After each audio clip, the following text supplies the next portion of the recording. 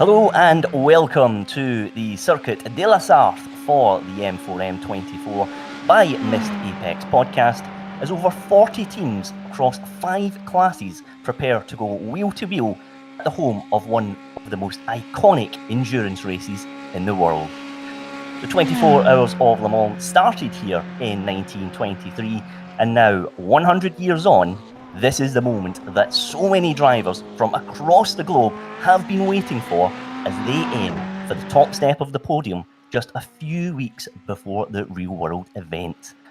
It's Andy Alston here, and joining me in the commentary box for the first part of this 24-hour race is Luke Etheridge. And Luke, the M4EM 24 will be a true test of the drivers' stamina and skill as they race day and night at this famous 8-mile circuit. Yes, it's Le Mans. It's 24 hours. I don't think there's ever been a truer situation of to finish first. First, you have to finish. That is what endurance racing is all about. I can't see anyone going through this 24 hours without having some little minor hiccup. It's who can recover from those best and who can do best job over the overall event. And of course, it's endurance racing. It's multi-classes. You've got different abilities of drivers. All those little ingredients into the mix should mean it is going to be a cracking Saturday and Sunday of racing action. And of course, the drivers have 2 fast repairs that they can use throughout this race, Luke, but they have to use those strategically as well. If you have an incident, particularly early in the race, you might not necessarily want to take that fast repair at that point. You might want to save it just in case you need it at some point later on in this event. Yeah, it is all being a bit tactical, and they've all got to look at that, as we are going to have a look at the teams that we're going to be seeing at this event. Quite a long mix of teams, quite a big mix. All the different teams across different classes. We've got the Proto 1 teams, we've got Proto 2, so Proto 1 racing in the BMW, Proto 2 racing in the Lava, and the GT3 class racing in a whole mix of cars. Of course, for Proto 2 and GT3, they are going to be split into Pro or AM, depending on their iRating. Absolutely, and look, that just adds a very different dimension to this race as well. Pro and AM categories out there in those 2 classes in particular. Yeah, definitely. You can see them on your screens at the moment from the Proto 1 class and Proto 2. I mean, some of the ones to look out for in the practice session earlier on. Team M4EM by JWR with Brad Philpott behind the wheel were extremely quick. Mixed Apex Predators as well. They were setting in really quick times. Some of those further down the order. I mean, you said yourself, Andy, just when we were going through the practice, sort of as it is in real life, Proto 2 was looking extremely quick and extremely close. And there, the GT3 class, probably not too surprising, given from my experiences on this game, that the Ferrari is the most popular of those. We have got a good mix of cars and a good different mix of, as we've said, drivers. It should be extremely close, especially with that traffic management as the race goes on.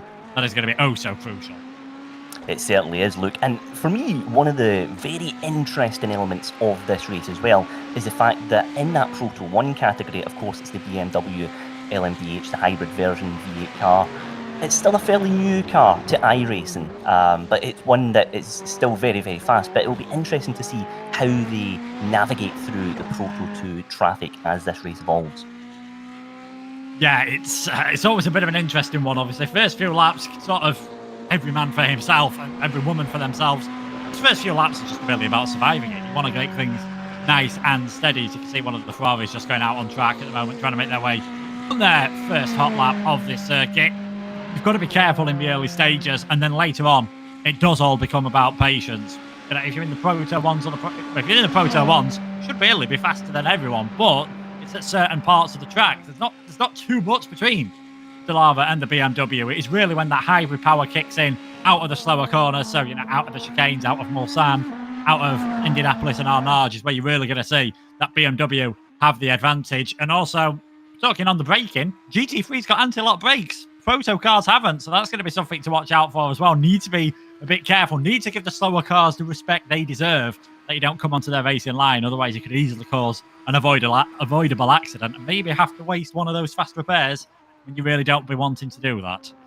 Absolutely, and so much of this lap is full throttle as well, Luke, but that can almost lure you into a bit of a false sense of security because you kind of highlighted that there about that traffic management, particularly in the slow corners. So it's all about just trying to pick the right opportunity, the right moment to make a pass.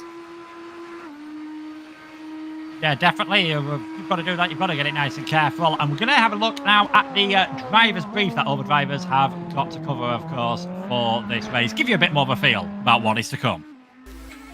Hi, I'm Rich Malden. I'm here in Race Control, and I'll be directing and stewarding today's 24-hour race. As you know, iRating has a built-in instant point system. 1x for an off-track, 2x for loss of control, and 4x for making contact with another car. iRating will be automatically enforcing a 30 instant point limit, which will result in a stop-and-go penalty. Any further 20 instants will be an additional stop-and-go. We'll also be manually reviewing every single 2x and 4x here in Race Control. Should a driver be judged to be at blame for causing an incident, the stewards can issue penalties that will range from a calm-down warning, a drive-through penalty, a stop-and-hold penalty, or disqualification. Penalties will be announced to drivers via in-sim text messages and also the Race Control Decisions channel in the event's Discord server. You can also bring an incident to the attention of Race Control by using the protests text channel in Discord. Please briefly state your car number, the lap the incident occurred on, which corner or how far into the lap you were, and a brief description of the issue, and we will investigate. I will not be looking for an essay about a protest. I also don't want to see any lobbying of or arguing with Race Control. The stewards' decisions are final, and we're not going to debate calls. I'm not Michael Massey, and I'm not going to stand for it. The spirit of the race is everybody is expected to have a high level of sportsmanship. We have a mixed ability grid from real-life pros, sim pros, amateurs, and possibly the occasional dentist in a P2. Misunderstandings on track will happen, so drive smart and give other people the space, especially lap cars. But anything careless or dangerous will be penalised. In brief, don't be a dick. Some things to be especially careful of. Lap 1, turn 1, tyres will be cold. Don't be the guy who ruins it for everybody else, causing a big crash, trying to win it in the first minute. There's 1,440 minutes in this race, plenty of time to make your moves. The cliche is it's a marathon and not a sprint. If you go off track, please rejoin very, very carefully. You must only rejoin when the track is clear. Unsafe joins will be heavily penalised. Use the relative box to check for a gap, and if there is oncoming traffic, you're just going to have to wait until there's a big safe gap to pull back onto the track with. If you spin, hold your brakes. You must not roll back across the track. Using off tracks to gain or retain an advantage is considered cheating. This is protestable and will be penalised. And if you have an accident and you're badly damaged, it's much, much better to tow to the pits rather than limp around, as the chances are you'll just rack up more instant points, or even worse, you'll get collected by someone. It's a long race, you've got plenty of time to tow. It's the overtaking car's responsibility to overtake a lapped car safely. I will say that again. It's the overtaking car's responsibility to be safe here. If the car about to be lapped is on the racing line, that is their right, and the faster car must navigate their way through safely. Equally though, we expect slower cars to be watching their relative box and their mirrors, and unnecessarily impeding or blocking a faster car is likely to result in an accident and a long repair, so please look out for each other out there. Make sure you have the past left and past right text buttons mapped so you can signal your intentions. Now, by all means, flash your lights to signal to a car you're about to overtake it, but continual flashing to distract an opponent in the same category is not professional. Please be extremely careful in the Porsche curves or anywhere when you're lapping somebody at night. It will be very hard for that person being lapped to see where you're going. You're just a bright white blinding light in their mirrors. This track has several huge straights, and that is by far the safest place to overtake or lap people. I'm hoping for a nice quiet 24 hours without much to do, so if you're racing today, please be a considerate driver. This isn't just about raw speed, it's about consistency and safety and making it to the end of the 24 hours without too many adventures. We expect everybody to be driving with the spirit that you would be mortified if you ruin somebody else's race. Wishing everybody the very best of luck and a fun race. Rich Malden from Race Control there, and look, it's great to have Race Control in place at this event. Yeah, with events like these, there's always going to be, as we've said, incidents with various different things. Yes, iRating is normally pretty good at, punishing some of the incidents we've already seen on there. Obviously, the off tracks, the contact, balls, or other cars. But yeah, you need that race control in the background. There's going to be little things that the game's not going to pick up, and those manual penalties, probably could end up making a difference with how close we're expecting some of these classes to be. And you can see from some of the times in qualifying at the moment, top three separated by a second. in the Proto 1 class, which let's not forget, we're talking about an 8.5-mile circuit here, 12-13 kilometers, so extremely close times. Yeah, that live race control is going to be great to have, although I think by the end of the day, a few drivers might not be saying it's the best idea. Yeah, it's an interesting one, Luke. And you mentioned there the automatic incident points that are enforced by iRacing, and that's obviously a lot of the time for track penalties, but also for contact with other cars as well. But having this human element to race control really does help, particularly with some of the more challenging incidents that we might see potentially throughout this race.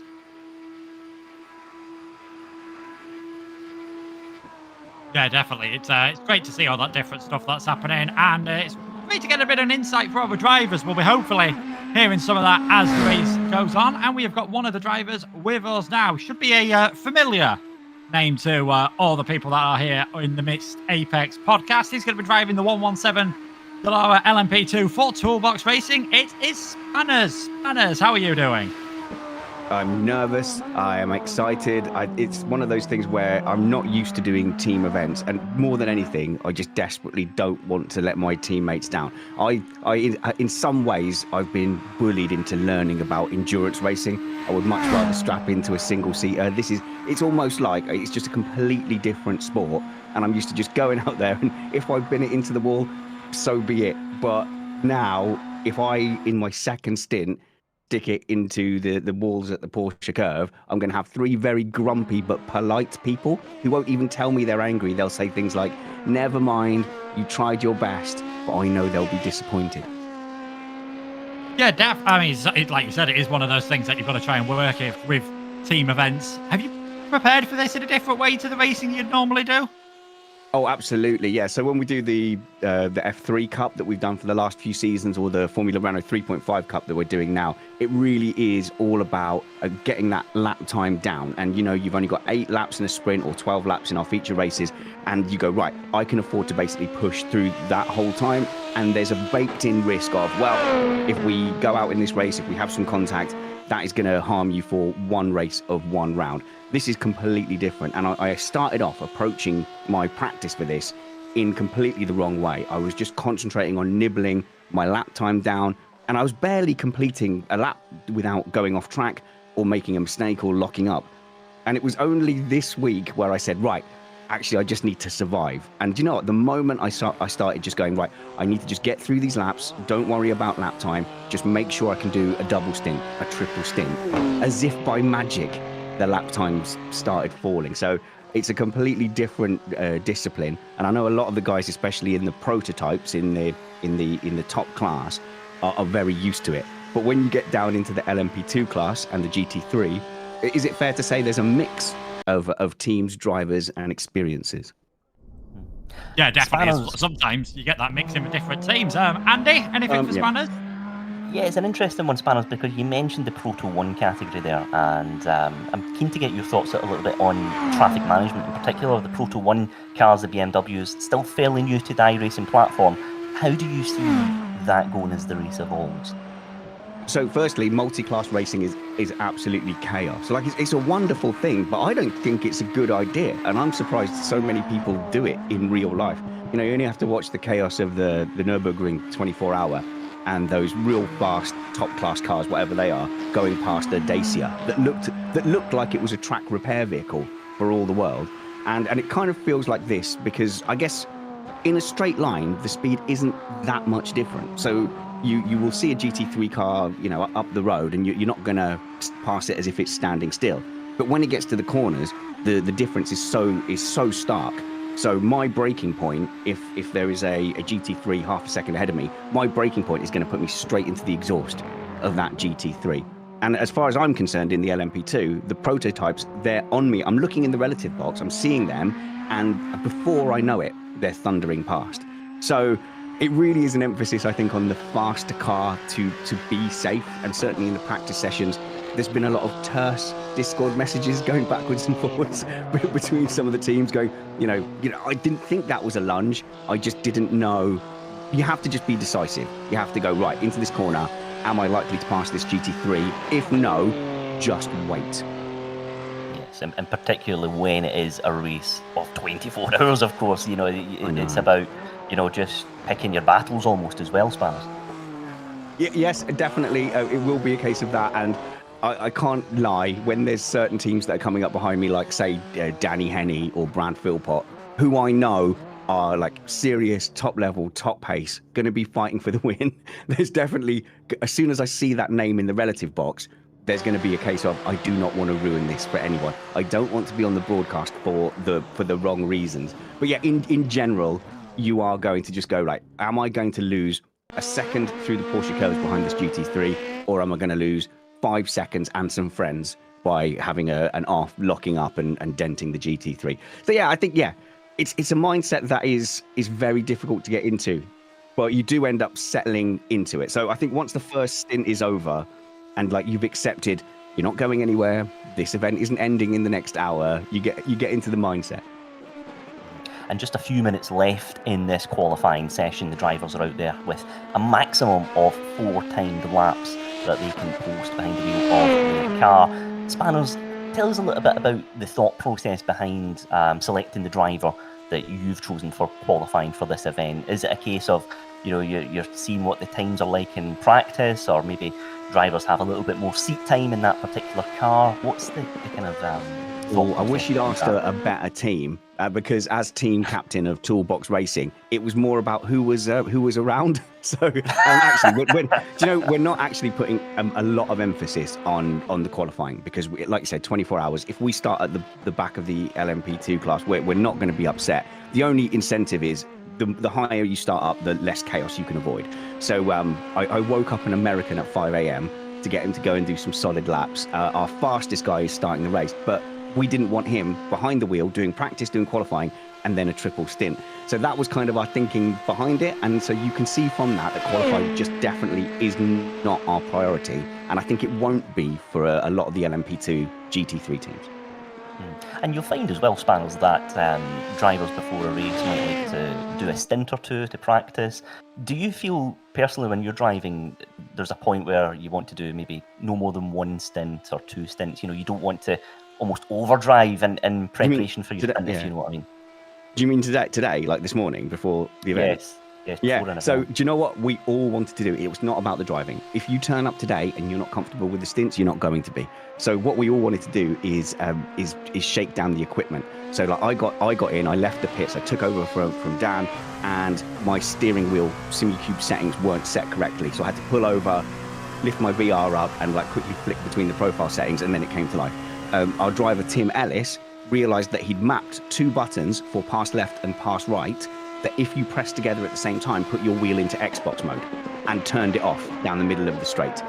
So that's the kind of thing we're practicing today, is just making sure the kit is working. And that's the thing as well, though, and look, I'd be keen to get your thoughts on this around the kind of technical challenges that you can have before events. It's all about being as methodical as you can, going through all the processes, all the checklists you have in place to ensure that when the lights go out, you really are ready to race. Yeah, definitely. I mean, I've seen it before, coming from the more commentated on F1 background. That's famous for people going out and qualifying on a set of intermediates or a set of wet tyres, and it is purely just to check that everything is working, which is very important to do. Checkered flag is out there in qualifying, and you can see that order there briefly on the left-hand side. Number 51 car taking pole position. It looks like it is going to be an incredibly close race. It's great to hear that even for a 24-hour race, there's just these little glitches that can happen, and these last-minute things. I would never have thought that pressing 2 buttons on a steering wheel and put it into Xbox mode can probably kill you halfway down the straight. And Sod's Law says that is something that's going to happen into a braking zone if it's going to happen anywhere. Yes, it's an interesting one to say the least. But let's take a little look at the track map for this race, Luke, because we mentioned it in the introduction around the fact that so much of this lap is full throttle, but that is quite deceptive because there are some very tricky corners, and for me, a section with Indianapolis and Arnage that are going to be a real test for the drivers here. Yeah, Arnage is just always one that I find really tricky. It's a deceptively slow corner, and it's also about you've got to be brave on the brakes, obviously, around here, but you've got to make sure that you aren't compromising your exit. You've got so many long flat-out sections coming out of the chicanes, coming out of Tetra Rouge, coming out of Mulsanne, and like you said, coming out of Arnage as well. It's going to be so important that all the drivers are fully on it today and fully concentrating. And that traffic management, depending on where you catch the cars, could be crucial. It's all about the exits, guys. All about the exits. All right, so we've got just a few minutes to go until the lights go out. So let's get the circuit guide with M4M by JWR driver Brad Philpott.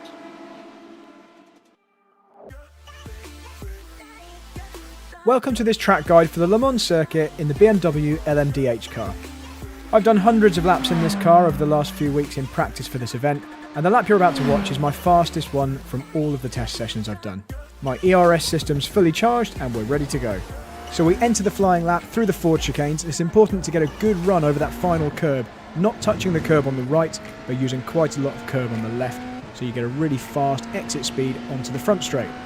It's full throttle through the Dunlop curve here, this first right-hander, and then we brake early and make sure we're fully under control for the Dunlop chicane. It's important to use a bit of curb, but not any of the yellow sausage curbs, as that will unsettle the car. Then as you head down towards the S's, it's just full throttle and braking early for the 90-degree left that we're arriving at right now. That allows an early hard throttle application as we head towards Tetra Rouge, which is just a slight lift. It's possible to take it at full throttle, but it's very, very hard to get that correct on every lap. We then full throttle all the way down the first part of the Mulsanne straight here, trying to pick the shortest possible line to our braking and turning point coming up towards the first chicane. At this point, I'm just looking out for the countdown boards. You'll see 3 of them on the left-hand side, 300, 200 and 100, and I'm braking hard just as I arrive at 100, using lots of curb on all 3 parts of this chicane. You don't really get an off-track very easily through here, so you can nibble the curb on the right, the left and the right, and it doesn't tend to unsettle the car too badly. Next up, we're looking for the second chicane, and we're going to do the same thing. We're going to be braking hard at the 100 metre board, so just looking out on the right hand side this time for the countdown boards, 300, 200 and 100, and here they come. This time we can't use very much of the curb, and that's because the inside of the first curb isn't filled in, so there's a sharp edge. It's easy to get an off track in the middle, and the final curb on the left there again isn't filled in on the inside, so it unsettles the car if you drop a wheel over the edge of it. It's then full throttle down towards Mulsanne corner, over the rise here. We'll be looking to take the shortest possible distance, as well as to set the car up to brake in a straight line from Mulsanne corner. So here we go, short line, firm braking in a straight line all the way down to second gear, and using quite a lot of curb on the inside. If you touch the bollards there though, you will get an off track and a slowdown. Another chance to rest now as we take these 2 full throttle right-handers on the approach to Indianapolis. Basically take the shortest possible line and get ready to turn in and hang on for dear life as we get to the third right-hander, the sharp right before the Indianapolis left. So we're looking for the turning point here. If you use too much of the grass on the left, you will get an off track, and it's braking very early and hard to make sure you're accurate through the apex of the left-hander of Indianapolis. Next up is Arnage. Important to brake early again here because accuracy at the apex is key. If you're understeering wide or oversteering on the exit, you'll lose a lot of time for the long, fast run towards the Porsche curves. Again here we're taking the shortest possible distance. You can actually use some of this red tarmac on the left-hand side and you don't get any kind of off track. And we're looking to set the car up for the Porsche curve. So we're up to 7th gear briefly, and then we lift and turn immediately down to 6th gear, but back to full throttle in the entry to the Porsche curves. It's full throttle all the way through here as well, using the curb on both sides. A little lift and a touch of the brakes to keep it tight to the right through this section, then an early turn to the left, and it's full throttle from here on until the final Ford chicanes. So short distance, touching the curbs on both sides. We're going to be braking just early enough to make it through the first part of the Ford chicanes with lots of curb without unsettling the rear. Another brake in the middle and not using all the track width. There's just not enough time to get the car pulled all the way to the right in order to take the final Ford chicane, and then we cross the line with my fastest ever lap. That was M4M by JWR driver Brad Philpott there. And look, that just goes to show how committed a driver needs to be at this circuit. Definitely for qualifying. We saw that from everyone from what was going on in the background while we were talking to Spanners. You have got to go flat out in qualifying. I'd say even now the race, endurance racing, not so much obviously in the sim world, but in the real world, always used to be about just managing that car, just getting it to the finish. Now, when we watch endurance racing, they basically go flat out through the entire race. It doesn't try the qualifying lap after qualifying lap, which is absolutely fantastic to see. Some of these top class drivers, as we'll hear about, I'm sure, later in the race, some of the exploits of some of them in the real world and in the sim racing world, just going flat out against each other for 24 hours. And is Le Mans, you've got to commit fully. Yeah, certainly. Let's take a little look at the qualifying results then, with just a few minutes left in this warm-up before the lights go out. There is the running order, the yellow cars denoting the Proto 1 cars. So it's the iBack Sim Racing team in pole position alongside Mist Apex Predators. Second row of the grid there as the number 46 car beside the 58, the M4EM by JWR car in 5th place. And then looking into the Proto 2 category, Angry Beaver racing the red car in pole position there for that one. Look, we mentioned in the build-up to this race, talking about the importance of just keeping the car steady, particularly in the first couple of hours. But in terms of the qualifying results here on this starting grid, it's about where you're positioned within the field more than anything. Yeah, I'd say you don't really want to be in the middle, which if you're in the Proto 2s and they're near the top end of the GTs, you've not really got too much choice of. But you have that concertina effect, a bit like an accordion, a bit like a slinky. Everything just sort of squashes down as you go into that first Dunlop chicane. But as we can see through some of the times that are coming on at the top of on the screen there, incredibly close between them. It's going to be a very, very tight race, I think, judging by some of them. Pole position in Proto 2 looked like it was thousandths of a second. Again, around a track like this, absolutely incredible to see things that close. Yeah, absolutely. Paradox Sim Racing taking the position slot in the GT3 category as well. And look, for me, the GT3s and how they approach this race is going to be so interesting as well. Of course, they can choose various different cars in that category, whereas in the Proto 1, Proto 2, it is more fixed cars. But you mentioned earlier, Luke, that the Ferrari seems to be quite popular, but we are seeing some different cars out there on track as well. Yeah, definitely. I'm going to be honest, I don't have as much experience on the GT3s on this game as I do others. The Ferrari's always been a very popular car, and I think that is because, obviously, you are slightly crazy. Once you get out of bookies on iRating, you tend to jump straight into the fixed Ferraris if you're going for that route rather than going along the single-seaters. So it is a very popular car, and I think a lot of people driven it and are just used to that car. Personally, I find the BMW, my experience, again, not driven it as much on this, but I've driven it on others. I find the BMW just to be just a nice car to drive, and I think over the 24 hours, that could be very useful indeed. It seems a bit more predictable. Obviously, we've seen all the memes about it being absolutely huge. The Porsche, that can give you that straight, that can give you that just fantastic grip that you can sometimes get out of the Porsche, but that rear engine layout can make it a bit dicey. We are getting into the final moments of the warm-up before the 24 hours. M4EM here at Le Mans is going to get underway. And Spanners, I'm keen to get your thoughts on the GT3 cars here and the selection process behind that, because sometimes what we see is trends developing in iRacing where one car tends to be more dominant than others, but particularly in this circuit where it's all about getting the most out of that straight line speed. It's still a tricky decision to choose which car in the GT3 that you want to drive.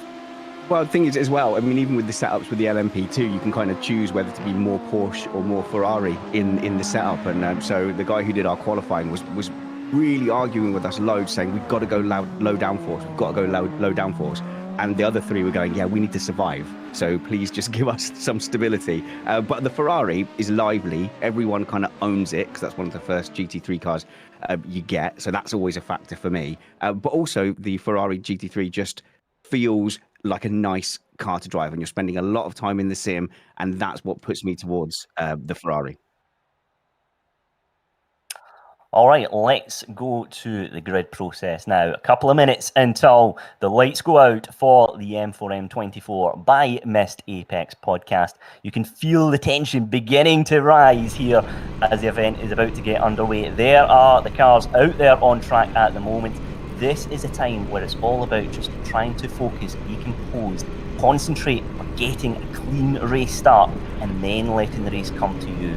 There might be opportunities to make some overtaking manoeuvres, but it's all about keeping it clean, keeping it steady, it's all particularly about being consistent in a 24-hour race. Spanners, at this point in the before a race, what is going through the mind of not just the driver but the whole team as we get set to go racing?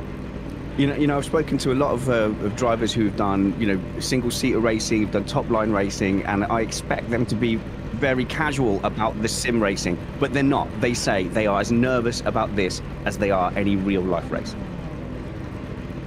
Yeah, certainly. It's all about just trying to manage those nerves as best as you can as we see the cars beginning to make their way through the final phases of this lap. Again, trying to maximise temperature, not just in your tyres, but in your brakes as well.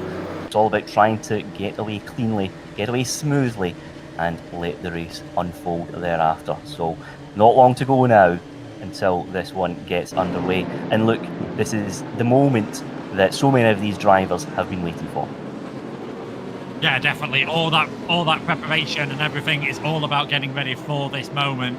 Like you said, making sure you're nice and careful on the first lap. You don't want to be too cautious because you can sometimes cause accidents by just being a bit too nervous. We normally say it's about surviving the first lap. Around here, I think it's surviving until you get to Tetra Rouge. And then obviously the slipstreaming battle is going to begin on the way down to Mulsanne. And just because you're on pole position in that iRating car does not mean you'll be leading at the end of lap one. Cannot wait for this one. Oh man, I'm going to keep an eye on the middle of the LMP2s as well. I've got a bit of a vested interest because we're the grey toolbox racing, but I just can't believe they're starting so close together. Like, this is going to take amazing discipline. It certainly is. It's about traffic management. We've spoke about it throughout the race, but this is a part in particular where races can be won and lost. It's just about getting through the first couple of laps, steadying your nerves, and then building from there. And we can see the fighter jets there just in the skies, lining the skies with the red, white and blue. This is the moment we've all been waiting for. The drivers get set to take part in the ultimate test of will and skill. Very many weeks of and months of planning have gone into this one as the drivers get set to race at this iconic circuit. The lights are about to go out as we go through the final chicanes, and we are going to go racing here at the M4EM 24, and we are green and we are underway, and this is it. The drivers all looking to try and get a clean start here. We're seeing the Proto 1 cars making their way and through the Dunlop curve and into the chicane here. We're expecting a little bit of a gap to develop between those in the Proto 1 and the Proto 2 class, but look, this is it. It's been a great build-up to this race, and I'm very much looking forward to seeing how things unfold.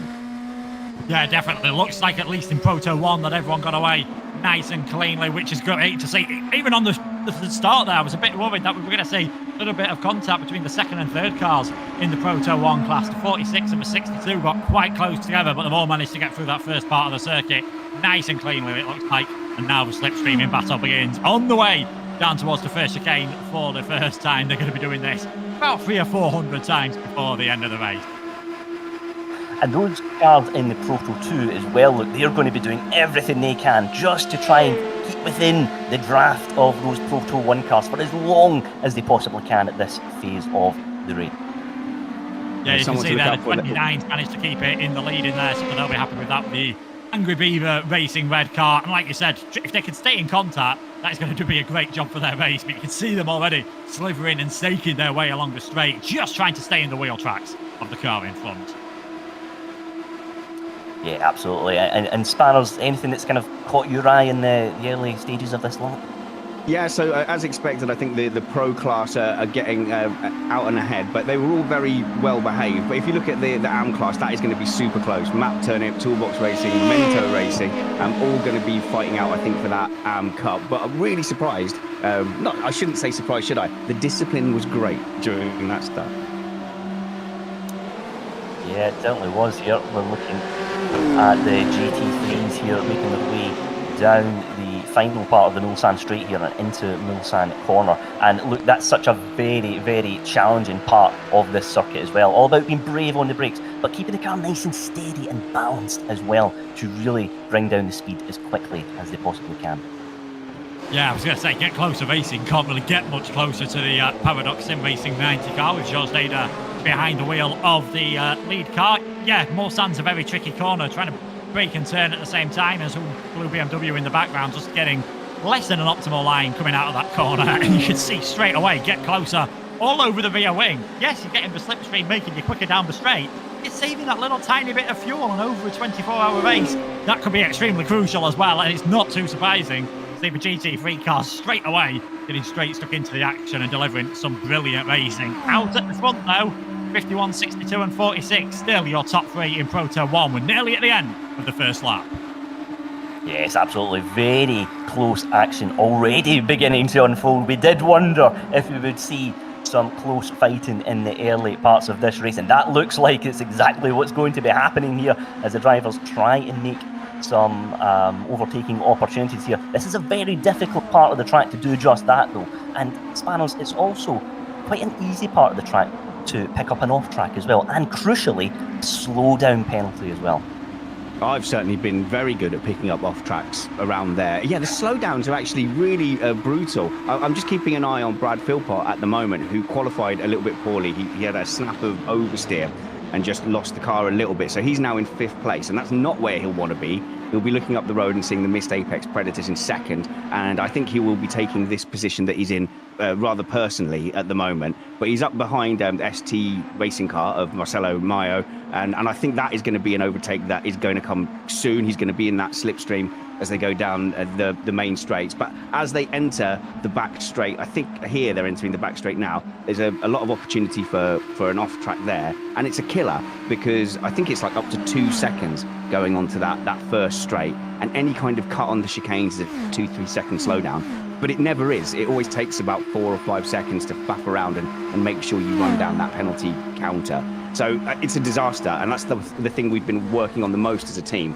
It's not so much the 1x and the incident points, it's that slowdown's going to lose you places. And look, Brad is right up his exhaust. Yeah, he certainly is. You know, it's very, very close action here as we're seeing all the cars looking to maximise the draft here as best as they possibly can. But, you know, Spanos, you mentioned there about managing the slow down penalties. We see drivers taking different approach to that. Some drivers will immediately get off the throttle, try and get the timer down as quickly as they can. Some will try and just almost go at half throttle.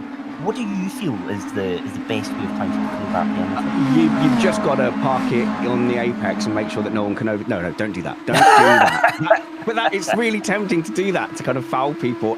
But I think the way I try to do it is, I lift off as I get into the corner, and I try to match it so that the penalty runs down exactly as I would ordinarily accelerate out of that corner anyway. And that seems to be the smoothest way to do it. Yeah, it's a good battle here potentially for the leader of the Proto 2 category here, Ben Cooper, looking to put the Angry Beaver Racing red car under a little bit of pressure here. These two cars quite close in qualifying as well, but looks around a gap of 0.4 of a second between the pair of them. So look very much in slipstream range here as well. Yeah, definitely trying to obviously make sure you get a good exit out of Mulsanne. It was pretty even between the two of them, and you can see that gap just coming down a little tiny bit at the moment. But I think just for now, that Zinker's got enough of a gap to be pretty comfortable on the way into Indianapolis and on Arch, if you can ever be really comfortable with a car in your mirrors as close as the 666 car is. Now, you might have noticed here, we've got a lot of numbers, particularly in Proto 2 and the GT3 classes. We've got a lot of cars with 3-digit numbers and a lot of cars with 2-digit numbers. That is to dictate who is Pro, if you've got a 2-digit number, and Am, if you've got a 3-digit. But with how close these drivers are, it's not really going to make too much of a difference. Already, these two, it's got a little bit of a gap over the Sim Racing Collective 21 car at the moment. That gap stretching out to nearly 2 seconds. Still a long way to go, but it looks like Waldemar Zinker has just about, for now, managed to hold on to this. And I know we were talking about off tracks, and I know I'm really tempting fate by saying this. We did get a message from Race Control about halfway through the first lap of the race. There was no off tracks whatsoever in sort of the first half of a lap, which is incredibly impressive to see. I know if I was driving, Tetra Rouge would have been an off track, and then coming out of the Porsche curves almost certainly would have been a bit closer to the wall, I think, than I would have been to the actual racetrack, even by my experience around here. I've jumped on board with Brad Philpott, and it's I've got the iRating sim racing in front, so I've got a full suite of angles and views, as does race director Steve Amy. Big shout to him, by the way. Steve is going to be covering 20 hours of this 24-hour race himself and doing the live switching and bringing you these beautiful pictures. But on board with Brad, and you can just see the places where it's hard to stay behind another car. It's nearly impossible through that final section, and it's really all about the straights. But for whatever reason, he's just not quite close enough to take advantage of the slipstream. You need to be quite close. We were finding in the LMP2s, you're not feeling it until you're within about half a second. Yeah, it's an interesting one as well, Spanners. You know, this feels like the safest point to try and make a move. But when you go into Indianapolis and Arnage, is your team just looking at trying to make a move maybe on the next lap? Don't take any risks at a very high-speed part of the circuit. So the difference is at the level that we're kind of watching now, all these guys are like drilled, and like Luke was saying, they will all be almost doing qualifying laps for the entire stint. It's not like that at my level in the AM at the LMP2. So there is opportunity in all parts for someone to make a mistake, and you can't just wait for them to stop making the mistake. If the chance is there, you have to take it, and it's the same lapping the GT3s as well. But yeah, generally, if you can get an easy pull down the straight, that would be ideal, but like I said, that slipstream just isn't quite providing it. So yeah, it's going to be interesting. I think you could end up getting stuck behind an equalish car for a long time, and because I think Brad's got the pace all day long to be out of fifth, and he's trying, he's pushing. I can't see him saving anything, but it's the exits. He's right there. You can see through the corners, through the fast stuff, but he's just not there on the exits of the big straights. Yeah, it's a very interesting one though as well, Luke, because you could make the case of, do you use this opportunity to fuel save? But similarly, and Spanos kind of mentions this as well, it's the driver's instinct. You want to try and make that opportunity to overtake, and this could very well be it here as they go side by side, and Brad Philpott does make the move before they go into Indianapolis. A nice clean move there as well, and that is him up one place in this race. Can I correct myself? So I've had someone on the stream correct me. I've had Alex Mangine, who's listening from a beach in Lanzarote, very upset that he can't be taking part in this. And he said, right, they're not doing out-and-out qualifying laps. They are all heavily fuel-saving, as they need to get 11 laps and have to save. And he says, Uncle Steve, everything looks and sounds amazing, so he's enjoying the broadcast. So that's interesting that they're trying to stretch out an extra lap. But Brad could have fooled me. He really looks like he's bombing it. Yeah, it's the different tactics people are going to do. There might be a point in this race where they think, you know what, we'll just go for 10 laps now and we'll just absolutely drive the wheels off this thing and see what we can do. We talked about, you said it yourself, Spanners, when do you put your best drivers in? Do you go for that fastest one in practice qualifying, then they probably have to triple stint at the start? It's always that, yes, they're a bit more experienced, they might be able to deal with the hustle and bustle of lap one. As we saw from Brad, it looked like he's got the pace, he's already got the gap up 7/10 of a second back to the number 58 car. You don't want to have your best driver just sitting in traffic all the time and not really able to get the moves done. And that's the thing with this circuit. Yes, obviously it's incredibly high speed, but because of that, not really too much downforce. So we've seen dirty air affect them a bit. There's not too much of a slipstream, which is why you've got to be really close. And it wouldn't surprise me if Mr. Philpott just put a little bit more of this hybrid energy there from the LMDh car just to get that move done. As we've got a battle for the lead in GT3. Well, I say it's a battle for the lead. It's looking pretty good for Paradox Sim Racing at the moment. George Dader leading in the number 90 and Primoz Miklavčić leading in the number 52. The BMW is looking very good at the moment, and I imagine, at least for the early stages, these two will be working together, Andy. Yes, it'll be very interesting to see how this one unfolds. George Nader as well, a very, very quick and accomplished driver in sim racing. He has been involved in F1 esports and the pro exhibition level, and been involved in the Haas esports team as well. Look, I know you do a lot of commentary in the F1 side of things, and this is a driver that I'm sure has certainly caught your eye.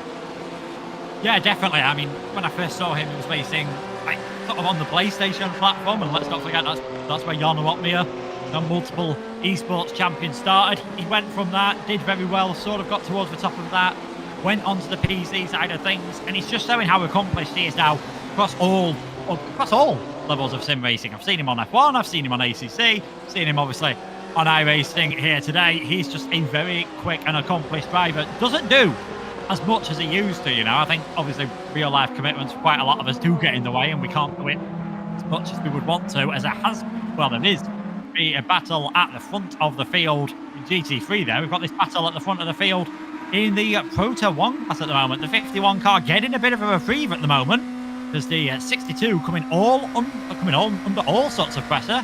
David Wasserman. Yes, David Wasserman, a very, very fast driver and has had significant real-world racing experience as well since 2007. He has been competing in the ECR Endurance Championship. He was second in that championship in 2019. So again, Spanners, this is an interesting element of this race as well. We've got this combination of very, very fast sim racing drivers, but also very fast drivers in the real world as well. Yeah, and the guys that know full well, like Philpott, that they would probably rinse this field in a, around the Nürburgring in a GT car, also accept that in the sim racing world, they're not top level. And, there's, even Formula One drivers at various points, they jump in the sim and they know they don't have that ultimate extra sim racing pace. So it definitely is its own discipline. But I tell you what, there's hardly any real world racers that jump on the sim and are terrible. Like they are very transferable skills. Yeah, certainly. A little bit of action here in the Proto 2 category as well. 3 cars all very close together.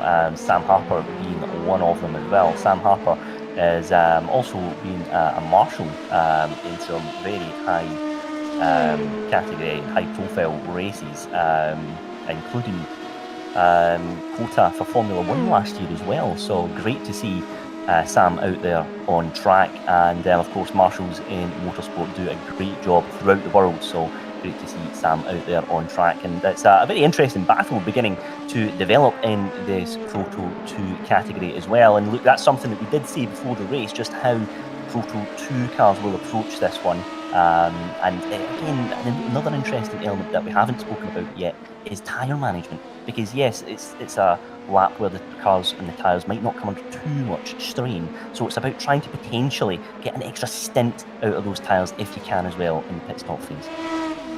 So in the LMP2, oh sorry Luke, I beg your pardon, slight delay there. I was just saying on the LMP2, we haven't found that there's an opportunity to stretch out and get an extra lap. So we might be wrong or have the wrong setup, but we've not been doing it. But in the YouTube live chat, hello everyone watching live, LH Sim Racing has said it's actually quite easy to fuel save. So if you get behind another car or you're going through traffic, you kind of get a natural fuel saving effect. So maybe that's why Brad felt he could go on the attack and make the fuel up later in the stint. Not really making the fuel up later in the stint at the moment, though, because he has done a 3:21.805 fastest lap of the race. Clearly, he's watching this battle that we are seeing on screen at the moment, and second to third place, and he's thinking, do you know what? I want some of this. I want to get involved, and Wasserman still putting Alex Grillsma in the 52 Mixed Apex Predators car under all sorts of pressure. Wasserman getting close on the run down towards Mulsanne. I think it is all going to be about getting this exit right out of here. We've seen Brad Philpott go for the move in towards Indianapolis. Will David Wasserman go for the move this time around on the one towards Indianapolis on Arch? Or is he going to think, you know what, I'll stay behind for now? Quite happy to do that. He's catching them, isn't he? Yeah, it certainly is. And Wasserman is going to be really trying to do as much as he can in that draft, because that will help just fend off the threat of Brad Philpott a little bit, because we are seeing a bit of a gap there developing, and Wasserman is very, very close indeed here as we make our way into Indianapolis. Not quite close enough this time round, but as we go into the right-hander at Arnage, this is a corner which can easily trip you up. You can just outbrake yourself and find yourself in a world of problems very, very easily. He's just dropped back a little bit there as well, actually, has Wasserman. Perhaps just a little bit slow out of Arnage, and that is giving the 62 car a little bit of breathing space here as well. But Brad Philpott there he is in the green car, just at the edge of the shot, still very much waiting in the wings. And again, this is the interesting part of race management as well, Spanners. It's about kind of picking your moments to attack here. He sees 2 cars ahead of him scrapping, and if they continue to do just that, he can then pick up the pieces. Yeah, and he also, when you talked about picking battles with getting through traffic, part of the picking battles, which I think you'll see a lot in karting, even yourself if you go out and enter a club kart series, is you lose so much time battling when the cars are evenly matched. So this is effectively a spec series, as Craig Penfell nearly accidentally pits there in the 4 times racing car. But yeah, you can kind of go, right, I do want this place, but if I get caught up in a battle, we can get swallowed up by the cars behind and the cars in front. So you always have to do like a telepathic communication. And in karts, you'll often see drivers look behind and gesture to go forward, like come forward together with me. And you see the car behind ignore that, lunge them into the next hairpin, and they all lose 3 seconds.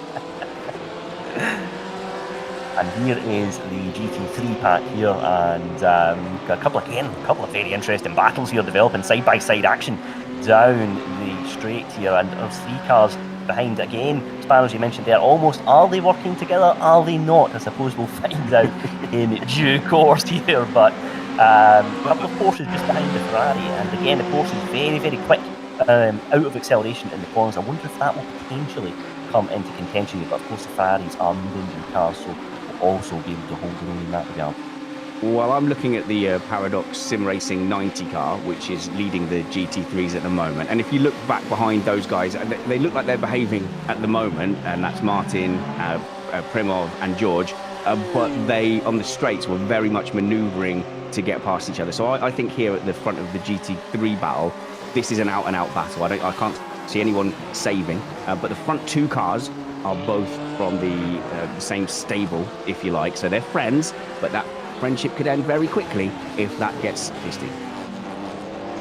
Yes, absolutely. You know, there'll be elements where I'm sure these teams will be practicing together in the build-up to this race, but now we're in the race, so it's about doing what you can here, and if those opportunities present themselves to make an overtake, then you do just that. But this is a very, very interesting scrap developing here as well. It is, yeah. And the thing is, I've entered like 3 or 4 teams into endurance races before, and it started off really friendly, and then it's kind of, you know, there's a polite phase of, well, you know, I think our strategy would benefit from going past here. Well, I think your strategy can shut up.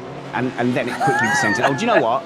Just race each other, see if I care, and then you just let them go. And I think, especially for the spirit of this kind of event, you know, we do want racing, we do want fun, and especially like later in the race when you see some cars, perhaps, you know, losing some time in some pit stops or having to do lots of repairs, and you'll see cars that are several laps down, still trying to find that interesting thing, still setting targets, going, well, if we can get to the back of the pack, if we can get a couple of laps in, and then you start to see kind of, you know, interesting things, and that plan A go out the window.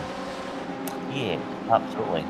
Let's take a little look at the action in the Proto 1 category. Here is M4EM by JWR driver Brad Philpott, very, very close to David Wasserman here now in the yellow car ahead. Just a little bit of traffic they're managing to contend with, but Brad Philpott hasn't lost too much time there, actually, and I think we'll just benefit from the draft as we go into the final couple of corners here, the Ford Canes at this circuit. But Wasserman doing a great defensive job here as well, it must be said, because Brad Philpott is doing everything he possibly can just to put him under a little bit of pressure.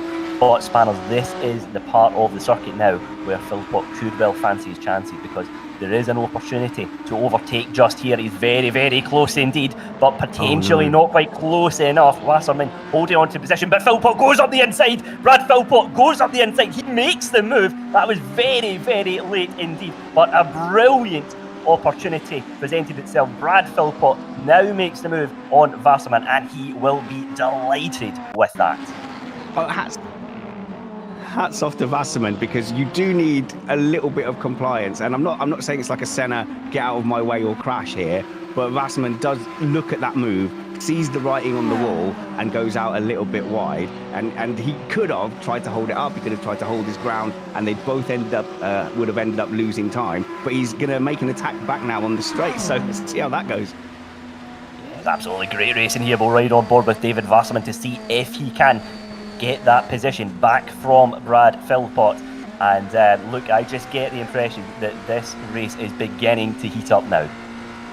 Yeah, I mean, did it ever start cool, to be honest? We're only 21 minutes into this race, pretty much, and Brad Philpott's already sending moves like that into the Dunlop chicane. And like you said, David Wasserman, I think, was very compliant with that one. It would have been interesting to see later on if he'd have defended that one a bit more. Obviously, Mr. Philpott in the 24 M4EM by JWR car, a big winner from that. And also 62, the mixed Apex Predators car, you can now see has got a bit of air, has got a bit of breathing space, and all of a sudden that means Philpott's not got the slipstream, and it also means But we've got some other cars getting involved in this. Marcelo Mayo getting very close in this battle. All of a sudden, David Wasserman could find himself losing 2 places in the space of 1 lap. And he's been doing this for the last 3 or 4 laps, Wasserman. He's wanting to look ahead. He's wanting to attack. But he's got another BMW all in his mirrors. Absolutely, and Spanners, this is the point of the race as well where traffic management is key, because look at all these GT3 cars also looking to compete here for bits of tarmac wherever they can. And you know, this is the bit of the race where David Wasserman just has to stay composed here. He's very, very close to Brad Philpott, but the GT3s in there are just going to make things even more difficult here. Very, very close as they make their way into Indianapolis, but I suspect he's just going to bide his time for now. So, sorry, I was distracted. I was just watching a couple of really interesting battles in the LMP2. So, Ben Cooper has just made a pass and made that stick past Jack Southfield, but still ongoing is a great battle with Sam Harper just all over the back of the ST racing car of Reese Aitken. And if I give the commentary position, that'll be much more helpful, wouldn't it? So, position 15, you can see Sam Harper into that final section, all over the back of the ST car, and definitely not waiting for that prime opportunity in a gilded field with unicorns. He is absolutely going for it down the second part of the main straight. Yeah, he certainly is. Harper, very, very fast driver. He's won the Indy 500. He's won a 500 in the same year as well. You know, he's a driver with lots of experience on this iRacing platform. He'll be drawn on as much of that as he possibly can here, as they have a great battle in the Proto 2 category. And this is again where we might see over the next few laps that the Proto 2 cars might have to begin to contend with GT3 cars as well. We're seeing that in Proto 1, but that might be another element that these cars will soon have to contend with. Sam Harper trying to be a bit ambitious, trying to go around the outside. I don't know all the corner names. That's where I'm falling down. That's where you pros need to rescue us. But there's sort of a right, left, right. Yeah, I'm going into Armage here, lowest corner in the circuit really, and for me it's so deceptive, and there one car's just found out the hard way because there's a little bit of contact there. Well, I believe that's a Proto 1 car there, potentially. It might well be a Proto 2. We'll have to just get confirmation on that. But Arnage is that corner where you can just find yourself, you outbrake yourself before you know it. You know, you look at the 100 board, the 50 board on your left-hand side going into the entry of that corner, and you think, I've got plenty of time here. Before you know it, the apex is gone for the middle of that corner. And, it's going to be a very, very interesting corner to keep an eye on throughout this race. But the Proto 2 cars here managing to come through unscathed, and they make their way towards the Ford chicanes. Yeah, Sam Harper really making that stick. It was when you go on the practice sessions, and like I know I can hold my own with Sam in an F3 or something like that. But then I got on track and I said, oh, there's Sam, I'll try and keep up with him. And like, he's seconds a lap down the road, and you go, oh, that is depressing. Absolutely. And just going back to the Proto 1s here, Brad Philpott in 4th place at the moment, just coming through a little bit of traffic here. Wasserman there still basically still in contention here, but Neo, I believe, has just made the overtake, and there he is, just a little bit up the road here. Again, a little bit of traffic to contend with, so very tricky for the drivers to navigate their way through that. This is quite a long straight here before we go into the left-hander at Indianapolis, but it's as you go through that long curve, that's where you've really got to think about getting the car settled, getting the braking done early, and then settling down and going into the corner here. But let's take a look at the yellow car here. David Wasserman got Brad Philpott just ahead of him in the green car. That's a gap of a few tenths of a second there between those two cars in this battle for 4th place. Brad Philpott now moving into Arnage. There it is, the right-hander's got a town just along the road there. That's where that corner gets its name from. But Brad Philpott again looking to maximise the draft ahead of him and utilising that just to keep David Wasserman here at bay. But it's a very interesting battle beginning to develop between these two cars in particular. Yeah, definitely. What's actually happened, I think Marcelo Mayo's managed to get past both of them, and also over the back of Alex Drawsma as well in all of that. So all of a sudden, Drawsma being pulled back into play. And let's not forget, we have got a race leader, the number 51 payback car, just having a nice, comfortable race at the moment. It's not gone as well for one of the other IBAC cars in the GT3 class. They've had a bit of a problem earlier on and had to get towed back towards the pits and get repaired, so not ideal for them whatsoever. You can see at the moment the race leader, number 51, loving life at the moment, as it's not going too bad for your team at the moment. Toolbox Racing looking pretty comfortable, I'd say, 8th in class at the moment. We've just had an amazing bit of luck, which is Jose in Map Turnips, who's a cousin team, not a sister team, but a cousin team, just got a bit squirrely and went sideways on an exit. And then, unfortunately, it looks like he's just revved up too early, spun his wheels up, and rejoined into Sandro Lapello, who's a bit of an innocent victim there. Not too much damage, and they've carried on. But we just managed to miss that. Race Control are very much investigating that. Race Control, by the way, Richard Molden on there doing a great job for 24 hours, I believe he's doing it for. But he's our race controller for our map series as well. So yeah, a little bit of luck, but that is we're planning entirely on being massively lucky. That's our whole plan. That plan can sometimes work, Spanner. You know, it's just about keeping that car out of trouble, and you never know how things can unfold in a 24-hour race. But Ben Cooper, one driver we mentioned in the Proto 2 category, has had a very strong start to this race, and we're now seeing a couple of cars just moving into pit lane there. So this is the phase of the race where we might start to see drivers taking on some fuel. Maybe not necessarily tyres at this stage. You can certainly try and stretch them out as best as you can, but again, this is the opportunity where drivers might just look to potentially make some moves. Try and again, if you've managed to fuel save, you can stretch an extra lap or so, and then before you know it, you find yourself up a couple of positions if things go to plan, Spanners.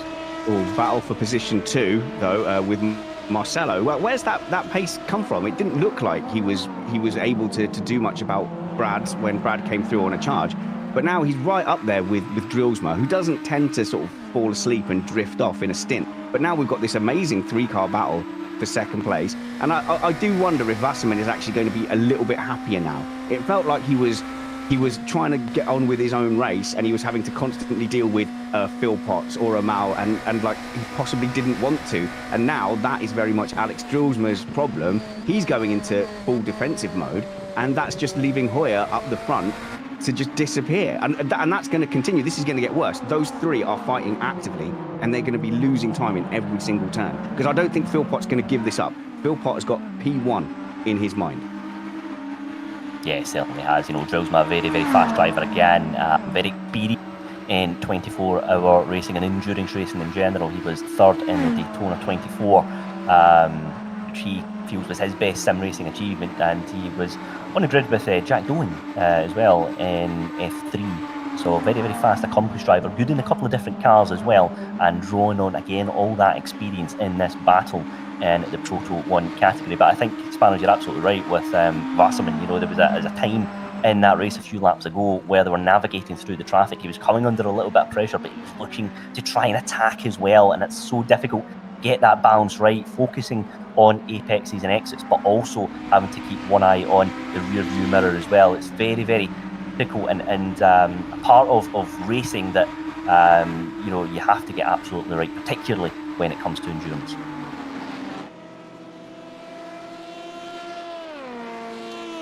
Let's take a little look at the Proto 2s here as well, and look, keen to get your thoughts here on this battle again for position and the lead of the race here. Ben Cooper again's had a very strong start to his campaign in this one, and you know, the Proto 2s are all looking pretty comfortable here at the moment, I would say.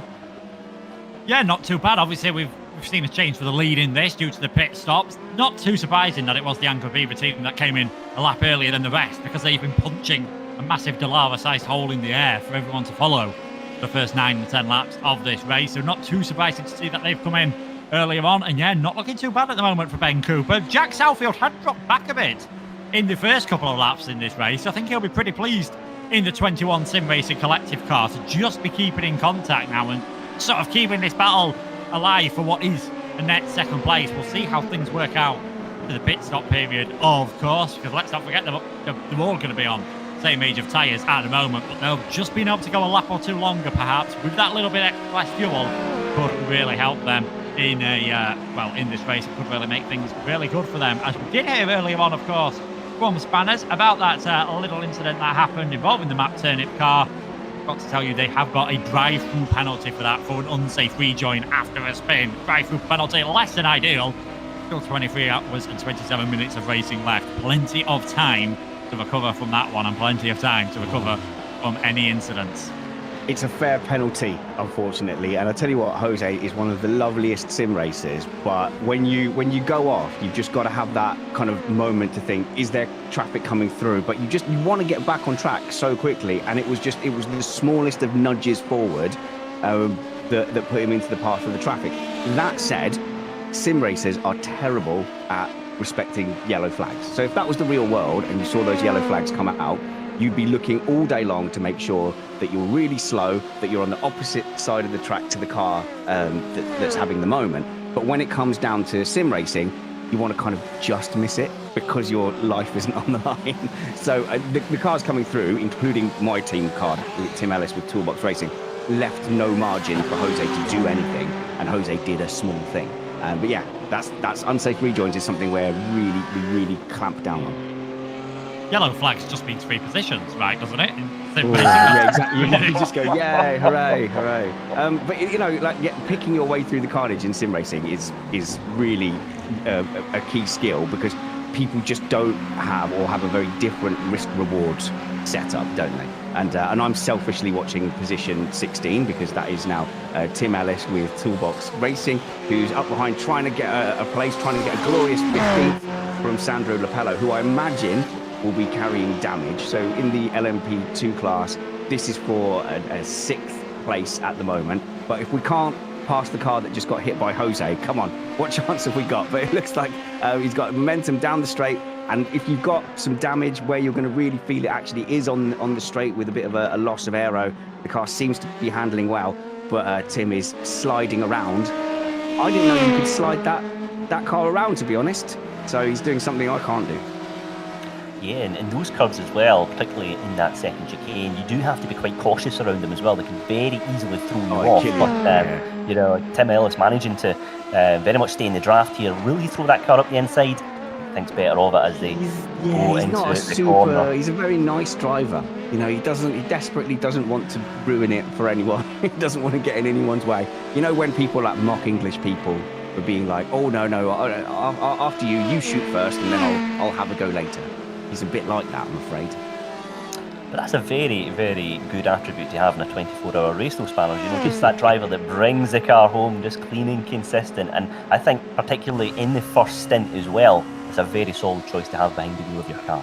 So when we did the Nürburgring 12-hour, we literally got 2 X's, 2 off-tracks throughout the whole 12 hours.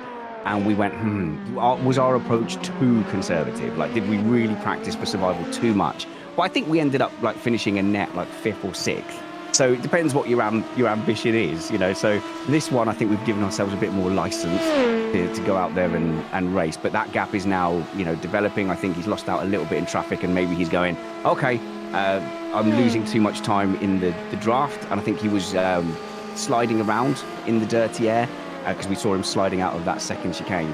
And the thing with these cars is, if the tyres start overheating, they're not going to wear throughout your stint, and you can change them every stint, so that's not an issue. But if they overheat, if you get slidey or you have a spin, they will punish you, and it takes a long time for them to actually cool back down. That's one thing I've noticed with guy racing is, once you start sliding the tyres, that is it. They just keep sliding, and you get into that vicious circle. You're sliding more, you get more temperature, they get hotter, you're sliding more. You are just constantly doing that. Yeah. Just with the way the game is now, drivers will be taking tyres on every pit stop, so maybe you can afford to go a bit harder on the tyres, as that's probably a bit less than ideal for you guys. You wouldn't want to be coming in at the same time of your rivals, but Sandro Lapello and Tim Ellis both coming into the pits. In fact, we're seeing a lot of the LMP2, the Proto 2 cars now making their way down pit lane. It'll be probably every Proto 2 now making their pit stop, and it looks safe from our car, but I think we'll find that the hybrids can go one more lap before they come in, I believe. Yes, absolutely, and it's one where, again, we mentioned that fuel saving, that element. If you can save a little bit here and there, sometimes that gets you out the pits quicker, and you can, before you know it, you find yourself up a position. So Again, this is where the kind of tactics of motorsport are really going to come into contention here, and we'll see how things unfold. But it's interesting battles beginning to develop in the Proto 2 category, that's for sure. But let's take a look at just seeing some of the pit stops making their way through. You'll see on your left-hand side through the timing tower some of the pit stops out there as well. So I definitely want to keep an eye on as this race develops, because again, we mentioned the fuel-saving element of this. Drivers will be looking to try and save a pit stop if they can by really trying to be as cautious as they can on fuel, because again, Spanners, that's something that teams will be looking to factor into their planning. If they can save a pit stop here and there, that really does make a big difference, particularly towards the end of this race. Yeah, and also like making sure that you stay off the curbs and you're not damaging the floor. The floors of these cars can be quite sensitive, and sometimes like without even really realising it, you stop the curb, you get to the pit stop, and it's going, okay, you've got a minute of repairs, and you just don't always know or feel that that's going to be the case. So watching these pit stops, particularly towards the end of the race now, they will come in together, but will they leave together? It's not a given. Yeah, and that's the interesting thing as well, Spanners. Do you make that judgment call of, if the car feels fine, I might not necessarily want to take all the optional repairs, or I might take a little bit, because you do have that luxury as well. You don't necessarily have to sit and wait for, say, 4 minutes. You can take a little bit. Do you know what it comes down to a lot? It comes down to whether the steering wheel is bent or not, because it's so annoying driving with a bent steering wheel. People will live with a lot, to be honest, if the steering wheel is straight. But yeah, you have to make that call as a team. I remember doing a race where we had, I think it said 8 or 9 minutes of optional damage, and the car felt absolutely fine. I've done other ones where it's only had a minute of optional damage, but the steering wheel's pointing at such a strange angle that I think every left-hander felt like absolute torture. I sat in the pits for 30 seconds of that 1 minute and came out, and it still felt like absolute torture. So it's a bit of a balancing act how things are going along, about how you get that little fix of the car and getting that repair done. We've seen all the leaders now pit in the Proto 1 class. We're looking at Marcelo Mayo, who has lost a bit of time in all of that to Alex Strelsma. And interestingly, number 51 car, the iBack Sim Racing Team LMDh car, did 1 lap less than their rivals. So whether they've gone for a bit more of an aggressive stint plan in the early stages, whether they'll be able to make that up later on, we will have to see. Still early days, but I imagine they'll have wanted to have been on the same run plan as their rivals at this moment in time. I don't see where Marcelo actually lost that time. It certainly wasn't in the pits. He came out of the pits directly behind Drillsma, to the point that it was super close getting out. So he's obviously lost it somewhere else. But Drillsma could do without breathing space now. You've got a full tank of fuel, you've got fresh tyres. Settle down, concentrate on your own laptops and get away, because your lap times, because he hasn't been unharassed for quite some time now. Certainly has. It's been again an interesting battle here in the Proto 1 category, and we've just seen a few gaps beginning to develop here as well throughout this field. So just allows the drivers that time just to settle, just to kind of reflect potentially on how that first stint went, what their approach is going to be like for the second one. And again, there's an element here as well, Spanners, of the drivers learning a bit more about each other and whether they're likely to attack and defend at particular corners. Of course, you can pick up a little bit of that in practice, but there's nothing quite like seeing that in action during a race. Yeah. The line GP here, 7th place as well. Teammate just behind him as well. We've got a couple of cars throughout the field, a couple of teams throughout the field, I should say, fielding 2 car entries. Line GP Sports being one of them. Line GP, of course, very accomplished sim racing division, and some very fast drivers behind the wheel here in this one. Of course, this is the Proto 1 category here as well that we're looking at in the BMW M Hybrid V8 car. Very, very quick cars, and particularly at this part of the corner, you just feel the acceleration when you come out of Indianapolis and Arnage here.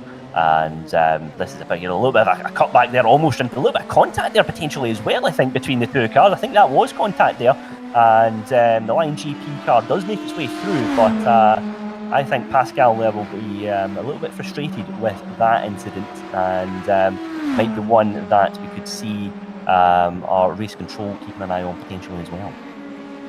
Traffic management, again, it was one of the LMP2 cars. He was just having a bit of trouble getting past, and like we said, it's at certain parts of the track you just get caught out by that acceleration. Tried the cutback, No hybrids on the LMP2, so not able to accelerate away as quickly. Yeah, just getting caught out there was the number 7 car, the Lion GP Esports Dacia car. So lost a bit of time to the car in front. Won't be too bothered about that at the moment, I don't think. Plenty of time to recover and hopefully no major damage done. It is interesting, though, how this Proto 1 class, you've got those top 5 and then you've sort of got the next 3 or 4 cars in their own little gaggle and quite a big gap between them at the moment. And interestingly, iRacing didn't register a contact on that one, so they've both got away scot-free, which I don't think they will mind too much. So thankfully, no damage done. Would have been different if we'd have seen Vidalava facing in the other direction, I'm sure. Yeah, the iRacing has a sort of a 0x, which is, it seems to be like a common sense, like the computer's going, well, I'm not sure if that was us or the lag or the what's it. It was, you know, it's the 0x throws up a little like we've added no damage to your sim car. Neither of you have been affected, but just know that, you know, that we think you did make contact. Obviously, you can't quite account for the physical distance around the world. You can't make it instantaneous. To the point that when we have Australians, if we have any Australian racers, we make sure everyone knows they're in Australia, because it just takes that little bit longer for the signal to get around the world. So we go, right, Adrian is from Australia, and then the Australians also just take that extra little bit of care, leave that extra meter when racing. It's absolutely, you know, it's one where, again, we've got drivers from throughout the world on track here in this event. And, you know, it's been great that we've, you know, Spanners, we've got teams from, you know, lots of different backgrounds in sim racing coming together to take part in this event. And we kind of mentioned it earlier as well, particularly with a couple of drivers in the GTC category, but they might be very, very fast in other platforms. But, you know, iRacing as well has its own, you know, its own way of, you know, you having to learn the ins and outs of the platform. And, you know, sometimes we do see drivers more comfortable potentially on iRacing compared to maybe other sims that are available out there on the market. There are other sims? No, I'm not learning to. I found one that I liked. I know it's not an advert for iRacing, but I really like the iRating system. I like the safety rating system, and it kind of means, yes, there's a lot of carnage on the system, but it's not like a random kind of game lobby. It is taken seriously. You can protest, you can get suspended quite easily from the account. And a lot of real-world drivers enter it and jump on it as well. And, you know, I've jumped on iRacing and been in a race with Rubens Barrichello. I have been nearly lapped by Romain Grosjean when he was still an active F1 driver. So, yeah, that's why I kind of gravitate to this. So I wouldn't have any experience of the others, which I call video games. And stop calling this a game. It's a racing simulation. That's what I tell my family when I want more time to sim. Yeah, then we're just riding on board here with Lawrence Costwinder, who's again a very, very fast and experienced driver here in the blue car, the BMW. 4 Daytona 24 wins in a row for Lawrence. So one driver that certainly knows how to get a strong result in an endurance race, and started this race very, very strongly as well. And you know, there'll be some drivers who could be out there on track, and this is their first endurance race, and there'll be others who have done it time and time again. And you know, that's the beauty of endurance racing. You know, it just presents so many different opportunities, and it's a great thing about this event as well, Spanners. You know, the M4EM 24 by Missed Apex podcast. You know, we've opened doors here to so many different drivers who can just come and get involved in a great organised event.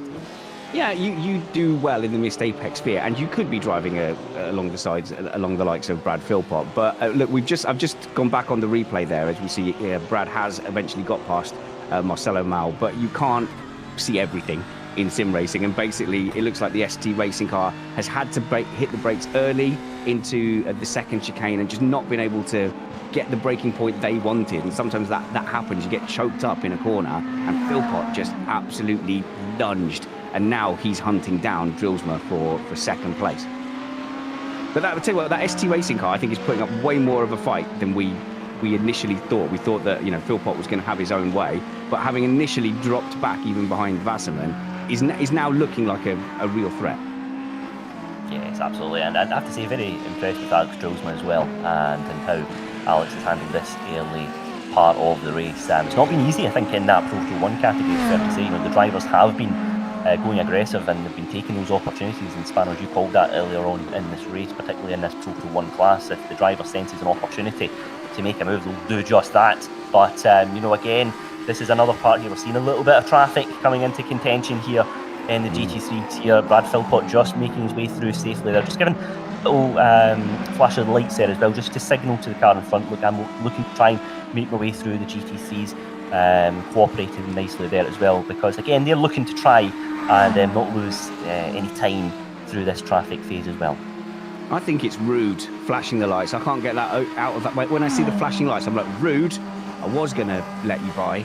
But I think, yes, obviously it's got a purpose. No one's trying to hold anyone up here. But Brad is like, I want to jump on board with Brad's, because he is right up behind Drillsman now. I think it's clear that Brad has got a bit of an edge on pace.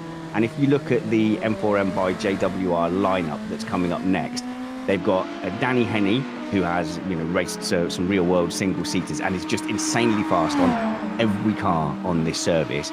And then you've got Luca Harrison, who I tease for being a bit of a win or bin specialist. Like he's out and out, very, very quick, but has ended up in the wall a lot of times in our single-seater championship. So there's definitely pace in that M4M JWR car 24 all throughout. There's no weaknesses in that lineup when it comes to pace. So I don't know if a Drillsman might want to look at that and go, am I losing too much time? Am I fouling everyone?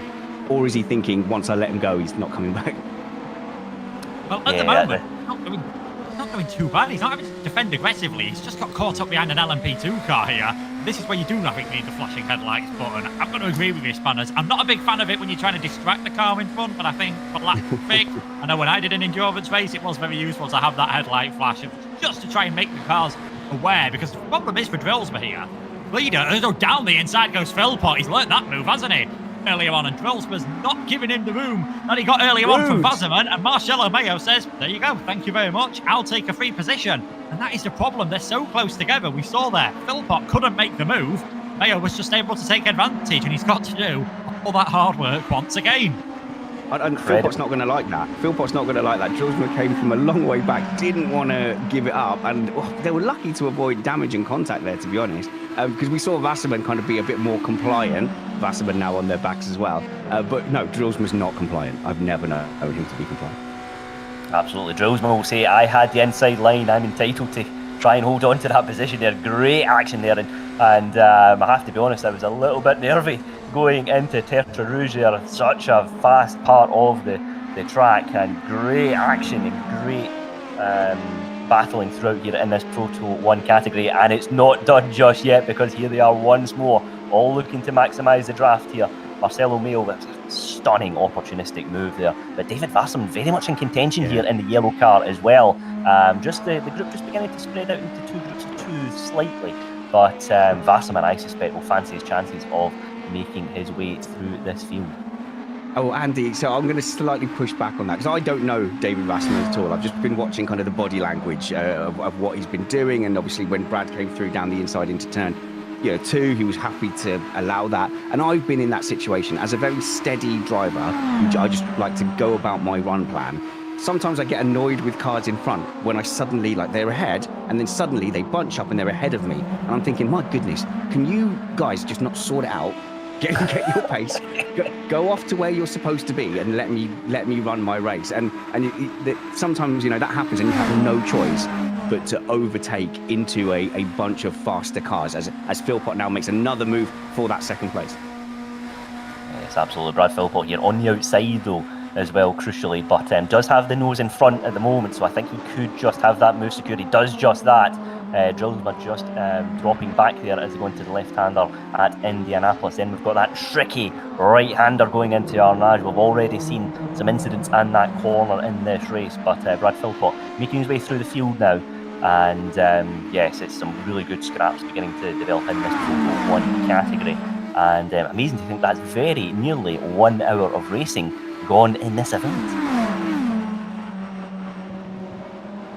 Drillsman there again, very, very close on the inside. That's it, yeah, absolutely. There's been so many big talking points in this one already, hasn't there? And I suspect a couple more could follow here, because Marcelo Mayo getting very, very close to the Missed Apex Predators car of Alex Drillsman, and it's such a very, very tricky part of the the lap here. You really have to trust the aero in these cars and do everything you can just to bring the car through smoothly. A little bit of LMP2 or Proto 2 traffic here to contend with, very, very close, in particular as they go into the Ford chicanes. Dear, that's just the one part of the track you don't want to have traffic to contend with, but looks like everyone's managed to make it through unscathed. But crucially, look at the gap that has now developed in this battle. Big spaces between all of the cars, and just a few corners before that they were all bunched up close together. So it just goes to show that traffic management, sometimes it can work for you, and sometimes you can be battling, doing everything you can to close the gaps, and then you've got it all to do again. That's my cousin team. That's Missed Apex turnip car, Stephen Taylor, causing chaos again, Jose and Stephen. But again, I want to emphasise they're super nice guys. They do not want to be in anyone's way. But when you get swarmed by hybrids, it's a challenge. Drelsma's round. Oh, sorry to interrupt. Contact. Drelsma's round, and I think also Mayo's gone into the back of Wasserman. Let's get a replay there. There was a Porsche had spun individually. Drelsma's gone round then following that. Oh, yeah. I think Mayo's seen that one quite late. Had to slam on the brakes, and then Wasserman gone into the back of them. Big damage, I'd imagine, for, well, say at least two of the cars there. That just gives Brad Philpott a little bit more breathing space. Certainly does. We just spoke about it as well one lap previous, the dangers of that corner Tetra Rouge. It's so fast, particularly in these Proto 1 category cars. Let's see just the ramifications of that one. But Spanners, it's one of those ones as well. When you're the driver, you do everything you can to try and avoid the incident, but sometimes there's only so much you can do, and there will inevitably be contact. No one in the hybrids there has done a lot wrong, to be honest. So there's a GT3 car ahead that just loses it, and you have to pick left or right, and you don't know, is that GT3 car going to hold the brakes and stay inside, or is it going to spin up and try and go forward? It looks like the GT3 car is behaving. It's had a spin. It's put both brakes on, so it's got a four-wheel sideways spin, doing everything right. Drillsman nearly gets away with it, but you're on a bumpy surface on the outside. That puts him in. Again, looking, he's got his wheels locked as well. He's doing everything he's supposed to do. And then, unfortunately, the ST racing car comes through and has no choice. But, oh, no, you do have a choice. Oh, Marcelo, you had a choice, left or right, and you picked to go to the right. And then slammed into Wasserman, who will be fuming, I think, at that. Definitely an innocent party. Oh, what a horrible incident. But that's endurance racing.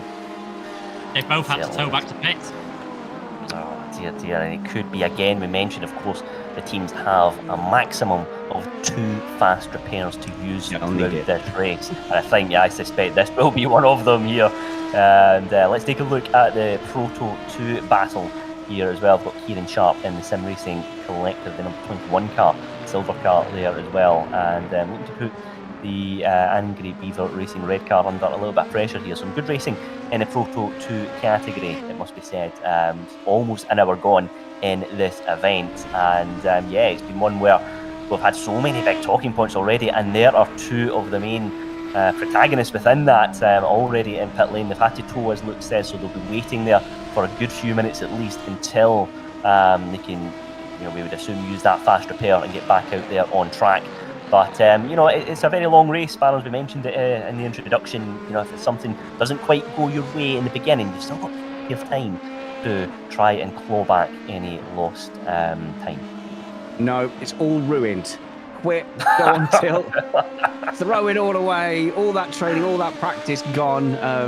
They'll just be disappointed, and they'll watch that back, I think, and as unfortunate as it is, I do think everyone did everything right, apart from the fact that, these yellow flags go up very, very quickly, and you do not have to continue accelerating into the scene of an accident. And I think, unfortunately, that's a habit people have got. If that was a yellow flag in real life, you'd have lifted off, you'd have seen the smoke, and you'd have been lifting off a lot earlier. So that's the only criticism of the teams involved in that incident, is they ploughed through hoping they would miss and didn't. And it's one of those ones as well, Luke, where the drivers will be thinking, I don't want to lose time at this part of the track, because you have to really maximise the speed around Tetra Rouge to take you down the Mulsanne straight. So it's a bit of a judgment call, isn't it? But, I think it's one of those things, unfortunately. Yeah, and it's that sort of I almost want to say a hive mind comes in, where there'll have been a point, I'm sure, in all sorts of different racing, we've all done it in sim racing, where you have lifted off in yellow flags. You've just seen 2 or 3 cars come steaming past you at full speed, and you're thinking, why have I done that for? And that's the reason why you do it. If I'm being hypercritical, I'd have to say I think Mayope was probably a bit late reacting to it, slammed on, locked the brakes. That's why Wasserman's gone into him. But could you say Wasserman should have seen that coming a bit earlier on? It's easy to be wise after the event. Yeah, we're being hyper critical because we're just trying to go because it's such a shame because that battle was shaping up really nicely. But I think that's the only one, is that in sim racing you do because there's less jeopardy, you tend to kind of just tend to just go for it. Yeah, certainly that is it's a judgment call ultimately, and it's not going to plan, unfortunately, for those 2 Proto 1 drivers. But this is it. Almost 1 hour gone in this race. So the iBack Sim Racing team leading in the Proto 1 category. And then it's the M4EM by JWR car, driven by Brad Philpott, 2nd place in that one. Missed Apex Predators, 3rd place in Proto 1 as well. So again, a little bit of traffic now for the Proto 1 cars to contend with, but GT3s as well, doing a great job cooperating with the cars.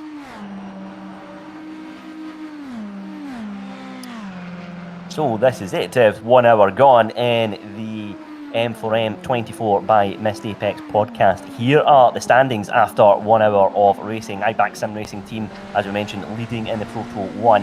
And we've then got Ben Cooper leading in the Proto 2 as well. Just ahead of Angry Beaver Racing, the red car, in 2nd place. Then Sim Racing Collective, currently on the final step of the podium in the Proto 2 category. And there is, you just note there, 8th and 9th in class in Proto 1. Mayo and Wasserman after that incident. But in GT3, Naders had a very strong start to his race in the Paradox Sim Racing number 90 car, leading in the GT3 category. Obsidian Eddie Black in 2nd place. Get Closer Racing currently in 3rd at the moment in the GT3s. So 1 hour of racing gone here at the Circuit de la Sarthe. So many big talking points, and look, I suspect so many more big talking points to come. Yeah, definitely. Up until that incident, you've got to say things had been relatively clean. Yes, we'd had the little issue with the 999 rejoin earlier on. But, that's just sort of one of the things that's happened. And now it's all about getting the head down for the WSE car and the TF Racing car, just getting that head down, keeping in that nice situation and accepting that things aren't over, accepting that as much as you don't want misfortunes to befall your fellow racers, it's sometimes quite nice when it does happen and you do gain those 3 positions. So this is going to be one that I think we're going to have to keep an eye on for a long, long time. The talking point for me in terms of Proto 1 for the next stint is going to be, now that Brad Philpott's got some free air, it's the first time we've seen anyone, in fact, in that 2nd place be able to chase down the 51 or race leader without having to look in their mirror. So this is going to be an interesting one to look out for, I am sure. And you can see Brad Philpott at the moment has the fastest lap of the race and has got that gap down slightly. It was hovering around 15 seconds, got it down, you can see there, to about 13.8 seconds at the moment. So slowly wheeling his way in. We'll see how that goes for the rest of this part of the stint, and we'll see when the driver changes are going to start coming in. Things have been very constant at the moment across all the categories. Did see a couple of changes, I think, in GT3, and we mentioned earlier in the Proto 2 class as well. So we'll wait and see what is about to happen here. But Philpott, man on the mission to get in every little advantage that he can, and who can blame him? It certainly is. And Spanners, it'd be interesting to get your thoughts on that gap between 1st and 2nd at the moment, because are you looking in your relative as a driver, particularly if you're leading the race, are you keeping an eye on that gap if it's going down, or does it begin to become a distraction and you really just have to focus on running your own race? I only sort of glance down at the relative maybe every 2 or 3 seconds. So I try and keep it down to that. No, I'm constantly racing in the relative box. I think you're racing in the relative box as much as you are on track wheel to wheel. Like, it is the marker of how your race is going. So I don't know if that's right or wrong, but I'm constantly doing that. And even if I've got like 40 seconds ahead, 30 seconds behind, I'm still racing those guys in the relative box to go, right, how am I doing? It's okay, like I'm not moving down the field relatively, so no one in my team's going to yell at me, or I'm catching, or if someone's like chunking 5 seconds a lap out of me, you go, I must be doing something wrong here. I best sort of settle down and trying to think what I'm doing, because you need some kind of sanity check. It's hard to know how you're doing sometimes. So sometimes, say, for example, now the conditions are very hot, and so it's easy to get slippy with the tyres. You might think, I've got no grip, I'm doing badly. Then you look around in the relative box and go, oh, actually, I'm staying static. Everyone must be having this issue. Otherwise, you can end up overdriving and chasing lap time that just isn't there, especially at night here, where you'd think, oh, it's night, it's cooler, we should be now getting faster lap times.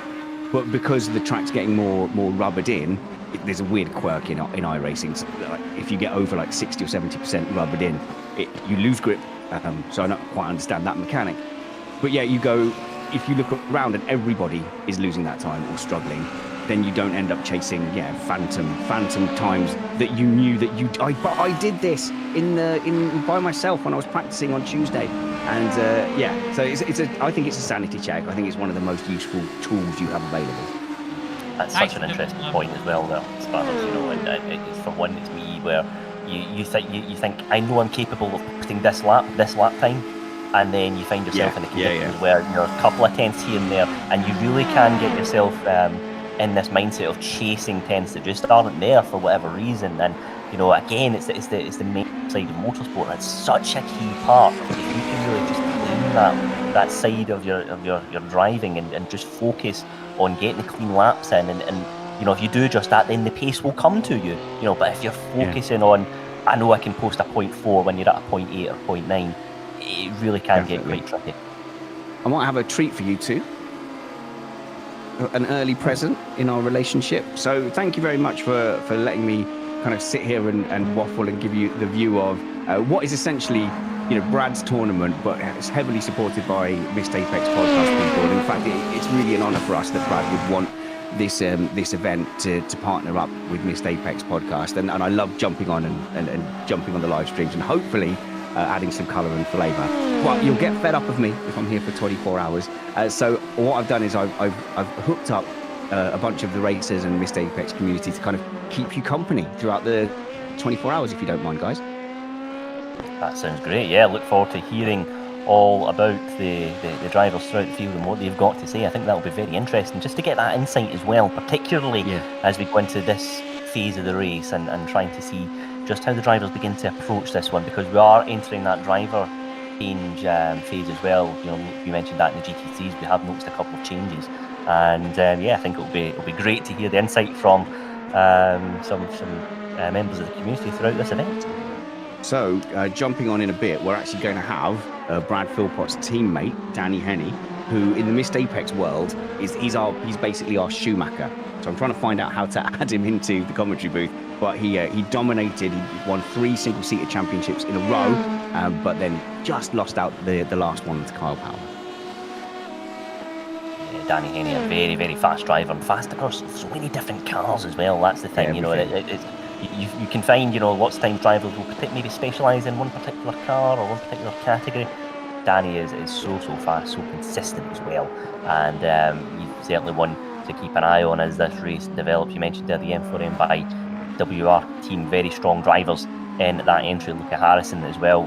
His race pace is very, very impressive, and that'll be one where they'll be looking to just put the IBAC Sim Racing team under a little bit of pressure as this race develops.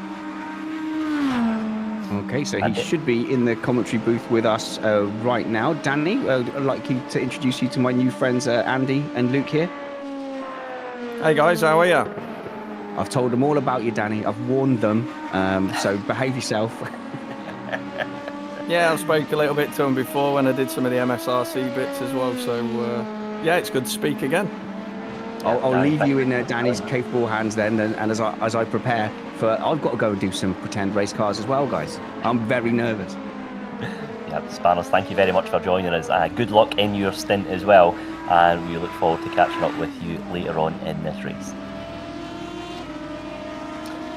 So, Danny, would be very keen to get your thoughts here on how this race has been unfolding. How are you feeling ahead of your stint? Is this a point where you just want to get behind the wheel of the car, or are you looking to, is there anything particular that you're maybe looking to try and support your team with?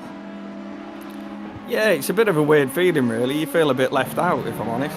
You do all this practice on the run up to the event, and then I've got to sit here now for a couple of hours waiting for my teammates to do their stints and then jump in. But yeah, there's quite a lot you can learn watching the onboards and the different cars going through the corners. It seems to be apparent that I think Marcello had got a bit better top end speed than us, and we were a bit quicker through the corners. So yeah, just trying to learn as much as we can watching the stream at the minute. And Danny, is there any particular information that you're feeding your drivers throughout a race? Are you maybe looking at, this is a driver that we know is quite quick from what we've seen in practice, or is there times where you're saying this is a car that we know, again, they've got a little bit of speed in here, their setup looks quite good? How do you support your drivers throughout a race like this? It's mainly trying to feed the gaps, if I'm honest. Trying to let Brad focus on doing the drive, and then we're kind of looking at the gaps in front and the gap behind. So the first thing you want to give to the driver is make sure that he's clear behind, so he's not got to watch the mirrors. So obviously we're watching closely to make sure when you've got that magical second that you've not got to worry too much about the slipstream. And then trying to identify when traffic's coming up and our Manuel's getting on up at the front, and looks at the minute that he'd got quite a good look at the rub with the traffic, but he seems to start coming back at the minute. So yeah, a couple of bits. You're focusing on the fuel as well, making sure that they're hitting the fuel marks over the stint, and then just trying to give them some input about where the wind's changing as well, what the temperature's going up, is the marbles build up in certain corners. So unfortunately it's not just sit here and relax. There's quite a lot we are anyway, there's quite a lot we're looking at trying to feed into the process of getting through the stint. And Danny, we find sometimes that some drivers like receive quite a lot of information when they're behind the wheel of the car, whereas others prefer to just be left to get on with it, or maybe they've got some corners in particular where they don't want to be spoken to. Are these factors as well that you have to contend with when you're managing a race?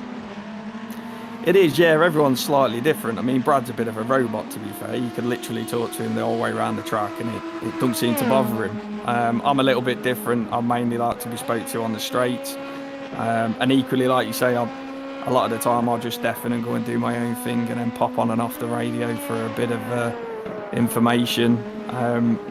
But yeah, it's mainly down to personal preference, really, depending on what you kind of like. Obviously, when you've got quite a big gap, you can have a bit of a banter with the lads and a bit of a joke as you're going around, but as soon as you get into serious mode, you want to try and focus and look at the objective, what you're trying to achieve. Danny, tell us a little bit about how you got started in sim racing and your journey in motorsport. Well, funnily enough, played computer games all my life when I was younger, so the PlayStation, Nintendo, and all that, and obviously, like most people, you always think you're really fast on there. And then tried to get into karting. Always been a Formula 1 fan since 1990, so I've seen Senna, Prost, Schumacher. Schumacher was my personal idol, as everybody who knows me knows, so tried to base a lot of my style on that. Obviously not some of the dodgy moments what he has all had, but got into that, loved motorsport, and then unfortunately I couldn't get into it when I was at an age to try and make a real go at it, so I got into it quite late at 19. Started at a local club, Cov Kart Sport, and started to learn my trade there. Got in with a couple of the top drivers, and then obviously working on technique, etc. Quickly started to win races, won a couple of championships, and then, like we all do, I think I was 22, 23, tried to make it on the big stage, but it turns out trying to convince someone to give you a couple of £100,000 a year to race a car what they're not going to have a go in is a bit more difficult than you imagine. So tried that, had a few single-seater tests, won a couple of events, what I'll kind of shootouts, if you will, but unfortunately never really managed to go anywhere. And then did a bit of overtakes karting as well, what I could afford, but again, when you're trying to pay out your own pocket, it's difficult to sport when you've got a job, a house, family as well. So tried to push that as far as I could go, and then unfortunately I had to focus on life. And then a couple of us started to do a bit of racing on project cars back on the PlayStation. Got a little bit of a community going. We used to run some GT3 championships and some random nights with different types of cars at different types of tracks. And then one of us kind of parachuted off to the PC world and got involved with iRating, and then kind of dragged a couple of us over.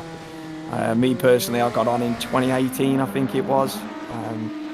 I just slowly built it up from there then, and then fortunately, my good friends Brad, Alex, and Kyle are involved in Missed Apex. So they mentioned they were on the podcast and they were running their own championship, and then ended up joining them guys and really enjoy it, being part of the community, the single-seater championship, which is probably my main speciality really. It's been a massive success, and been doing quite a lot of coaching in there with a couple of the guys as well. And then I had a good run with you guys in the SMRC and against some of them boys, and that was extremely fun as well. So good friends with Weddell, so I'm hoping there's something coming up there that can get involved as well. But yeah, just do a bit of karting, and mainly come from that background really. Like everyone thought you could make it to be a pro, and it takes a bit more money than you expect, unfortunately.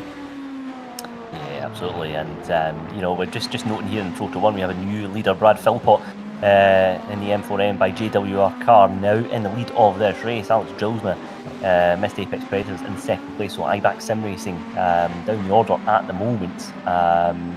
So a new race leader in the Proto 1, and it is the number 24 car. That man there, Brad Philpott's had a very strong race so far. And Danny, it's one where, you know, you mentioned just how Brad's quite happy to receive feedback throughout the race, and he's one that's just, you know, capable of absorbing as much information really to really help him throughout his stint. But how have you been looking at your setup in particular for this race? Because, you know, it's an open setup race. Drivers can choose whichever setup they feel is most comfortable. How have you been teaching that one? Because again, lots of drivers have very different styles. How do you try and incorporate that into the setup for the car? Yeah, you mainly try and work on a setup that suits all the drivers in the team. Obviously, when you've got a standout driver that's a lot quicker, you obviously have to bias it a little bit towards them to try and make the most out of it. But yeah, we've looked at it really. We went as low as we possibly could do. Brad, again, he's a lot more adaptive than I am. Unfortunately, I'm a bit like Jensen Button. I need the car to be in a sweet spot to get the maximum out of it. So I'm slightly compromised for my driving style. Always low downforce, I seem to struggle a little bit. I'm very much a high downforce, suits my style a bit more. But yeah, we tried to look at different setups. We tried to add a little bit more downforce onto it, but unfortunately you just lose so much on the straights.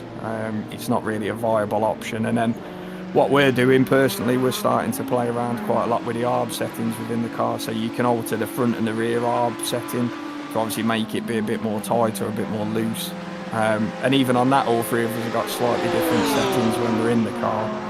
But just trying to focus on that really. We were quite lucky, we got a good baseline early on, and then we've not really tweaked it a lot since we first hit the track at the start. We've had a few playing around with the in-car adjustments, but it's just been nice. It's got a lot of grip in the high speed, so through the Porsche curves it's absolutely incredible. And then it's just a bit twitchy in the braking zones coming up to the chicanes, and especially the first chicane. But yeah, mainly just looking at all the options you got within the team really. We're lucky all three of us have a similar kind of driving style, and we can kind of cope with a little bit of oversteering here and there. Yeah, and look, I'm kind of keen to get your thoughts here as well on the traffic management side of this race, because we are seeing that just come through, and it's almost in little phases we're seeing the traffic management, but it's one that we might see begin to unfold for a kind of longer period of time here over the next couple of hours in this race. Yeah, traffic's been really challenging, funnily enough. We've had a lot of practice in the run up to the main event. We've tried to do quite a lot of running in the pack as well, but it can always be difficult. But yeah, it's extremely stressful when you get into it. Ironically, Brad's as chilled as anything when we're racing, but he's a bit emotional when we get into the traffic. You have to kind of keep him on a level playing field and a level mindset. But it's going really well, to be fair. Just trying to see what's up the road and focus on that. But it can be difficult because it looks like someone's trying to let you through, especially with being in a significantly faster car, and you go for the gap and then they take the line, and within a split second you're trying to make a lot of decisions, which unfortunately sometimes can go the wrong way. Yeah, absolutely. Judging the call, isn't it? Alex Jolsma now coming into pit lane in the Proto 1 category for Missed Apex Predators. Cars going up on the jacks there, change of tyres as well, of course. these cars. You don't tend to really lose any time for taking tyres in the Proto 1, so if you've got that option available, why not take it? But of course, it's about when you come out of pit lane as well, Danny, it's trying to get the car back up to temperature as quick as you possibly can, because you don't want to lose any time on your outlap in particular. Yeah, it's really sketchy when you come out the pits. Obviously, we're not being drove the car for quite a while. It's going to be something what myself and Luca, when we jump in, are going to have to take it a bit steady on lap 1 or 2 to try and dial in again. So that's an area for someone, if they've been in the car before we get in a different team, potentially could take quite a bit of time out of us. But the tyres are just really cold, really loose through the first chicane. It starts to get a little bit better when you're halfway around the track, and then by the Porsche curves you've just got a bit of understeer. So it's just trying to manage the temperatures as you get through there, and then again trying to get into that steady rhythm and try and get some consistency in the car. But it's certainly treacherous. I wouldn't be surprised if somebody pits and comes out and loops it round at the first chicane at some point. But fingers crossed that's not going to be me. Yeah, Alex Drillsberg just out of pit lane now, retaining second place in the Proto 1 category. Brad Philpott, the M4EM by JWR car, leading the race here. 20-second gap into the bargain. Then it's Lion GP in contention as well in that one. So IBAC have dropped back. We're leading the race, so there's been an incident there that's resulted in them going well down the order. So there they are there, IBAC Racing Team, currently 7th place. At the moment, they had such a strong start as well, Luke, but now we're seeing the IBAC team with all to do. Not sure what happened there, to be honest. They were a bit off with the run plan earlier on. If you might remember back to the first stint, they pitted a lap earlier than everyone else. I was thinking it was just that again, but yeah, we didn't see anything where they had, some massive damage to drop down the order. It did look at one bit that they lost a few seconds, so whether they, like we saw earlier from Spanners, had they bent the steering and decided, we'll take the hit and fix it with 22 hours, 40 minutes to go, it's probably better to do that. But yeah, drop them a long way down the order now, and means we have got a new legitimate race leader, having both done 2 pit stops, and it is Brad Philpott in the M4M by JWP car. And just covering back some of the stuff that Danny said, this is the thing I love about sim racing, it's just how accessible it is. It doesn't matter whether you're, sort of just on the PlayStation doing it with the controller, whether you've got your fancy VR triple screens, whatever you want, PC setup going on with all the latest graphic cards or whatever. It's just uniting people with that same passion, and it is great to see. It does give people that opportunity, especially if they can't get into the real life racing, to show their skills, and maybe in the future it might be a little bit of a path once again. And yeah, it was lap 21. The IBAC had a spin into the wall, so that is why they came into the pits then. That is why they have dropped down the order, had to tow back into the pits with left front suspension damage. So it was just looks like a straightforward drive for everyone, unfortunately. From the number 51 car, they've now got it all to do down in 7th place. But as we said, still an incredibly long time to go, as we are seeing plenty of battles in the GT field at the moment. Pretty close for 7th and 8th in that category at the moment, between the 8-1-2 there. It's just ahead, but we are on board with Jeffrey Dirksen in the Angry Beaver racing car. Yeah, absolutely. Some interesting battles developing in that GT3 category. And, we mentioned earlier on as well, the Ferrari seems to be quite popular for the teams here. It's very much an all-rounder sort of car as well, Danny, isn't it? It's one that does seem to be a popular choice. It's one that lots of drivers will purchase quite early on in their iRacing career. Of course, we've got the fixed Ferrari series that runs, and is a very, very popular one as well. So lots of drivers do tend to own the Ferrari. They do, yeah. I mean, personally, I like the McLaren. Mainly from when we were doing the PlayStation days, that was kind of my GT3 car, and the fact it spits flames out the back, it just looks the coolest for me. But yeah, the Ferrari's really nice to drive. Looks really good. Obviously, everybody loves a Ferrari as well. And the GT Fricks category can be quite fun. It's actually good for learning the weight distribution, if you will, around the car. It drives very differently to the single-seater or the prototypes, and it's definitely a good class to jump into on your journey as you get onto iRacing, trying to get up the chain.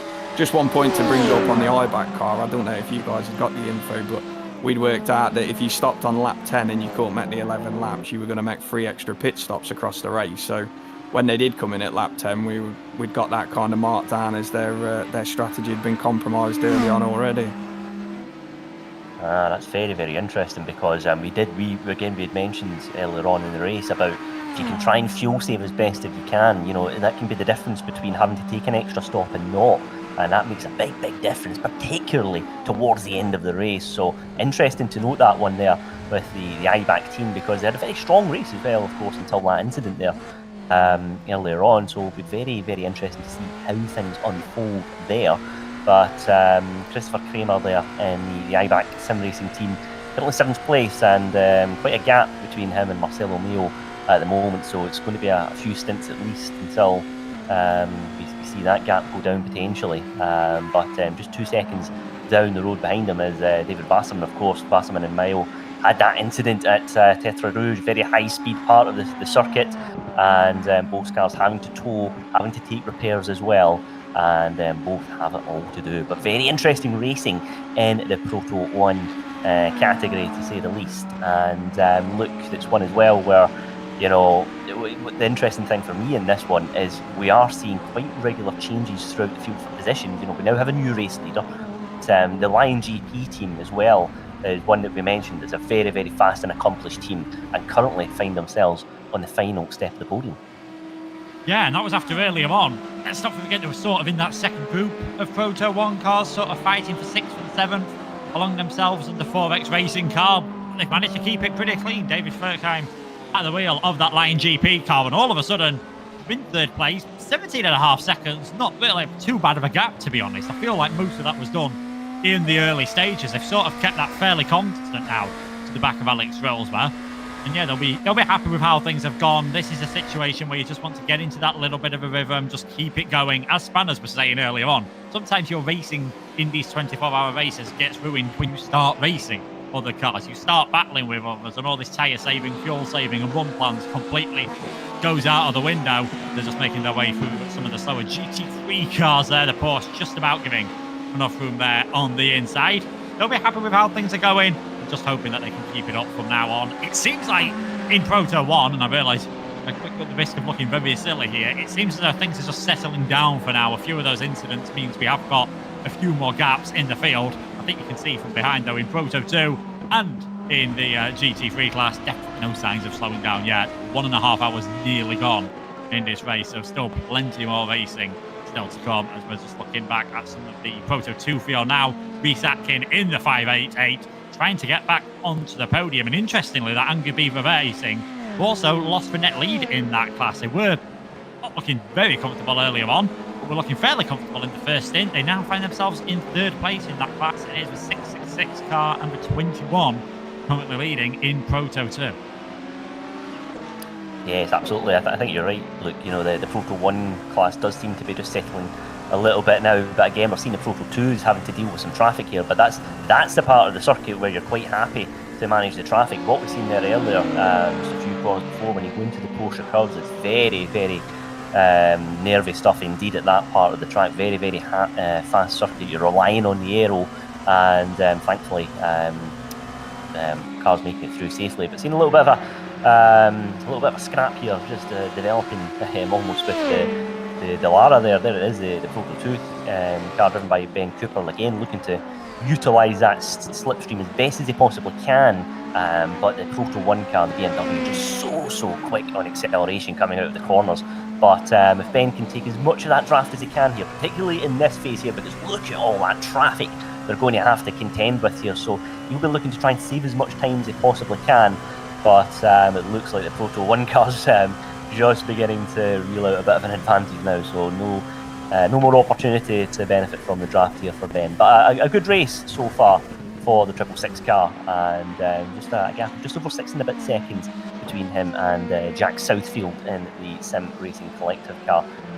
Jack Southfield, again, a driver who is got some real world experience. He is a mechanic for the Team Rocket RGN team in British GT, so he's another driver certainly worth keeping an eye on, and he'll be again looking to try and put Ben Cooper under as much pressure as he possibly can here. That gap just coming down ever so slightly actually between the two cars leading in the Proto 2 category. But yeah, look, it's one as well where, again, we're seeing I have to say, the GT3s are doing a great job here just managing the traffic. And they are, crucially as well, they're not losing too much time throughout those kind of battles as well. Yeah, Spanners was talking earlier on about, semi-jokingly driving on your relative all the time. I think especially if you're not in the fastest class of cars, it's something you've got to keep an eye on and think, when's this traffic going to catch me up? And if you're in Proto 2, you're also thinking, when am I going to catch that traffic up? Certain points, am I going to lose some time? Am I better off just to lift off a little bit earlier on this corner and let them round the outside? It's got to be predictable. That's the main thing. You don't want to be moving out of the way at the last minute, because if the faster car's moving out of the way at the last minute as well, it's just going to have a massive contact. And my mind swings back to Formula 1 98 at Belgium with Coulthard and Schumacher. And all of a sudden, you've got one driver wanting to go down the pit lane and throttle the other. So you've just got to keep it very nice and predictable. Make sure that you don't do anything that the other car's not really expecting. On to the leader then in the GT3 category. And we've seen BMWs the lead of this field pretty much all the way through the race. It was a Paradox sim racing car earlier on, but at the moment it is the number 12 BMW being driven by Lawrence Fassbinder, doing a very good job at the moment in that BMW in the Obsidian Edge black car. And this driver, no stranger to winning 24-hour races, 4 in a row at Daytona, and he's just sort of showing that skill now, looking very nice in the BMW, which looks like it is going to be the car to beat in GT3. Yeah, it certainly looks like it. Very, very fast indeed. Lawrence is doing a great job there. Their second place driver there, the number 11 car. But look at that gap, 8 seconds, which is a little bit deceptive in that, Lawrence has been so quick, but Marvin there, again, just doing everything that Marvin possibly can to just keep in contention. But there's, again, a little opportunity here, and you see the BMW just veering off, trying to maximise the draft here down the straight, and if that can buy you a few tenths here and there, you never know what can happen. So it's part of the race is the traffic management for the GT3 cars, and it's one as well where if you're very strong at that traffic management element in the GT3s, you really actually can gain quite a lot of time out of that as well. And Danny, I'm keen to get your thoughts on your approach to traffic management here for the Proto 1 class. Is there any corners in particular where you feel this is one where I'm not going to try and make a move when I'm trying to make my way through the field? Yeah, mainly it's mainly at the start and the end of the lap. Obviously on the straights it's quite easy, but if you get caught behind someone going just on the exit of the Porsche curves, sometimes you can get caught in a 50-50 situation where you think, well, do I try and dive through on the insiders going into the first chicane, but if they turn in it's going to be an aeroplane crash. Or do you sit there and lose up to 2 and 2.5 seconds as you're just going through them couple of corners? Same with the first chicane. If you get caught up there, you can lose 3-4 seconds a lap. So you really have to try and understand where you can take the risk and where you can't. The Porsche curves, surprisingly, is quite easy to pass in, providing you've got a willing partner. But yeah, certainly there's some places you don't really want to go for it. But mainly just them in the chicanes, because it just costs you, being in the faster class, so much time having to slow up that much. Yeah, it certainly does. It's one where it's about trying to, again, pick your moments to try and make that move, isn't it? And seeing the GT3 cars here, good bit of action throughout the field here in this one. Some great drivers throughout the field as well. We've mentioned Lawrence, very strong, leading the way here in endurance racing. And I think it's one where I think the GTs as well, we're seeing there's this part of the track here, and this is the key moment here, as you mentioned there, Danny, coming out the start, across the start-finish line, and trying to collaborate as best as you can, work together with the faster cars. But it's that little bit before it in the 4 chicanes. We've seen that a couple of times where they've just that traffic presented itself at the wrong possible moment, and ultimately, a lot of the time you can look at the faster car and say, oh, the faster car's losing time, but both cars are losing time. The GT3's having the same challenge to deal with in that respect. But looking at the how this race is developing,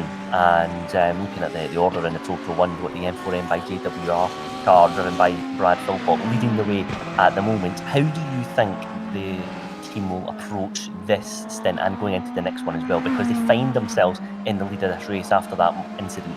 that the IBAC team had. Of course, IBAC are leading this race and driving so strongly as well, still suffering an incident when dealing with suspension damage. So how do you feel they will approach this one? Because there's a gap there, 23.7 seconds between them and Mist Apex Predator's cars. How do you think they're going to approach this one? To be honest, and I'm sure Danny will be able to correct me if I'm wrong, I don't think we're too far away from maybe seeing Brad step out of that car. Now, when I've done endurance racing before, normally after about a couple of hours, you think, you know what, let's swap them out, keep people fresh. But the way Brad's driving at the moment, probably ideally, if you could, keep him in for 24 hours because he's been looking very racy. And certainly now that he's taken the lead of this race, been able to see that pace that he just for whatever reason wasn't able to show in qualifying. It's an ideal situation for them, not under any real pressure from behind at the moment. They've built that gap up steadily. It's about 15 seconds at the time of the incident, hovering around 24 seconds at the moment, just able to take things nice. Clearly the fuel management is working well for them.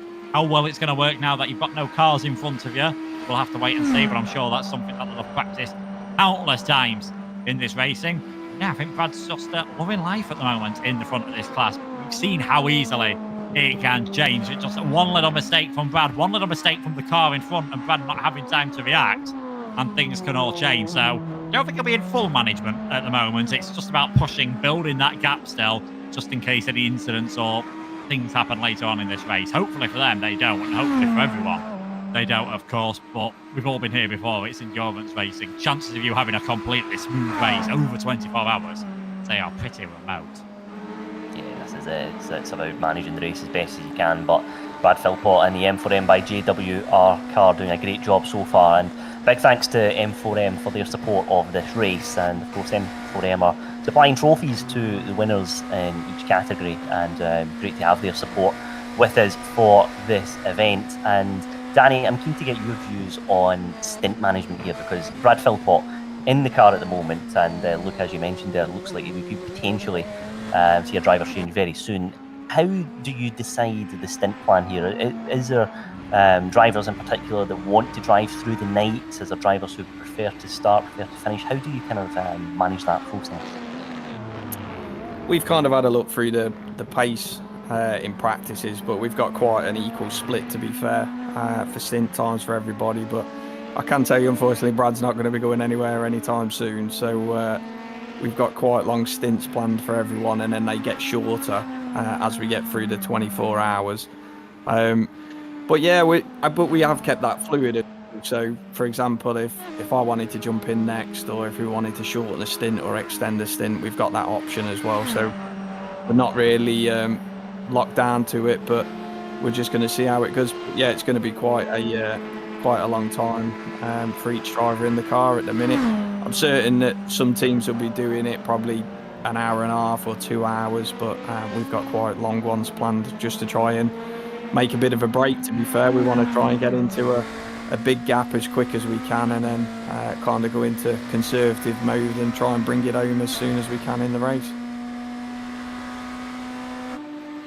Yeah, nothing really looks too conservative. I mean, at the moment, you've got to say that Brad putting in a very good performance. I mean, you've already spoke about some of the reasons for those long stints.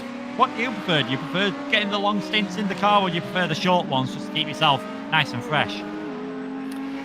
It's funny, really. You start off in the enduros and you think, oh, I'd rather a short stint so I can have a break and do what I want. But actually, when you're in the car, you don't want to get out.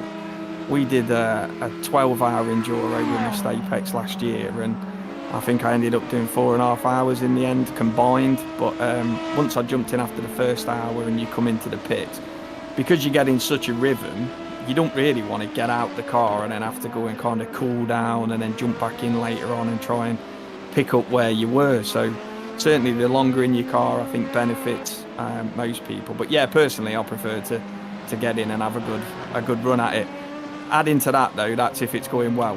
If it's going bad, I want to get out the car as quick as I can and hand over to someone else and kind of go and cool off. But yeah, it's an interesting one, really. It mainly comes down to how you're feeling on the day. If you're very comfortable, the team will support you and extend the stints out. And if you're struggling a little bit, most teams I've ran with will be fluid and jump you out and jump someone else in to pick up the run plan.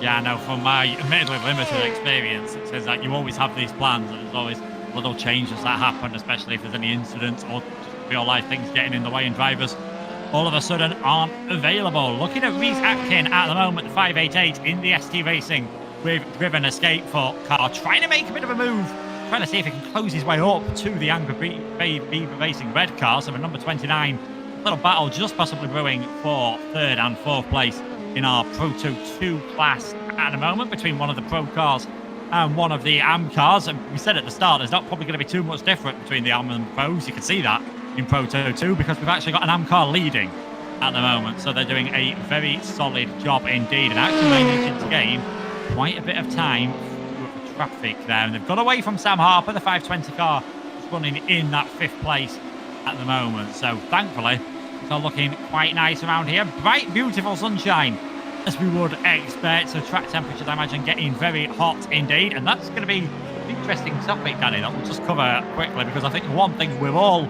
well, I say looking forward to, but I'm not sure that's the right word. Rain, of course, been rumoured for quite a long time at iRacing. We know it's in the development, and that's going to add a whole new ball game to endurance racing.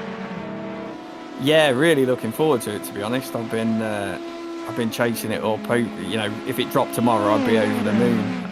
Now, whether that's because I've done real world racing or not, and I used to love racing in the rain. I don't think there was a bigger challenge you could come up on, really. And for me personally, I always felt it's where they kind of say in F1 as well, driver skill can really make a difference. It's a total different set of skills you need, because the grip is just in totally different places on the racetrack. And if iRacing can model that realistically, it's going to be a big jump and a lot of skills you're going to have to pick up and learn. And especially, like you say, in endurances, if you pit for the wrong tyres and lose, you could end up losing laps, whereas in a sprint it's bad enough, but over 24 hours it could really compromise on what you're planning to do. And not even just that, the spray.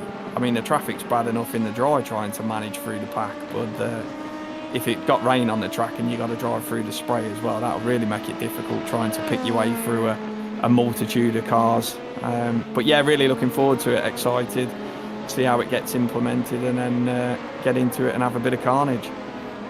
Yeah, and I think carnage probably will be the right word. Interesting that we've had the number 62 pit, the next Apex Predators car, has come into the pits from second place overall, a little bit earlier than what we would have expected for them, judging by their earlier stints. I wondered if there has been a little bit of an issue there. That's promoted the Lion car up into second place and had 4X Racing car up into third, but that is Alex Strelsberg behind the wheel of that one in the pit lane. We'll have to wait and see if they have had any issues. It has been quite a got away with one earlier on. Let's not forget in Proto 1, doesn't look like they've been able to get away with that one on that occasion, and that just extends the lead even more now. Brad Philpott in the M4EM by JWR car up to nearly 50 seconds at the lead of this race. Must be a very nice feeling for him indeed at the moment, and it sounds like he'll be staying behind the wheel of that car, pumping in the fast laps quite some time to come. Absolutely, Looking that's the thing as well. Sorry, Lou, I'm just going to say, you mentioned the fact of when the driver's in momentum, the driver's feeling fast, the car's feeling good, why not stay in the car would be the argument, wouldn't it? If you feel that you're maximising pace and the team's quite happy, if you're good for another stint, then why not go for it? It's one where, again, momentum's such an important part of motorsport, isn't it? And the M4EM by JWR team will be very, very happy with how their race has unfolded as things stand. Yeah, Danny, we can ask you. Obviously, qualifying didn't really go as you'd gone to plan, but 51 seconds at this point in the race, you must be delighted. Yeah, I'm not used to this, to be fair. Usually in the teams I've run, we've had a bit of challenges we've had to overcome by now, but yeah, it's going really well currently. It's minimal issues. Brad's in the zone. We're hitting all the marks we planned out at the start. Obviously, the start of the race was a bit difficult, getting caught in the pack, and then obviously trying to get through and then dropping back. And funnily enough, on the traffic issue, we caught a GT3 just going onto the straight, and it absolutely kind of compromised us a lot and allowed the two cars we were battling with to kind of get in front, so we had to get a bit aggressive there. But yeah, it's going really well at the minute. Fingers crossed it carries on. If we could get a pit stop advantage, that'd be the the ultimate we're looking for, really. Just so when me and Luca jump in the car, you've not got to kind of be at 10 tenths every lap trying to go for it. I mean, we've already got a plan to try and be as cautious and hold a little bit in reserve to where we are and try and make sure we hit all the fuel marks and get through the traffic safely. But yeah, fingers crossed it's going really well so far. I'm sure there'll be some hiccups we'll hit along the way, especially at night. I found at night it's extremely easy just to clip the wall going through the Porsche curves when you think you've turned in enough. And although it only gives you a 0x, I'm sure it gives you a slight bit of aero damage as well, what compromises you along the run. So the night will be interesting racing. It's all kind of easy in the day, but I think that's when you'll start to see the carnage come to the top. Yeah, definitely. That's where you always see some interesting events happening, and we're talking about interesting things that can happen, always with dangers in sim racing. A little bit of equipment failures. It looks like it's been a VR failure for mixed Apex Predators. It's such a shame for them. A little bit of a technical problem, and that has meant that Alex Drillsma, whether he's had an accident from that or whether he's just been able to bring it back to the pits, we're not quite so sure. But I imagine there's some big damage on that car for them to fix, so they are now dropping down the order for them. Looking at the 117 then, Toolbox Racing car all over the back of Westside Sim Racing, 16th and 17th overall, currently 8th and 9th in class, and they've got a little bit of a gap to the cars behind them. You can just see trying to deal with some of the traffic at the moment, and it looks like this could be an opportunity for Tim Ellis in the wheel tracks of the car in front. We saw this earlier on, and this is always an interesting one as well, when drivers decide to go for the move. We've seen Brad quite keen to get some of the overtakes done. Tim Ellis on this occasion closing up to the back of Jacob Rawson, but as Span has said, if you've got a low downforce car, you're not really going to gain too much from the slipstream, and even though it looks so there was quite a lot of time for Ellis to get close enough to Rawson, in the end just has to stay behind and just has to bide his time for now. Yeah, he certainly does. You know, Tim Ellis has had a strong drive so far. I've been quite impressed with Tim's approach to this race, but 0.3 of a second is that gap, and we're coming to a phase of the circuit where, Danny, you mentioned it's easy to, it can be, easy to make your way through traffic if both parties cooperate, but both parties will not be cooperating here when they're fighting for race position, because Jacob Rawson will be doing everything that he possibly can just to try and hold on to the lead of that race. But, Danny, is this a part of the lap where you feel, do you just bide your time and just wait to try and get the move done in the Mulsanne straight rather than trying to force anything where things can potentially go very, very wrong? It's funny, really, because you have to be kind of tactical, because if you do it on a Mulsanne straight, they can obviously drag you back as you get down the rest of the straights around the rest of the lap. So I'd probably say for us, or me personally, my main passing place, if it was going to be position, I'd be wanting to nail them just before you get into the Porsche curve, so you can kind of give them a bit of dirty air behind, give them a bit of understeer and try and make a little bit of a break so you can get to the end of the lap and punch through the chicane and get out quick, so you've got a good second when you get back onto the Mulsanne the next lap. Because you've always got to think about that. You might make the move and think, right, I'm out of here, but if you get poor traction out the chicane, then all they're going to do is slipstream you back down the next straight, and before you know it, you could get into a ding-dong battle where you're losing seconds a lap just through trying to beat each other up, if you will. A lot of the time, it's actually smarter just to let the faster car go and tuck in and sit there and wait for them to drag you along, if you will. But you've certainly got to be tactical where you make the move, because if you make the pass and you can't put a good gap between you and the car, then all you're going to do is get into a constant battle, which is going to compromise both your run plans. Certainly is. Looks like a change for the mixed Apex Predators. A driver change here. Scott Tuffy now behind the wheel of that Proto 1 car, and coming under a little bit of pressure here from the ST Racing with car behind there. So looks like Scott's just going to, early into that stint and going to be forced to go defensive here. Particularly as they go into Mulsanne corner here, just managing to fend off the threat from now by the looks of it. Very, very close indeed as they go into the braking phase. But this is a battle here that looks like it's they're doing everything they can here, scrapping over 6th place at the moment. And David Bassam in there, who we mentioned earlier on in the race, who had that moment in the Tetra Rouge corner, still behind the wheel of the car there. But some really interesting battles here in the Proto 1 category, and look, it's one as well where you know, the Mist Apex Predators, one of the first teams in the Proto 1 to change their driver, and you know, Scott will be hoping just to get a few clean laps under his belt, you know, and Danny mentioned that as well, about the importance of just getting the tyres up to temperature, and this is not what you want at the moment, to be getting behind the wheel early on and then coming under lots of pressure.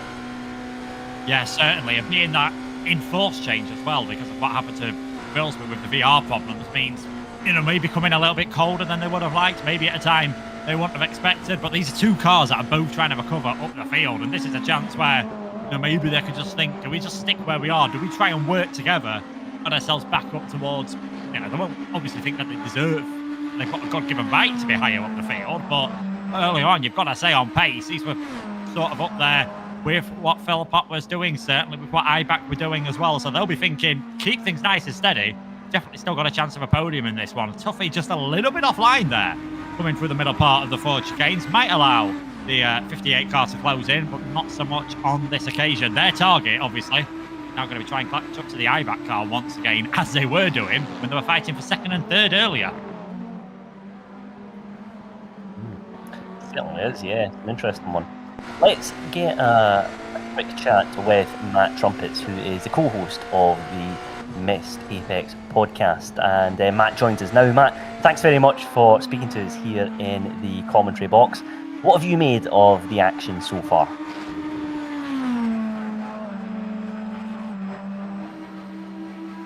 And we'll catch up with Matt very soon. He's just preparing to join us in the commentary booth, the Mist Apex podcast. Of course, bringing you the M4M by M4EM 24 here at the circuit de la Sarthe. A couple of hours almost gone. And there's Matt joining us now. Matt, thanks very much for speaking to us here. Give us your take on the action so far. Well, it's been a lot closer than I thought, and it's been much cleaner than I thought it would be. The fight, obviously, I'm paying most attention to is in our Proto 2 class, because we are just tense behind the person in 8th, but it's getting interesting because we're starting to catch up to some GT battles, and the hypercars are making it fun by just showing up and blowing past when you least expect it. Yeah, that's the thing as well, Matt. You know, we mentioned that earlier in the show around the Proto 1 cars, the BMW hybrids. It's still a fairly new car to iRacing, but it brings a very, very interesting element to endurance racing now. They're so fast coming out of the corners in particular. And we've been used to seeing endurance races with just the Proto 2 cars, the LMP2s, for so long. But now these new cars offer a very interesting challenge to not just the LMP2s, of course, but the GT cars, as you mentioned.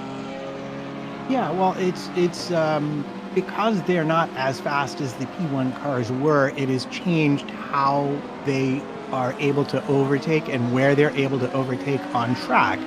And it's created some more complicated decision making, because they can't just go past you anywhere they want. They have to pick and choose. Like, I know Porsche curves in particular, they used to be able to pass anywhere they wanted, but now really it's just the penultimate corner that they can get round cars. Oh, sorry. I just it all looks so tight. Very, very close action there indeed. But Tim Ellis, the 117 car toolbox racing, just navigating a little bit of traffic there, and still putting pressure on Jacob Rawson in the West Side sim racing car, the 217. So great action here between these two drivers, and the LMP2 cars, Proto 2s in this race, of course. Again, that traffic management, we've mentioned it time and time again, it's going to play a big role in this race. But Tim Ellis has been very impressive so far in the toolbox racing car, and I'm sure the team will be looking to build on that as this race unfolds. And you know, Matt, it's one where, you know, we've had a couple of really interesting talking points so far in this race, and you mentioned the battle here in the Proto 2 cars that we're keeping an eye on. How do you think that the Proto 2 cars will cope with the evening conditions as we go into night racing as well? Because these Proto 1 cars are very, very fast indeed.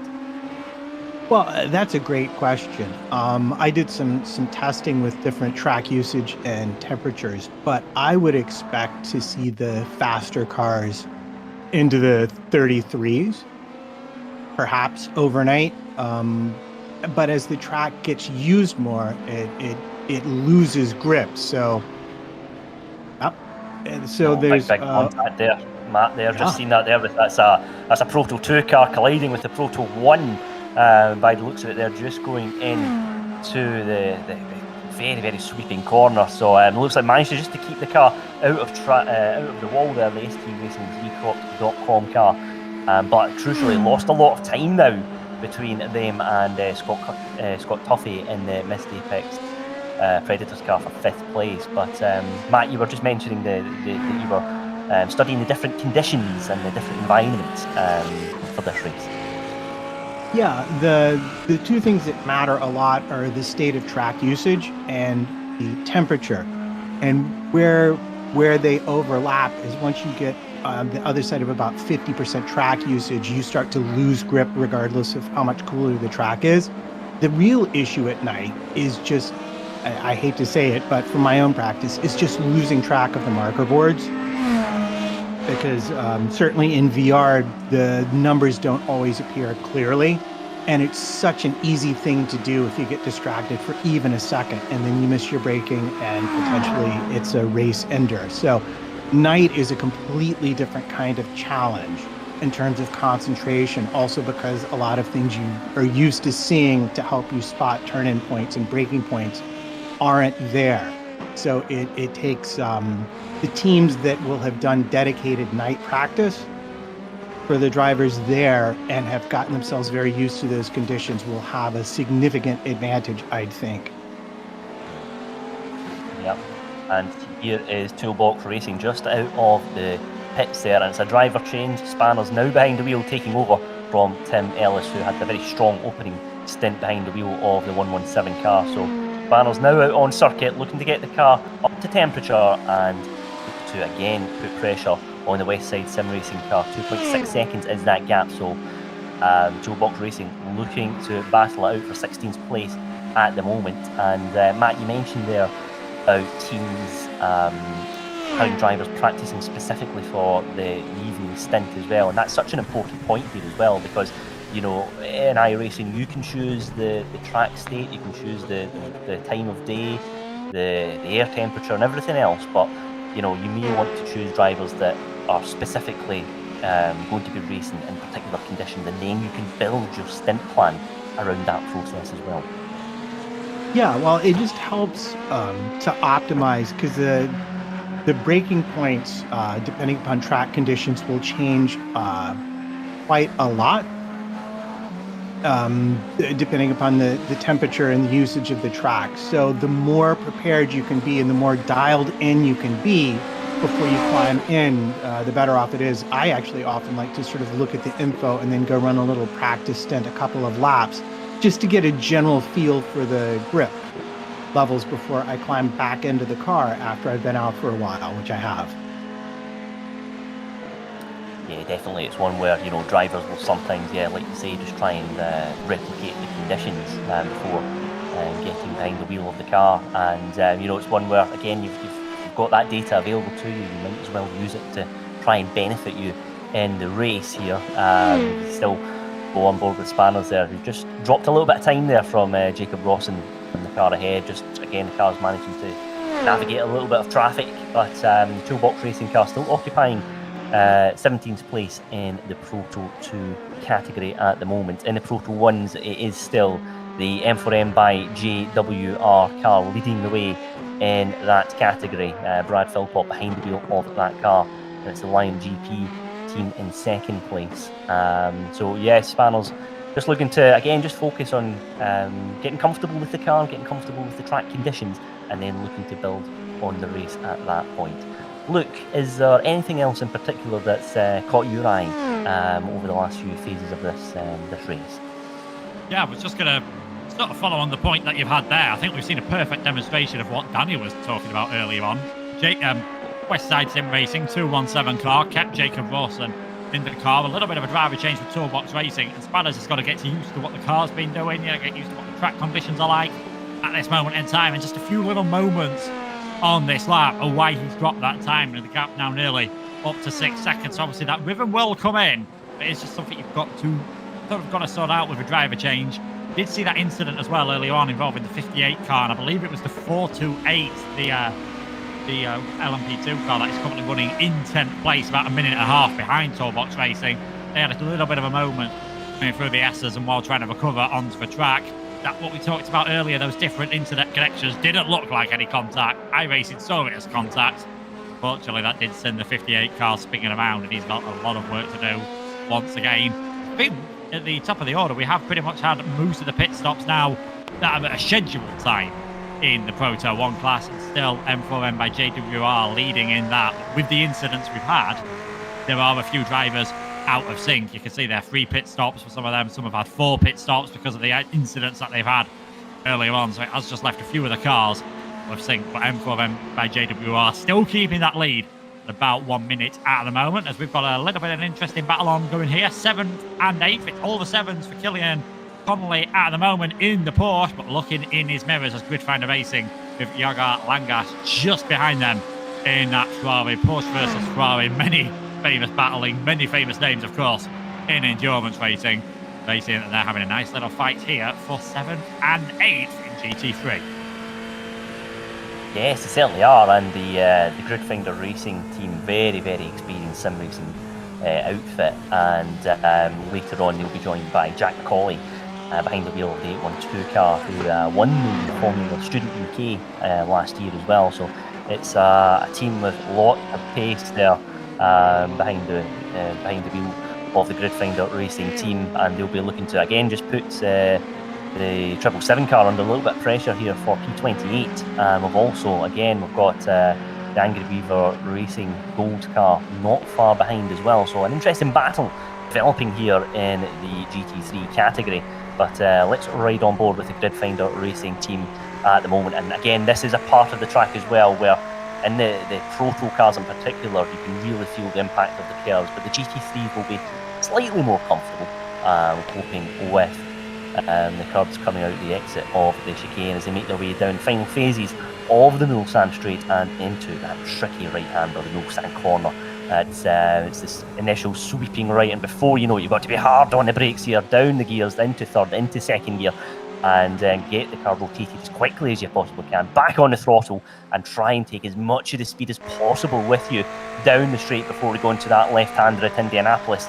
And the Gridfinder Racing car is just beginning to reel in the Porsche ahead of them, but not quite close enough to take a move into the left-hander at Indianapolis. We have seen that overtaking opportunity previously, and it's got just a little bit of a run now, in fact, and there's a gap coming down to 1/10 of a second, but not quite close enough to throw the car up the inside on the right-hander, then and the left-hander, I should say. Then we've got the right-hander of Arnage just down the road. There it is here, and it's hard on the brakes. It's easy to get this corner wrong, and again, it's all about trying to be smooth in the middle of the corner, nice and clean on exit, and again, trying to get the power down early. So Gridfinder Racing here looking to try and make a move, put a little bit of pressure on the Porsche ahead, and very interesting battle here developing between the two cars. And look, it's one where we're seeing these two cars just pulling away from the Angry Beaver Racing team behind as well in P30. Yeah, if anything, it looked like to me that what Langas was trying there was just thinking, can I get into the mirrors of the car in front? Can I force him to go defensive? Like you said, Andy, it was never really close enough to go for the move. Any point in that, I think, was just trying to sort of force the car in front of you to go for a mistake. I think, if anything, maybe the Angry Beaver Racing Gold car are just maybe catching up a little bit to these two at the moment, and that could be why Langas is trying to force a gap. Feels like he could go quicker.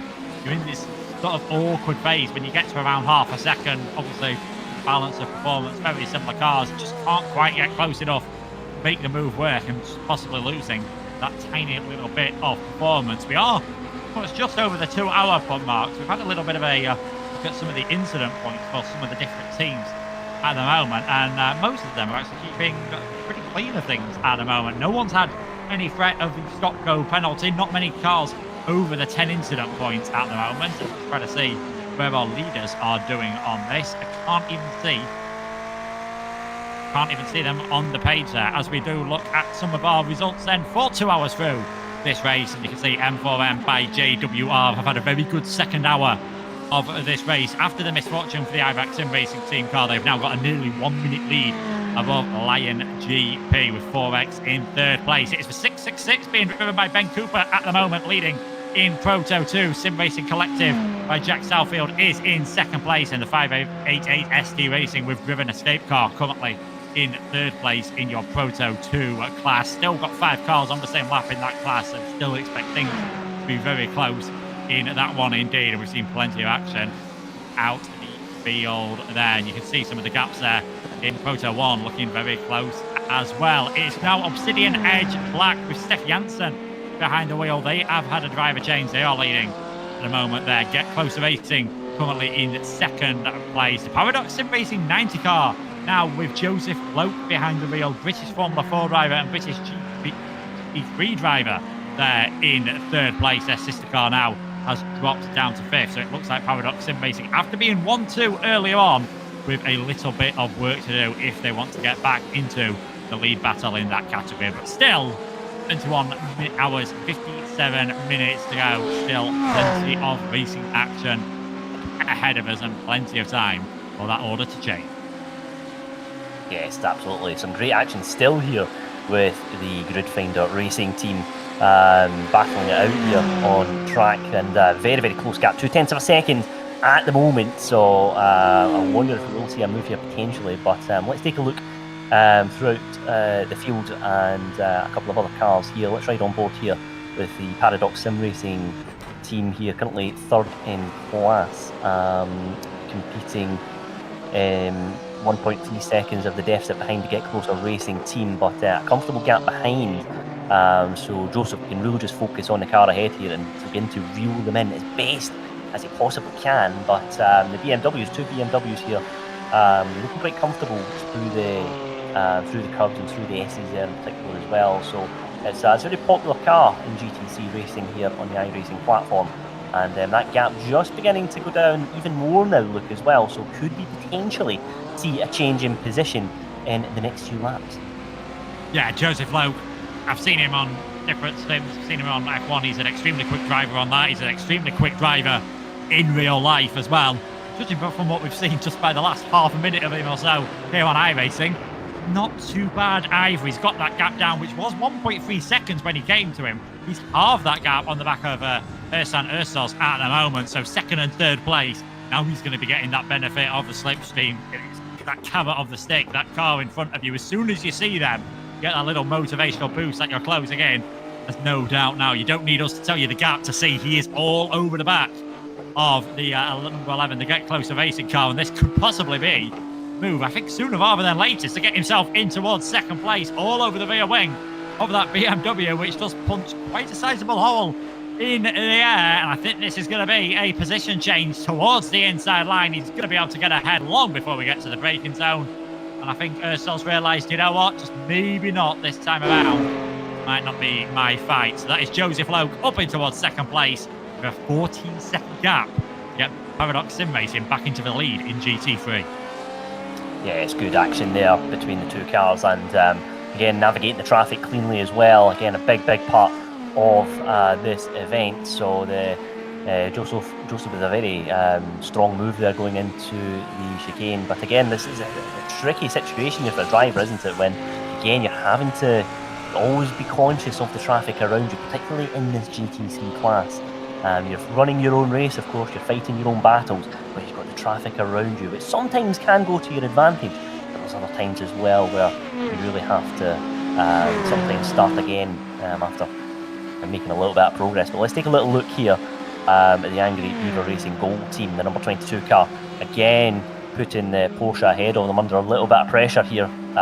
Potentially we could have another change for position here, look, because it's a very good run here between the cars here, but just not quite close enough this time round as they go into the chicane. But I think we're seeing some very interesting battles beginning to develop in this class. Yeah, the 812, the Gridfinder Racing car, they've managed to make that move work, as you can see. They haven't really been able to get away. Angry Beaver Racing's closed up to the back of the 777.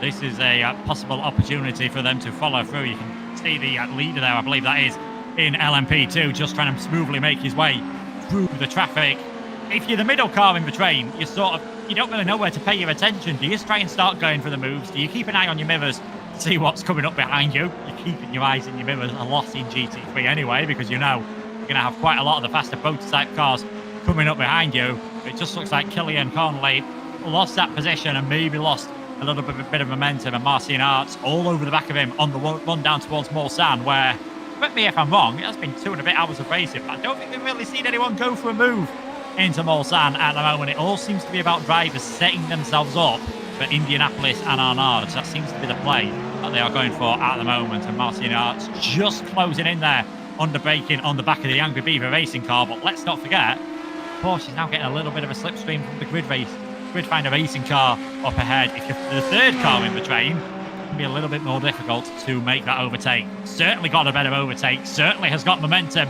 in the slipstream. Just waits to be seen whether it is going to be enough coming into Indianapolis or Arnard. Which way do you go? To the left, to the right? Looks like he's going to try and stick to the outside on this occasion. Conley just getting that one covered off for now. And Arts possibly having to wait until the end of the lap, possibly even the Dunlop chicane on the start of the next lap if he wants to go for that move. But good fighting here for 7th, 8th and 9th in GT4. Yes, absolutely. And look, that's a very interesting point about Mulsanne Corner.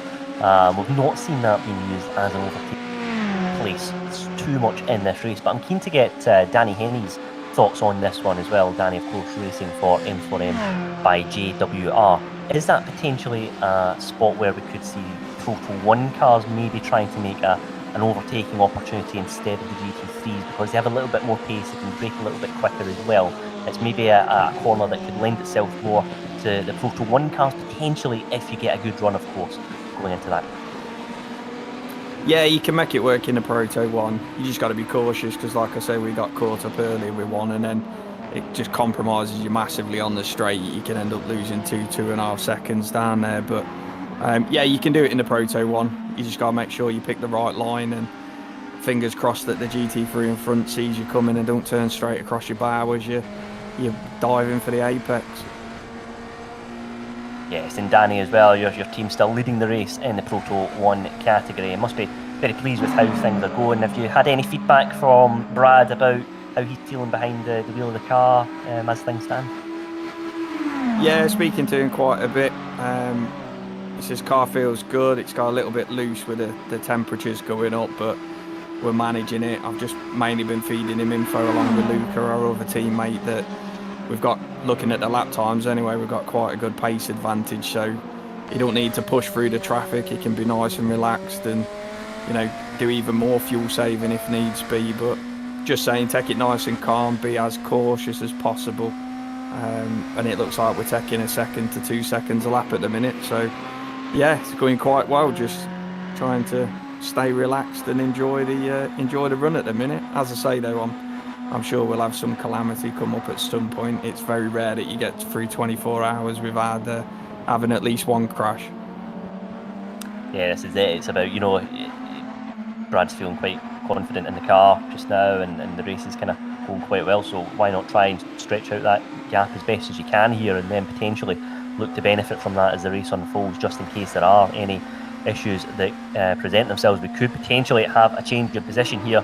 For P4, we've got the ST Racing with Recrop.com number 58 car, who does just, who is looking to try and just get a little bit of momentum going here as well. Missed Apex Predator Scott Tuffy, P5 at the moment as well. So we're going to see a little bit of a battle developing here in the Proto 1 cars, but the chasing field still a little bit ahead of them at the moment. So good scrap here in the midfield in the Proto 1 category.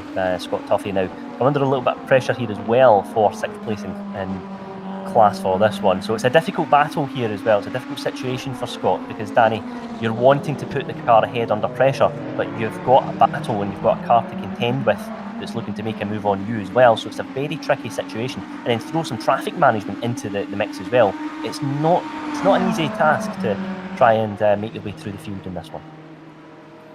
No, it's not. And I'm just having a look at Scott's lap times now, and he's off by 3 to 4 seconds a lap. So I should imagine he's carrying some kind of damage in the car, looking at the pace what I've seen him do in practice. So I mean, his first lap was a 3:25, and then it's dropped into consistently 28s, and the last one was a 29. So I should imagine he's probably hit a curb or something, and explains why he's dropping back a little bit. I don't think the traffic's been that bad, especially not that consistent with the lap time. So fingers crossed they can work their way through it and try and make a bit of progress. But yeah, it's certainly difficult battling coming up through the traffic. One of you will gain big and one of you will lose big as well. Yeah, that's it as well. And look, it's one where we're seeing this kind of recurring theme, aren't we? Where, you know, drivers are looking to try and make overtaking manoeuvres, but they're still having to defend as well, and trying to strike that balance can be easier said than done as well. Of course, there'll be some parts of this track that might lend themselves to that more than others, but you know, it's the psychological battle as much as anything in this race as well, isn't it? Yeah, it is. Yeah, strangely enough, it's so easy when you've been driving for quite a while to just have a momentary lapse of concentration, lock a wheel, and before you know it, you've gone headfirst into the barrier and the wheel's been ripped off. So yeah, it's not only the physicality of driving the car around the track so many times, it's a mental game as well to try and stay switched on and make sure you hit all your marks, because it can go extremely quickly into a bad situation. Yeah, it certainly can. And look, we're seeing this trend as well in the Proto 1 category, where we've had a couple of changes for positions, and of course the change for the lead as well, of course, that we've had. But look, it's one where, you know, we're still only a few hours into this race, and again, it's just all about trying to keep it steady and look to almost go into the evening part of this race, and again, keeping stock at that point potentially. Yeah, definitely. I mean, the cars that we're seeing, that we saw with that battle earlier on for 4th and 5th place, it does look as though 62 with Tuffy behind the wheel, I think after whatever incident happened that knocked them out of 2nd place, has certainly left them some long-lasting damage. They're trying to fight back through the field, so they're just getting to that point, I reckon, in a couple of hours' time to see, right, what is our new realistic goal from this race? Currently around 3 minutes off the lead, you know, no reason off their own. Where do they think they would have been? It certainly sounds from what Danny said that they've got more pace in the bag if they repair the car. So do they go for, you know, they've used up one fast repair each, I'd say. Those two cars, the 58 and the 62, certainly. If they get any more damage, do you use that fast repair now? Do you maybe save it for later on in the race? Because, of course, later on, you're probably not going to bother fixing stuff as much because you've not got as much time to gain the benefit from all of that. So all these little interesting things that have got to come into play. And then the other side of the scale you've got, no disrespect whatsoever to them, but Pascal Etzman earlier on didn't look as though he'd be fighting these cars, and all of a sudden was. So can he just sit back? Can he learn something from what they're doing with their car, improve their own driving, give themselves that possibility of getting into some moves later on? And someone who seems to have been always in battles, we've been looking at him, is Mr. Sam Harper at the moment in that 520 car, doing a very good job indeed for Memento Racing. Now just starting to put the car that, let's not forget, was off pole sitter and led in the early stages in Proto 2. Angry Beaver Racing Red down in 4th place now in Proto 2 and starting to come under all sorts of pressure from the 520. So we'll just wait and see if these two are going to have their own little ding-dong. Too far behind again, I think, for anything to happen into Indianapolis or Bornage. But we have seen some brave moves to that part of the circuit earlier on. I think this has just been the wrong side of the fine line between bravery and stupidity if Sam goes for that. Not expecting him to do so at all. He's just going to sit back and try to take advantage, maybe, just maybe, some of that GT3 traffic gets involved. But it's been a pretty good race from these so far, just consistently in the top 5. He doesn't have to bother looking in his mirrors too much at the moment for anyone that he's fighting for position. Ace front for now. Yes, and Peter in the number 29 car is a multiple European Endurance Series 6-hour Le Mans winner as well. It's worth mentioning, so he will be drawing upon as much experience as he possibly can here. Sam Harper is having a very strong drive behind the wheel of the Memento Racing car, but Peter is a very, very experienced driver around this circuit, and in this car as well, I suspect. So he'll be doing everything he possibly can to hold on to 4th place in class. But Sam's got a very good run here through the curves, but just again, it's just the moment of the lap when it's so tricky. If you haven't got that move done beforehand, as Danny Henny rightly points out, it's you know, it's a tricky one to try and make your way through here. Dead, and you're just seeing Peter taking a very wide line there going into the 4 chicanes initially. Sam just a bit more of a the traditional racing line there in comparison. But look, that's one as well where if you can just maximise the track as much as you possibly can, sometimes it just opens up the corner a little bit, and if you can take a little bit more speed here and there, it can make all the difference. Yeah, I saw a few cars earlier. It almost looked as though they were trying to dummy the car behind them in towards the pit lane, which is never an ideal situation. Talking about not ideal situations, car in 6th at the moment, the iBack Sim Racing LMDh car has had an incident with their GT car. They have made contact. They have broken the golden rule of racing. Don't hit your teammate. LMDh is able there to continue. The number 51 car, I think, lost a little bit of time, you can see, to Seki and Ho, so that gap is now down to 7 seconds. And if they've got any damage on that car, wouldn't be surprised to see the ST Racing getting right on the back of them. So our early leaders making things a little more trickier the 2nd and 3rd hour.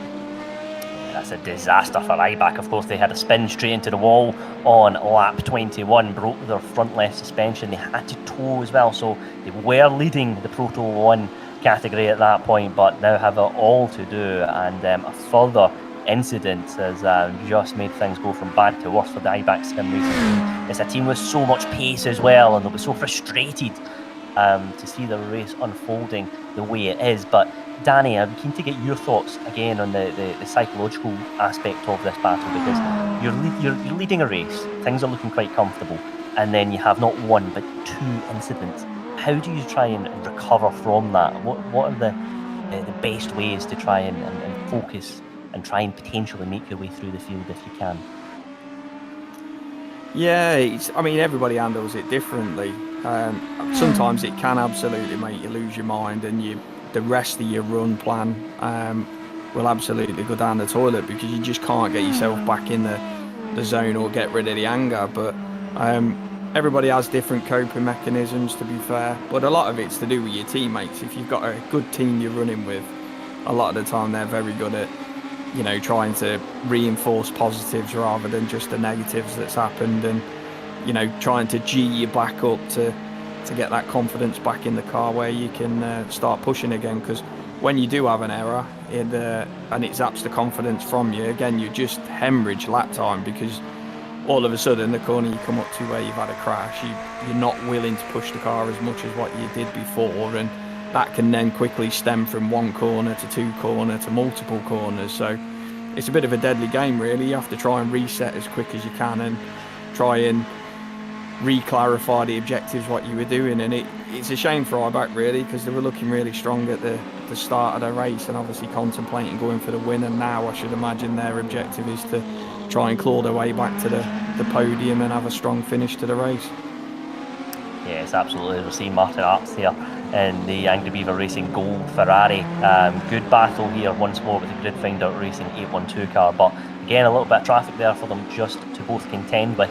But we're seeing some really good action here in the GT3 category. But Martin, a very experienced sim racer, more than 20 years of sim racing experience. So Martin, again, for Angry Beaver Racing, will be very looking to, again, utilise as much of that as possible.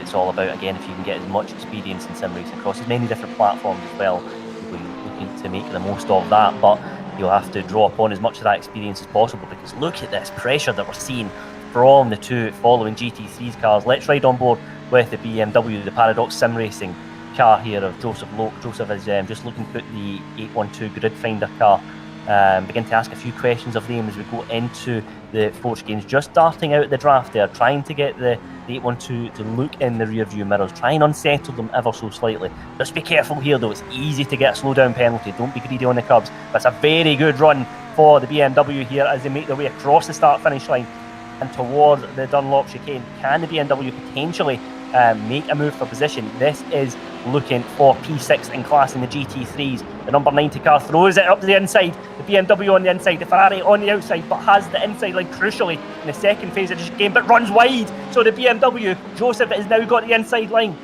He's got traffic to contend with as well, 3 wide through the curves, but Joseph Loke makes the move. That is great racing here at the Circuit de la Sarthe. Fantastic, absolutely fantastic by Joseph Loke there. I mean, well done by Langas to try and hold it off. Both of them saw the LMP2 car coming through. managed to make 3 wide work. And yeah, Joseph Lowe up into 6th place. Wonder if they've had a pit stop from earlier on or a little mistake, which I think shows how close this GT3 field is. Once again, Joseph Lowe was, up in a podium place earlier on. He's now having to try and fight his way back into the top 5 in GT3. This is going to be battles for the lead and battles for different places that I think we are going to see going on all the way through this race. Now that he's got ahead of Langas, he needs to try and get onto the back of Martin Arts and see getting within that slipstream and get that Paradox Sim Racing 90 car back into the top 5. But every time we've seen Joseph Lowe, he's looked very racy, he's not looked too afraid of making the moves, and he's certainly proved that there. Yes, absolutely. The Grid Finder Racing team have had such a strong drive here as well, so Langas will be doing everything he possibly can to try and get back into 6th position in this class. But Joseph Lowe, that's a great move up the inside. We have seen that in the Proto 1 class. Brad Philpott's made that move twice already in that category. So going up the inside to the Dunlop curve and into the chicane, it's a great opportunity to pass. But Langas had the inside line, but just unfortunately the car just washed out a little bit on the exit, and that allowed Joseph Lowe just to secure that position. But coming under a little bit of pressure now here from Langas here in the Grid Finder Racing Ferrari. There it is there. Just a few tenths of a second between the pair of them as they make their way towards the famous Mulsanne corner. Very, very slow part of the track. Try and get a clean exit here if you can as well, and that's a good run once more for the Grid Finder Racing car. Look at Joseph Lowe having to go defensive here, parking that BMW in the middle of the circuit at the moment. Can Langas potentially force a move up the inside and into the left-hander of Indianapolis? He will be doing everything he can, trying to draw upon as much of the draft as possible. That gap is going down ever so slightly. It's down to 2 tenths of a second. Can it go down to 1 tenth of a second here potentially? It does just that. We have a potential move here once more for Langas. Can he get close enough? Not quite this time of asking, but the Grid Finder Racing team doing everything they possibly can to put Joseph Lowe under pressure. This is the tricky corner, the right-hander of Arnage. It's easy to outbrake yourself here. This is where time can be won and lost, and it looks like Joseph Lowe has got a stunning exit on that corner, because that gap once again risen, and it is now 5 tenths of a second. So look, very interesting battle between the two cars here, but Joseph Lowe managing to hold on to P6 in class. Yeah, it looks as though Langas possibly just went a little bit deep into Arnage, compromised himself on the exit, and then was really going to be too far behind to do anything about it. And now that he's in the dirty air, where you really need the downforce, where the tyres really take an absolute hammering around here through the Porsche curves, looks like Joseph Lowe has got that car through the high-speed sections, doing exactly what he wants him to do, and that gap stretches to above a second, pretty much to the point where he doesn't have to bother looking behind him, and it's going to be all eyes front for him. Scott Tuffy all over the back of the, well, he's just slapping some cars at the moment. He's now ahead of the Christopher Kramer driven 51 car. They've dropped behind them, and the 58. Saw this earlier on, the 58 and the 62 were working very close together to try to fight their way up through the field, because I think they know they've got the pace to be in a higher position where they are. It's just for one reason or another, they've not been able to use that pace at the moment and find themselves lapped down from the leaders 2.5 hours of this race. But Scott Tuffy, it's going to be Tuffy, I think, for them, with whatever damage they've got, just to keep this car going. Doesn't look too much from the outside, but you never know what's happened to the suspension. Even a little bit of damage here to the aero bodywork, it'll slow you down in a straight line. It'll make things awkward through some of the corners. Looking at that gap going to Christopher Kramer, I think that IBAC car might have some sizable damage, and at their next pit stop, wouldn't surprise me if they're in the pits quite a lot. Yes, absolutely. Look, that's a very good point, because the IBAC team, again, it's about trying to recover the race here as best as they can here, isn't it? They're finding themselves in a position where they don't want to be. They've been leading this race, and again, it's about trying to recover as best as you can here, and you don't want to be losing any more time than you absolutely need to be in this current situation. But Scott Tuffy got a little bit of breathing space here between him and the IBAC car, so 6th place in the Proto 1 class for the mixed Apex Predators team at the moment. So Scott Tuffy, just 2.8 seconds adrift of the ST Racing's recropped.com car, the number 58 at the moment. But yeah, again, we're seeing the Proto 1 cars. Just again, there's some interesting battles developing throughout that field. Some great action in the GT3s as well. In the Proto 2 class, it is still currently led by Ben Cooper in the 666 car at the moment. Then it's the Sim Racing Collective 2nd place at the moment here. We're just following the battle there with their race leader Ben Cooper. There he is there, and 17 seconds is the gap between him and Jack Southfield. So Ben Cooper, it's been a very strong drive behind the wheel of that car, the 666. Very, very impressed with Ben Cooper, and with a gap of 17 seconds or so, they'll be looking to just try and build upon that race. They've got some really solid foundations built so far in this one in the Proto 2 category, so Ben Cooper will be more than happy with how his race has been unfolding at the moment. You've just got a bit of traffic there with the BMW hybrid, much faster car of course, but again just looking to try and not lose as much time as they can here throughout this part of the lap. But look, it's been one as well in the Proto 2 category where Ben Cooper has been very, very impressive so far. Very impressive so far, and also, as you can see, that gap's not building because Jack Southfield's had an issue. That gap's building because Jack Southfield is in the pit. So very impressive pace, a bit like we're seeing from the 24 car in the overall lead. Impressive pace, and able to keep to a nice run plan. Just stretch those laps out a little bit longer and taking advantage of the slipstream once again. Former the cars battling in the Proto 1 class. It's looking pretty good for Ben Cooper, the 666 number. There's a long, long way to go in this race. We keep on saying, and plenty of opportunities for the Devil to have a bit of a say. Whether there are going to be some incidents. You can see some of the Proto 2 cars for Class App seems to be most synced up, I'd say, in terms of the run plans. One of the Proto 1s also making its way down pit road at the moment. We're looking at Tobias Marpet currently running in 4th place. We'll see how things sort of sync up at the hour mark, of course, once the pit stops have all taken charge and all the different things that are happening, but they're not looking in too bad of a shape at the moment in that 4th place. Now 5 seconds behind the Sim Racing Collective car, which has had a driver change, so it's now Kieran Sharp driving for them, and you can see Kieran Sharp at the moment they're not looking pretty comfortable in that position. Angry Beaver Raiding have got up into 2nd place, but they have still got their pit stop to make. Let the Proto 1 car out of the way, get yourself into a little bit of a rhythm, find yourself in a nice situation. Sort of those first braking zones that are catching people out. We've seen drivers make a mistake into a Dunlop chicane, but also once you're coming down the Mulsanne straight into the first chicane there, your brakes and tyres have had a little bit of time to cool down once again. You slam on the brakes and all of a sudden you're locking up. And if you're lucky, you could escape and get across the gravel or the mini chicane that's there. If you're not so lucky, you might end up spinning the car and you never know what's going to be just around the corner. No, absolutely. Kieran Sharp behind the wheel of the Sim Racing Collective number 21. Kieran is the founder of the Sim Racing Collective, which is community hosting leagues on ACC and other platforms as well, on the Sim Racing Collective. And Kieran will be just looking to, again, just settle into the stint and see how the race unfolds behind the wheel of that car. There is the battle here once more in the GT3 category. Lots of really, really interesting storylines developing throughout the field in this class. And look, I know you have to leave us soon, but I'm just keen to get your thoughts and reflections on what's been a really interesting race so far. Yeah, definitely. I mean, at the front of the field, the car that we thought was going to run away with things by the first few laps of the race has ended up being the Proto 1 car that's arguably one of the ones that's had the most issues. IBEC finding themselves in a bit of trouble, and it's all just opened up at the moment for M4EM and Brad Philpott. They'll be wanting to keep Brad in the car for as long as they possibly can, because he's been doing a fantastic job for them. 1.5 minutes for lead at the moment. But as we saw Danny, his teammate, say earlier on, they know that at some point something might just happen. They've got to be prepared for when it does. We've had the leader pit in Proto 2, the 666 car now come into the pit, so we'll see if they can retain the lead. But it has been a very fun 2.5 hours so far, Andy, and I can't wait to return later on.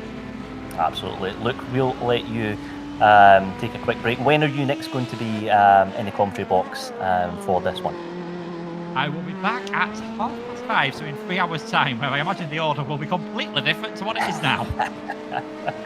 No, look, thanks very much for joining us, and we'll look forward to speaking to you again very soon here at the M4EM 24. That is Luke Etheridge there in the commentary box, and Luke will be back with us very soon here for the M4EM 24 by Missed Apex podcast. Let's join Nick Amon here, who will join us in the commentary box for his first stint at this race. And Nick, thanks very much for joining us. It's great to have you here with us. What's your impressions of this race so far? Well, first off, thank you for having me. I appreciate the kind introductions and shout-outs, of course, to the organizers here of this event for inviting me out. I woke up about an hour ago, so I've been catching a little bit of the race as I've gotten things set up so far, but from what I've seen, it's been incredibly clean. It's been very exciting. Very, it seems to have slowed down a bit. Obviously, you have those bits of action at the start, and then once everyone gets in that rhythm, it just sort of becomes hot lapping until you get some more fights coming up. But it's been nice to watch so far from what I've been keeping an eye on. Yes, absolutely, and it's one where we're seeing very interesting developments throughout each of the classes. The Proto ones, we've had changes throughout the field in that class. The Pro 2 field, there's been some really interesting battles throughout there as well, and that GT3 class as well, who have that difficult job of fighting their own race, but also dealing with that traffic management element as well. Some really interesting battles throughout here as well. And Nick, I'm keen to get your thoughts on this event and the Proto 1 cars in particular as well, these BMWs. Very, very fast cars, and ones that present quite an interesting challenge into this race as well. Yeah, I think cars like that are always going to, cause those challenges for drivers. There's always just something different about them. It feels like every time you hop into the driver's seat, there's something new you have to learn. Even if you drive them day in and day out until the event, you're still going to be learning, there's a little bit of time I can squeak out here. This, if I adjust this setting here a little bit, I'm stronger here, but I'm weaker there. So, I don't have a lot of time on iRacing in this car, but on something like Assetto Corsa, where you can mod it in, I get a general feel for how it is, and I can't even manage it. I stick with GT3s. Thank you very much. And it's one as well, Nick, where the BMW was introduced a few months ago, and often when there's a car on the iRacing service, everyone's keen to get behind the wheel and experience it. But the Dallara, the Proto 2 in this race, is still proving to be very, very popular, and that's shown by the number of entries in this race as well. So that car is, it's been on the iRacing service for a much longer period of time, but still holding its own and still a very popular car for so many teams and drivers.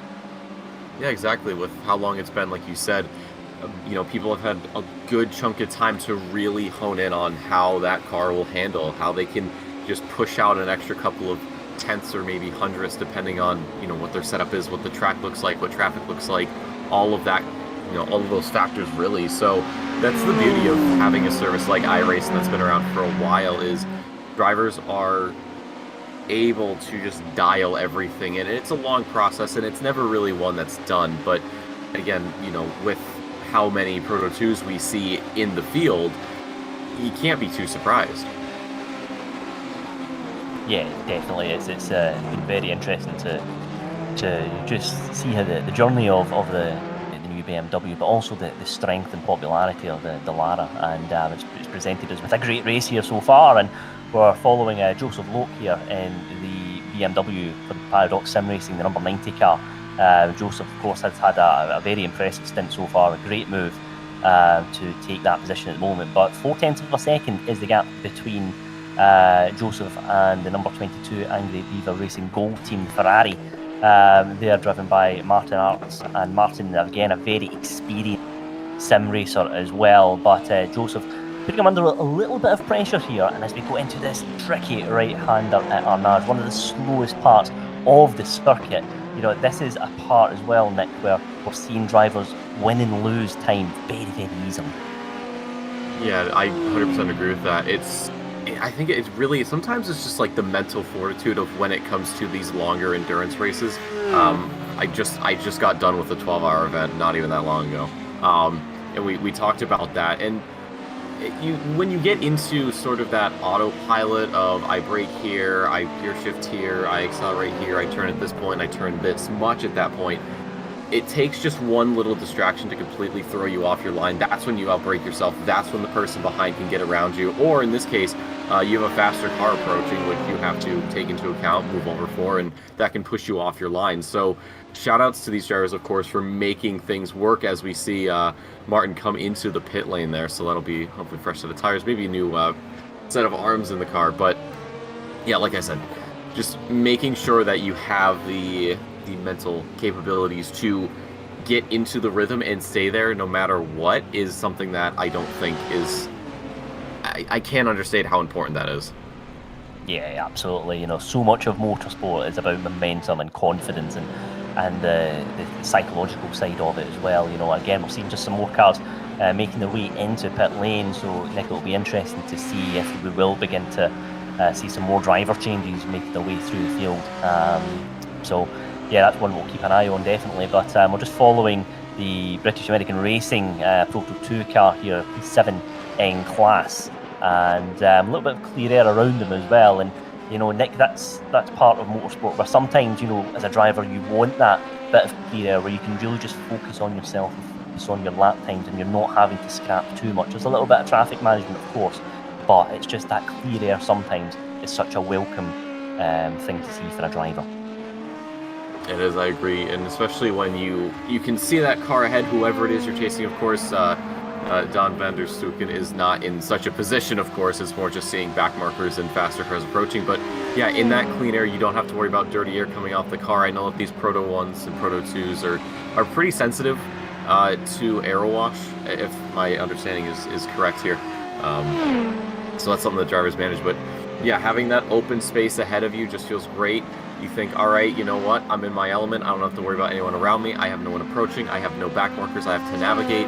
The only thing I need to work on right now is, one, keeping the car pointed in the right direction, and two, making sure that I am at the very least taking time off of the people in front of me, checking, you know, deltas, whether it's you doing it or it's your teammates doing it.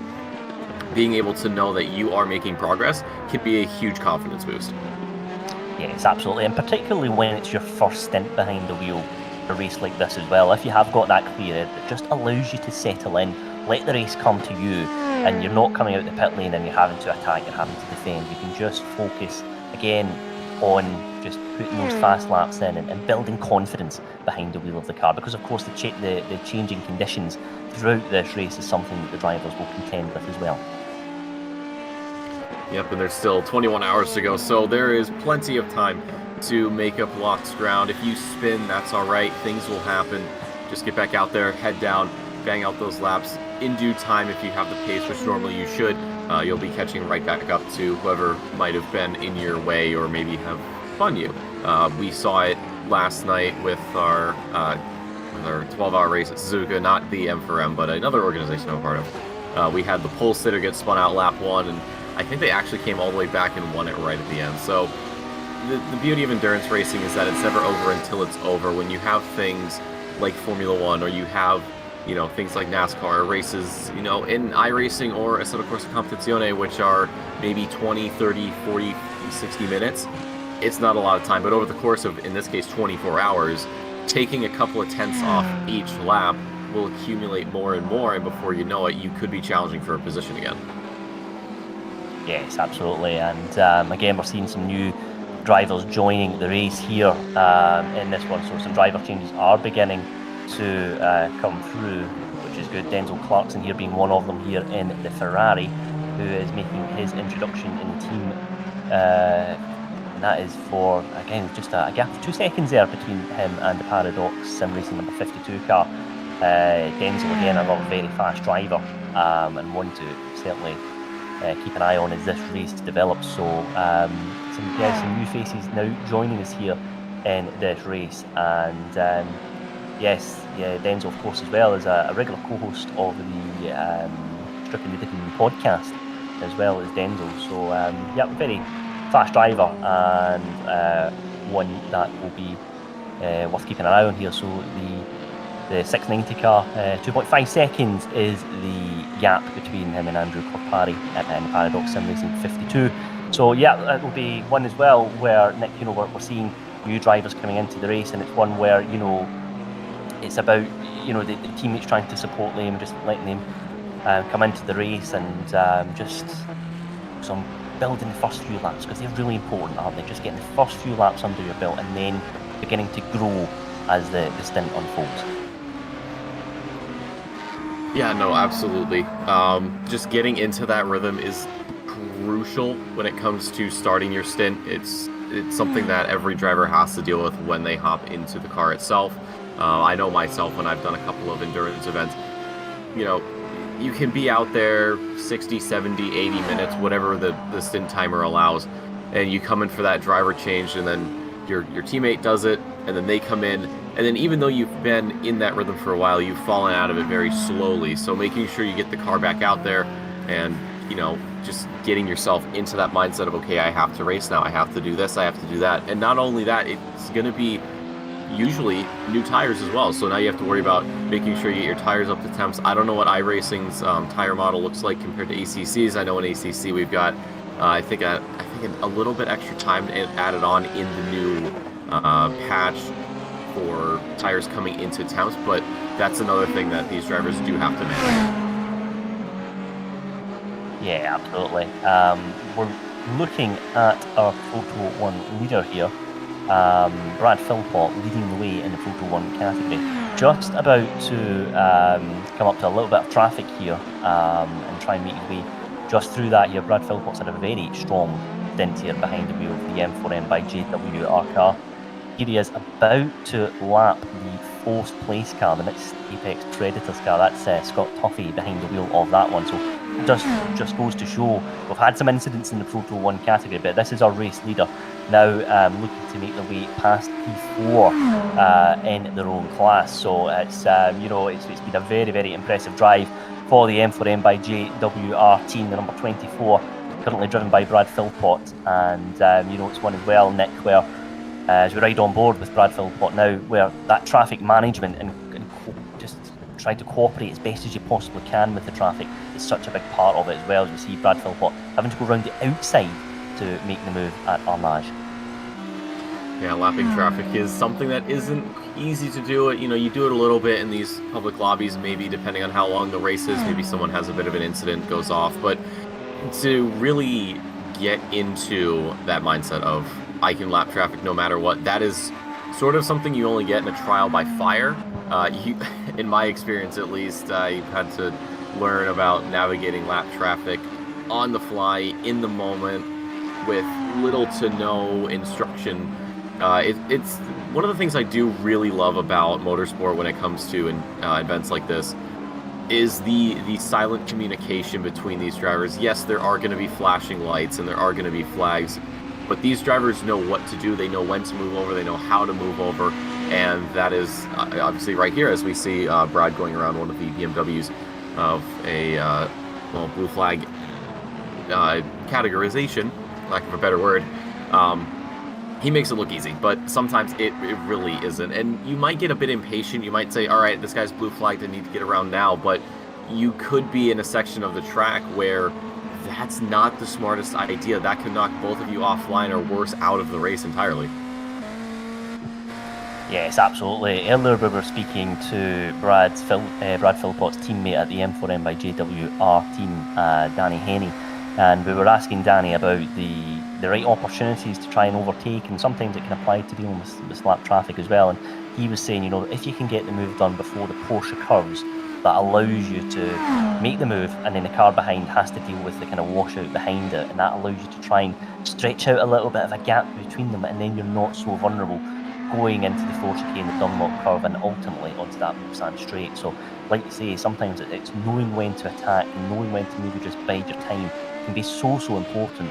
And ultimately, you don't lose as much time when you're dealing with traffic as well. But Brad Philpott here, comfortable lead in the Proto 1 category at the moment, and that team will be very, very happy with how things are going. And it's one of those ones as well where, these teams and drivers have been planning and preparing not just for weeks but months before this event, and this is the culmination of all that preparation, and it's really paying rewards for Brad and the M4EM by JWR team at the moment.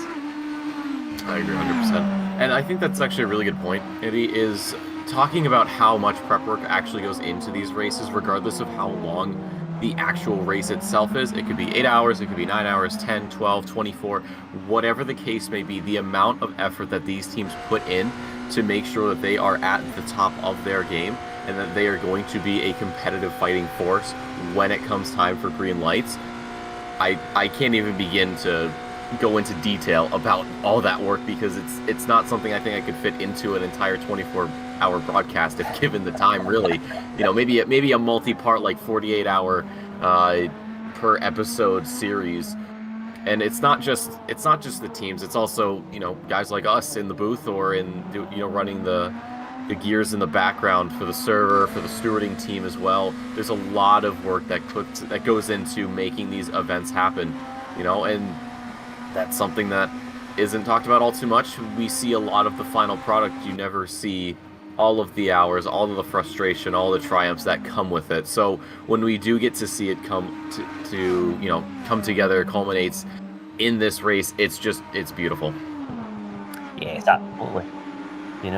It's fun as well where Brad Philpott there, he's just managed to make his way past 4th position in the Proto 1 class. So Brad Philpott there in the M4M by JWR car is built up a considerable lead as well between not just him but the chasing field as well. So 4th in class has been lapped in Proto 1. But Nick, that's a very interesting point as well, because the practice that these teams do independently has been kind of complemented by organised practice here for the M4EM 24 by Missed Apex Podcast. Have been organising so many different practice events. We also had the 2.4-hour prologue a few weeks ago as well, and that was a great opportunity for the drivers and teams just to get a little bit of seat time with the teams that they'll be racing with, and that's really important as well, because it's allowing them to build up a little bit of trust and a little bit of knowledge about who they're going to be racing with as well.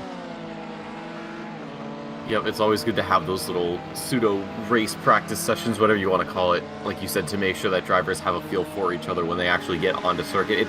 It's always daunting when you go into a race completely blind. I'm sure we all have had those races in iRating or ACC or R-Factor or whatever sim you may go into, where you don't know anybody, you don't know how they're going to behave, you don't know how they're going to react to maybe a blue flag situation or how they battle when it comes to position. So by having those mini sessions like the 2.4 hour, as you said, that does give drivers a chance to feel out the competition and maybe figure out where they're maybe a bit weaker. Think about, this team's taking this corner a bit tighter. Oh, they're braking a little bit later. They're getting on the throttle a little bit earlier. Is that going to work for us? And that's when you report that back to the team and say, all right, well, I learned this, and that. I think we try this and see if it's something we can implement into our strategy, or if it's something that we need to just toss to the side because it's not going to work for us. Yes, absolutely. This is of course an open setup race. The drivers, the teams, they can choose whichever setup they feel works best for them. But of course, Danny Henry mentioned earlier that his team, their drivers all have very similar styles, which helps when it comes to setup. But that's not always the case, of course. Some drivers, prefer quite a stable car, or some drivers like quite a loose car as well. They like to really be able to feel the edge of the car and its limits, So all these factors really do contribute to the preparation for an event like this, and it's one as well where it's all about trying to support your teammates as best as you possibly can as well. Just try and feed them as much information as you can about the gaps the cars around and the gaps that you're racing as well. So there's so many big things that even when you're not behind the wheel of the car, you're still working on to support your team. Yeah, it's good that you actually talked about setups, because in these endurance races, of course, it's a team sport. It's not going to be one person driving for 24 hours, and if it is, I don't know whether to applaud or pity that person. But with these setups, everybody drives different. Some people are going to be a bit more, conservative on things. Others are going to be a little bit more aggressive, and making sure that you have a setup that caters to everybody in some way is important. There might be somebody who has to say, you know what, I'll take the hit, I'll drive something I'm not comfortable with, because the team themselves, everyone else has sort of realized that, hey, this might be a setup that'll give us the best chance of winning, or the best chance of getting this final result, or whatever the case may be. And that also goes into all of that prep work, is tuning the car into a point where you are squeezing the maximum amount of potential out of it, and then a little bit further of a chiseling of the marble, if you will, to make sure that everybody can drive this thing. I know for me, I like a bit of a more stable setup. For some people, they enjoy that more loose setup, like you said. So it's about finding the middle ground as well. Yes, absolutely. As we see a change of position for P4 in the GT3 class, that is the Paradox Sim Racing number 52. Up into 4th place, of course, Paradox Sim Racing, a team with various high-level sim racing drivers in both single-seaters and GTs as well. So that's a part of this race which has been really interesting to watch as well. In that, Nick, we're seeing teams from all over the world competing in this event, but they bring so much different experience as well, with different cars, but also different platforms as well that they've been competing in. And it's really created a very exciting battle for us to be able to watch at this event. Yeah, it is. I agree. And that's the beauty of motorsport, really, is seeing people from all over the world come together. Whether it's real life or it's in sim, you have, all these different, people, all different walks of life, all different challenges, all different this, that, and the other thing. And despite, everything on its own, just being its own thing, of course, when you mix it together, that's when you get these incredible stories. That's when you get these amazing drives. I've said it before, and I'll say it again, not in this broadcast, but of course sooner. This is our kitchen, and we have our ingredients, putting them together, and we're making something just amazing that everybody's going to enjoy. And as far as I'm concerned, no one has a little rat under their hat pulling on their hair, telling them what to do. Yeah, and we're following here the number 52, and Andrew has won the 24 Hours of Le Mans last October in the GT class in Split 2. So again, a driver very experienced and knows his way around this circuit and knows how to crucially be successful here as well. So very experienced team at Paradox, and again, I think they'll be pretty happy with how the race has unfolded so far. A little bit of a gap, of course, to the cars ahead of them here, the Get Closer Racing team, quite a bit up the road. But as we know, there's still plenty of time left in this race for things to develop. But it's one where I think we're going to see a couple of situations, Nick, where the drivers who are in certain positions at the moment, as we go through the evening stint as well, the order could look very different potentially. So still very much all to play for, and it's just about keeping focused and bringing the car home safely at the moment. It is. It's one of the most important parts of endurance racing that you can't really learn before the race. You just do it. Another instance of trial by fire, really. I've had to deal with it. I'm sure you have at some point. All these drivers have. It's really not something that you can say, okay, well, if you do X, Y, and Z practice formats for this amount of time, you'll be able to do any endurance race for any amount of time like a pro. You have to go in and do these things. You have to, I wouldn't say dip your toes in. You have to jump off the deep end if you want to be able to compete in a format like this. It's a test of not only the car, but it's also a test of yourself and seeing if you can handle the mental stress that comes with having to race for 24 hours in this case. Yeah, absolutely. There's so many different elements that go into one of these races. Some drivers, again, but we see this in the GT3 class. Some drivers might prefer a particular car, but they have to drive one that's maybe not necessarily the one they would like to be behind the wheel of. But again, all these elements when you're competing in a team environment are so important. But we're seeing the Paradox sim racing team just developing quite a gap between them and the 690 car now. That's 3.7 seconds after that overtaking opportunity that we saw recently. So Paradox with plenty of pace behind the wheel in that BMW car, the Ferrari, just at the end of the screen there, just a little bit further behind, but we do have a little bit of traffic to contend with here as well. So let's take a look at some other cars throughout the field here, and Killian and the 777 car in the Porsche, very, very close to the grid finder racing team, and Langas and Conley have been having a really good scrap throughout this stint, and it continues here because that gap is just 0.5 of a second at the moment. And it's one where, again, we could see a potential change for position. This is for P7 in class at the moment. Yep, and you have the benefit of Le Mans, when you have these longer straights and you're this close to somebody, you are getting effects of the slipstream. They're very minimal at first, but it's just slowly, it's like a snowball rolling down a hill. It's going to accumulate. You're going to be right on the bumper of the car ahead. And this, of course, it's deathly important to make sure that you're not going into the back of them, and that's something you have to manage. Dealing with the dirty air that comes off the car, how that affects your own aero through the certain corners. So for Killian, that's going to be something to keep in mind as he inches closer to the 812 Ferrari ahead. Maybe hoping for some lucky sevens there to get that passed on. Yes, and Killian just taking a very wide line there on the exit of Arnage there, interestingly, and that's just allowing him just to try and maximise the available circuit to them on exit. It's very easy to get off tracks here, and crucially slowdowns as well.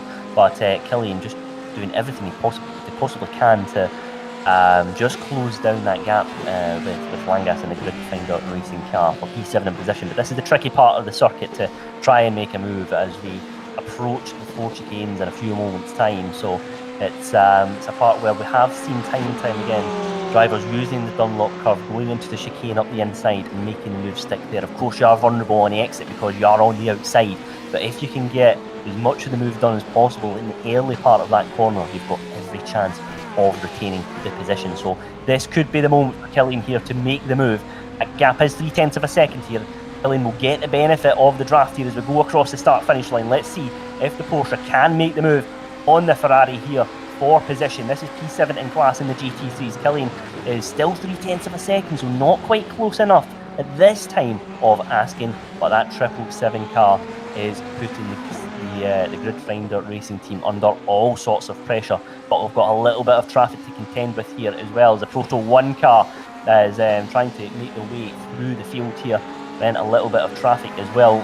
So it's this is the thing as well, isn't it, where we have GT3 cars having a good scrap and then having to deal with traffic as well. Nick, but the Proto 1 car now through cleanly, and Killian has indeed made that move into the bargain, so it's worked out quite well for the 777 car. But Nick, seeing them coming under a little bit of pressure as we go down the Mulsanne straight.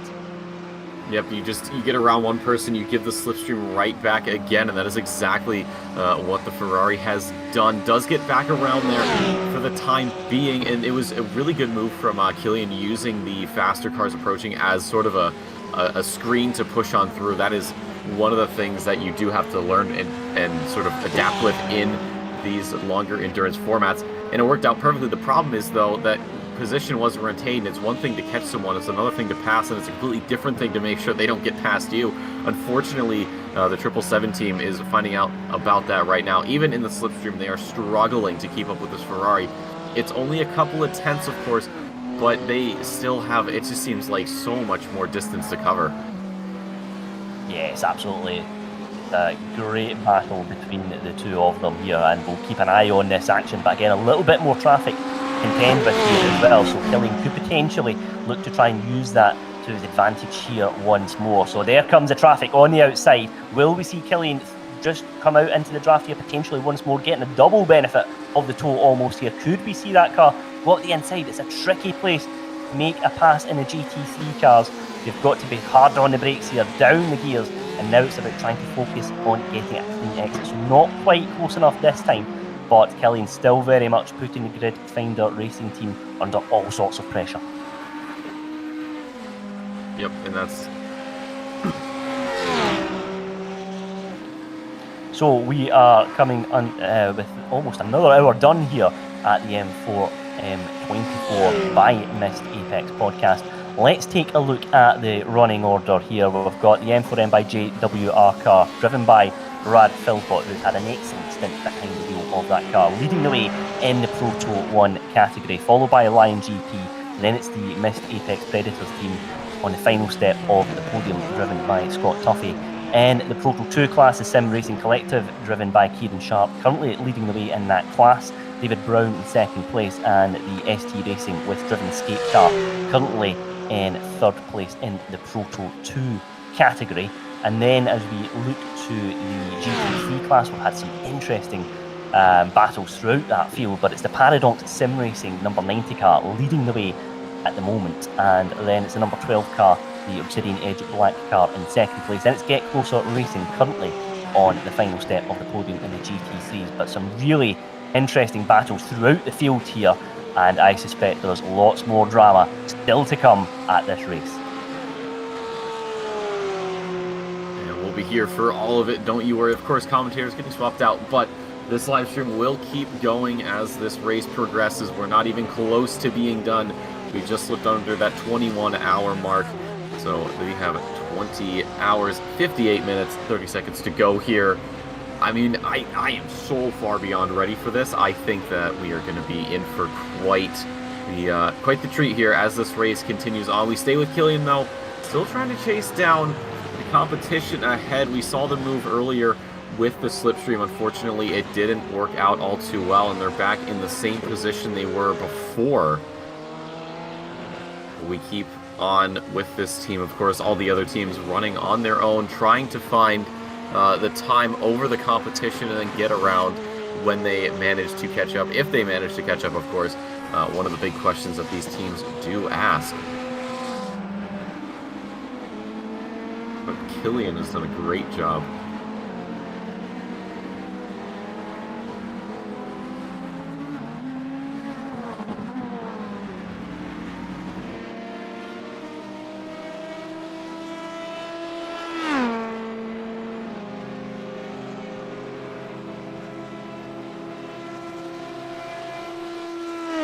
Ladies and gentlemen, very quickly, joining me in the booth now is Matt Trumpets, co-host for Miss Apex podcast. Matt, thank you for joining us. How are you doing? I'm doing fine, considering how early I had to get up for qualifying today. And how early did you have to get up, Matt? That would be around 5, so that I could consume a reasonable amount of caffeine before I actually had to drive the car. Yes, of course. It's always, I've had to do that, except instead of waking up, I just do the stupid thing and stay up before qualifying, and then sit there in my chair and wonder, why am I so tired? Yes, well, given my age, that wasn't a realistic proposition for me, unfortunately. Well, I can't relate. I'm only 24. I'm going to assume you're probably 25, an old man, of course. But we're glad to have you here in the booth. Walk us through qualifying. Tell me how it went. Well, for me, it was interesting. I didn't have a bead on what conditions would be, so I prepared for slightly different conditions and wound up just having to sort of figure it out as I went. That said, I think we sort of qualified about where we belonged based on the first couple of stints. So, with a race like this, your qualifying position isn't super important as long as you're sort of there or thereabouts. But it's an extreme mental exercise when you're trying to sort of extract every last tenth versus in the race where you're trying to be a bit more conservative because you want to bring the car home in one piece at the end of the race. Yeah, making sure that car is in one complete and total piece is easier said than done. Looking at your team, how have you been, or what's been your impression of that? How do you think they've been doing so far this race? I think we're right about where we want to be. We have drivers of different experience and speed. So the fast drivers have been fast and the safe drivers have been safe. And that's all you can really ask for. The rest is going to be up to the racing gods, as it were. Yeah, I agree with that. And they can be cruel, but I think for the most part, the racing gods sort of just, pull a Fernando Alonso, if you will, just grab a lawn chair and sit out there and enjoy the sights and the sounds. At least that's what I'm led to believe.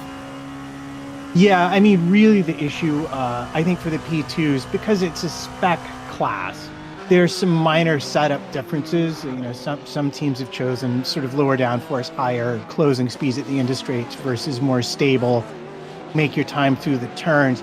But it's not a huge gap. The lap times will be similar for any driver of similar skill, should be able to extract them.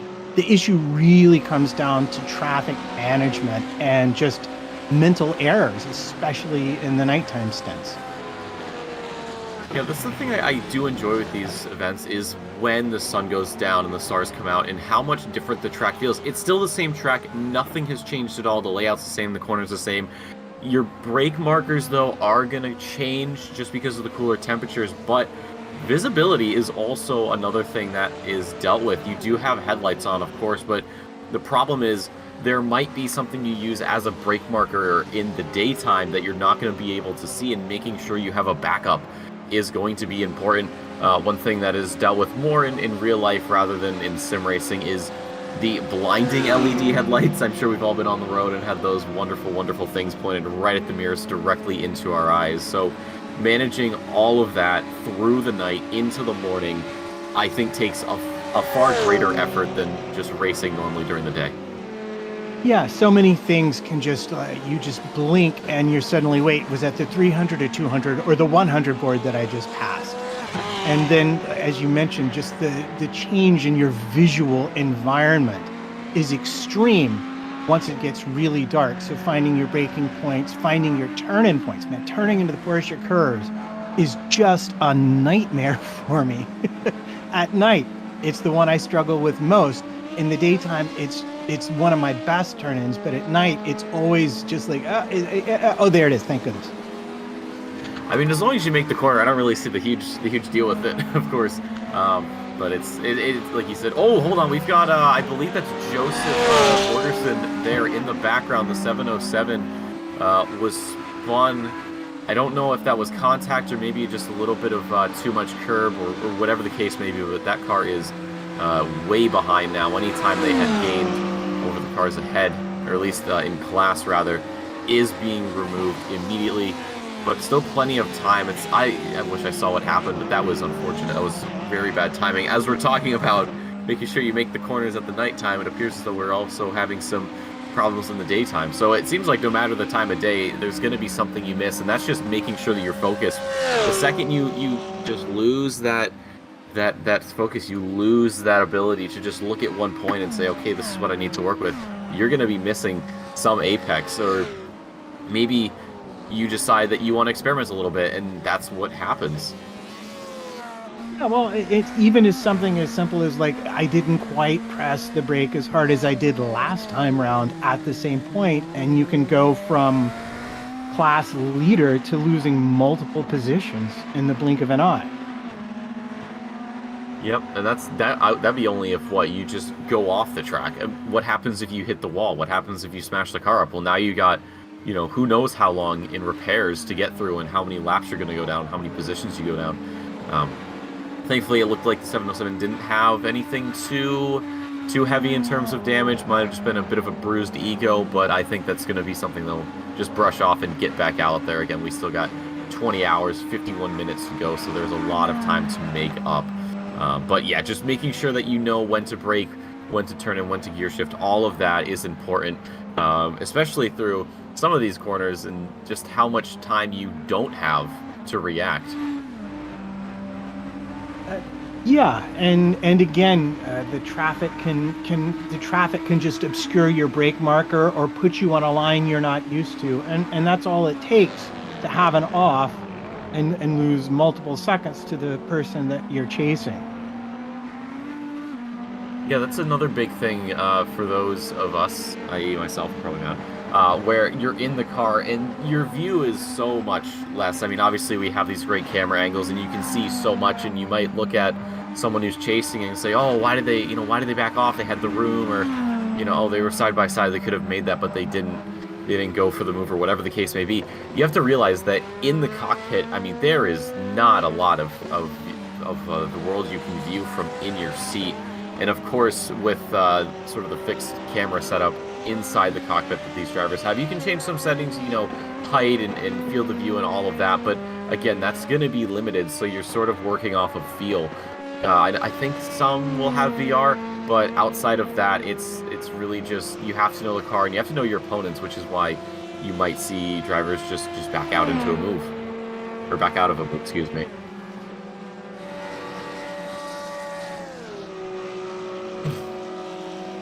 So we've just gotten word that the 707 here of Joseph Borgerson that we have been following, that spun out earlier, has a drive-through for a collision, so that is going to be served hopefully soon.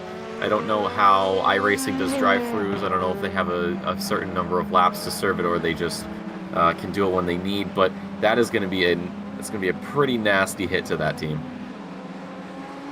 Yeah, a drive-through is going to be a significant penalty here. It's a long pit lane, and a very slow, relatively speaking, speed limit. And you have to be careful to not stop, because otherwise you wind up having to serve the penalty twice. Yeah, I think pit lane speed limit's 35 miles an hour. I think it's what, like 57, something like that. I think it's 60 kilometers kilometers an hour. Okay, well, I don't, I know it's gonna be a huge surprise. I do not use the metric system, but no, That's around 40 miles an hour. Yeah. For those of you using Freedom units, it's around 40 miles an hour. Oh, there you go. But no, I mean, like you said, low speed through the pit lane, and every pit lane is going to be different. But when you're just trundling through, it feels like an eternity before you can actually get back out on the track. I don't think the 14th placed in class for the Proto 2 is anywhere close. Of course, there's the driver behind Lewis there in the Porsche, the 333. But I mean, that's position overall. But in class, though, I don't think it's going to be too much of an issue. Yeah, well, the good news is if you've built up a deficit behind you, if you're at the top of the field, then a lot of times you can you have some margin for error, but it's the time lost to your person ahead that really just aches at the end of 24 hours when you're 3 seconds behind them. Yeah, exactly. So we'll stick here with Joseph. We'll see if he does decide to go into the pit lane. So yeah, just a little more information. That was just drove right into the back of a GT car at the second chicane, and then managed to collect another GT car after he spun. So that is the full report as to this drive-through penalty. As we come up here through the curves. Oh, a little bit loose there for Morgerson. That was a little bit close for comfort, but manages to keep that Dallara pinned down. So as we head to the pit lane, and yes, it is going to be served. So we'll keep an eye on this as Joseph comes through. We'll see if he does stop. If he does, that won't clear the drive-through. But if it isn't a stop, then that'll get cleared. He'll be right back out and going. So let's see what the call is here, what the play is. We enter pit lane here at the Le Mans 24 Hours, the Missed Apex. Sorry, the M4EM 24-hour by Missed Apex. This is Joseph Morgerson in the pit lane, just coming on through. There's Lewis there getting around, and it doesn't look like the 707 is going to stop, so that drive-through is going to be cleared, and they can get right back out into racing. Yeah, it's not quite the Formula One Emilia Romagna, made in Italy, Della Italia, brought to you by, but we did our best. Yeah. Well, I see Missed Apex, and I just automatically, I haven't written down what I'm supposed to say. So as this goes on, the more I say it, I will get better at it, I promise. But yeah, it's not like Emilia Romagna, all of that presented by Saudi Aramco or whatever they use. But for that team, that is going to be the drive-through cleared. 707 can get right back out there. This is Martin Nartz there in position. This is the battle for position 28. There's Denzel Clarkson up ahead. Two Ferraris doing battle here as ours pulls to the inside as we head down towards the end of the straight. Obviously, they got through the chicane, but there's still a right-hander to go, and the lead is already there, but it's going to be important to hit those brake markers and hold on through the curve. Actually, just pulls out in front, and that move is done. That looked textbook. Yes, well, it's the thing with these is it's always the exit back onto the straight that matters so much. You can have a nice gap going in, but if you're squirrely on the traction on exit, you're immediately vulnerable. And what I love about the GT cars is because you have different cars, they have different strengths and weaknesses, even with the BOP. But seeing Ferrari versus Ferrari, they're going to be strong and weak pretty much in exactly the same place. So it's so much down to the driver and the setup at this point.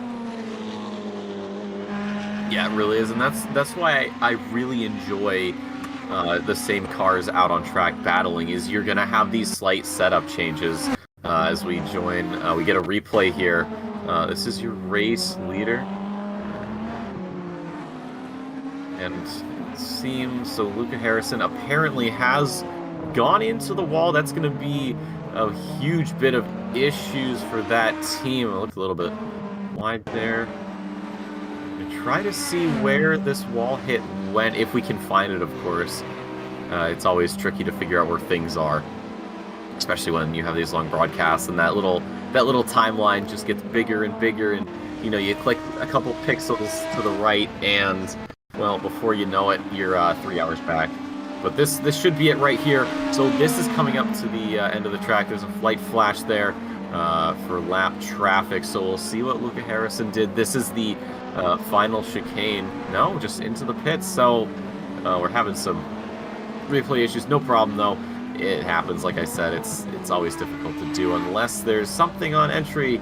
But I highly doubt that now. Just coming into the pit lane nonchalantly. Well, either way, we join back up with Luca Harrison, who is still in the lead. Almost a 50-second gap there to second place. I mean, that just goes to show you just how rapid this team is.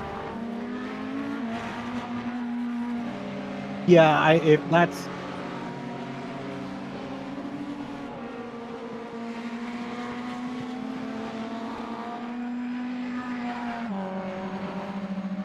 It'll be interesting to see. Fast repair doesn't sometimes repair entirely all of the damage, so it'll be a wait and see, and you're going to have to look at the lap times to know if the car is fully healed or not. So this looks to be the incident from earlier. So we do have some faster cars coming through, just pulls off to the side, letting them through courteously, and we head through the right-hander. It looks pretty neat. Interesting. I don't know what's going on. Now we're, I think, earlier in the day. Well, again, these technical issues happen all the time. It's no big deal, really. Looks like, yeah, the exit of Mulsanne 1 exit. So it was in the wall. Obviously, it wasn't buried. Of course, they're able to get back out there. That quick fix being used, so that should keep the car moving and grooving quite nicely. Again, that gap's still very significant despite that. I don't think this team is really worried about having that chasing 06 BMW catch up anytime soon, really, especially as that gap is starting to come right back up. Yeah, they'll be very much focused on moving forward and retaking the lead, but they seem to have a pretty big pace advantage, so even if there's still some minor damage left over the course of the next 20 hours or so, they ought to be able to reclaim most of that.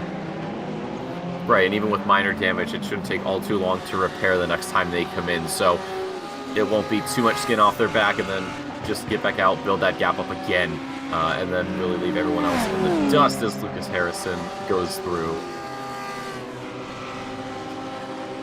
So we are continuing on with the race here. Luca Harrison just navigating some lap traffic at the moment.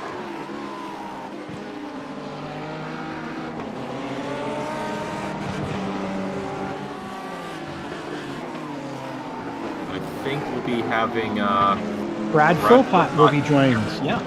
Very shortly to talk about what's been going on. Of course, we'll give him a second to get himself situated before he hops in.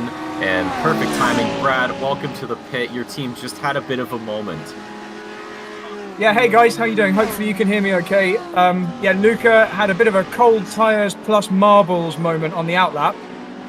Luckily, he drove back to the pits very safely and didn't incur any additional damage or incident points, so he's now got his tyres kind of warmed up and he's going to try again.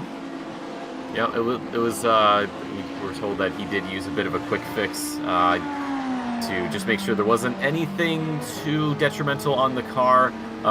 So yeah, he's been right back out there doing his thing. So looking at the team, of course, you guys have been up front all day. You've been practicing for this race. Do you think that you guys have it in the bag, or should we not call it just yet? We 100% do not have anything in the bag. We're only a few hours in and we've already used up one of our 2 fast repairs. So we've got a lot of night running and a lot of cars to lap over the next 20 odd hours. So there is nothing in the bag.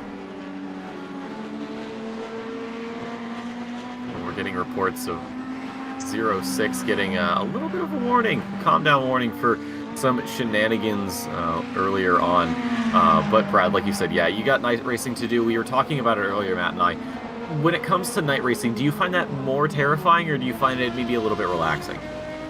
So normally I don't like it at all. I've done a lot of practice here, So in terms of the driving, I'm quite comfortable with it, but I think the traffic issues which we've been having so far are going to be exaggerated, because if people struggle to see what's going on or judge a situation in the daylight, they're going to really struggle when it's just a bright white light in their mirrors coming towards them. So hoping everyone will just play it safe and give everyone room.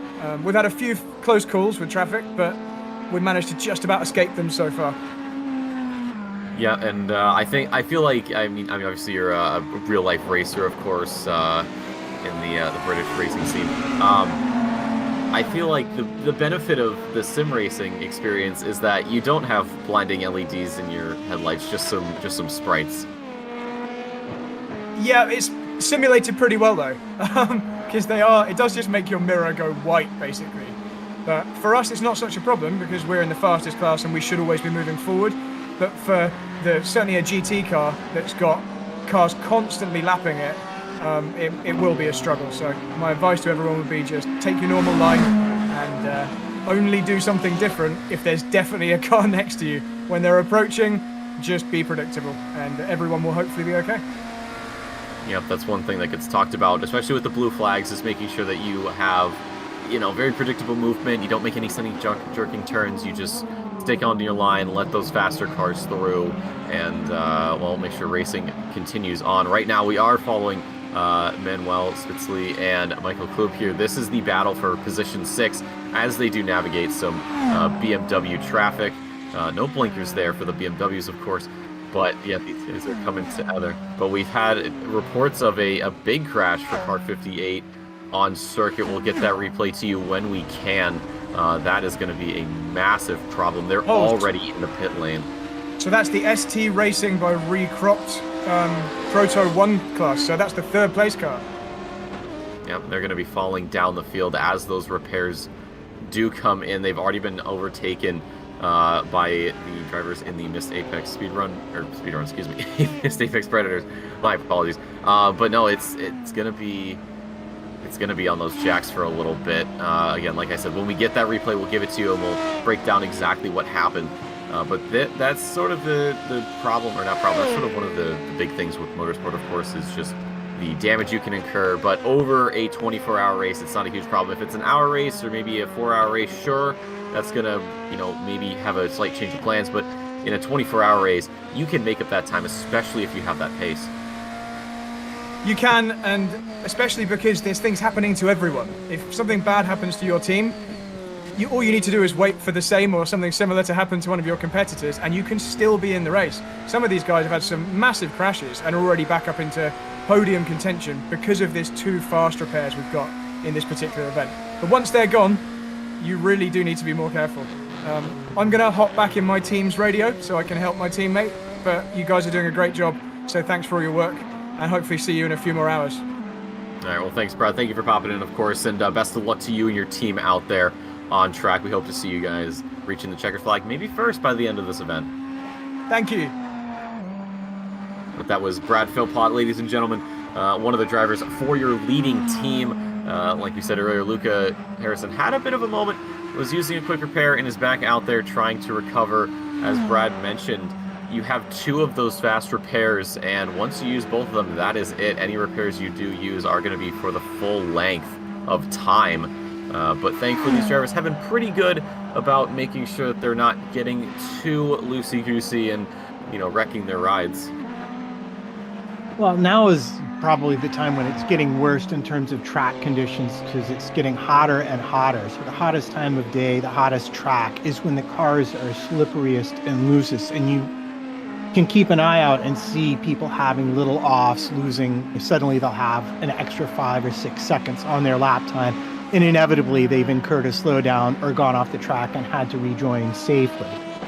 But it's interesting, too, to note that the faster the car is, the more fragile it is, the more easily broken it is. And that's certainly true with that LMDh category. If you get it wrong, sometimes even just tapping the wall can cost you seconds a lap, whereas you can do that all day long in a GT car and not even really notice it.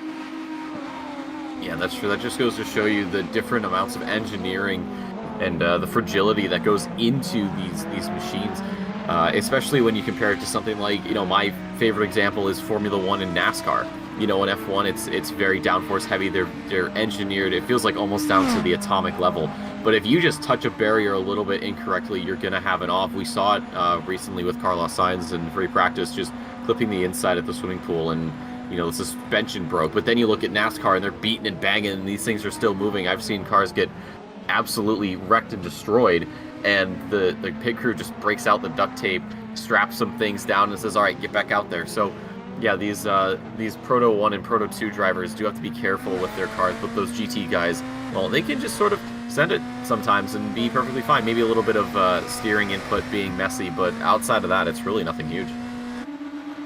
Yeah, and that comes into, especially, again, when you're talking about traffic management and having to be careful, because fundamentally you drive the cars differently. When Brad said just being predictable, it's absolutely key to safe passing for everyone. And it can catch you out because their braking points are different, how they go through turns is different. And if you're not aware of it and on it, then you can easily come to grief. Yep, and we're seeing it right now as the 01, there's a little bit of a touch there. And, well, that's one of the cars going off there. But yeah, that's my teammate taking the brunt of that there. Oh, that's gonna be it's gonna be a little bit of a hurtful experience there for you, Matt. My condolences. So yeah, just coming through here at the final corners, and just a little bit of an off there, maybe being caught off guard a little bit. Everybody's having problems, but yeah, those safe passes are crucial to make, especially with lap traffic, even within the same category. So, we talked about earlier, it's one of those things that you can really only do by doing it. You can only practice it by actually being put into that situation. We did have that 2.4-hour prologue race, and there was some experience gained for all drivers in that regard, but it's another thing when it has to be the full race, the full 24 hours, not just a tenth of that. Yeah, well, you first of all, I mean, there've been some great organized practices, and the prologue was an excellent event, but you don't have this many cars on track until you have the actual race. So the full amount of work you need to do, both overtaking and being overtaken if you're in the P2 or in the GT class, isn't really apparent to the drivers till the day of the race, and it can make a big difference in terms of your ability to concentrate.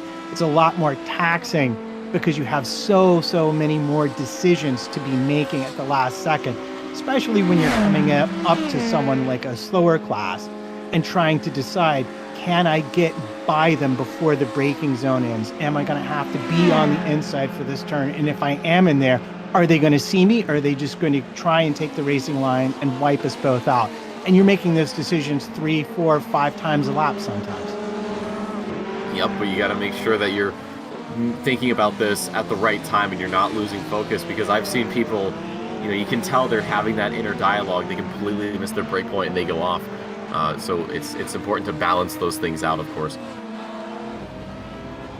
Yeah, it really is, and it's one of the challenges. It's very hard to get across to someone who hasn't been in that position. So that's why we always like to sort of encourage people to hop on a sim, even if you just go to an arcade. Just put yourself in that position, and you'll have a much greater appreciation for all the motorsport that you do enjoy watching on your TV or a computer or a tablet or whatever. I want to know what arcades you're going to that have sim racing. All the arcades I go to don't. They have super hyper wicked fast, whatever, cruising USA. So if someone can point me in the direction of an arcade that has sim racing, please let me know, because I will 100% go to it. Well, the F1 arcade in London does. See, there's a slight problem. I'm not in London. I'm a little bit further. I'm in Massachusetts. I mean, it's not that far of a drive, but I'll make it work. But yeah, I mean, even just playing a game that involves racing, whether it's iRating, Assetto Corsa, if it's maybe something like Mario Kart or Shoutouts to Trackmania, or just something like that to give you that sort of appreciation for motorsport, and just saying that, hey, yeah, we're driving cars around in a circle, but it's how we're driving the cars around in a circle. Another example I always use to relate it to is golf. I'm not a big golf guy. I don't find golf all too exciting, but I at least understand how much goes into a swing. I understand, how many factors you have to take into account before you actually even step up to the tee. I haven't been golfing. I don't think it's something I'd be particularly enjoying, but I have been mini golfing, so I'd say that's kind of close. Yeah, I was just checking to see what the gaps were at the front, but it is true. Even the most basic attempt to try the thing you watch will give you a greater appreciation for it, and certainly if you get into something like iRacing or Assetto Corsa, where you have all the setups available to you and you have people with really good equipment to compete against, it can give you a serious heads up into what's going on beneath the surface when you're spectating at an event. Exactly, and being in the driver's seat, you also gain that experience. You see what other people are doing, and that feeds into your own sort of journey as a sim racer, is learning that, I can actually brake at this corner a little bit later, and that'll gain me maybe 1 or 2 tenths. And you translate that into a better lap, and then you can, go back out there, and then you're going to find someone who does this corner a bit differently, or does, maybe this gear shift a bit later, or whatever the case may be. So it's just, there's so much that goes into actually racing. Again, whether it's sim or arcade or simcade or whatever the case may be, there's so much that goes into it that we, I don't think we have enough time in the world to even scratch the surface of that. No, and it's far more complicated in real life even than in the sim. Oh, absolutely, yeah, because, drivers they're not just dealing with all the things we mentioned before of, setups and tracks and corners and other cars. It's the physical toll, and that's the one thing that does really separate something like iRacing or Assetto Corsa from real life racing, is the physical exertion that you feel. The beauty of being in a sim is that the most amount of feedback I get is from the wheel, and that's about it. And, as long as you don't have, little noodle arms, you should be more than capable of handling that. Just, be careful with your direct drive wheels. Those things will snap your wrist if you're not careful. But when you're driving in a real life car, and I'm sure if Brad comes back at some point, he could confirm this, that the G-forces you feel, that lateral movement left and right as you go through the corners, making sure your body can deal with that, making sure your muscles are able to handle that for long periods of time. Forward and backwards, of course, when you hit the throttle, of course, you go back in your seat and it feels kind of nice, but then when you hit the brakes, your body's going forward. Physics wants to throw you out of your seat, but your restraints are there to keep you in place. So that's the big difference, especially with Sims and real life, of course, is not having to feel the car work you. Well, and it's not just feel, it's the smell, it's the sound. If you've ever been in an actual race car, the noise is incredible when you're inside the cabin, even with a helmet on. It's just not the same to a road car in the slightest. Yeah, you're absolutely right. And, you don't really think about it all too much because, when you watch a broadcast, whether it's here on iRacing or it's a real life race, maybe like the real life 24 Hours of Le Mans, you have the volume is turned down, the decibels are lowered, so you're not blowing out the eardrums of your viewers. But if you ever, maybe it's something on TikTok you see or YouTube or whatever, of someone just filming these cars with their camera. Oh, we've just lost. That is the 814 there of, I believe, Prius, and that was a nasty bit of oversteer. Caught that and just went straight off. Thankfully, it doesn't look like there's too much damage on that BMW, so they can continue on. But anyways, yeah, the sort of the modern luxury, as I think we're going to get a replay of this. I think that's one of the Ferraris. I don't think... Oh, that was the Ferrari instead. Oh, I'm so sorry. That was a completely wrong car. That back end just stepped out. Yeah, they lost it and then into the wall and left some bodywork behind as a souvenir for a marshal. That was looks to be Schubert's instead of the other car, so I apologize on my part. But anyways, yeah, that was just a little bit. Nothing they could have done there. It wasn't too much damage, thankfully, so I think they'll be coming into the pits here shortly to get that repaired. I don't know if they've used any of their quick fixes yet. If they haven't, they might make use of it, or they could just hold off and wait for a rainy day. And they're actually not passing up the pit, so it looks like that Ferrari might just be good to go. Yeah, a lot of times if your steering is okay, if the car feels stable, you might run a lap to see like what your lap time loss is. Oh no. We've just tapped the barrier ourselves with our team. Oh no.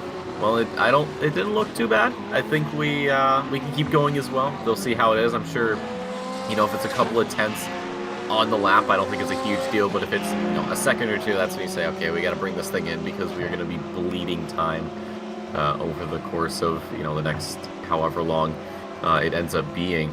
But that's just what can happen. Despite the setups being perfect, it's just that millimeter change that can have consequences. Yeah, the track gets greasy, the tires start to wear out because you're running full tanks, and then especially with the P2 cars and probably with the LMDh as well, as you get towards your final laps, they get faster because they're lighter, but it does change the handling perceptibly. Like they will handle differently and get loose in unexpected ways. And that will certainly catch you out if you haven't done enough practicing in the conditions you're running in. Yeah, exactly. And that's something that I feel is maybe lost in translation from racer to viewer through these broadcasts. But again, it's a long race. Anything can happen. Brush it off, get back out there, and just get these laps churned out. Just get back in that rhythm. Yeah, you had a little bit of a moment, but that doesn't mean it's over and out. You still have a lot of time to just get back to where you were before. And if you're chasing the car down ahead, maybe just slowly getting that lead back to where it was and then eventually passing. Lewis is doing that right now, just about 2.5 back from Cornelli there in the sister Porsche ahead. We should be seeing these two coming together possibly, depending on how that gap works out. It's hovering at about 2.5, say about like 2.3, 2.4. Yeah, and I'll tell you what's going to make it more challenging is on my iRating screen where I'm following our team, I'm beginning to see a real buildup of marbles now. So that's going to narrow the lane in which you can do your passing safely, because those marbles are very, very slick, and they will take you right off if you find yourself in them entering or exiting a corner. Yeah, you got to be careful. You got to respect every single part of motorsport, because any one of those can and will take you out, like you said. It's one of those aspects that I feel like people hear the term marbles and they immediately go, well, what do marbles have to do with racing? But then they think about the word itself and they go, oh, it's a little glass ball. It's probably not that, but it's something similar. And yeah, you can have these big offs, but managing that, I think, is something a lot of these drivers are able to do over the course of the race. Well, yeah, again, it just comes down to awareness, especially when you're overtaking, that they're there. And you can see them if you are able to run enough detail on your monitor or in your VR. But essentially what they are is just small chunks of rubber that have come off the tires. And the sims now are good enough to have that as a very realistic effect for the drivers. Although I'm sure some of them would prefer it if they couldn't. Yeah, I can agree with that. Sometimes I don't want the marbles there, but that's sort of the price of admission, if you will, when you have one of these top-of-the-line sim racers. Right now, this is the battle for the GT lead between Ruberts and Pedersen here, both in the BMW. This is 21st and 22nd. We have another Ferrari up ahead. Blue flag getting out of the way easily. That gap just a tenth as we head down into turn 1 and later beyond. On the inside though for Roberts, and on through he goes. So that's going to be the lead for the GT category getting traded over, but it is still going to be far from done.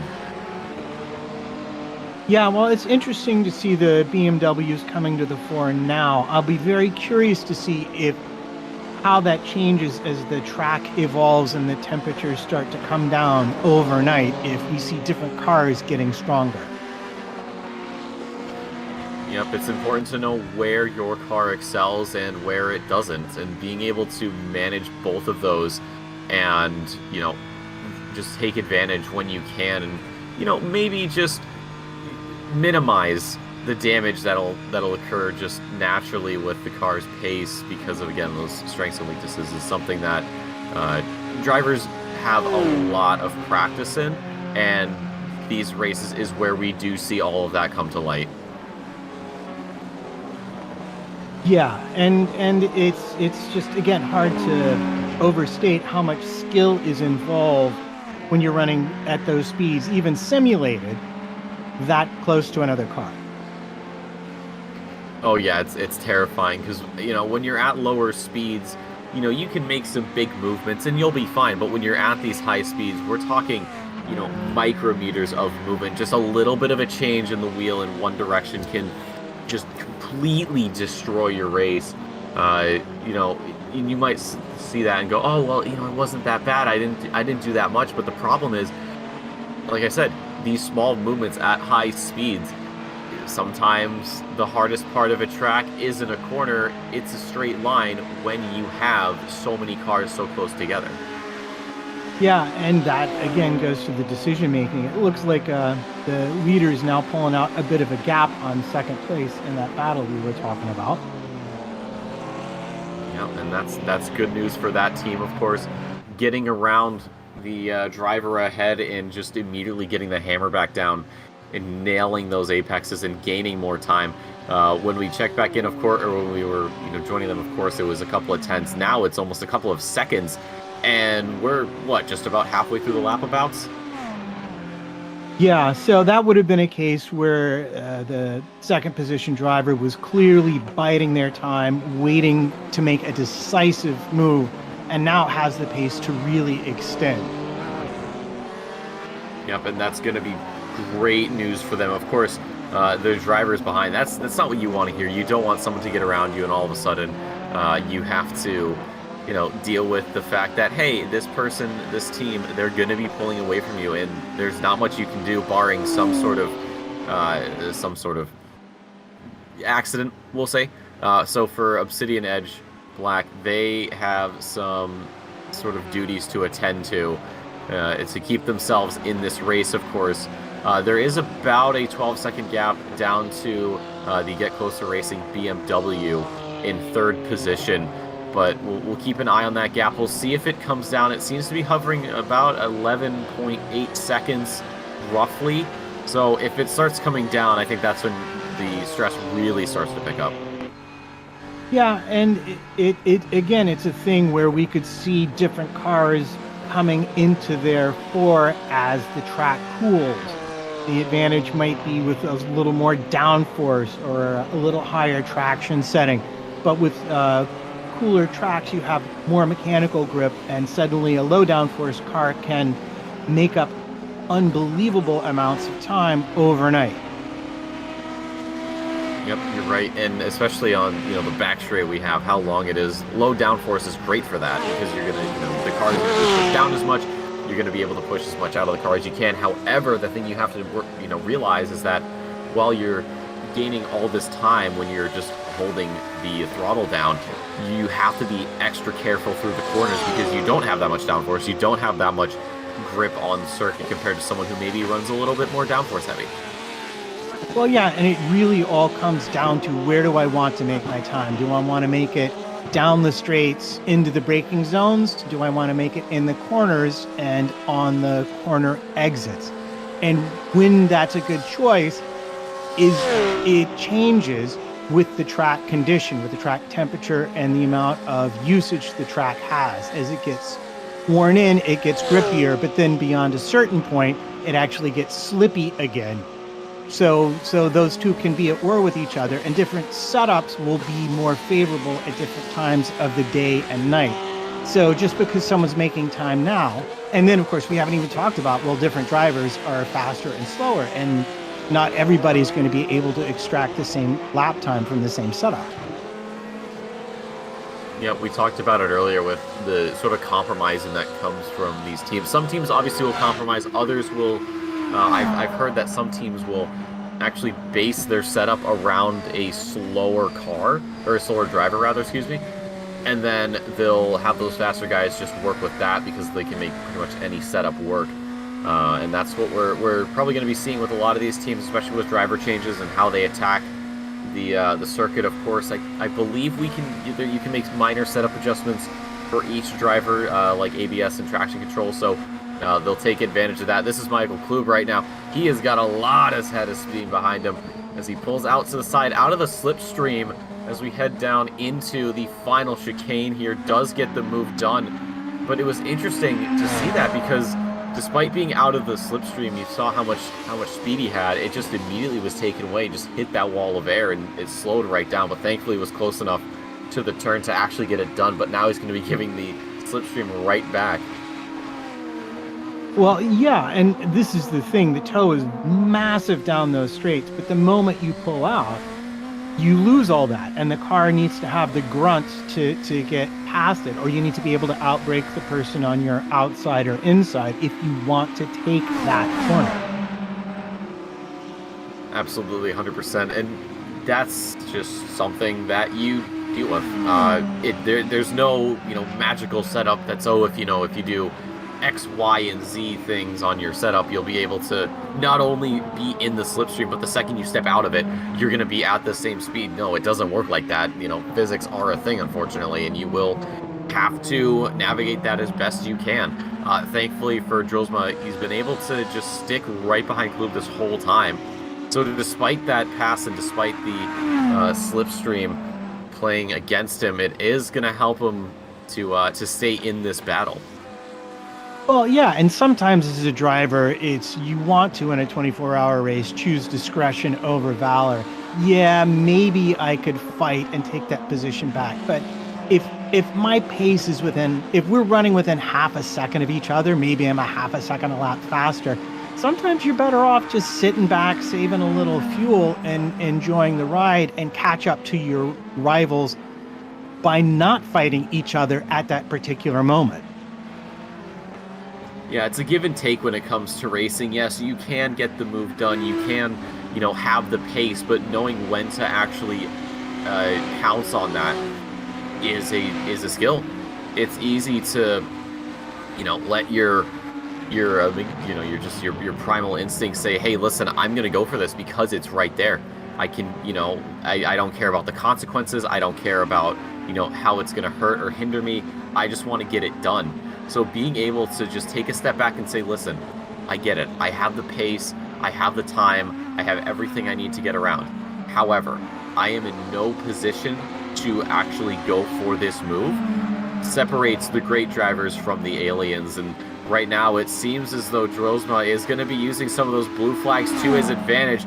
Less than a tenth of a second as he pulls alongside as we head down the most on straight. Has to go right back behind though. That wall of air is keeping his BMW from really getting around his rival in front of him as we continue to head down closer and closer to the chicane. You see the boards on the left and the right side letting the drivers know how long they've got before the corner. They both hit their marks beautifully. Exiting the chicane, it's going to be Klub that has the advantage, however.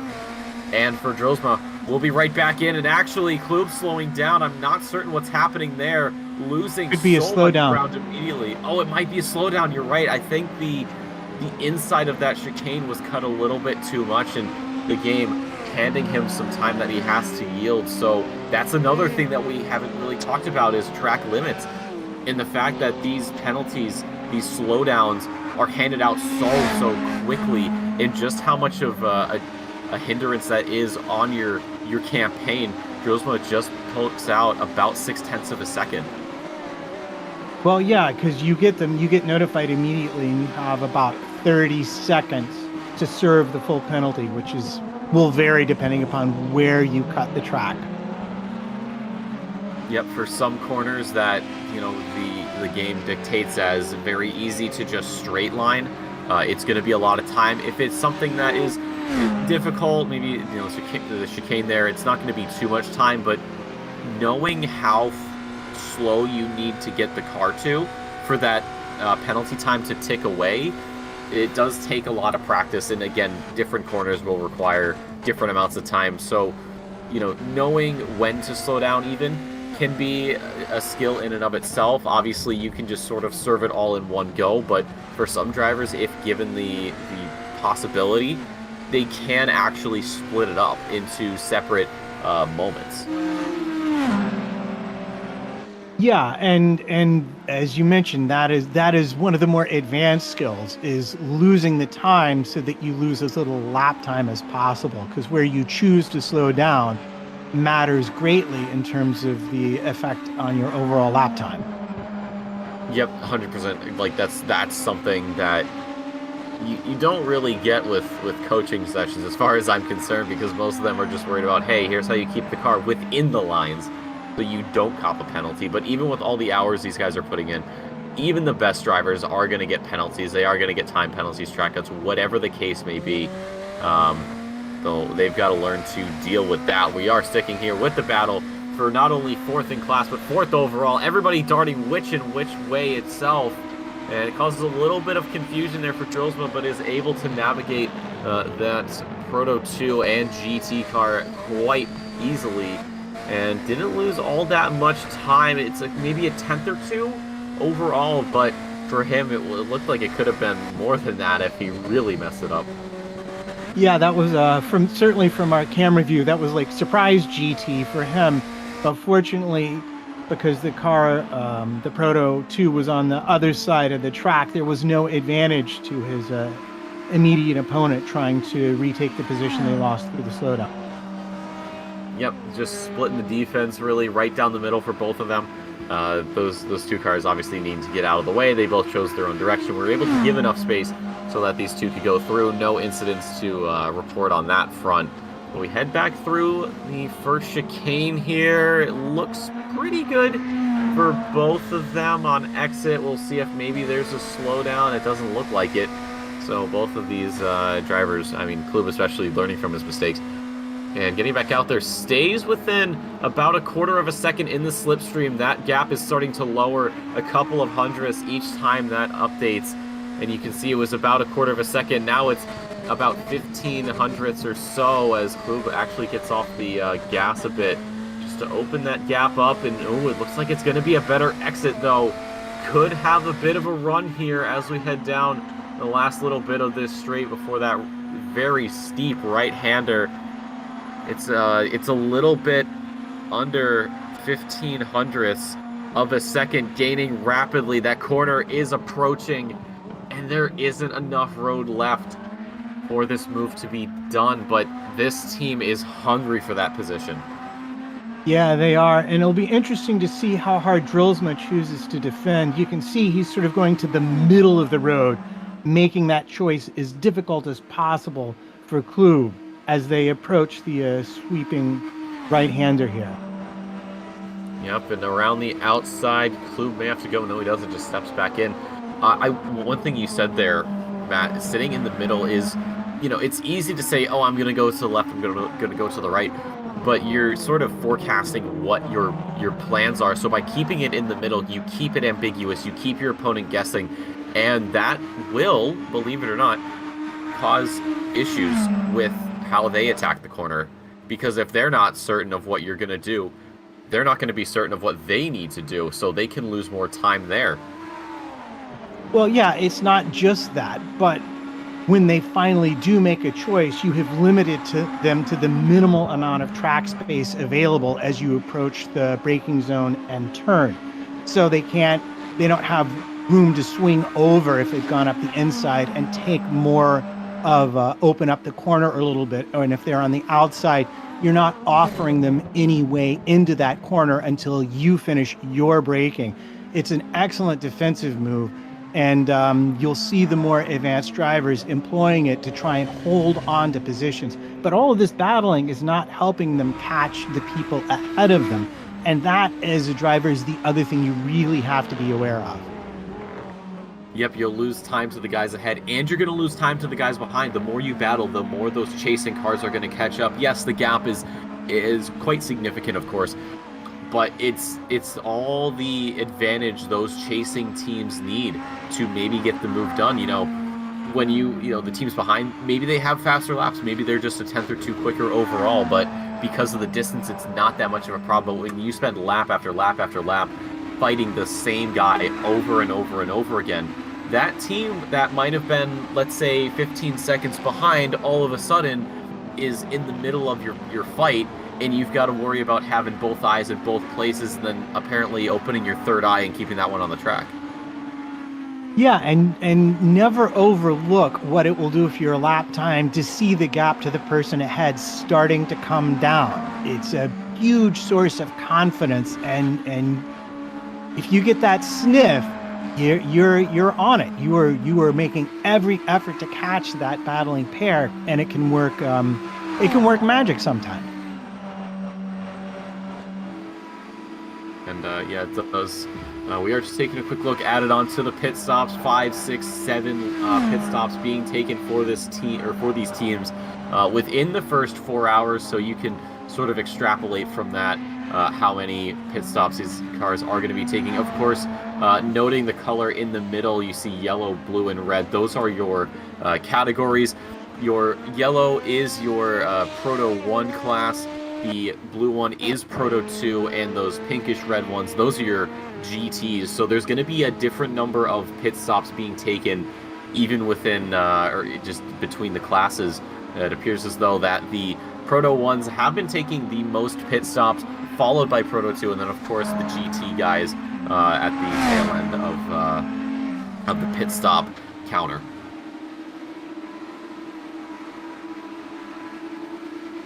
But we continue on with this race here.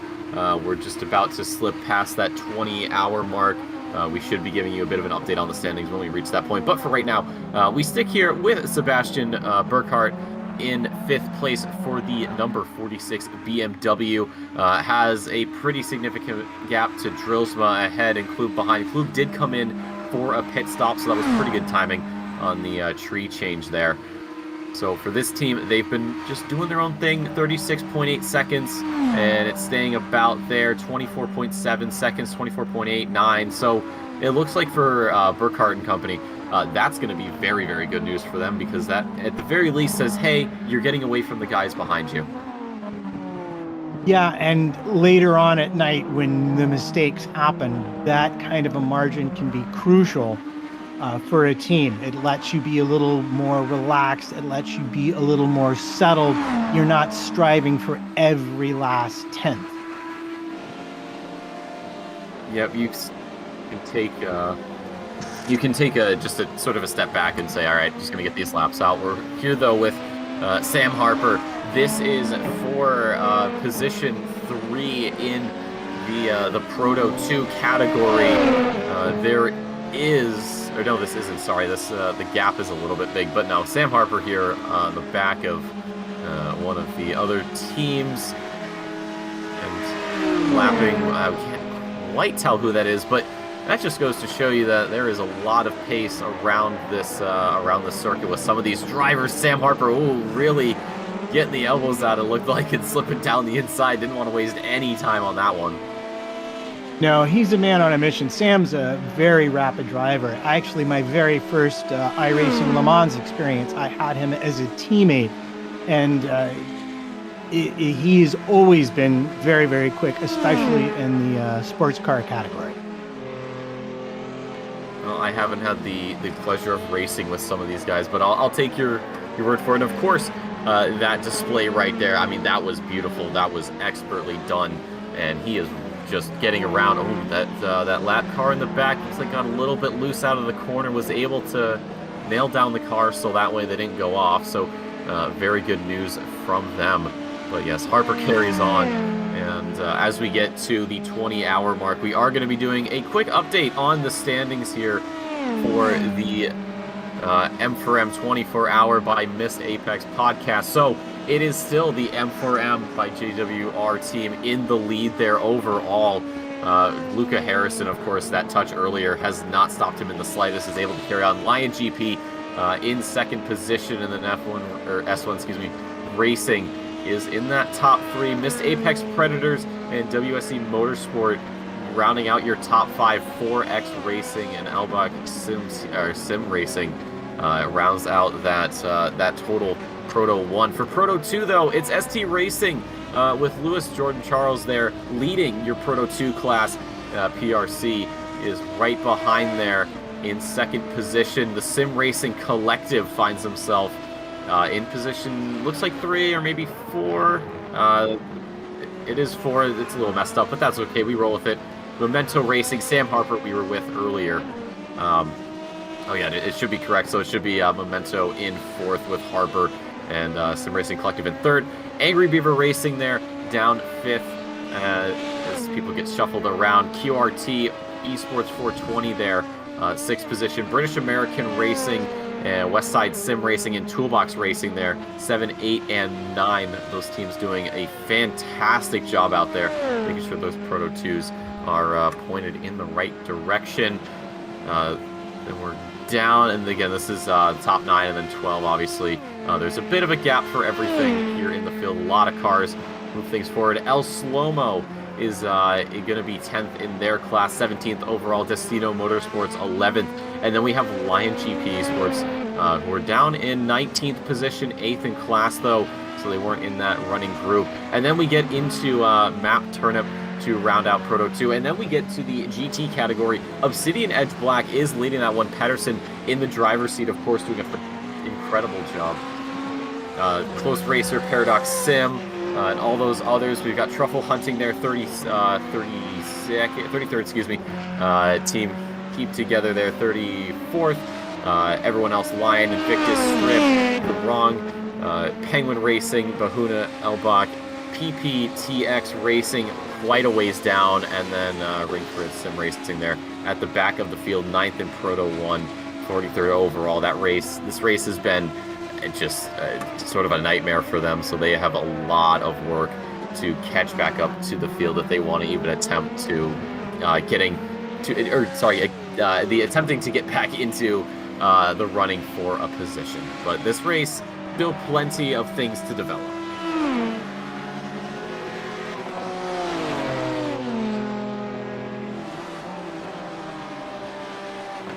So we stick here though with I'm gonna pronounce this correctly because it is in the chat, and we're gonna make sure we pronounce this right.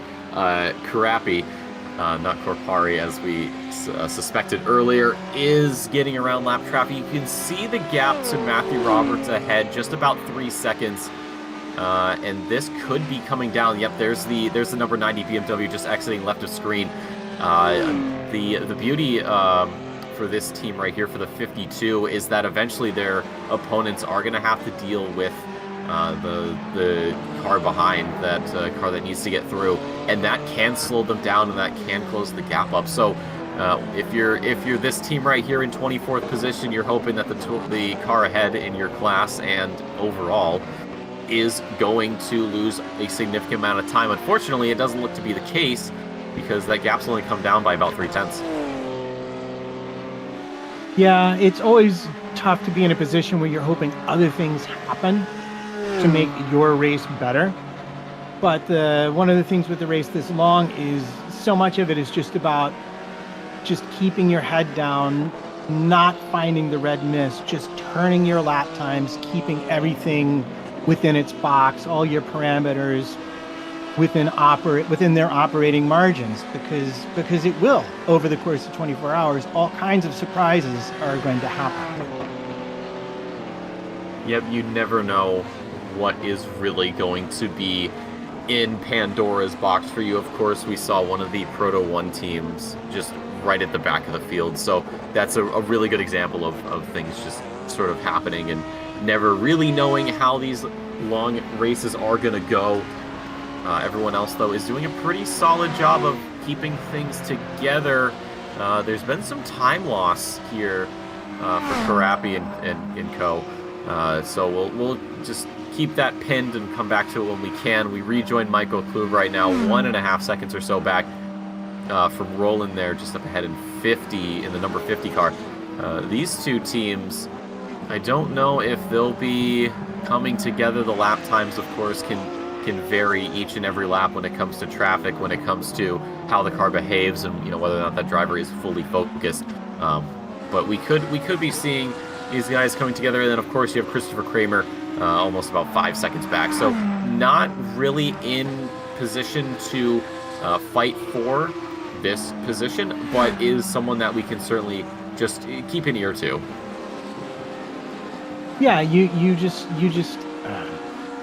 you keep them in the back of your mind, and they're just there waiting to strike should anything befall the people ahead of them. Yep, and as a chasing driver, that's sort of what you're hoping for. I know it seems a little bit rude to say that, oh, I hope the guys ahead have some problems. But, I mean, in all honesty, that's what can happen. It's those little mistakes from those drivers ahead that's going to give you the chance to overtake, and that's going to be what you might need to finally get a move done. Klub got very close there to Royland as we got into the final chicane, but couldn't really find the room to run around, so has to just slot back in. 8/10, so I don't think the slipstream is going to be all too effective if the gap stays the way it is by the time we get to the Mulsanne straight.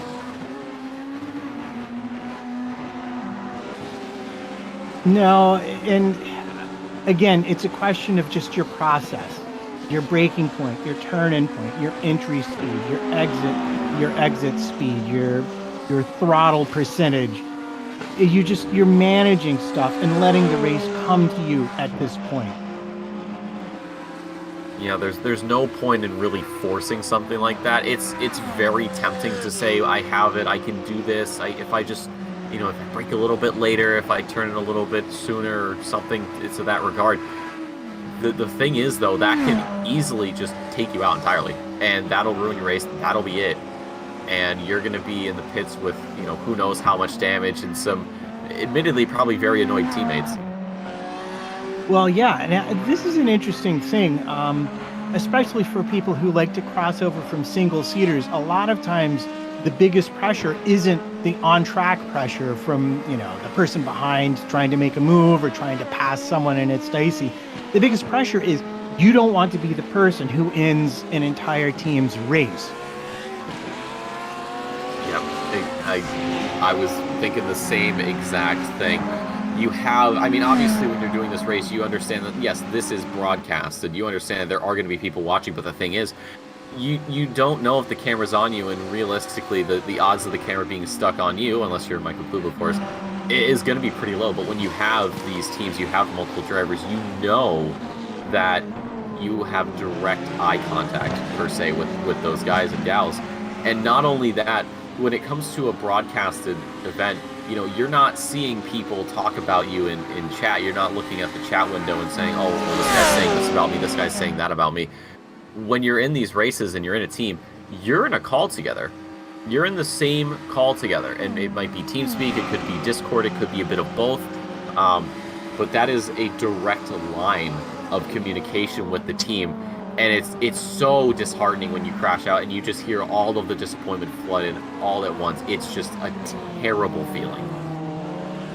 It really is. But, if you talk to anyone who's done this kind of racing, everyone will be that person or will have been that person at some point. So you understand it. As long as the preparation has been done and it's been taken seriously by everybody, sometimes things just happen. And that's the way it goes. You just make the best out of it you can. Yep, making the most of a bad situation is something I think we just deal with, generally speaking, in life every single day, making the best of a bad situation. You have to wake up today. It's unfortunate. You want to sleep in, but, you've got things to do. And, maybe the best that you can do is, maybe lay in bed a little bit longer. That's what I did, at least. I woke up at about 8 and stayed in bed for about another 15 minutes because I was warm and I need to give myself sort of time to mentally prepare for the task ahead of me today. It's gonna be a long day for me today, but you know what? I'm ready for it, and yeah, I'm making the best of a great situation, to be totally honest. Well, you got the best situation. You have all the information, you got the fancy camera angles, and you can just sit here and enjoy the fun and share it with everybody else. Yep, that's the big thing. I've told a couple friends about it, and they're like, "Oh, cool! Give us the link. We'll try to annoy you." And it's like, but I won't have the chat open, so I'll have no idea. So that's the best part. Is that I'm not running the show. For a little background info, I guess, as we have the time, maybe is I come from Octane Online Racing. I am a broadcaster and commentator for their European and North American Sprint Series. So it's nice to step out of the booth, and step away from the camera controls and all that. Just have someone else did it. I did it last night with our 12 hours of Suzuka. So that was, being run by Mullock, who's the head of our organization. And I'm thankful that, shout-outs, of course, to Steve A. for running everything here for us commentators and for you viewers as well to watch. So taking, just swapping gears a little bit and going from having to run the show to just being a part of it. It's a nice change of scenery. And what is looking to be a bit of a change could be this fourth position, as Klub is all over the rear wing there of Royland as we head through the chicane. And there's some lap traffic up ahead they've got to get around. This can also get a little bit dicey. You're riding on board here with the 0-1 car as they weave their way through traffic right now, sitting in the slipstream to try to keep the speed up.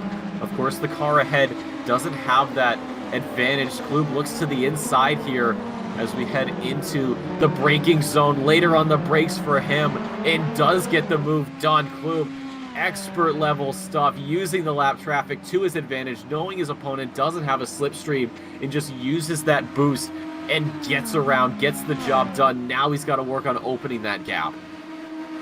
Yeah, that was some extreme mastery. That's a tough place to make a pass, and it was so very, very clean. But honestly, that's what you'd expect at this end of the field in this equipment.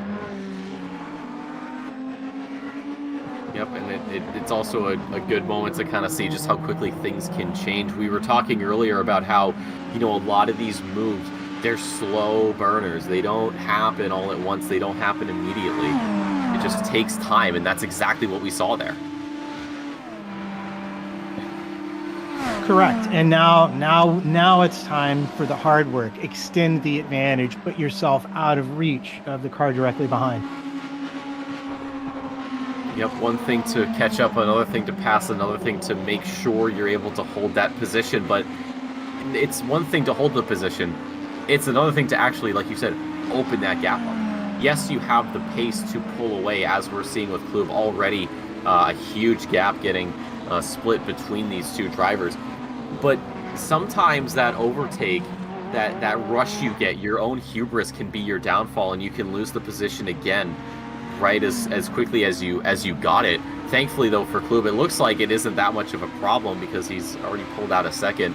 So yeah, just making sure you get around, maintaining, and then pulling away. Yeah, you'll be checking your mirrors early on to make sure that the guy behind doesn't go for a move. But when you have the pace and you're able to just nail some corners, you can look in the mirror before a set of corners, see what the gap is, and then when you come out of the corner, you can look again and say, "Oh my God, I've pulled out 3-4 tenths." You got to reel yourself in at that point. Not get too excited. Don't get too eager and say, "Oh, well, I've got all the pace in the world. I can start going for it." No, just whatever you're doing at that point, just keep doing it. Get that gap up, and then worry about the next guy in front of you. Yeah, and this is where the mental discipline of your real top drivers will show itself, and the ability to immediately be thinking forward, to not be distracted by that person looming large in your mirrors, and just make your turns, make your braking points, make your apexes. Absolutely, it's obviously a skill that gets cultivated, and one that I love seeing with these races. Whether it's 24 hours or you're talking a short race, in a public server, whatever the case may be, seeing that prep work come to light and seeing all those skills come out to play, it's beautiful to watch. It's absolutely otherworldly, and we could be seeing it again here as we rejoin with Karapi here. Ahead is Matthew Roberts, position 23. These guys have been keeping each other company, not quite, shoulder to shoulder, but definitely within, I'd say, spitting distance. Yeah, and this battle we can expect to go on for, I think, quite some time to come. It will ebb and flow as the hours tick away, and come tomorrow. And this is always the thing about this multi-class race. And come tomorrow, the last half hour is just going to be spent with your heart in your mouth to see who will come away the winner. Yep, that's the beauty of these events. Is you have a very chaotic start. People are getting the cars up to temperature, the brakes, the tires themselves have to get up to temp, the drivers have to get up to the mental temp in order to, bang these laps out. You'll have, and then, that downtime where people are just racing. And then it'll build like we're seeing right now with these two BMWs. You get closer and closer to some action, and maybe you see a change for position, or maybe it just, it becomes, hey, I'm going to stick behind for a while and just slowly chip away at this lead until it naturally falls into my lap. And then you get the end of the race. Whether that's the last hour, the last half hour, it doesn't matter. As you approach the end of the timer, that's when we're going to be seeing some pretty desperate moves, I think. And some of them work out wonderfully. Some of them, get that position and they keep that position. Others, that's where the race ends. They just get one corner wrong. They get a little too ambitious. They get a little bit greedy. They get a little bit impatient. And they go off. They smack a wall. And they cop damage that either A, takes them out of the race, or B, puts them in the pits for a good chunk of the remaining time. So managing yourself, managing your stress, managing your car throughout the entire race is something that we can never really predict. We can use, past trends of the last few hours, of course, to, really pinpoint what their pace might be, but only time will tell if that holds up for the entire race. Yeah, and it's really just the chaos and the desperation that starts to come out as the end of the race is really in sight, when you're into the final minutes and then weaving in and out of traffic, trying to make up those seconds that you think are still there and available to you. That's when the chaos can really occur.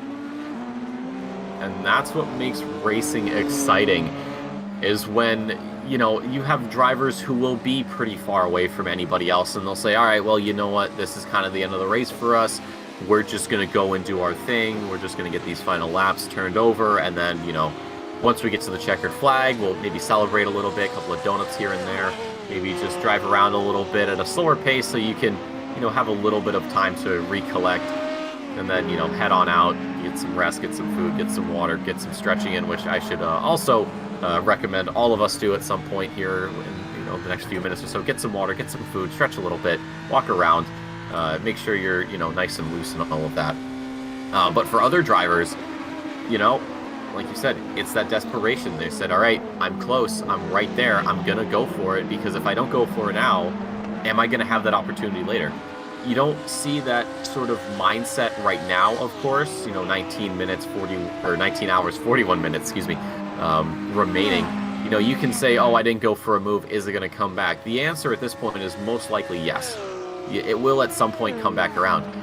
But when you get to those final 10 minutes or so, you might have to be in a situation where you say, all right, I'm going for it. If it works, it works, and at that point, get away from that person. But there's not going to be the ability to just say, oh, I might have the opportunity later, because later can be the checkered flag, and you're not going to be close enough. Yeah, but the flip side is that, do you want to throw away 23 hours and 45 minutes of work and end your race in a wall? Well, if experience is anything to go off of, I'm gonna say no. But for some people, that's a little bit different. But that is something we're gonna wait and see. At the moment, ladies and gentlemen, we are gonna be introducing to the booth one of our panel members. Banners, how are we doing over there? Unless he's on push to talk. I was. He probably is too. It seems to be a trend with joining the booth. I mean, it makes sense though. You have teams. You don't want to be on open mic. You want to be on push to talk. There he is, Spanners. There we go. Hello. How's it going, guys? Yeah, the jump in and out of equipment is probably the hardest aspect of the 24-hour race, especially when you're talking on comms and everything like that, and then a family member needs to do some homework on your computer, and then you get back to it. None of the buttons match. I was saying earlier in the commentary, I think we had the funniest two faults that any team will have had. If you've got a moment to share an anecdote. Oh, I'd love to hear it. I haven't heard this story yet. I'd love to, fill me in. Okay, well, the first one was that, and they both involved Tim. So Tim Ellis, our driver for Toolbox Racing, we did a shakedown. We used our practice session, not for pace, but just to make sure all our equipment was working. He suddenly went, oh, I don't have buttons mapped for the text chat. So you can map a button to say, pass me on the left, pass me on the right. I've just mapped a button that says sorry. That gets me, that's the one I need the most. But he realized when he tested it, and this is in the official practice, that made his PC, his steering wheel, go from PC mode to Xbox mode, and then he broke down in the middle of the straight. And that would have happened in the race had we not done a shakedown. Oh my god. Yeah, and he's there scared going, yeah. Oh, look, I've just noticed the back rear of our car is bent as well. That's not good. And then the other one is, obviously, when you have a team, you have to come up with a livery. And I decided to go for like a cool Arctic grey camo. And the car looks cool. I found a matching race suit. The problem is that the Lollipop Man now perfectly blends into the grey of the pit wall. So our first driver that came in to do a pit just didn't see our Lollipop Man, overstepped it and went back. But that's some good camo. Well, that shows it's effective. You know, that's the thing. You're sort of in the the urban environment, if you will. You have this gray concrete. So while yes, you want to see the Lollipop Man, you've done a good job at hiding your boys if you need to. Exactly. If there's ever a strategy option to hide from the other team, we're there. That's how they see. All you got to do is you turn the headlights off, and now they can't see you at all. They're never going to know you're there. But with Toolbox Racing, of course, you guys are running 10th overall, 9th in class. Or 16th. I'm sorry, I can't read. You're 9th in class. I know what you're trying to say. Yeah. In class. You're 9th in class. So looking ahead to Fritz, do you think that's a team you're going to be doing battle with not shortly, but within the next few hours or so, or are you more concerned about whoever's behind you? No, it could happen. No, we're not worried about those losers behind us. I'm insulted. How dare you? We are, of course. So we've who's behind us? El Slow-Mos. No, so we've got me out of the way. So my triple stint is going to be the slowest stint. So my job was just to be relatively steady. I have to say our car is looking a bit bashed up because the hot conditions out there was hot, the hardest conditions I think possible. It was very hot, it was very slippy, and my VR has enough resolution for the first time to notice the marbles, and the marbles were really building up along so the first big chicane down the main straight has a lot of marbles, and and a couple of other corners just really building up so that if you go offline, it's just snappy death. I really struggled out there. I'd be interested to know how other people of my skill level got on during that stint. But hopefully, as it cools down, what we're doing, and I don't know if this is a secret tactic, but we're trying to run down our optional repairs. So we've got damage, and it says you can sit there for 5 minutes and fix it, or if you decide to not change your tyres, it gives you 30 extra seconds of repairing while you're sat there. So that's what we're kind of trying to do at the moment is run down the optional repairs, get that car back up to tip-top condition, and I don't know, to be honest though, it's getting to the point where we might use a fast repair and maybe give Matt Trumpets here a shiny new fast car to drive around with, because he's probably our fastest driver. Oh, I think probably Tim is our fastest driver. It's just going to depend on the conditions, really. And it sounds like they're utterly delightful. You saved the very best for me. Well, look, you go through a stint like that. So we triple stinted, and then the first stint, I had no confidence in the brakes, and then I realised I had the brake balance set wrong.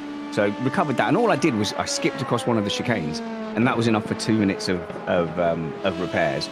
And then there was one situation with 3 GT3 cars and an LMP1, all converging on a corner at the same time, and I think everyone just froze and went, what do we do here? There's no clear rule, and everyone was trying to be nice, yet about 3 of us ended up off track. So I survived all those, limped it back to the pit lane with 5 minutes optional repairs, and I don't think I lost a position relatively, but my goodness, the leaders coming through, they were quick. Yeah, must be a little terrifying when you see those guys coming through. You know you've got to move over, but you're just sitting there saying, okay, I'm going to move here. Just leave me alone. I'm doing my thing. Don't worry. I'm getting out of the way, Mr. Leader. It was more like, okay, so as the front guys, like the LMP2s that are lapping you coming through, I really was like, I'm determined. I'm going to just see if I can just hang with them for a bit. And so I was in between, I think, first and second place. And for a period of a couple of laps, I'm more or less keeping pace. But then you hit a bunch of traffic. They carve through them like a hot knife through butter, and I'm basically commuting to work down the Le Mans motorway, and I can't. And then that's it. They're 5 seconds ahead, and they're gone. And I just the overall skill level. I think, if I'm honest, I think they're better than the race cars. Well, I would say differently, but opinions are opinions. We go with them. One question I wanted to ask you. You talked about struggles earlier. What was your team's biggest struggle coming into this event? Was it, learning the track? Was it setups? Was it strategy? What was something you felt like your team struggled to really grapple with, but eventually, you came out the other side a lot better than, where you were when you started? Oh, so apart from the steering wheel driving seat interface, which was a struggle all along. To be honest, I think coming from single seaters, it's all about trying to nibble that lap time down. So every corner, just trying to find, a tenth here every lap, and then you can go all out for 10 short laps, and that's your sprint race. But with this, actually, the second I just went, all right, let's just chill, relax, don't crash, just get through the stint, the lap time started coming. But to be honest, it's not natural to me, because I know some people absolutely, they are addicted to endurance racing and they can just melt into it. This is a really hard track to do practice laps, because if you're broadly on your own or there's not many cars on track, you spend most of the time just on a straight, and it is identical to just driving down the A34 to Sudbury, except a surprising roundabout pops up in the middle, and then so it's a lot like Sudbury then. But yeah, it's the patience, to be honest, and I'm not sure that's a specific skill set I've got. And Matt's not got much time left, so for him, every lap was a good percentage of his remaining clock. That's a joke about him being old. Yes, very old. Well, it's just you didn't get it, so I didn't know if you died waiting for that joke to end, or I don't know. Well, you took long enough to tell it. There's other jokes in here, but that's not my wheelhouse. I'm just here. I'm just doing my thing. I'll make jokes if I need to. But no, your team has done an incredible job, of course, really trying to catch the field and, like you said, dealing with those problems minus the wheel. But of course, you guys figured that out rather quickly. What's been your goal with this race? Is there a certain position you're trying to obtain by the end of it, or are you looking to just reach the end? No, not at all. I mean, look, this is Brad Philpott's baby, and M4EM who support him. But I was really, really pleased that Missed Apex podcast was, playing such a big part in it and partnering with them. Obviously, if you look at the broadcast, which people are enjoying and me and Matt are ruining, then there's always a lot of great feedback from it, and that is from Uncle Steve Amy, who does a lot of our broadcasting stuff, not only on the Missed Apex Motorsport channel, but with Missed Apex podcast as well. And obviously, hearing a lot of familiar voices throughout the day and having us all compete is just, to us, getting through that and being an organization that's not just a podcast that asks people to listen to their opinions for a couple of hours a week. It's also an organization that, we do racing. We want to go out and get everyone together and do karting. We want people online doing sim racing. And just, we are always encouraging people, if you're a motorsport fan, find a way to turn a wheel. And I understand, iRacing is at the top end of the quote-unquote video game end of things, because it's more like, it's more comparable to golf in terms of cost and time commitment. But even if it's just a joypad, a control pads with an F1 game, really just do some kind of racing. It's accessible, indoor karting. And we like people to come together and not only do that with us, but watch us put a kind of event like that together. And we increase our understanding, we increase our community spirit, and it's all great. If I based my happiness of today on my personal results, that would be a bad time. Yep, that was something I actually talked about earlier, is, motorsport is comparable to golf and all these little sort of factors you have to take into account, as we have one of the cars off in the background there. Anyways, no, yeah, it's these little things and making sure everybody works with them to get the most out of their cars and themselves is crucial. And not only that, just getting the experience behind the wheel. I mean, come on, there's so much more that goes into it than just, pressing gas and brake and moving left and right. Yeah, and this is the thing. If you do get into a sim rig and you end up with a decent one, much to your wife's irritation, the movements you're doing are broadly similar. Like if you get a force feedback wheel, I know race drivers, they get into the sim and they go, yep, I'm doing all the same things broadly. The difference is, the adrenaline and the fear factor. So I will genuinely be scared on a kart track. It takes me quite a while to go, it's okay, I probably won't die, and then I can start lapping. But apart from that, you really are doing the things that the people on telly are doing. So it's closer than you think, motorsport, and it's getting closer every day as the technology and accessibility grows. Yep, I agree with that. And it's, the thing with sim racing is that it's very, you get into it, you learn, and very quickly you're reminded that, hey, this is not Mario Kart. This is not, something you can just pick up and play immediately and be good at. This is something that you are going to be beaten into the dirt with. Then and only then, after your clothes have been muddied up and you're missing a tooth or two, that's when you can really start to become the racer you want to be. These guys here make it look so easy. And of course, you look at Formula One, you look at NASCAR, IMSA, IndyCar, any touring car really, if we're talking British touring cars, or the greatest of them all, the V8 Supercross in Australia. They make racing look so easy. But when you actually take a step back and you look at what goes into one lap, you realize, oh, that's a lot of work.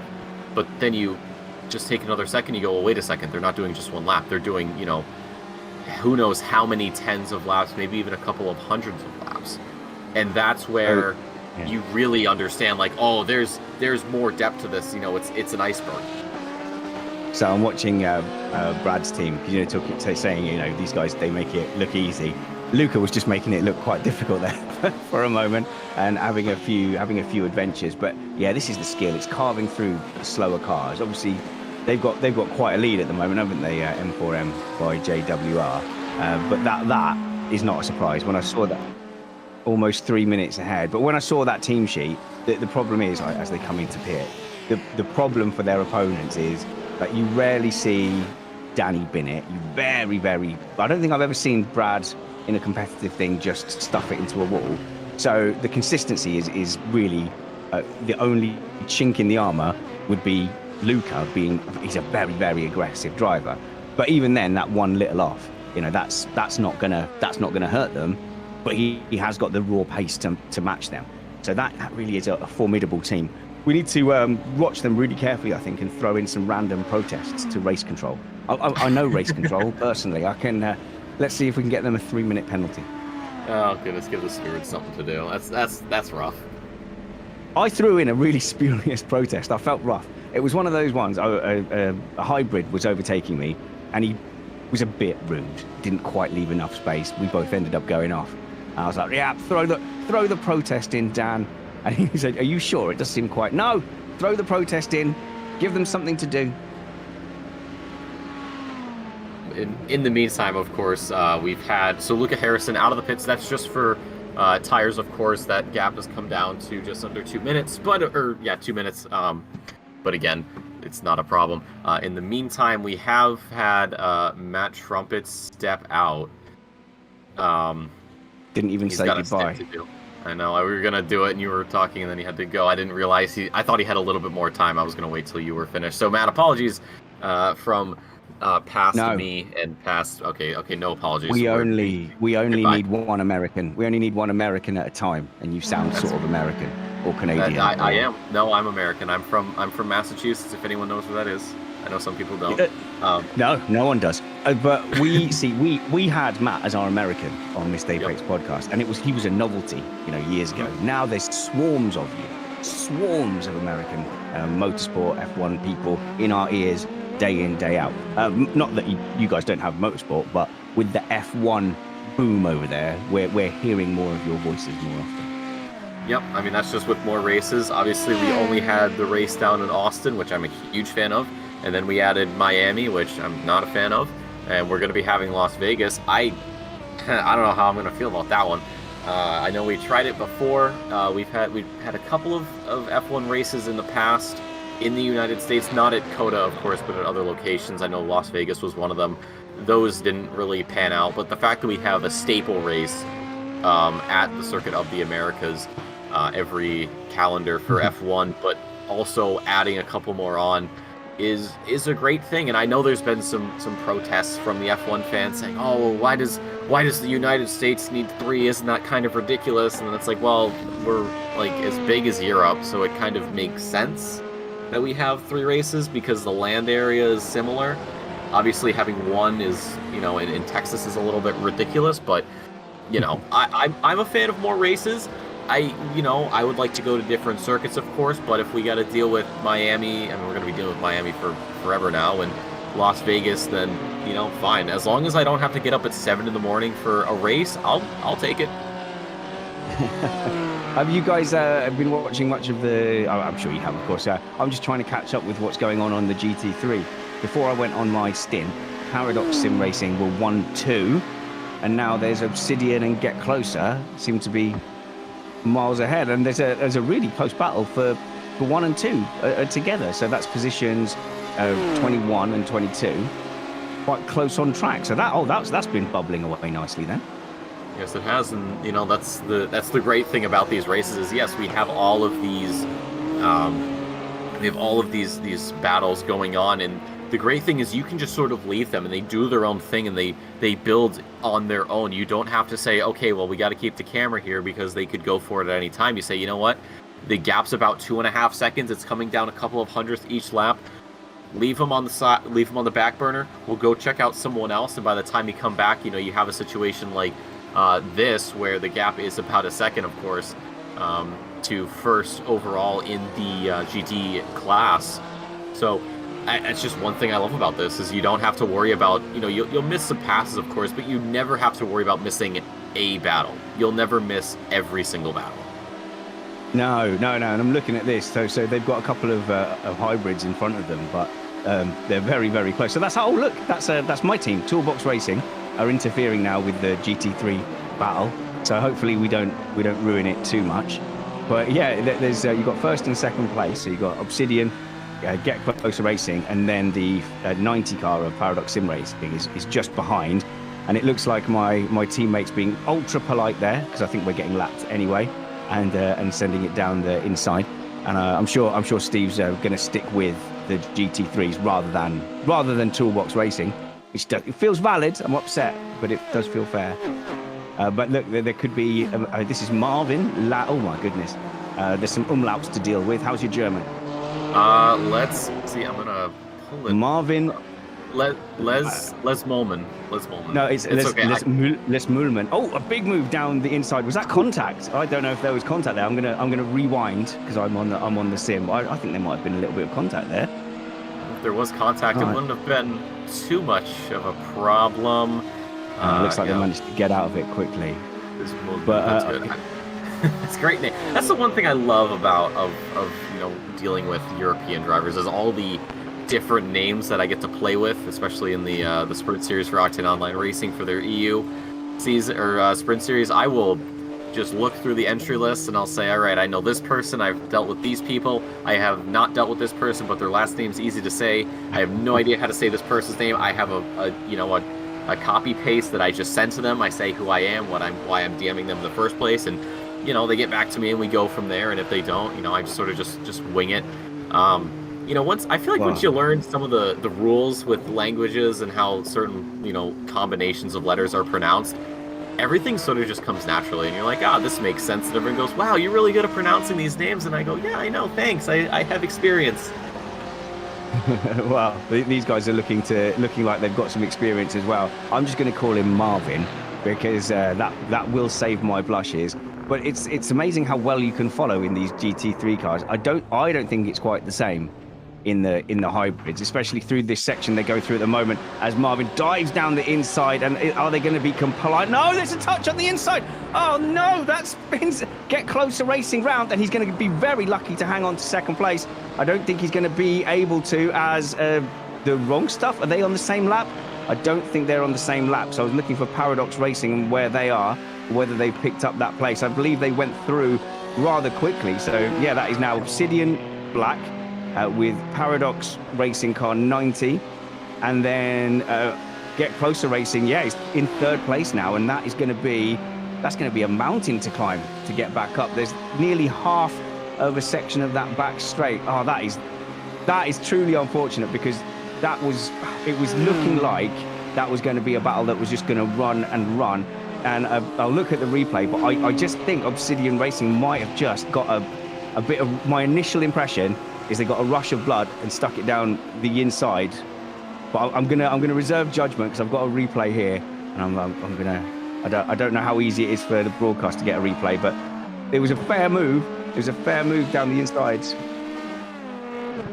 Race control saying that they were alongside, and they just turned it. So I think that's sort of just a lack of awareness in that moment, and also just being a little bit impatient. It almost, from my angle, it almost looked like netcode. But that's an unfortunate happenings for that team. The stewards, of course, are going to be getting on that immediately. They're going to be looking at everything. You know, do they need to dish out a penalty? Do they not? We'll just see what the case is. If they chalk it up to a racing incident, of course, we'll more or less figure that one out. I don't like racing incidents. Sorry? I don't like racing incidents. I like to assign blame. I don't know. I think he. What if it's you? Yes, what if you're it's right. you? There was a presence alongside, that's for sure. But he definitely hung in, really kept his nose in. However, our man there that we were struggling to. Let's go for it, Marvin. The big B is an S in German. Les Mühlemann. Yes, there you go. Actually cut that turn. So actually cut the turn. I would say he was just off track anyway, going up the inside. So that's kind of probably inviting. Well, yeah. And you wonder if he's cutting the corner, would the in-game system immediately give him a slowdown? Would that have even been a factor? So obviously, he was obviously in enough for the sim. Well, we don't know if he got slowed down. He may well have done. But yes, so that is very disappointing, because that looked like that was going to be a great battle. But yeah, I think in the game of whose fault is it, I think Race Control has probably got that right, that the overtaking car turned in on the defending car of Finn Norgard Pedersen. So Obsidian Edge Black, by showing a bit of bravery, to be honest, in that move, has really secured their position up front. And then Paradox Racing, still showing as third in class, but I think they're second on track now, are quickly closing that gap. So that is going to develop into a battle, I think, before too long. Yep, and coming into the pits is Roberts. They were on the back of Pedersen. I thought we were going to have a continuation of the combat here, but that hasn't been the case. So the number 90 BMW is going to go into the pit lane for Paradox Sim Racing 90, of course. We'll see if it's a driver swap or if it's tires. Obviously, Les Moulin does get back around and continue on with the journey. Karapi there as well is about a minute back, so if it is just tires, it shouldn't be too much of a distance taken out between those two teams as it is. So Joseph Loeki is coming in. I thought for a second they just disappeared into the Aether. But yeah, it does appear to be a driver change, so they should be back out on track in the next 20 or so seconds. The car off the jacks, so they should be moving here in just a second. For Karapi, I don't think close enough. Of course, the gap will open up to the BMW ahead, but that is just the nature of racing. Soon enough, that team in front will have to come into the pits to serve a pit stop, to get tires, maybe some fuel, maybe a driver change.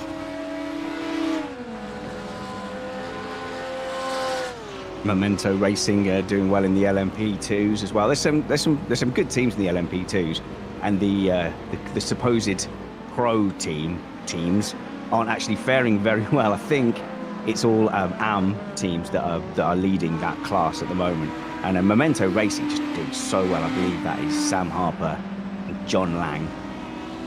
Is it John Lang with Memento Racing, and is it Angry Beaver is Sam Harper? But those teams just filled with good drivers. I'm being told off again. Where's Sam Harper? What's his team? That's what I was saying. So yes, so that team includes John Lang and Sam Harper. Good. We got there in the end.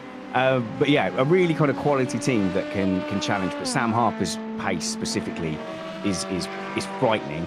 But even like John Lang, who you might say is more towards my end of the pace here in the sports cars, you know, he's still there doing consistent 37s. Whereas I think the top guys are sticking in 34s, 35s consistently. Roughly in there. And when you talk about pace and how scary that some of these guys are, that is the one thing I can never get enough of. When you have such high caliber talent all in one room, you really get to see how much work, how much effort, how much dedication, time, and patience actually can go into this race and actually catching the person ahead. Yeah, you might be slightly faster by a couple of thousandths, but the problem is it's going to be a couple of thousandths every single lap. It's not going to be, you know, 1,000th here and then maybe a couple hundredths there and then a 10th there. It's going to be a pretty consistent gap every single lap, and making sure that you understand that and are ready and willing to deal with that at every moment is a skill that these top level drivers almost do in sort of a second nature. So I've had the privilege of following behind some really good racers in various things, of course on sim racing, but in karting as well. And it's really frustrating because you can take a corner and follow them through a turn and you've nailed it and you go, well, that's fine. And then you go through another couple of corners and you go, well, they're a couple of kart lengths ahead. Take another couple of corners and you seem to be matching them. And you just don't know where and when it happens, but there's some point where they just suddenly snap and they're another little bit ahead and then another chunk ahead. And it's actually hard to see because you go, well, I'm in the tyre tracks, I'm sometimes staying with them, but it's like golf. You know, if you do a par 3, any golfer can hit that sweet shot and it just floats in 2 yards from the pin and knock in a birdie. But the pros can do it every time, hole after hole, corner after corner after. Just watching John Lang there getting rammed in the back. He just got slightly out of shape. And then Michael Chubb, who I don't know, is Michael Chubb in the same class, just hit him up the backside there. So that looks like some damage. That looks very wonky rear on John Lang's car. But yeah, it's the pros can hit that same shot as you 9 times out of 10 and not just once and you talk about it for the next 3 weeks. They can take those corners consistently. And that's what I find. You know, it's frustrating because you get behind them on a kart track and you think, yeah, I can do this. I can live with this person, and then they're gone. And that's what I was finding in this stint with Memento Racing. Actually, were in front of me, lapping me, and I felt like I could keep with them. But then, yeah, suddenly, you know, there's a bit of traffic, they're gone. I make a couple of mistakes, they're gone again, and before you know it, they're in the distance. But sometimes it's not even traffic or mistakes. Sometimes it's just pure driving. Yeah, you're sticking with them through, you know, these first few corners, but then all of a sudden you get onto a straight or something, or you get around another corner and they've pulled 3, 4, 5 tenths out of you, you know, and that's just sort of the nature of racing and being able to deal with that as well, you know, whether it's in something maybe like Forza or something like Trackmania or a sim racer or even real life racing, whether it's, you know, an organized karting league that you use to work towards actual higher divisions of real life racing, or in my case, I work at a karting place myself and I've gone on track and I've had, you know, the guests who I get to race with, you know, say, dude, you did like 2 corners and you were like a second gone. How did you do that? And they were like, I tried to figure it out and I was ruining my race the entire time. So having to understand that there are going to be drivers out there who do just pull time on you regardless. Don't like it. Yeah, you don't like it. It's disheartening. It sucks. And you're like, well, all this work I've put in, you know, why am I bothering trying to catch this person at all? But the thing is, when you're focusing on your lines and trying to catch up and you realize you're not catching them as much as you would like, you're actually losing them. One of the plus sides is that entire time, you're also pulling away from the guy behind. And that can be a huge confidence boost. You might look at, you know, position gaps. You might look at the deltas and say, oh, well, I'm not in contention for this position. However, I've pulled out, maybe 3-4 seconds to the guy behind, and you realize, you know what, maybe this isn't so bad. Maybe I'm not going to get this position, but that's okay, because as long as I'm better than the guy behind, I don't really care. I had a similar thing, looking in the relative box, and there was a guy that I'd lapped, and I was pulling away from him, and I said, yes, I'm not the slowest in my car at this time. It's a low ambition, but it's the only one I've got. I mean, it's something. You got to work with what you're given. Sometimes the cards you dealt are a little bit weird, but sometimes you can win the hand regardless. And if it just means, hey, I'm not in last place, I'm second to last, that's fine. That's how I see it. Like, if I'm going to be losing a race, at least let me be, the second to last car to cross the finish line, because at least then I can be like, well, I suck, but I didn't suck that much. I did a little bit better than the other guy.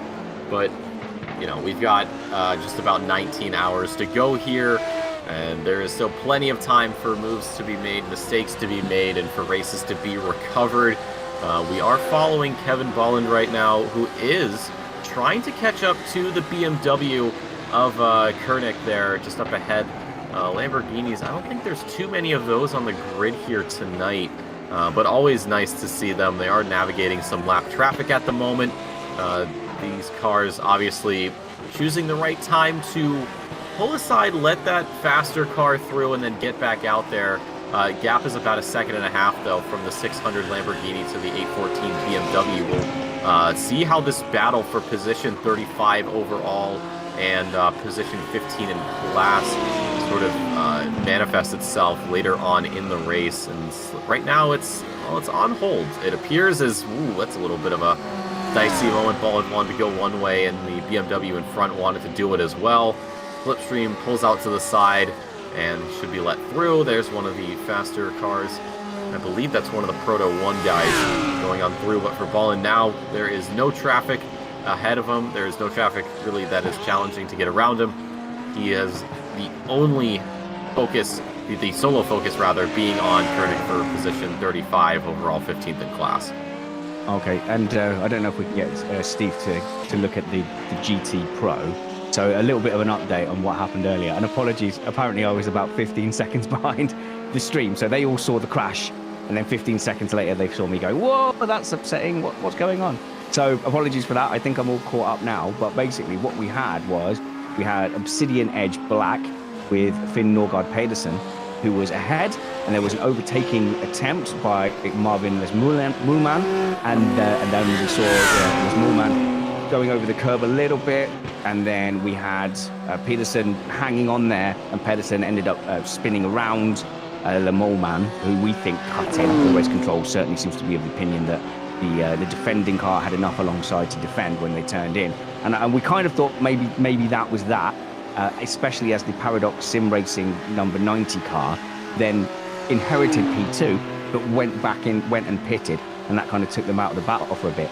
But Marvin is pulling in and is lapping about a second a lap quicker at the moment, and the gap to Finn Norgard Pedersen, who has just made another mistake towards the back end of the course, is lapping at around the 53.4s, and the last lap for Marvin was a 52.7. So that gap is going to close. I think inevitably that gap is going to close, and I would like to get into the heads.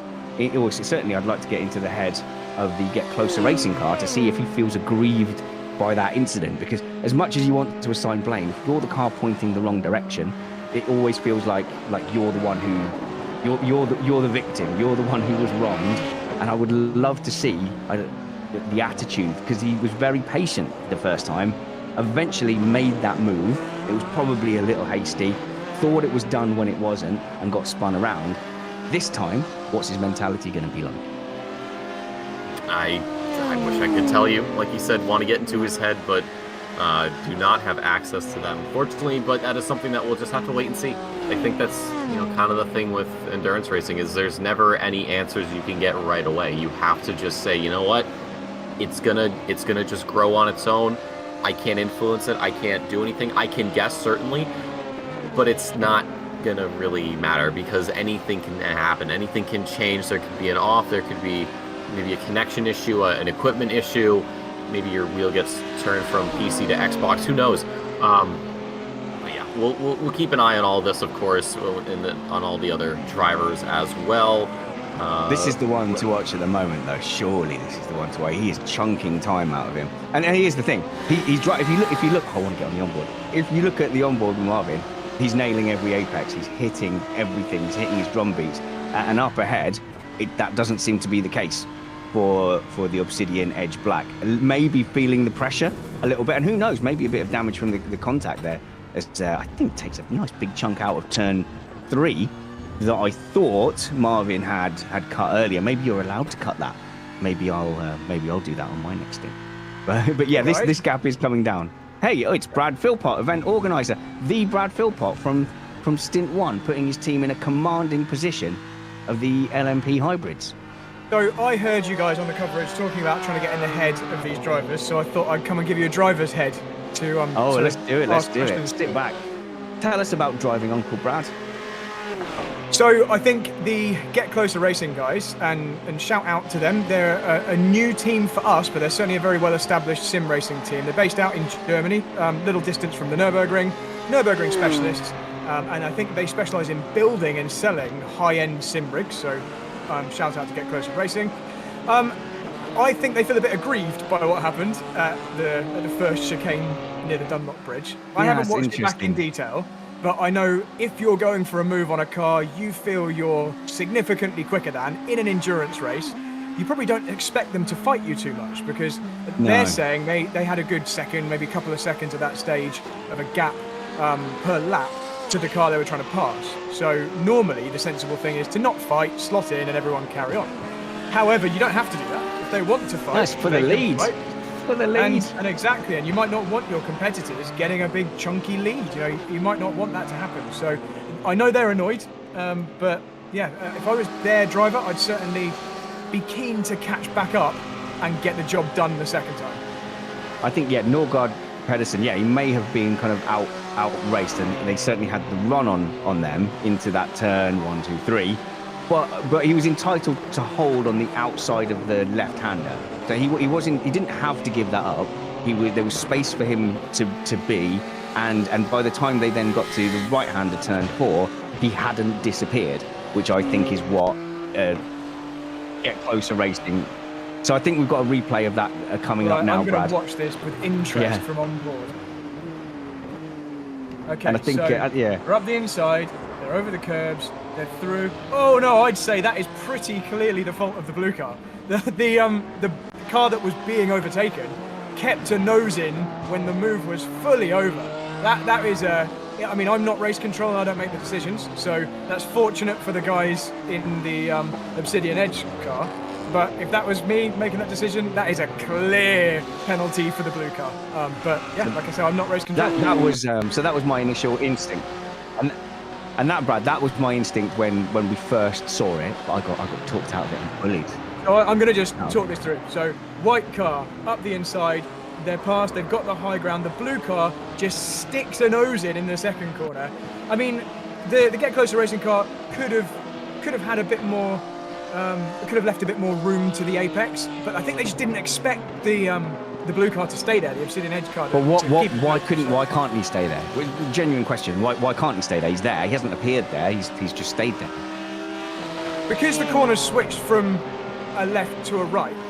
That car the car that's down the inside is now, I think you'd deem that as just sticking a nose in. I'm trying to think of what really a good way to describe it, but effectively, at that point, you've lost the corner. The only way they're going to be able to... Right, they're not going to be... Oh, okay, something else. I have to interrupt you there. Now, this is indefensible. I'd love to see you get a replay of this. Steve, we've got to get a replay going straight away here. And this feels like it's all Get Closer Racing. I don't understand what they are doing here, because there's an LMP2 up ahead through the left, right. There's one nudge through there. They go into the chicane. There's another nudge through the chicane, and not satisfied with that, then hits the rear end and turns themselves around. That LMP2 is too difficult to spin, and unfortunately Get Closer Racing, I think, brought that on themselves.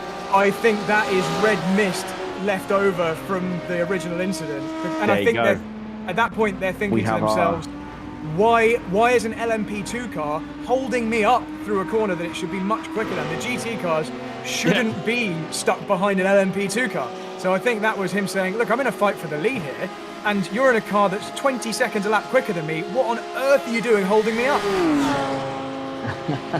So the LMP2, I think, got out of shape on the grass. Then looks like maybe they had dirty tyres or no confidence in their tyres. But there's one hit into the first left, right, and then into the final chicane, another hit, and then another hit on exit. So we asked, what do we think is going through the driver's head? What is their mentality? I think we just found out. Yeah, and I'm not, by describing their mentality, I'm not saying it wasn't their fault at all. That definitely was the car behind's fault. No. I just totally get why they were annoyed at being held up. Yeah, no. We've all been on tilt, and it looks like they've had to tow. They've been unable to get that car back, and they've had to tow, which is a terrible shame. I don't think this is over. It depends on the extent of the damage, of course, but they did have a significant pace difference. And in fact, looking at the pace, they must have quite maybe a lopsided team, Obsidian. No offense, I'm in a lopsided team as well, because Paradox Racing seem to be lapping a little quicker than them as well. Oh, maybe not. I'm just trying to find a way to go, is Obsidian catchable from here? When certainly that's the best case scenario for them. I don't remotely think this is over. I think there is a lot more of this race to go. And in other 24-hour races where maybe the entire field was super close on pace and maybe there weren't different classes, it'd be harder to make that gap up. But in this event, there is so much scope for incident and accidents. We've just seen that happen in broad daylight. What are these moves going to be like at 4 a.m. in the pitch black when people are a bit tired and not paying attention? There's so much more scope for all the teams to run into an incident, and all the Get Closer need to do now is use a fast repair and head back out. Yeah, so let's hope they've done that. So they've got 2 fast repairs to use throughout the event. Car 11, that is Get Closer Racing, has been issued with a calm down warning from the race director. Pretty common sense. Our race director does like to try and direct people onto the straight and narrow, but make it clear that further penalties will come along. Unfortunately, that is, I don't think there's any way that you could avoid a penalty there, and I think they've been lucky to get away with just a warning, and hope they can settle down and go, yep, there's 18 hours left? They can still win this. Yeah, absolutely, especially with the pace they've got. I just want to kind of tie up the initial incident, because this is quite an interesting point, Spanish. You asked me, why do I think that was, should be a penalty for the car. Why should they yield? If he's already alongside and he has never not been alongside, why must he yield when it goes back to the right? I'd say because there is certainly in endurance racing, in all racing, but in particular in a 24-hour race, there is an element of knowing when you've lost the battle. And there was no way they could make the corner on the tight, pressed up line that they were taking. They were being overtaken, so they were naturally tighter to the inside of the right-hand part of that corner. There was no way they could make that corner without running really deep. And there is some emphasis on them to take the other car into account, the other car that is, clearly ahead at that point. And I don't think the Get Closer racing car tried to just take the apex. I think they left a bit of space for the other car to exist. But the Obsidian, I believe I'm talking about the right team. My footage I'm watching has gone a little low res, so I can't read things. But it seemed to me like they just were keeping that front end in, hoping that a gap would be left when it was probably unlikely that a gap was going to be left. So anyway, that's a difficult one to describe, and I don't normally find it tough. I think it's really just how far back they were. Put it this way, Spanners, they wouldn't have had any overlap if they hadn't gone into that corner a bit too quick to make it. And this is the conversation we have a lot when we're talking about other motorsport, and we love to assign blame and say whose fault it is. You can be alongside just by driving sort of unnaturally. So you can get alongside someone just by not braking enough to make the corner. And that was my initial instinct, was that they had really hung on and hoping for a result. So you roll the dice and you hope for a result by keeping your car there. The overtaking car could have not turned in and could have gone all the way round, which could have allowed them back in. So they just wanted to stay in the fight, and I can't blame that mentality. But my initial reaction was, yeah, they've stuck their nose in where it doesn't belong. And Spanners, you use this analogy all the time, and it's perfectly apt just here. It's all well and good being in the right if you're crossing a zebra crossing. If you get hit by a car, then you've still come off badly. So you're technically right, the car should have stopped, but maybe you also should have checked whether a car was coming to avoid getting injured. That's certainly the attitude my team has tried to take in this race. Although we've had an incident, it wasn't with another car. We've been particularly careful around traffic, even to the detriment of our lap time, upwards of kind of 6-7 seconds in some corners. And we had a team meeting prior to the race with the M4EM by JWR car, and we just said, it doesn't really matter how fast we are because everyone's going to crash. So just don't be the car that crashes. Don't be the car that gets into a tangle with a GT car. Even if you've kind of got the right to make a move, make it when you're just definitely through, instead of relying on the GT car to give you some room. And so far that's working. So I know it's a bit spread out in front, and apologies, we've just come in and swarmed over our new American friend. But the Missed Apex Predators is obviously a team filled with our friends. They were looking really strong with Alex Drillsma at the moment, as he just narrowly avoids going into the back of the GT car of Nick Alexander. He's a Missed Apex racer as well. But they were looking really strong. I don't know if you managed to catch up with the incident. They just had a GT car just lose it. What's the very fast right-hander? Sorry, Spanners. Yeah. My own car has just had a big off, so I just need to have a little check back on that. Yeah, let's all do that. We're okay. But the number 24 car, 24 because it's a 24-hour race, I just skipped the second chicane on the Milesham straight and has come away unscathed just with a slowdown. So. Whoa, you say unscathed. What some people might not realise is how sensitive the floor is, certainly on the LMP2. So I only had one off in my first stint, and it gave me 2.5 minutes of optional repairs. And that was just from slowly doing just what Luca did there, which was abort the chicane, but it was the one further back. Yeah, so I think we have stronger floors in the Proto 1 class, which is BMW V8 hybrid prototype car, LMDh, because I've been absolutely jumping across the final curves all through practice, all through the build-up to this event, and never once got any damage from it. We seem to pick up very easy damage from side-to-side contact with other cars, so that's another reason. Noted. So that's how we can influence it then. So just some gentle side-to-side contact with the 24 car, and that could bring the hybrid race back to life. Let's not tell everyone that. So before I dip out and let Nick get a word in again in a moment. So sorry for Nick. coming blabbing for 10 minutes, but no, you're fine. We have an incident limit. So all the cars have a 30 incident limit before we get a drive-through or maybe even a stop-go penalty. How are your team doing, Spanners, in terms of incidents? We're up to 5 now. Oh, Luca nearly crashed again. We're up to 5 now, and 4 of them are from Luca, so I'm going to claim 1 of them from very early on in the race. But how are you doing? I don't want to talk about it. Oh, okay. You don't want to mention how. So Tim was really steady, and he did the first stint. Delivered me the car in perfect condition with 0 offs. And I went out there. I had initially no confidence on the brake. Just I went off on over the first chicane, 1 incident point, and then I think I went maybe just a little wide somewhere. That's 2. And you think, I better tighten this up because, there's only 30. This is really tight and it's important. Then I had a run in with 3 GT3 cars and an LMDh all at once, where a few of us ended up going off. You go, that's 1.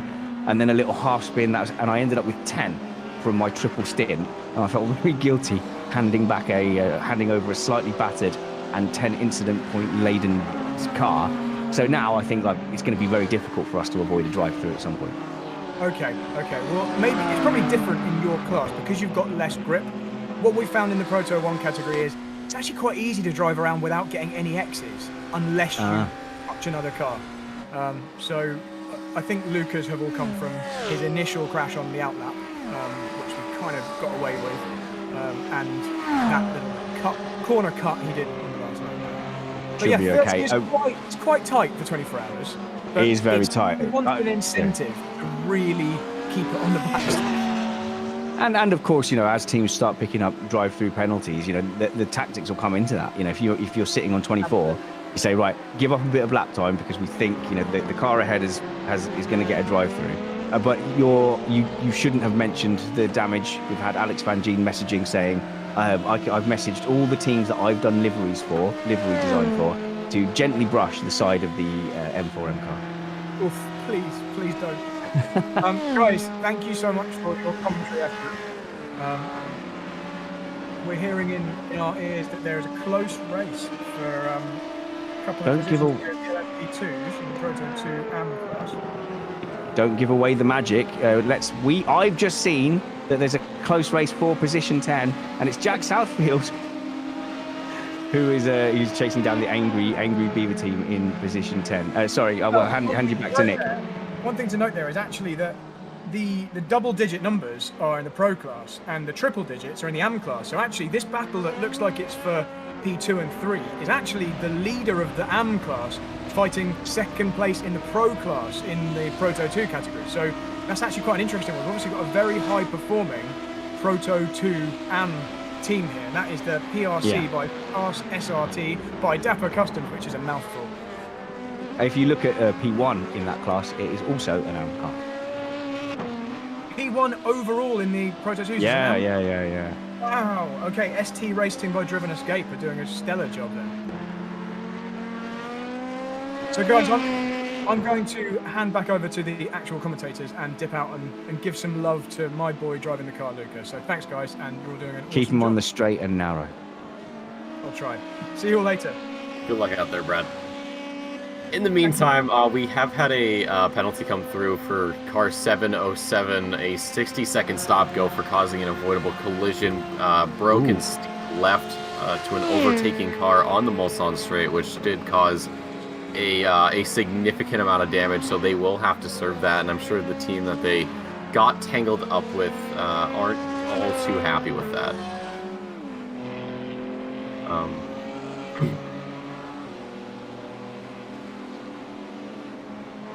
So we're gonna really quick, as you know, Brad was here giving us a lot of insight. I know we've missed it by a little bit of a margin. We are gonna do the top of the hour timing table here as we just pass under 19 hours to go. It's still M4M, JWPR in the lead. Lion GP and Missed Apex Predator still within that top 3 of the Proto 1 class.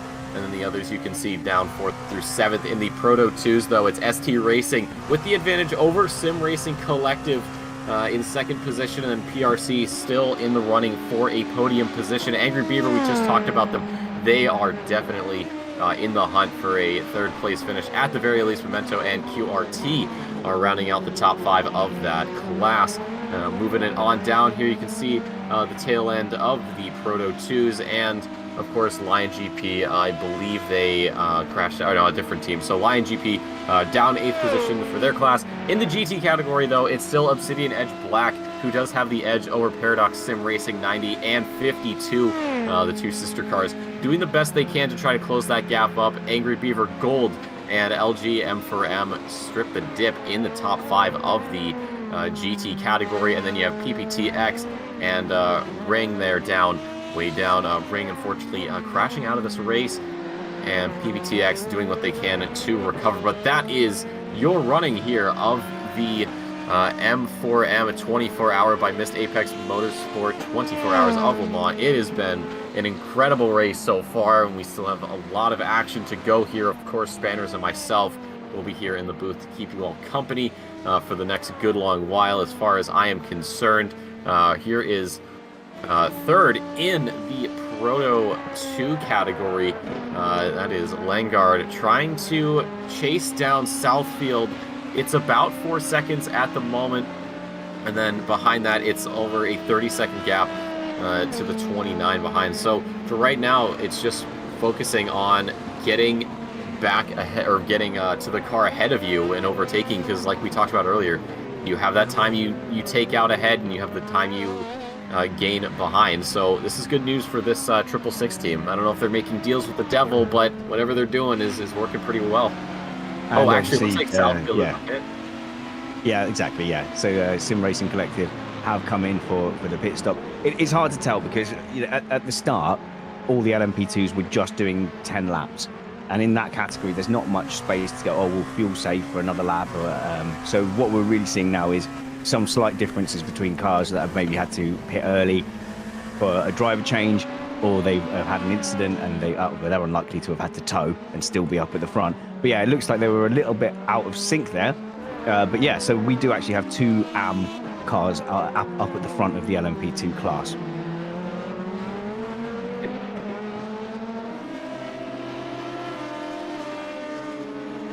This though, I mean, that's your race leader, Luca Harrison, and right behind it's an LMP2 car. I mean, that's kind of interesting to see, is, you know, a car of a lower class trying to keep up with one of a higher class, and, you know, that's always a surprise. And like you said, Spanners, with an amateur driver challenging a higher class driver, those are always welcome surprises. Obviously, not if you're, you know, say the higher class driver, you don't want to see an amateur class trying to take your position, but for everyone else, I mean, that's always a huge achievement.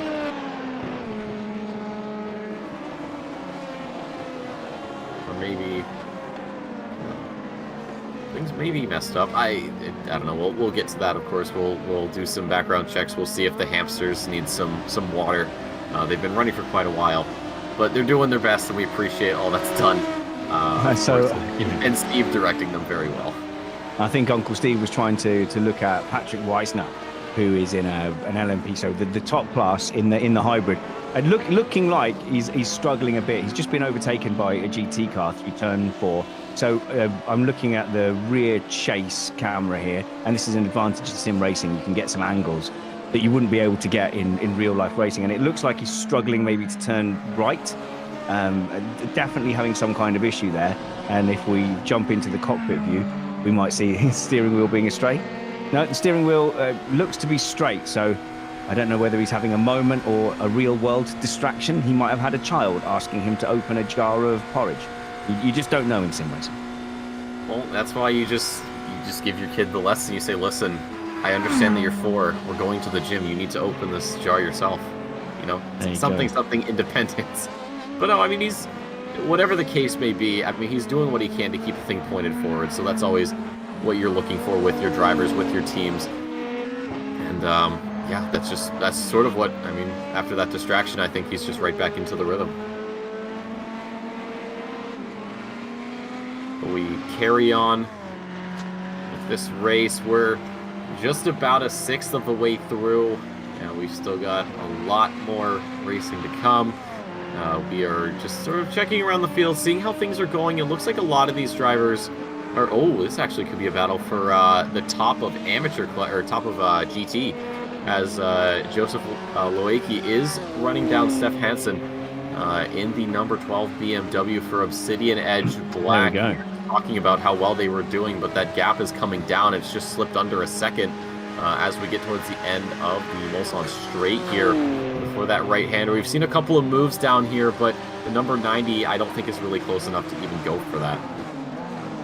Yeah, let's see, because it's Joseph Loeki. There is running 352s, which is probably top pace at the moment for the GT3 class. I think both these cars have changed drivers since we were last looking at them, as I believe the leader is going past them. Is that the leader that's lapping them? Yeah, that's Luca Harris there, who is just Harrison, who's just overtaken.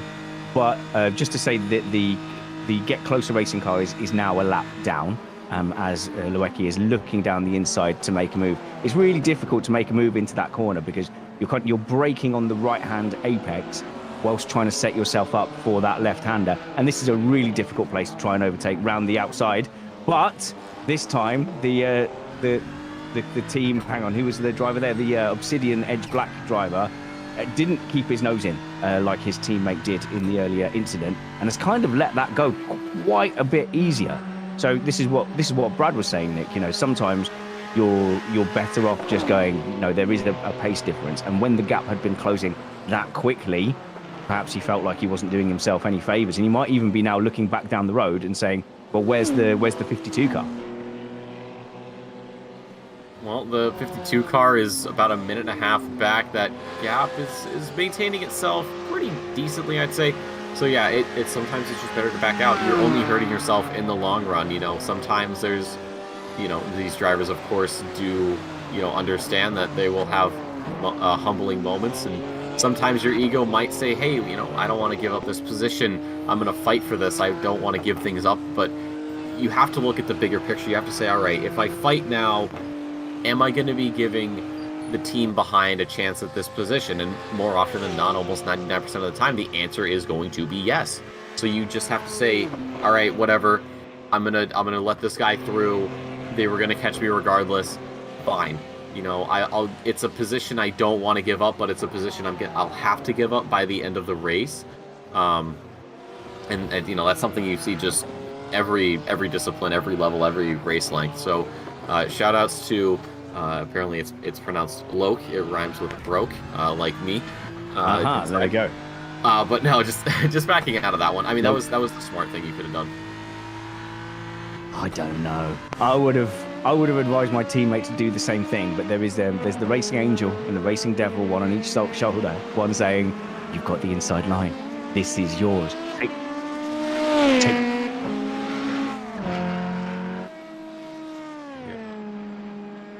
We've got Watley here for Memento Racing, P12 right now, chasing down Andrew Pike just up ahead, P11, and this is both. This is a position in class and overall. We have Ipelo behind in position 13th overall, 9th in class. The 420 not really blazingly quick, but definitely just doing what they can to keep things going. But Spanners,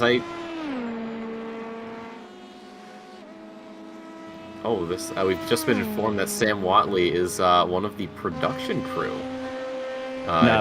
Sam. Yeah, so he's one of our admin team. He's very, very good at spreadsheets. So he does a lot of the organisation, team sheets, and organisation of rallying people to our events, making sure the grids are okay and scoring. And he's so good at spreadsheets that whenever we're out in the real world having a drink somewhere, if we are ever to meet a lady, I always introduce them by saying, "This is Sam Watley. He's really good at spreadsheets." And he doesn't like it when I do that, but I think it's the way to go, and I'm going to continue doing it. Well, I mean, if he's looking for some love, maybe he finds the one girl who's like wild about spreadsheets, and she's like, "Oh my god, really?" And then bada bing, bada boom, you're the best wingman ever. Yeah.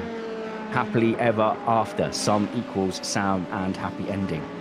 There you go. And who doesn't like a happy ending, of course, I know. But Sam is, not only is he good at spreadsheets, he's good at racing, as he is sticking there 5th position in the Proto 2 class and 12th overall. Yeah, much faster than certainly I can get around in this car, but Sam also does club racing with the Peugeot 206 Production Cup, and it's one of those series, you know, you can turn up, you buy one of their cars, it's like a mini franchise, so you can pick up, you know, a car from another racer, take that on, but you do all the mechanicking yourself. You get around to some top tracks around the country, including doing the national circuit at Silverstone. So he certainly understands competitive racing. And now up ahead of him, there looks like there is a prototype car, but I think it's a lapped car. Ooh, that was a bit closer than I'd want to see my teammate lap someone. But that's him cutting through the field. And I'm trying to figure out how far he's got to go down the road to chase the next position ahead. Next ahead on the road is Ryan Stringer, who is in a GT car. But then we've got Andrew Pike, who is now heading down that main long straight down to the first big chicane. So Sam isn't all that far behind. And let's look at the relative paces. It's 36s versus 36s at the moment. So it could be static, but maybe the consistency from Watley could get him closer. Oh, absolutely. All that. He is through. It's little bits. The pace on the Mulsanne straight was a couple of tenths. It was sitting at about 9.1, and then it came down. It looks like it's come back up as he's had to navigate some traffic. So, you know, little by little, he is going to be pulling in all of the real-world experience and the sim racing experience being shown in full force here from the spreadsheet specialist himself. But welcoming into the booth right now is going to be Mr. Luke Etheridge. Luke, welcome back. Welcome back, everyone. Hope you're doing well. It looks like there's been plenty going off in my absence. Oh yes, quite a lot on circuit. Some bumping, some banging, some pretty solid moves, and overall just a fantastic experience. We've been arguing about whose fault various things are, Luke. My favourite thing. Going in on that debate. I was not part of this, Spanners. It was you and Brad. Don't drag me into your scuffle. whenever people go on TV, oh, that was just a racing incident, don't worry about it. I'm like, no, that would never wash in my house. That would never wash on Mr. Apex podcast. I want to know at least who was most to blame, because that's how you explore racing. And actually, in my defence, we learned a lot from Brad jumping on to criticise who I blamed or what I blamed specifically. And I think you get down to the root of what is racing. What are the racing rules? How do you navigate through a field? What are you allowed to do? When do you own a corner? There's no one Bible that seems to sum it up perfectly. So you just get to argue about it endlessly. Yeah, that's pretty much it. That's what we always see happening. We all love, especially the old, in debates about whose fault was it for various things. It happens in football, you get it in motivation, you get it in pretty much every single sport. And I'm sure over the next 18 hours, 34 minutes, there'll be plenty more incidents along those lines. In soccer, there is always a correct one, though. So I got a book called You Are the Referee in 1991, and I used to just love learning the rules. So I could watch football and I could pretend I was the referee and make the call. But you can't do that in motorsport, because every motorsport seems to have its own particular vagaries and rules. Every race director sets out what they expect to see. I do wish at some point there was just like a racing rules almanac that set it straight. So are you allowed to shove someone off Verstappen style? Are you allowed to slam the door on the outside like Hamilton loved to do to Rosberg? Are you definitely meant to leave room here and there? When do you own the corner? Why can't someone just write the book? It'd be great. It would be really easy, but then we'd all complain about what the rules would be. No, we would adhere to the rules, and then we would, you're right, we'd Yeah, let me just find the little loopholes here and there, and it's like, well, yes, however, it's not explicitly stated, and then the rule book gets written again, and then, well, this discussion just comes back around, and we start back at square one. I had, on another racing game, I did a race where they'd set the tyre wear to be quite low, and I realised you could do the entire race no stopping, and everyone else for some reason thought there was a compulsory pit stop, and there wasn't, and I ended up winning the race, so the tyre wear got increased for the next one, funnily enough. I had another one on the same game where it didn't say you couldn't mix and match the tyres across the car, and quite a lot of drivers got annoyed at me for doing that, and I just said, tell me where it says in the rules that I can't. Yep, of course, that's what they did. Go on, sorry. I was gonna say, I like to follow the rules, but like, if the loophole's there, like, I'm gonna use it. It's in the spirit of competition, I think. I think as long as it's not explicitly stated, I think you're golden. The good example, though, with tyres, Luke, with your Maverick tyre shenanigans, is that the F1 engineers started using the tyres, swapping them from side to side, because they realised, they only wore like in a particular way. That meant if you swapped sides, you could kind of use them again. And in doing that, they ended up, blowing up, and you had the 2013 Silverstone debacle. Oh, as Watley gets very squirrely on the second chicane there. You end up getting a debacle like that because of rule breakers like you. Yeah, it's so if you want to blame anyone for the Sebastian Vettel 2013 domination at the end of the season, it sounds like it was 18-year-old you. To be honest, that's what. Good. I'm glad we got there. That ruined that season. At the end. Anyway, so I think we do hone in back on Watley, because I've been sitting watching him on the onboard, and it's been a delight, to be honest, watching him. He's got a very, very smooth style through the corners. I was watching Tim Ellis on board, and nearly every corner, he is quick, to be fair, but every corner he's got oversteer on exit. And I tried to recreate it, but to me that is just a recipe for hitting the wall.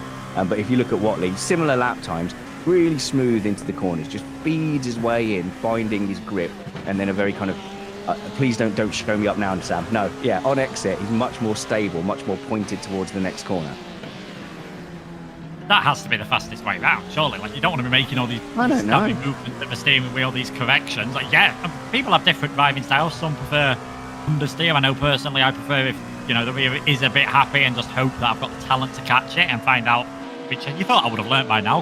Quite often I don't have the talent to catch it, which is why I'm talking and not driving. Yeah, Sam seemed to be pretty smooth. Did lose a bit of time in the traffic, although I think, to be fair, judging by the deltas, that was pretty similar to just the time that Andrew Pike was losing in the traffic as well. So we're seeing that gap, between 4.5, 6 seconds. It might just climb up a little bit here, as Watley's got a few more GT3 cars to negotiate. He's in quite an awkward place through the push curves, just having that little bit of a snap there from being offline, but that gap staying at around 5 to 6 seconds at various points in 5th place in this battle. We'll see if he manages to get himself past the pink Ferrari. And these 4 chicanes have always been a bit of an awkward one, especially if we catch some traffic. I mean, we saw the issue with the Get Closer car, but it was actually into the back of an LMP2 car, which is not something I expected. Did you catch that? Tonight. Did you watch that? I did. You caught that? Right, okay. I was going to actually, before I went off to go and mow my lawn, I was actually going to fill you in on that, Luke, because we were talking a lot about, like, what's your mentality after you've been spun around. But if you manage to get spun around and then make up, and I'm completely sympathetic to going on tilt. I go on tilt all the time in races. But if you then get your head down, make the gap back up, and he was all but caught up. You know, I think he was definitely going to get past that car at some point. To hit the LMP car 3 times, I think, on the way through, speaks of frustration. We don't know what was going on with that LMP2 car. Like, was it braking? Was it, lifting up? But I think after the first couple of hits, you would hope that you would then, chill and find a way around it. It was certainly not a great sequence for Get Closer Racing. So I hope they can knuckle down and find a way back into the race. Well, they're a lap down, but frankly, they might be quick enough to capitalise on, things going up ahead, drive through penalties, general pace, damage. I think that's it, a lap in. Yeah, I mean, a lap in what? 18 hours? Talking about what? They'll get about 200 odd laps done in this time comfortably. You only have to all of a sudden catch up, a second a lap, and that's a lap done. There's probably more laps, to be honest. We're probably talking about, I mean, obviously GT cars is a bit different. So if we say 200, talking 3 minute 50 lap times, 0.8, 0.9 a lap, and you can do it over a 3 minute 50 lap. And that's before damage, that's before traffic, that's before the rest of it. So there's definitely a way back in. I mean, I managed to get lapped entirely in one triple stint. So I did it the reverse way, so it can be done the other way. I've been lapped twice in a 50% race on F1, and that was because, for some reason, I decided when I was testing one of the new F1 games to sign up for a social race. It was basically an esports and challenges grid, which was a slight little mistake of mine. It was tooting around the back of the field, having a very nice time of it. Sam Watley definitely... Yeah, go on. Because Sam Watley's certainly definitely not tooting around at the moment, but yeah, it's just one of those things that happen. Nice little view of traffic management, seeing everyone getting past me, so I might be well suited to endurance racing. Have you got the gaps? Because I don't have the gaps in front of me, so I don't know. It was about 10 seconds, was it, between Sam and Luke up ahead? It was Andrew Pike that he was chasing, wasn't he, in the Simulate Racing Collective? Yeah, the gap is now about 6.2 seconds. Okay. It was down to less than 5 seconds at one bit, but I think Sam definitely had a bit worse luck with the traffic than Andrew did. And also, I think the gap's come down between Sam and Sandro Iapello in the QRT 420 car. That gap's now hovering at around the 20-second point. So, got that little bit of free air. They've got that time just to have a nice little battle with themselves. And there's also been, as well, I see, just looking now as I'm still catching up with things, Missed Apex have got themselves back up in towards second place, getting ahead of the Lion GP car. So Missed Apex recovering well from that issue Alex Drillsma had with his VR equipment. He'll be certainly hoping that does not repeat itself with 18 hours, 26 minutes still to go in this race. I mean, if worse comes to worse, you just ditch the VR and just go back to good old-fashioned monitors. But of course, I think when you've gotten used to VR so much, you say, you know what, no, I need to do it in VR. It's the only way I feel like I can be truly faster. And making that switch can be a little jarring, and it's going to slow you down. So yeah, hopefully the guys over at Missed Apex aren't going to be having any more issues later on in the race, of course. But for now, getting around one team is a huge success, and getting that gap opened up. I don't know if they'll be able to catch our leaders, but they could if they really roll the cosmic dice high. The problem is they need to roll a D100, and they got to get a 100. But the problem is that every other spot on that die is weighted much more. Yeah, it's going to be a tough one, but we're not even a quarter of the way through. They'll be hoping, obviously, that they can have a nice smooth race. You never know if anything's going to happen to the 24 car at night time as well. Once we've got that stint later on, I think myself and you, Nick, are going to be covering some of the nighttime action. That's when you can now see these little mistakes and these little gaps start to form. And when the sun comes up again, things have just tended to settle back down. We are looking at the number 7 car here, the last of the Proto 1 runners, kind of out of sync with everyone else, and they are 19th overall. I've got a feeling that car might have quite a bit of damage, because they've sort of been stuck in that 18th, 19th place for a while, and you would have been expecting, I mean, even if they may not have the outright pace of some of the others, but looking at how they were doing at the start of the race, they're not too far off. You would have expected them to be moving up the order a bit more. So wouldn't be surprised if Patrick Fiesler's having to drive with a lot of damage on that car at the moment, and maybe just managing it bit by bit in the pit stops.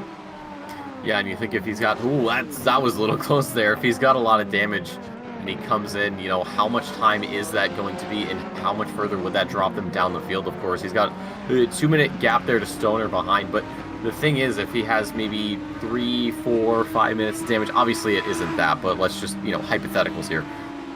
That's at least 1 position lost. Is that 2? Is that 3?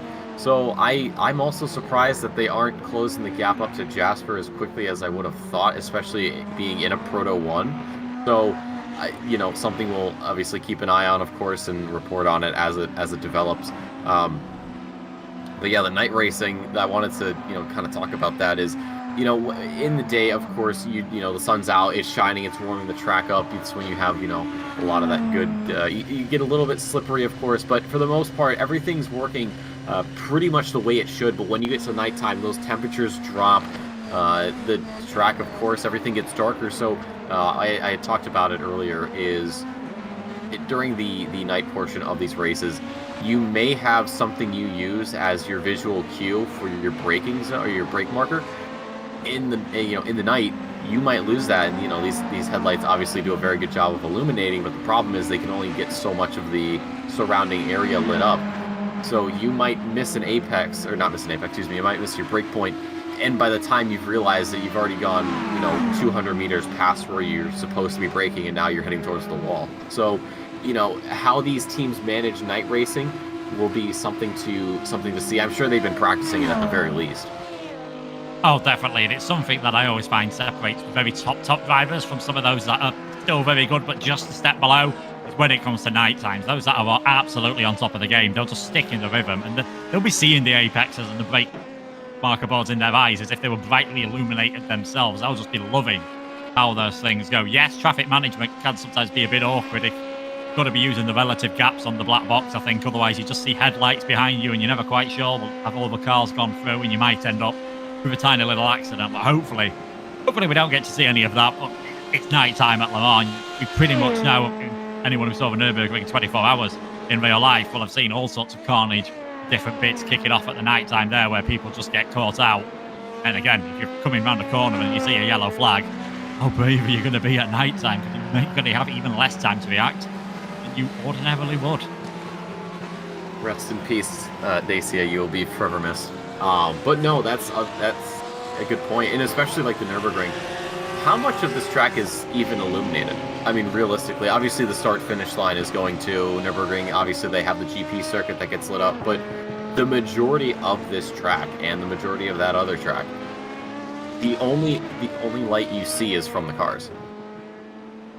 I mean, there might be some like lampposts here and there, but realistically, that's not going to happen. You have to rely solely on the car's headlights to do the seeing for you, and God forbid those go out. Well, now you're just racing in the dark and you're guessing. Yeah, no, I mean, at the Nürburgring, you've got the GP circuit where they do the 24 hours. The pit straight's lit up, and the rest of the track has some lighting, but it's nowhere near the standard you'd have at the Formula 1 night race, say, for example, because obviously they've not got headlights, so they need ridiculous strong floodlights. And then you get to the rest of the track, and it is pretty much pitch black. So you've got that adjustment every single time of, we've got some light all of a sudden for 1.5 minutes or so. And we've got 10 minutes of racing, or 8 minutes more, like racing in the darkness. So yeah, you have got that constant adjustments to make as well here at Le Mans. When you get onto some of these parts of the track where we're seeing the cars come around now, there's not really any lights. Again, it's pretty much that pit straight that you are relying on to give you any light. So you'll have 5 or 10 seconds of brightness every 3.5 minutes, but for the rest of it, we're going to have to be coping in the dark. And someone who's coping pretty well at the moment, Ollie Newcomb in a truffle hunting by MFDC. Number 843 car, that resplendent pink livery. You're definitely going to be seeing that one in the dark, trying to close up to Matthias Cooper at the moment in what is a battle for 9th and 10th in GT3. And he's in that range where you can see the car in front, especially on a track with these long straights like we've got here at the Circuit de la Sarthe, you can see the car in front, and it's just ever teasing you and getting closer and closer and closer. And I think he has definitely pulled about half a second on this lap, even with getting lapped by one of the prototype cars. So don't be surprised if Newcomb is starting to attack, making his way into Mulsanne now, following the Ferrari round on the apex. Nice and careful through there, taking just about the right amount of curb you want to take. And again, he's gained about a quarter of a second at that part of the circuit. So Ollie Newcomb looking pretty good at the moment, and at this pace, you've got to say, in a lap or two, he's going to have a chance of attacking that Porsche. Yeah, but keep in mind the time that was taken out was because of a back marker, or not a back marker, a faster car.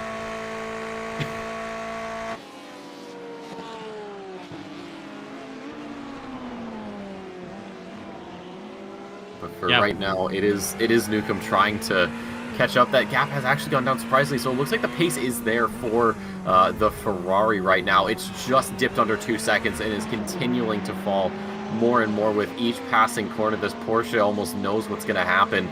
It's just a matter of how long can you hold on for. Maybe can you hold on long enough to force a mistake out of the chasing car? Definitely a possibility, but it's a little intimidating, especially when you see that bright pink livery behind you just cruising on up. I mean, I'm a huge fan of it. I like it. I don't mind a little pink car. We've got a couple of those in the Sprint Series back in OR, but you know, it's a fast car. That's all that matters. It doesn't matter what, you know, colors are thrown on it, what decals are thrown on it.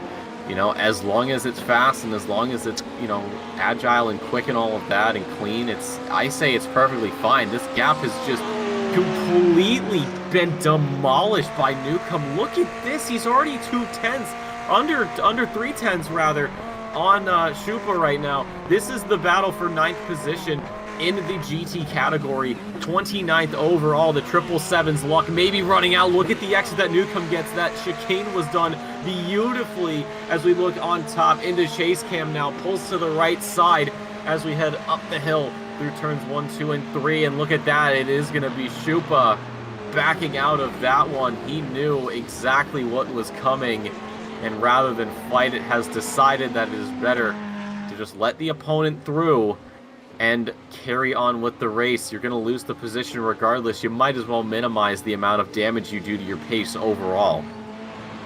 Yeah, I mean, we were talking earlier on with Spanners about when does a driver choose to fight, when does a driver choose not to fight. I don't think there was any choosing there from Schupa, no matter what they did. Ollie Newcomb was just flying the way through, and that's Ferrari into 9th place. And we were talking about, is it the prettiest of cars? You know, I like it, you like it, Nick. I think everyone pretty much agrees in motor racing that as long as the car's winning, it doesn't really matter too much what it looks like. They're not winning at the moment. They have won that little battle.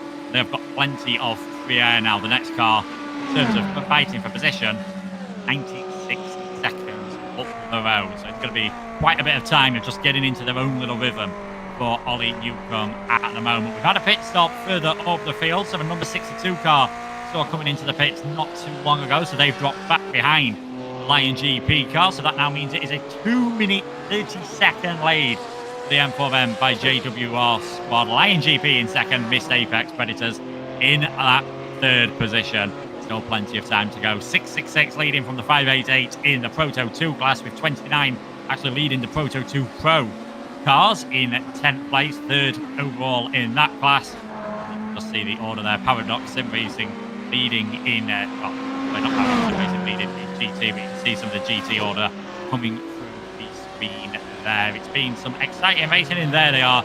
It is that Obsidian car leading, the one that got involved in that contentious, thank you for being kind, incident earlier on. 21st place overall, leading in their class, and it's Paradox Sim Racing 58 seconds behind at the moment. George Nader now in that car, things having calmed down in and around the pit stop period. See George, he'll be putting the hammer down all of a sudden. It's actually a slight little issue, and it's an interesting one because I've seen George have this before.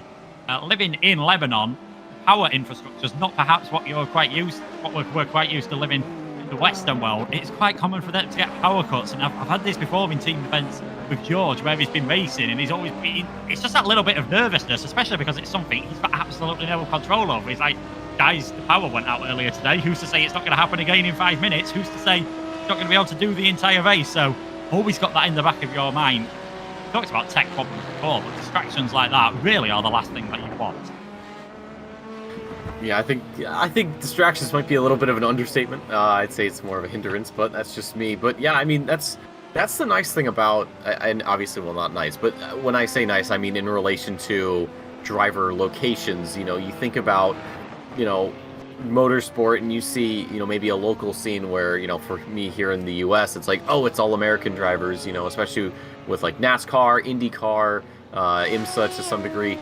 But the thing is when you have these long events, or just any motorsport in general, even like Formula One, you've got drivers from all over the world, and they all come from different backgrounds. There's different situations in their, you know, home country, wherever it may be, especially over the internet. Like you said, with some, like in, you know, someone in Lebanon, you know, the power will just, you know, randomly get cut because of the infrastructure. I never have to think about that here. I'll be honest, when I'm racing, or I'm streaming, or whatever the case may be, I'm not thinking, oh, is the power company, is National Grid just gonna shut the power off on me for a minute because there's an overload? You know, if I lived in California, probably, but thankfully I don't. So, you know, it's these challenges that drivers are facing, some in their control, others not so much. Yeah, obviously real motor racing has the reliability problems that you get. You can have them on the game if normally from your own driving mistakes. If you shift down a bit too quickly, you can blow an engine. It's just one of those things you've got to cope with. Who's to say the internet's not going to go off randomly, and that can ruin your race. We have had that Pink Panther of Ollie Newcomb coming into the pits, someone who did make the pit stop not too long ago. Kyle Power now trying to work his way up the order. 45 seconds in roughly that gap between himself and Dennis Bayer. So I think now that Dennis is in the pit stop, maybe seeing that missed Apex Predators car get themselves back up in towards second place, recovering not only after the VR failure. Let's not forget, pretty early on at the start of this race, had that massive spin where one of the Porsche GT3 cars run in front of him. That caused all sorts of chaos, with the 58 and 46 getting involved in that as well, and both of them cars are still recovering. And you just see a perfect demonstration there how difficult it is when you catch a car towards the end of those Porsche curves. There's pretty much only one line from there. If you go off the circuit, you're going to find yourselves with at least a 1x, and I think, as we saw from Kyle lifting and coasting quite severely there, hoping to get yourself a slowdown as well. Yep, and all the practice in the world that these guys put in for this race, especially here at Le Mans, it's, you know, it's just little moments like that where you say, yeah, I did the practice, but I'm still making mistakes, and that's okay. You know, obviously you don't want to make a mistake that's going to lose you, you know, the race or a position, but to look at these guys and say, wow, you know, they're so quick, they're, you know, they know the track like the back of their hand, their lap times have been so consistent for, you know, so many laps, but then they still make those little mistakes, and you realize, oh, well, they're, you know, we call them aliens, but they're still human. Their pace is alien, but they're, you know, those missteps are very, very human-like. And, you know, it's just a good little reminder. I mean, heck, even in Formula One, even in IMSA, even in, you know, the GT, you know, and the WRC and the WEC, just any high-level anything, regardless of motorsport or otherwise, you will have these guys who put so many hundreds, if not thousands of hours into their craft, making mistakes that the newcomers make. And we saw that there, and, you know, thankfully they're able to, you know, just brush it off and continue on. But it's just a nice little reminder. Yeah, thankfully for Kyle as well, it didn't cost him too much in terms of position. He's still, after 33rd, he's had his pit stop, 7.5 seconds is that gap at the moment. So the Lion GP car, I don't want to say hanging on to that podium place, but you can see the gap now between themselves and Joost de Kanter in the ST Racing number 58 has come down to about 17 seconds. So those cars that were in that lead group earlier with M4EM by JWR, big thanks to everyone who stuck with us right from the start of the race. You might remember Proto one category was sort of split into two different groups, and misfortunes befallen them all in that top group, whether that be their own mistakes or equipment problems or just getting caught up in other people's accidents, apart from our race leaders at the moment, and they are benefiting very nicely from that, now being, as you can see there, a full lap ahead, which has got to be a nice place to be in. Just shy of a quarter of the way through the race. I imagine even in their wildest dreams, no one at M4EM thought at this point there'd be a lap ahead. No, definitely not. But it just goes to show you how much, I want to say better, but I want to think of a better word. But you know what I mean? Just how much further ahead overall they are, just in terms of talent compared to the rest of the field. Of course, the gap that you can see on your timing screen, probably not the most up-to-date, of course. Although it is close, but again, it's a lap down. The fact that they've managed to lap the entire field, and like Luke said, we're not even a quarter of the way through, and you've managed to navigate every single car on the grid at least once. Even if power somehow gets around, they have to make up all of that time and get back onto the lead lap. The gap down to the guys in Lion GP is about 8.5 seconds. That's grown. That was about 7.5 or so seconds last time we checked in. So they are losing time, they're rather gaining time on their opponents. So that's good news for them. And that appears to be your race leaders coming into the pit lane for another pit stop. I don't know if Luca Harrison is going to be swapped out for another driver. We'll have to wait and see what that is. But it's been an incredible run so far from the number 24 team. And we'll see if they can keep that going towards the end of this race. Again, long way to go.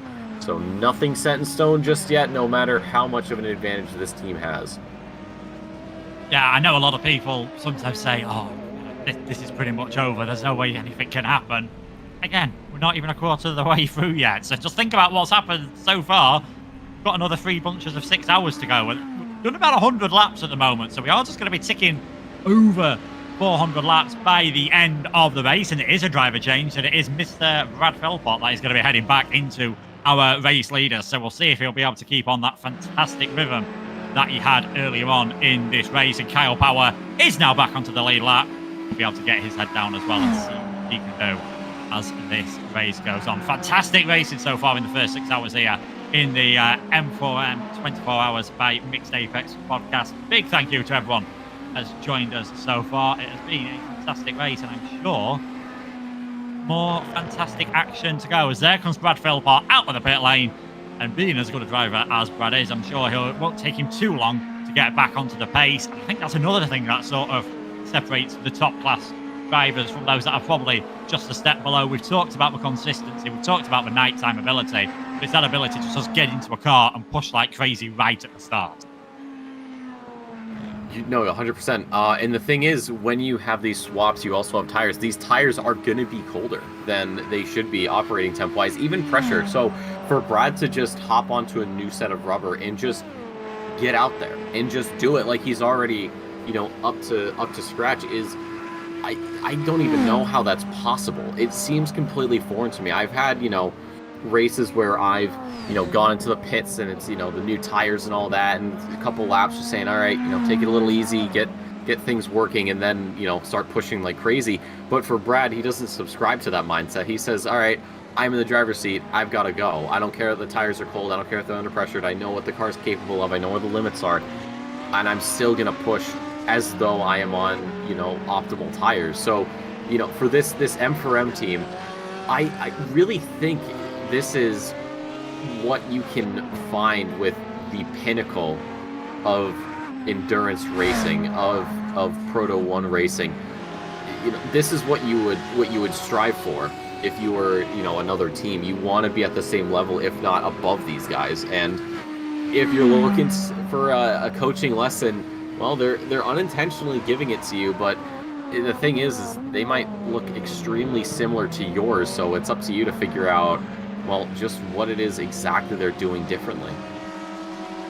Yeah, and it's easy to say 2.5 minute lead. Over the distance they've had in this race, it's only 1 and a bit seconds per lap, and that's not ignoring the misfortune that others has had. Otherwise, it would be a lot closer. But then again, it's finding that balance between how hard do you push. You maybe just leave a tiny little bit in hand to make sure you're not making some of these mistakes. It is when you are going flat out that you are more likely to get those mistakes, as Kyle Power just negotiates that little bit of the traffic. It looks like now that he's on the fresher tyres, Skoda Ferdi has sort of just steadied that gap at around the 8.5 second lap. So Lion GP still in a good position.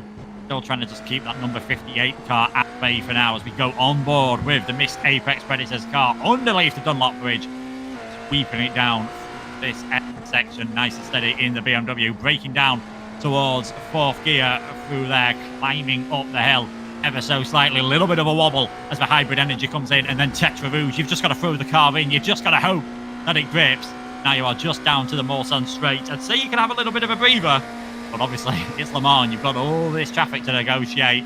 GT3 cars being very compliant at this moment in time as Kyle Bauer extends that gap to the car behind. Now, wait for the first chicane on the Mulsanne straight. Everything's cooled down a tiny little bit. Spot those marker boards, thankfully, on both sides of the track. Flick it to the right-hand side, flick it back towards the left. Take as much curb, as much of that runoff area, I can say, as you dare. And on to the second part. I mean, let's not forget, it was only in the 90s that they introduced these chicanes. Before, Mulsanne straight was about 4 miles long. I imagine back then the slipstreaming was absolutely crazy, but the FIA, for safety reasons, probably quite understandably, deciding that some of these cars needed slowing down a little bit. Imagine what it would have been like back in those originals. Oh, absolutely terrifying. But, you know, like you said, long slipstream chain. But the thing I wanted to sort of mention as you were bringing us through, those first few corners, these LMP ones, these Proto ones, they are so more advanced than the Proto 2s and the GPs, or GT, excuse me. But to drive them at this level, it's not that easy. It's not as simple as hopping into the car and doing well. You don't get to this level that, you know, Phil Pod and Power are in just by, you know, doing a quick 30-minute session in and out. You have to just spend, I'm not even going to guess how many hours to just push the maximum amount of efficiency out of this vehicle. It's not something that you can, I don't even think you could really write down just how long it takes. It's different for everybody, of course. But to take this piece of work and give every last little bit of pace out of it onto a track, lap after lap after lap, through traffic, through different conditions, through different times of day, there's so much that goes into making these things fly the way they do. And even all that downforce, all of that technology, all of the everything that's in it, sometimes it's balancing on a knife's edge, and knowing how to balance on that without falling off is so crucial in your team's success. And sometimes it is just those little bits of change that throw you off, those little bits of change that throw the car into a wall and maybe just ends your race right then and there. But for Power & Co., it's just been cruising with no worries for the most part. Of course, there's the general motorsport racing worries you've got to deal with, but outside of that, I mean, they're doing pretty well. 2 minutes and 22 seconds will round up here to your leaders. But yeah, it's been a very good race so far for them, despite this huge gap they're dealing with. Yeah, definitely, and I think they'll take a lot of pride and credit in the fact that they've had a spin, they've had technology issues, and they're still, you know, they're still in second place. They're still within 2.5 minutes of the lead at the moment. I think given the problems that they've had, they probably would have been another team that would have said, you know what, we'll take that at the start, and we know we've got 18 hours to try and work your way through. And it's interesting what you said, the technology, though, these Proto 1 cars compared to what we've had in the previous years. I mean, yeah, before we've had LMP1 cars on this game, we've had some of the more old-fashioned LMP1 cars without any of the hybrid systems. These have got that hybrid system. You've got the active anti-roll bar adjustments, and the top drivers will be making little changes as they go around, as the tyres degrade, as the track conditions change, perhaps even corner by corner. Just making those little adjustments. You've got to do all this while spotting your braking point, spotting where you're accelerating, spotting the other 40 or so cars that are out on a track. Let's not forget, obviously we talk about sim racing. Yes, it can get quite physical. You've not got the G-forces going unless you've got some ridiculously expensive rig that's going to make everyone extremely jealous. You've got that mental side of things, that concentration that you've got to keep on lap after lap after lap, corner after corner, and everyone who is in this race, let's not forget, is doing an absolutely stunning job so far. We still have the majority of the cars running and doing a stunning job in our Proto 2 class at the moment. The person we are on board with at the moment, the SD car, Reese Atkins, doing a very good job. 35 seconds got back to the 666 car, our leader in LMP2 at the moment.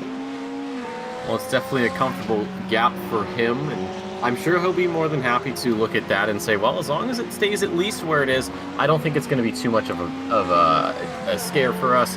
But we are approaching the top of the hour here, so we're going to be hopefully giving you that official updated running list here in just a moment's time. Give Steve a chance to put that together, and we'll rattle that off for you. So, at the top of the timing sheets, of course, here in the M4M 24 Hours of Le Mans, presented by Miss Apex Motorsport, it is not truffle hunting. It is the M4M by JWR team. Brad Philpott in that car right now in the lead. Miss Apex Predators in second. We were just talking about Kyle Power not too long ago. Lion GP, they have given up that position and are sitting in third. That is your top three in the Proto 1 class. For Proto 2, it is BT Racing with Driven Escape. Reese Atkins, literally just talked about him. He's leading that field, or that part of the field, and the PR in the the Pro X Pass is in second place. The 666, and then Angry Beaver Racing Red, third position for Proto 2, and 10th position overall in this race. You can see their top 7 though dominated by the Proto 1s, as to be expected. Sim Racing Collective is in the running there as well for podium finish. Lion GP Esports, they are down in 8th overall in their class, or 8th in their class, 18th overall. But the story as well for the race is this GT category. Those are pinkish red squares on your screen. Obsidian Edge Black is still leading ahead of Paradox Sim Racing 90 and 52. Both of those teams trying to close those gaps in, but not getting too out. Get Closer Racing in the top 5. We talked about them earlier with their incident, and then Angry Beaver Gold there, rounding out the top 5 of this GT category. You can see the rest of the teams following suit. And we have to head down a little bit. We have PBTX there. They've been having some issues this race. They are all the way down, 42nd position, 13th in the Proto 2 class. They are looking to try to get something, if anything, by the end of the race. And well, you can see the number 14 team, 9th in the Proto 1 class, 43rd overall for Ring Fitzgerald Sim Racing. They have DNF'd, unfortunately. Their day is done and dusted. But ladies and gentlemen, that is the updated standings list here at the M4M 24 Hour by Apex, or Miss Apex podcast. We rejoin Reese Atkin here as he is just starting yet another lap here of Le Mans. And the gap has come down a little bit. It's about 35 seconds. I think it was 34.6 or so when we last checked before we went to the updated standings. But if I'm wrong, well, it's going up. It's in the 35s now. So for them, that's a very good thing at the very least. If you can't catch up to Philip Hover right there, because they are 3 laps down, at the very least, you can lead your class of Proto 2s. Yeah, and this is our closest lead battle at the moment. We've just quickly shifted to the car that is leading in GT3 at the moment. That gap staying at about about 1 minute, I should say, at the moment. In fact, it's going to come down quite severely, and I think we could be seeing a change for the lead in this class soon, as here comes Steph Janssen into the pits from the lead in GT3. One of the LMDh BMWs following in the background as well. I think that might be the 58 or the 51 car, and there's George Nader just letting some traffic through. He's going to know that the leader in his class has pitted. I'm sure he's going to be told by some of the people that are with him, his team that are engineering him the way through. Let's not just think that the drivers only do driving in all of this. They've got their teammates in the background engineering them, telling them the gaps as much as they possibly can. And this was an interesting discussion that we had earlier on, Nick, so I'm interested to get your point of view on it. When you're driving in these races, how much communication do you like from your teammates? Do you like the constant updates, or are you a bit more Kimi Räikkönen, alone, I know what I'm doing? I've only done it once, but for me, it's more of, I don't know, it depends. It depends on the situation. You know, sometimes if there's a car behind, I want to know and say, hey, like, what's the gap looking like? But if it's, you know, the gap is closing up and say they're 30 seconds back, it's like, okay, well, let me know when it's 10 seconds, or when they're, you know, they've gained 10 seconds. If it's, oh, you know, they're 5 seconds back, but you're getting away from them, you know, every 5 seconds or so maybe, but eventually I'll just say, you know what, leave me alone, I don't care, I have a job to do. So I don't know, I feel like for the most part, just leave me alone. I can see, you know, the relatives. If there's a car chasing me, or there's a car up ahead I'm trying to get around, if they go into the pits, tell me, you know, because that'll help me out. But yeah, for the most part, I think I'm more Kimi Räikkönen. Just leave me alone, let me drive, I'll deal with it when I deal with it, and from there there, I'll try to work some magic. What about you, Luke? What's your game plan? I've got to agree. I'm a bit more of, if I want the information, I'll ask for it at different points. I do like to use, the black boxes and what's available on the game to try and find out different things at various points. Yeah, I'd say I'm a bit more, I'll ask for the information if I need it, and I think that then comes across when I'm engineering others as well. I'm perhaps not as talkative as some of the others might be. Someone who I think might be wanting a bit of silence at the moment is Ricardo Meckin, because he's putting that hammer down and has closed the gap to Sam Watley. This battle that we're soon going to see, I think the top 5 in the Proto 2 class between the 520 and the 420 car, because Ricardo Meckin has got that gap down to 1.1 seconds. And now that Proto 1 car's got out of the way, it is the next car on track for him to see. So Watley will be able to clearly see Meckin in his mirrors. This is going to be a good little battle we're going to see, I think, between the 520 and the 420 car. An update on what happened in GT3. George Nader did take the lead there in the GT3 category. So that Paradox Sim Racing car is now leading from Obsidian. Of course, they are on slightly different run plans with a pit stop. So I think we'll be seeing that Paradox Sim car coming in the next 10 minutes or so. And Watley at the moment, I think, is going to be using BMW LMDh car just to try and give him a little bit of a boost down the straights, because he might be needing it. He's negotiated his way to Lamborghini from that traffic. Ricardo will be able to do so cleanly as well, just giving the headlights a little bit of a flash, and has actually lost a little bit of time in all of that. So maybe Watley is just getting a little bit of a boost from the car ahead. I don't know. I don't think he's really close enough to get that much of a slipstream. Now you can see the gap, and I'd say it's roughly the same to Mecking right now. So yeah, he's actually pulling out a couple of tenths. I don't know. I think this might be a case of equally skilled opponents and just seeing who can navigate the corners a little bit better. Obviously, if it's Watley, he's going to just gain so much time, and well, not so much time, but over the course of the next several laps, he'll be gaining a good chunk of time. Obviously, if you're Mecking, of course, it'll be the same sort of situation. The gap, though, is sitting at about a second. This is great news for him. Watley probably referencing his spreadsheets, because, he is the master of such. Trying to see, is there some data in there that he might have glossed over accidentally? That gap does just push a little bit below a second, though. So Mecking is making a beautiful time right now as we head up to start another lap in just a few seconds. But yeah, for Mecking, this is really good for his race. This is a possible top 5 position soon coming into his hands. And for Watley, it's, can you hold him off? Can you gain the time? Yeah, Meckin just still in that awkward range now. Might have lost a bit of time through the 4 chicanes, but in fact gained quite a lot. There's no doubt he's going to be getting a little bit of a boost now. He's got the gap down to within half a second. Is this going to be a matter of when rather than if Meckin makes that move? Not close enough into the Dunlop chicane. We've already seen plenty of controversy around there today as we go in towards the helicam. Nice and calm from them both, and that is a much better exit from Meckin. And I think Sam Watley said, you know what, got 18 hours to go. This is not my fight at the moment. You go ahead, sir. Now to see if I can hang into your wheel tracks. And that is Meckin and QRT Esports into the top 5. 29 seconds ahead of them. Daniel Pike, 4th in class. Yep, you got to think bigger picture with these longer races. That's exactly what Watley's doing. And the thing is, if he sticks close, if you think about the pace that Mecking has, we'll obviously keep an eye on the gap there up to Pike. If that gap is coming down and Mecking is able to just stick with that, if Watley is able to stick with the 420, he could possibly be grabbing Pike as well and get himself back into the top 5. But of course, that's not something even those with a crystal ball could predict. But yeah, it's a great sort of thinking long term there from the from the 520, as we have Kyle Power getting around some lap traffic. Of course, has a 21.5 second gap down to 30 there in 3rd position. And then, of course, there's Brad Philpott, 2 minutes, 25 seconds. So that gap has been pretty consistent, maybe going a little bit towards the number 24's favor. But overall, it's been a very good race for all of these top 3 teams, just across every category, not just here in Proto 1, but Proto 2 and GT.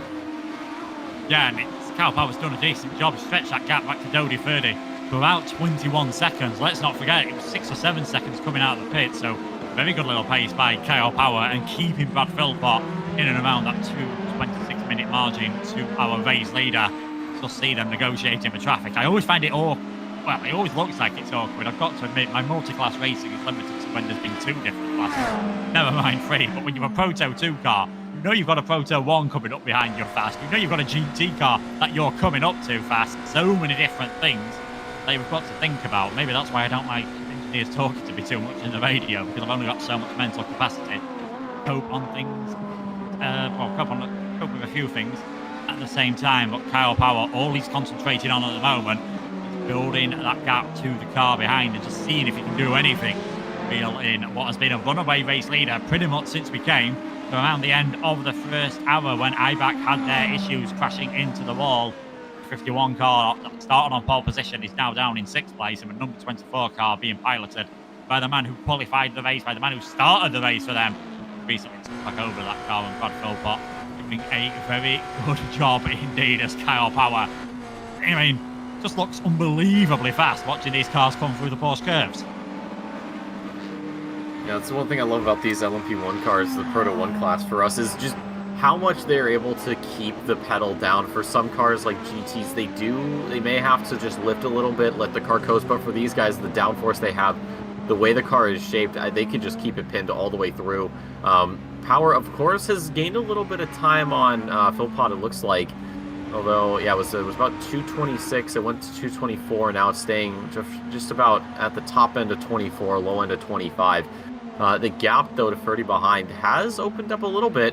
Not enough to be comfortable, but enough to, at the very least, know that you're making up time over your opponents. And it looks like in the background, the sun's starting to set here in France at Le Mans. It is going to be getting dark here soon enough. I don't know about you, Luke, but I may have to get my nightlight out. I'm kind of scared of the dark. Yeah, it's good that we're going to be seeing plenty of headlights and plenty of flashing from those lights going on. Track temperature is going to be cooling down. We did start in overcast conditions, and that is where we still saw the fastest laps of the race. Things slowed down a bit once it got hotter, but we get into that cooler temperature, which ordinarily wouldn't mean things are getting that little bit quicker. But let's not forget on iRacing, once the track starts to get a bit dirtier, we really do lose that grip as well. So that is something for everyone to cope with, especially those that are making the driver changes. Paradox Sim Racing had a 1-2 in their class earlier on.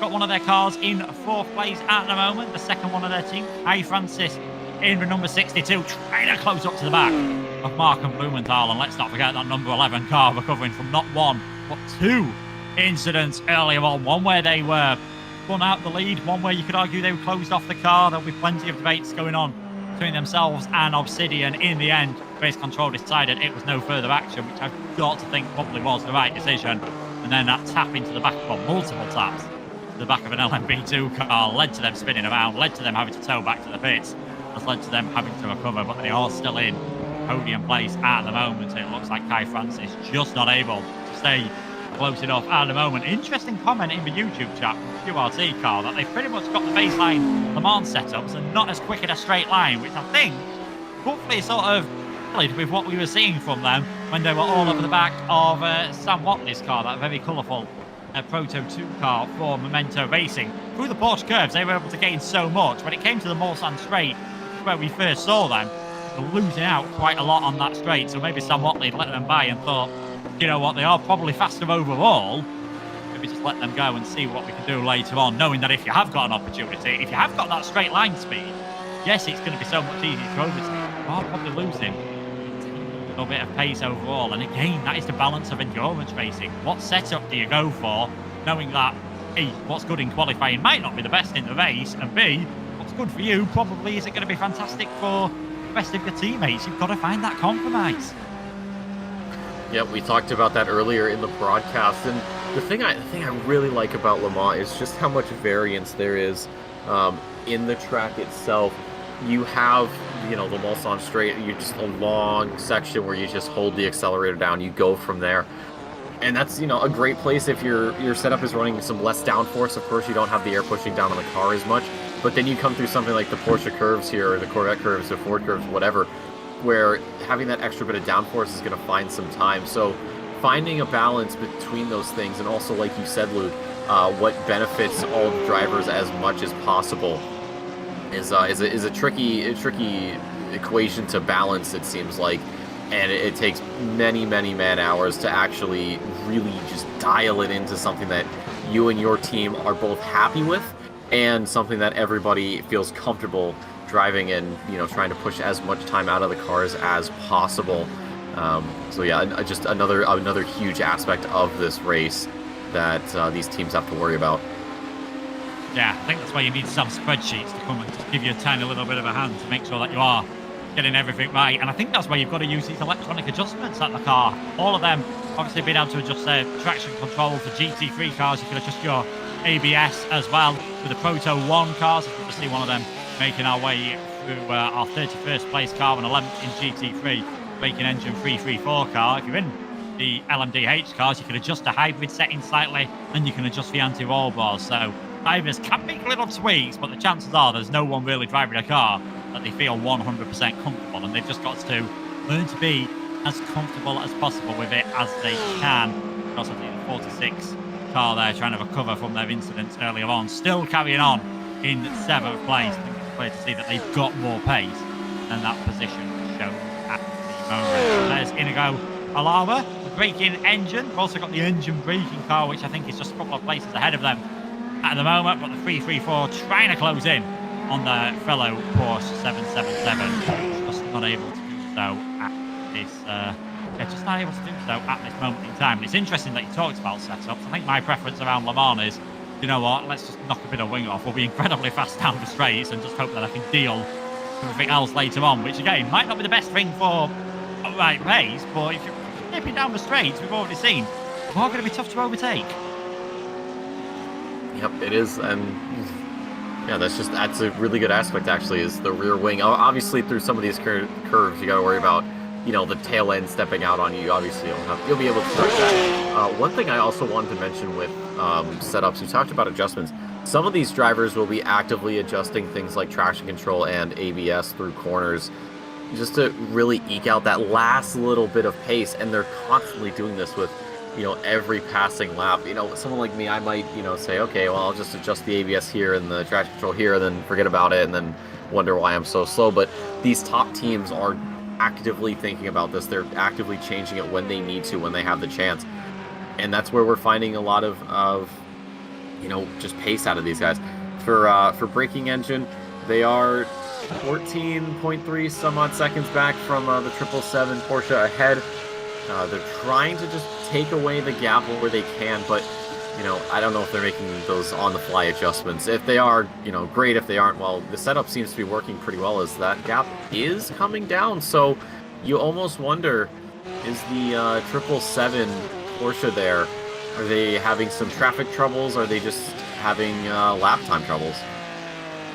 Yeah, I mean, the gap's not come down too severely, is it? It look, yeah, definitely a bit deep there by Alara in the 334, and then tried to recover it with some right foot on the exit, and that rear-wheel drive Porsche, clearly all that weight on the rear end, did very well, I think, to avoid it spinning all the way around there. So Alara just showing how tricky Arnage can be, and that might just be the setup changes that we saw with the gap fluctuated, because Arnage is at the end of a pretty flat out part of the circuit. Once it comes to Tetra Rouge, it's all just slow corners all the way to Arnage, and this is where you need downforce on that car. This is where you need a stable rear end, and maybe just going a little bit slower than he ordinarily would to avoid cooking those tyres. Pit stop towards the front of the field, and number 62 mixed Apex Predators car has come into the pit, so that has promoted Lion GP temporarily back up in towards second place. During the next couple of laps, we'll be seeing them come into the pits, and that order will be swapping around once more in this battle. It looks as though 10th place in class 777 just pulling away enough at the moment, but Goalara doing enough to keep Devon Alias behind him. 17 hours 41 minutes to go, getting well out of the way there, not wanting to cause any problems whatsoever.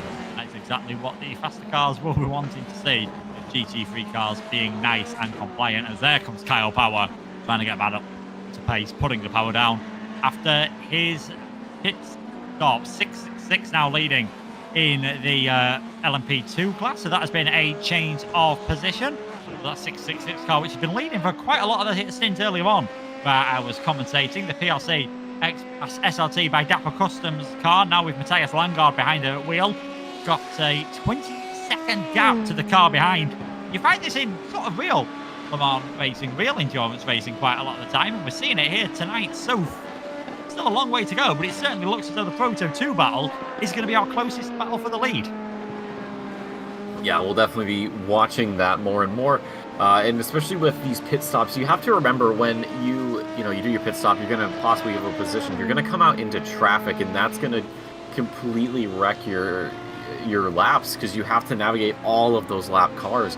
And there's also the possibility that there's someone behind you who's got who sees you as just another back marker for them. So while, yeah, we're looking at a relatively close race for the top of Proto 2, we can't really count out all these other battles that are happening. Maybe not for the lead in class, but at least for positions overall or positions in class. It's just one of those things we can't call it yet. There's still so much time. It's almost 17 and a half hours to go. We're not going to be close to done. We probably won't be seeing a lot of finalized, quote-unquote finalized results until I'd say maybe the last 10 minutes, unless there are some drivers that are close, because that's going to be about the time you see those sort of last-second desperation moves get thrown into the mix. And, well, at that point, if it works out, great. If it doesn't, well, you've just thrown away, 23 some odd hours. Yeah, it's always that thing towards the end of the race where in the back of your mind, you're going to be feeling pretty tired anyway, even if you're not staying up for the entire thing. You're not really going to be getting a full amount of sleep, so your body's not in the best place. The pressure that gets on you towards the end of the race, I've been there myself, where you're thinking, don't screw this up now, you put a lot of effort in, and that was for a 10-hour race. I couldn't imagine what it'd be like at the end of a 24-hour race when it is all coming down to that, and it may all come down to the final few corners. It may all come down to how have you managed your fuel. Have you been able to tick off one less pit stop than your rivals? Is that going to make the difference? At the end of the day, we'll have to wait and see for a lot of these positions. Matthias Langgaard doing a decent job at the moment, keeping that gap at around 21 seconds to the 588 car of Louis Gordon Charles, our estimation with driven escape, which was leading earlier on. Not really got to bother about the cars in front of them, because apart from one Proto 1 car, they're all comfortably ahead of them, so we won't have to worry too much about any of those back in that order on the left side of the screen there. Matthias Langgaard now on the way in towards Mulsanne. I'm interested to see, now that the BMW is becoming a bit more established on this game, we're hearing rumours as well that they might be seeing a Cadillac come in. Do you think the Dalara's going to keep its popularity? Because I enjoy driving this car. It's just a bit more simple than the BMW. It just hence feels that little bit more accessible. And I think even if more prototype cars get introduced, this LMP2 Dallara is going to be a popular one for a long time to come. I'd have to agree with that. You think about how long this Dalara's been in the game. You think about how many hours, how many laps have been turned out of this car, how many hundreds of, maybe even thousands of setups that have been created just for this car alone. I'm excited to see the Cadillac get added into iRacing, allegedly, of course. I feel like also the sort of the real world success of that car will have sort of an impact on how many people actually decide to pick it up. I'm sure everyone will, or not everyone, but at least those that are willing to, pick it up, who want to race this kind of car. They'll pick it up and they'll probably start comparing, and I think once we get all those different perspectives in, that's when we could see a shift. Maybe we see people going from the Dallara to the Cadillac, or maybe what ends up happening is the Caddy isn't actually up to scratch compared to the established Dallara, and at that point people say, well, there's, what's the point of spending your money? Just stick with the Dallara because it could be better overall. Again, we're talking off of rumors, allegedly, this, that, and the other thing. But I think if the Cadillac does get added, maybe we see a popularity shift, maybe we don't. Maybe it becomes it's a split. The Dallara is good here and here, but the Cadillac is better here and there. Yeah, certainly, and I think obviously it's probably going to take some away from the BMW as well, so interesting to see what happens with all of that. We're now following Matt Trumpets, who's been with us in the last hour. A couple of hours ago, we'll have seen Matt in the commentary box, and it's two-man driving at the moment in that toolbox racing car, currently 9th in the Proto class. 2 minutes 15 behind West Side Sim Racing, so I know when I looked earlier on, they were battling all over with the West Side car, but now it's just a bit of a chance to get that rhythm. And I've had it before where, yes, obviously you're in these races, you want to be battling with your own cars, but sometimes you are just driving around and it feels like all you're doing is lapping and getting laps, and you get to the end of the stint and you think, what have I really done there? I started in 9th place, I've come out of the car, I'm still in 9th place. Have we really achieved much? But it's just keeping that consistency, keeping that concentration, keeping that mindset going throughout the race. That is so important for all of these cars. And Matt Trumpet's doing a very good job in car, which I am agreeing with what Spanner said earlier on. I can see why their Lollipop Man blended in with the background. It's one of those at night time that might become a bit awkward because it might just look like some floating headlights going around Le Mans. Yep, it's like that classic, joke where someone's wearing camo, but then they have the bright orange vest on. It's like, do you want to be seen or do you not want to be seen? Make up your mind. And that's something that I think Toolbox is going to be dealing with, like you said, at the night or when the sun goes down. It does blend in, and it's a little too good. It's a little too good. Maybe they need to find a race suit that has like a border, like a nice bright border around it or something, a little outline for the Lollipop Man, so you actually know where your pit box is. But you talked earlier, Luke, about consistency, and that's really king in these longer races. You can be the fastest person over a single lap, but maybe your consistent lap is a second or two slower. So if you're having those alien lap times and you're having them every single time, then yeah, that's good stuff. Certainly, if you're able to pull it off every single lap, then yeah, chances are you're going to win the race. But like you said, you've got to be alien to manage to do that. Everyone else is probably just going to have to knock, maybe break about 5 meters earlier there, knock a 10 for 2 off a lap, and that's all it'll be for these guys. It'll only take knocking a 10 for 2 a lap to go from a pace which is absolutely flat out to one that they are comfortably able to do lap after lap after lap after lap. So, and not doing too bad at the moment is Matt Trumpets, just keeping the gaps pretty constant to the car ahead of him. Not too surprising to see that Patrick Feaster is closing up slightly in the car behind, but that is a Proto 1 car, let's not forget. I do still feel like that car has got a teeny bit of damage. We are on. Change for second place has happened in the pit stops, then Kyle Power has got back ahead of Dodi Ferdy, and I think if anything, Dodi's eyes are going to be paying attention to the car behind him, so that number 58 has got the gap down to 15.5 seconds now, so that could be one to see whether Yost can get the number 58 in towards the top 3, as we've just seen the 4X racing car that has now fought their way into the pits, dropping down from 5th position. There is a Yost de Cancer, definitely not cantering along at the moment. 15 seconds the gap to the car in front, not close enough that he'll be able to see him on the straight, certainly not all with all these cars ahead, but now's probably the time for Yost, waiting for Dodi to get up to those tyres, up to temperature, to get up to speed, to try and burn that last little bit of fuel that you've got and see if you can make it stick. I reckon by the time I'm finishing commentating on this stint, which is still about 2.5 hours time, I think we're going to be seeing a proper battle for 3rd place if one hasn't happened earlier by that. Well, if it's earlier, it'll have to be in the next hour because that's when my stint's finally over. But no, for Decanter, 15 seconds, it's now about 14.7, mid-14. So maybe there's a couple of hundredths being knocked out in each corner, and that's good news for them. Obviously, Ferdy will be a little upset about that news because they're trying to pull away, trying to catch up to the Missed Apex Predators, Kyle's Power, in position 2, just ahead of them. And then, of course, you have Christopher Kramer there in just almost 2 minutes back from the 58 that we're following right now. You have to ask yourself, if given, say, a clear road for both of these teams, for the 06 and for the 58, if given a clear road with nobody in front of them, do you think the gap comes down, or do you think it stays consistent? Because you have to keep in mind, Ferdy and Decanter both have traffic to go through. I think Cantor is going to be pulling up on some here very, very shortly. I don't know. Is there pace? Is there lap traffic that causes this gap to stay where it is? What do you think it could be, Luke? Do you think, like I said, if it was a clear track, would this overtake be done, or would that have been unnecessary? I mean, judging by that, it looks like maybe Dodi Ferdy's just got a car that is a bit quicker in a straight line, because he has managed to get that gap extended a little bit, and a Decanter has caught these two GT3 cars at possibly one of the worst places to do so.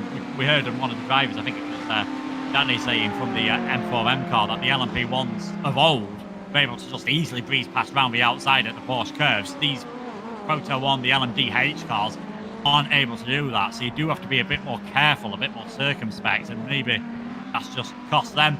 They're looking pretty evenly matched at the moment. I think we'll see how it goes later on once the driver changes happen, because certainly, I can't quite remember who was in the 58 car right at the start of the race. I think it was Marcello Mayo. It certainly looked as though he had some very good pace in that car, so maybe once he comes back in, we'll see that gap come down once again. But if anything, it is growing now.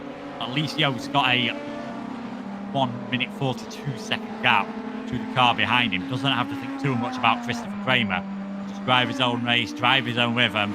They're on slightly different pit stop strategies. It amazes me. Now, at the start of the race, I think it was only the 51 that was doing something slightly different, pitting a lap earlier than all the other BMWs. Now, obviously, there's been a lot more pit stops. We've had, probably 12 to 15 pit stops from all the cars in that category.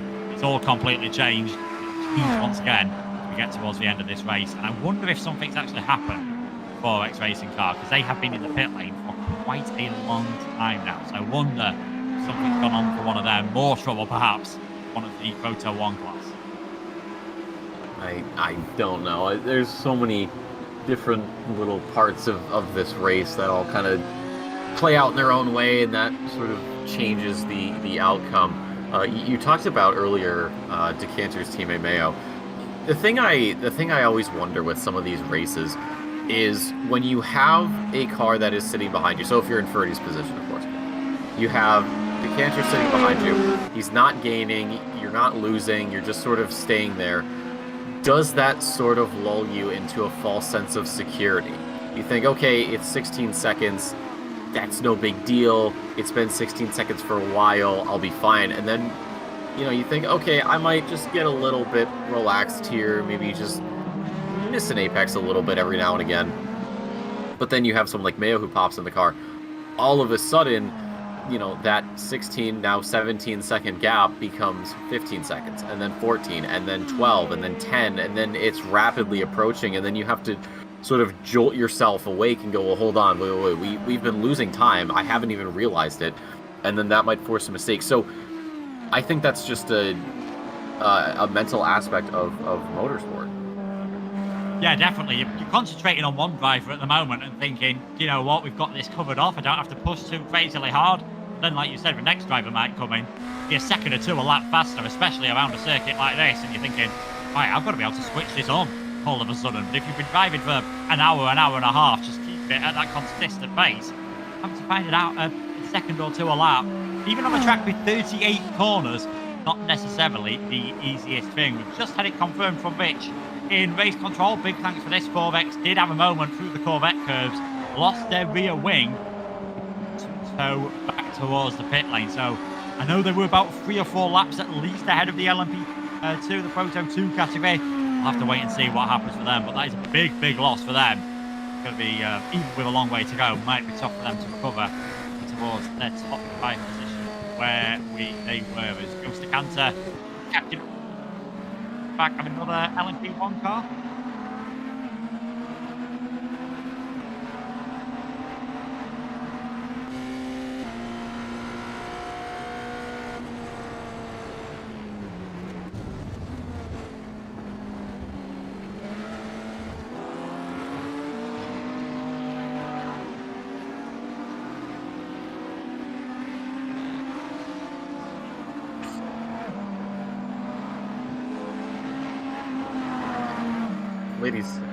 Ladies and gentlemen, we are going to have a bit of a change in the booth here. Steve's going to be stepping out. He'll be relieved by Graham. So just letting you all know, I know Steve's very quick on the changes. Graham learning the ropes, of course, in a way. But just a quick update from the production team, of course. Like we've said earlier in the broadcast, this whole thing isn't done just by one person. There are countless people involved in making sure this event runs smoothly. I'm sure Steve will be happy to take a break, a well-deserved one, of course. He'll be on for about hour and a half or so. So you won't see him, of course, but he will be back sooner than you think. So shout outs to Steve, of course, everything he's doing to make sure this thing runs, and shout outs to Graham when he rolls into the studio to take the reins over. But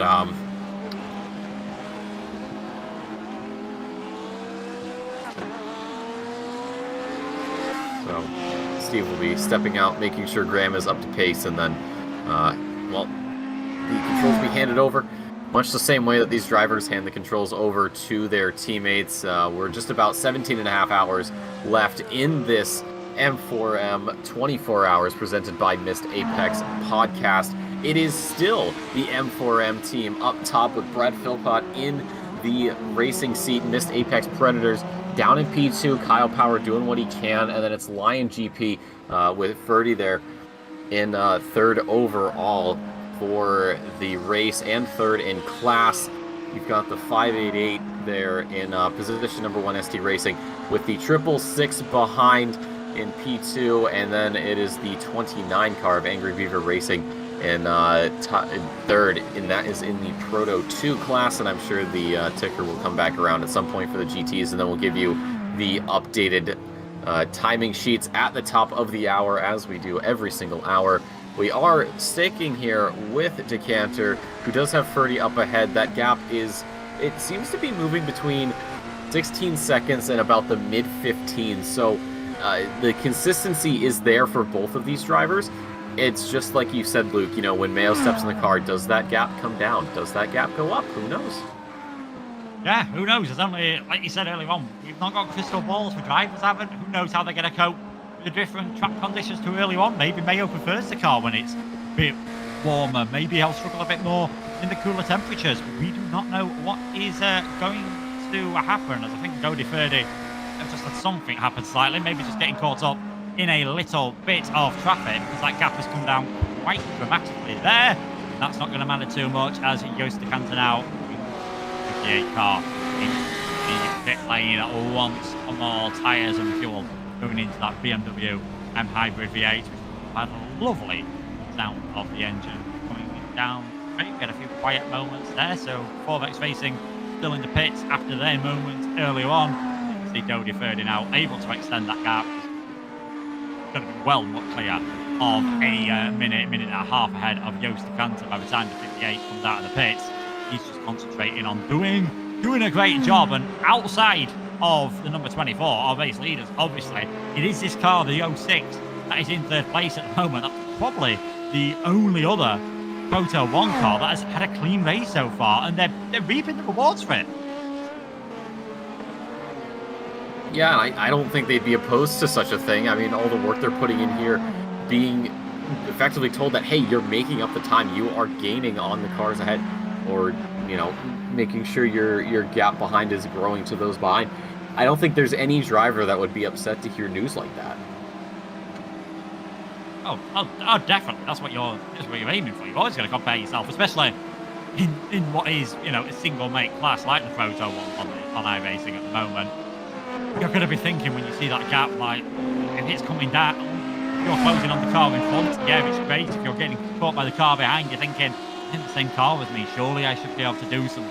Just not got to panic. Think about, is it a setup change? Is it, I won't be on pit stops, I might have all the tyres, but that means I've got a bit less fuel, so there's different parts of the circuit where I am able to make those gaps count. In GT3, it's still the Obsidian car that is leading in our GT3 class this moment in time, so too bad of a place. They've pretty much been there or thereabouts in the lead since the start, despite having that little tap with the getting too close to the get closer car, ironically. So they're still leading in that class at the moment, and it's still George Nader in second place behind him and getting closer now in third in that one. Dodie Ferdy having pretty good lap at the moment. He's got that gap down to Kyle Power to about 25 seconds. Lion still in that shot of second place, and you never know what could happen in this to our leaders. You never know once the night time comes. You never know if there's going to be any tech issues. You never know if there's just going to be a slight little mistake. See how costly that can be. 4X Racing were in fifth place not so long ago. Now going to have, if they manage to get back out on circuit, now going to have some Proto 2 cars to contend with, which is, I mean, obviously given the gaps and given the pace difference, the Proto 2s put up too much of a fight, but you never know. If they're in the final laps of the race and they find themselves still fighting with some of the Proto 2 cars, all of a sudden, the Dallara might put up a bit more of a fight than you would expect. Possibly. Only time will tell, though, if that is truly the case. 17 hours, 20 minutes to go. Plenty of time. We are here with Dinkelman. This Velasquez actually just up ahead. So 3.1 seconds is the gap. This could be the battle for 10th position. Anderson is 34 plus seconds back. So for the 999, they're not really in contention for this position right now. But of course, if those two ahead keep fighting, then that could unintentionally reel him in, and it could be a three-way fight for a top 10 finish in the Proto 2 category, and what would be 18th currently overall for these guys. I think that might soon boost up to 17th overall. We just had in the YouTube chat Craig say, "We are done," one of the 4X Racing drivers. It does sound, unfortunately for them, we are going to lose another one of our Proto 1 cars, I believe. That's going to be the third retirement from this race. It looks like, unfortunately, after what was looking like a pretty promising race for 4X Racing, looks like, unfortunately, it might be done for them. We will have to wait and see. But 4 to 8, just tantalisingly close to the back of the Destina 242 car for that 10th place at the moment. In that phase where you're not really gaining anything on the car in front, obviously no slipstream, no dirty air or anything like that back this range, but you can just see them, and it gives you that little bit of a motivation to maybe break that tiny little bit of play, to accelerate that tiny little bit more through the corner. You don't push it too hard. This track certainly towards the final part of the lap, the barrier's never too far away. We've seen quite on occasions how the Circuit de la Sarthe can fight the 17 hours go. This Velasquez 3 seconds ahead of Carl Dinkelman at the moment.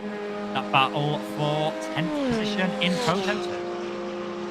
I think the pass on the back marker Porsche, that might have been absolutely perfect for this team, because Velasquez had to get through it as well. We don't know if they had the same sort of problems, if they had, a little bit more time to wait to get around. But for Dinkelman, at the very least, getting around the Porsche as quickly as he did, I don't even think he had to really lift off the throttle, because he got through the previous corner and there was a significant gap. And then from there, well, he had a plenty of track space, and the Porsche knew what was happening and let him through. He can see Velasquez just ahead of him right now as he heads through the final chicane to start yet another lap here of this amazing race around Le Mans.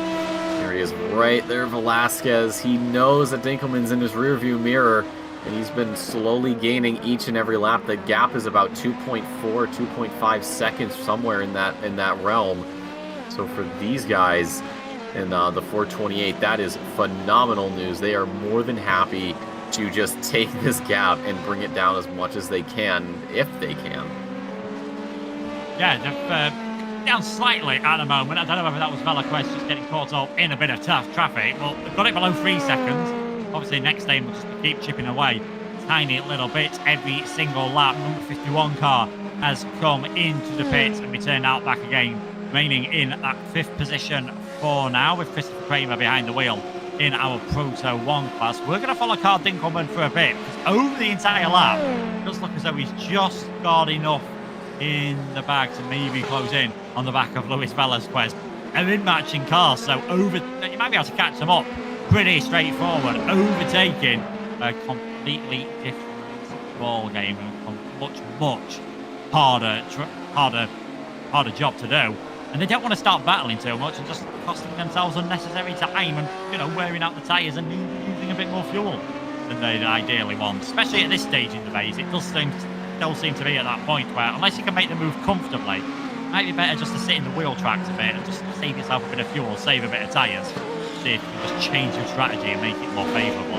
Certainly at the moment, Dinkelman seems to have the pace advantage. It's just whether he's got a big enough advantage to close onto the back of that 242. Yep, and keep in mind, it's traffic for Velasquez having to get around, but also being traffic for other drivers, as we actually see some diving to the side there. It's important you mentioned sort of tire and fuels. When you're chasing a car down, you are going to be pushing yours just a little bit more. You're going to be eating through those tires just a little bit more fuel's going to get used. And while, yes, you can catch up, that might actually be a hindrance. And what can happen is once you catch up and your tires are gone and all of that, well, you're going to have to pit sooner than you might have expected. So the work you've put in is kind of all for naught, because your opponent will just cruise on by you in the pit stop.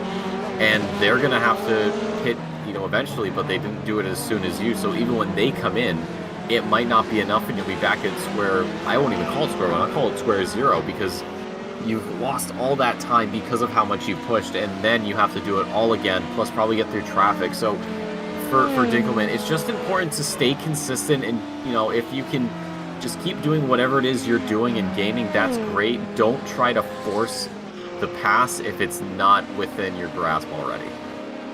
Yeah, certainly. Did briefly get that gap back below to a second, and I think that was maybe just trying to force things a bit, getting distracted by the GT3 car up ahead, completely wrong line through the first part of the Porsche curve.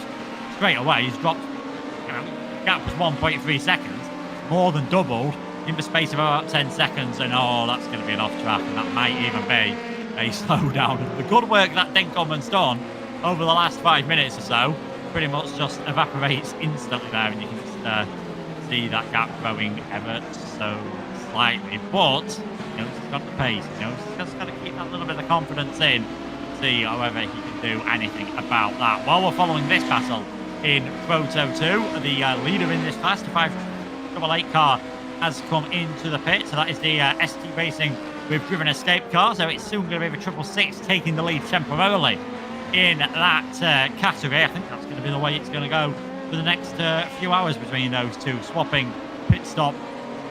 So again, tyre saving, fuel saving is going to be so important. And Dinkelman trying to get back onto the pace, and that's the other thing. At this point in the race, you run offline, there is so many marbles, so much rubbish and debris and all sorts offline. It's going to take a good 5 or 6 corners before you get in those tyres clean again. Yep, and you got to think about the tire wear as well.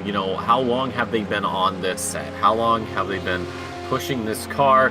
I mean, I don't think these Proto 1s and Proto 2s and GTs really chew up tires like you'd think.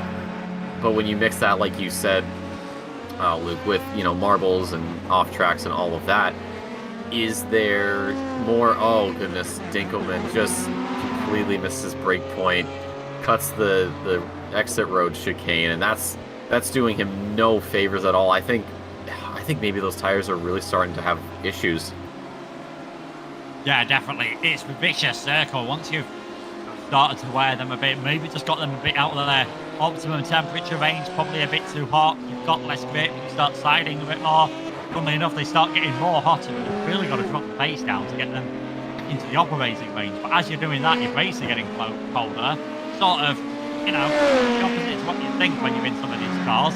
Sometimes you need to go pretty fast to make sure you're getting the downforce you need to get through the corner. Sometimes going slower, I've seen it, not so much maybe in the Delavas, but definitely once you get into your faster prototype cars and your probably fast single-seater cars, sometimes you need to drive the pants off, get them to work. They do not like going slowly. Dinkelman, I think considering how much he had to cut the chicane there, probably got away with one, only a second to the car in front. I'd say that was the result. Yep, I think so too. And sort of to bounce off what you said about brake temp, tire temp, think about what happens during the night. The positive part of racing in the day is that the sun's out, it's heating the track up, it's heating the air up. So at the very least, when you're having to maybe back up a little bit so your tires don't overheat, you do have the sun there to kind of ease it back into temperature. Obviously, that's not going to come down as quickly, of course. But, at the very least, you don't have to worry all too much. But, I mean, even right now, we're getting towards, dusk a little bit. The temperatures will be dropping, so it is some more time. And especially with those brakes, if they're not up to temp, your braking points are going to move way back until you can get heat back into them. But I don't know. I was thinking about that and how it's going to play in, especially when we get to the dead of night.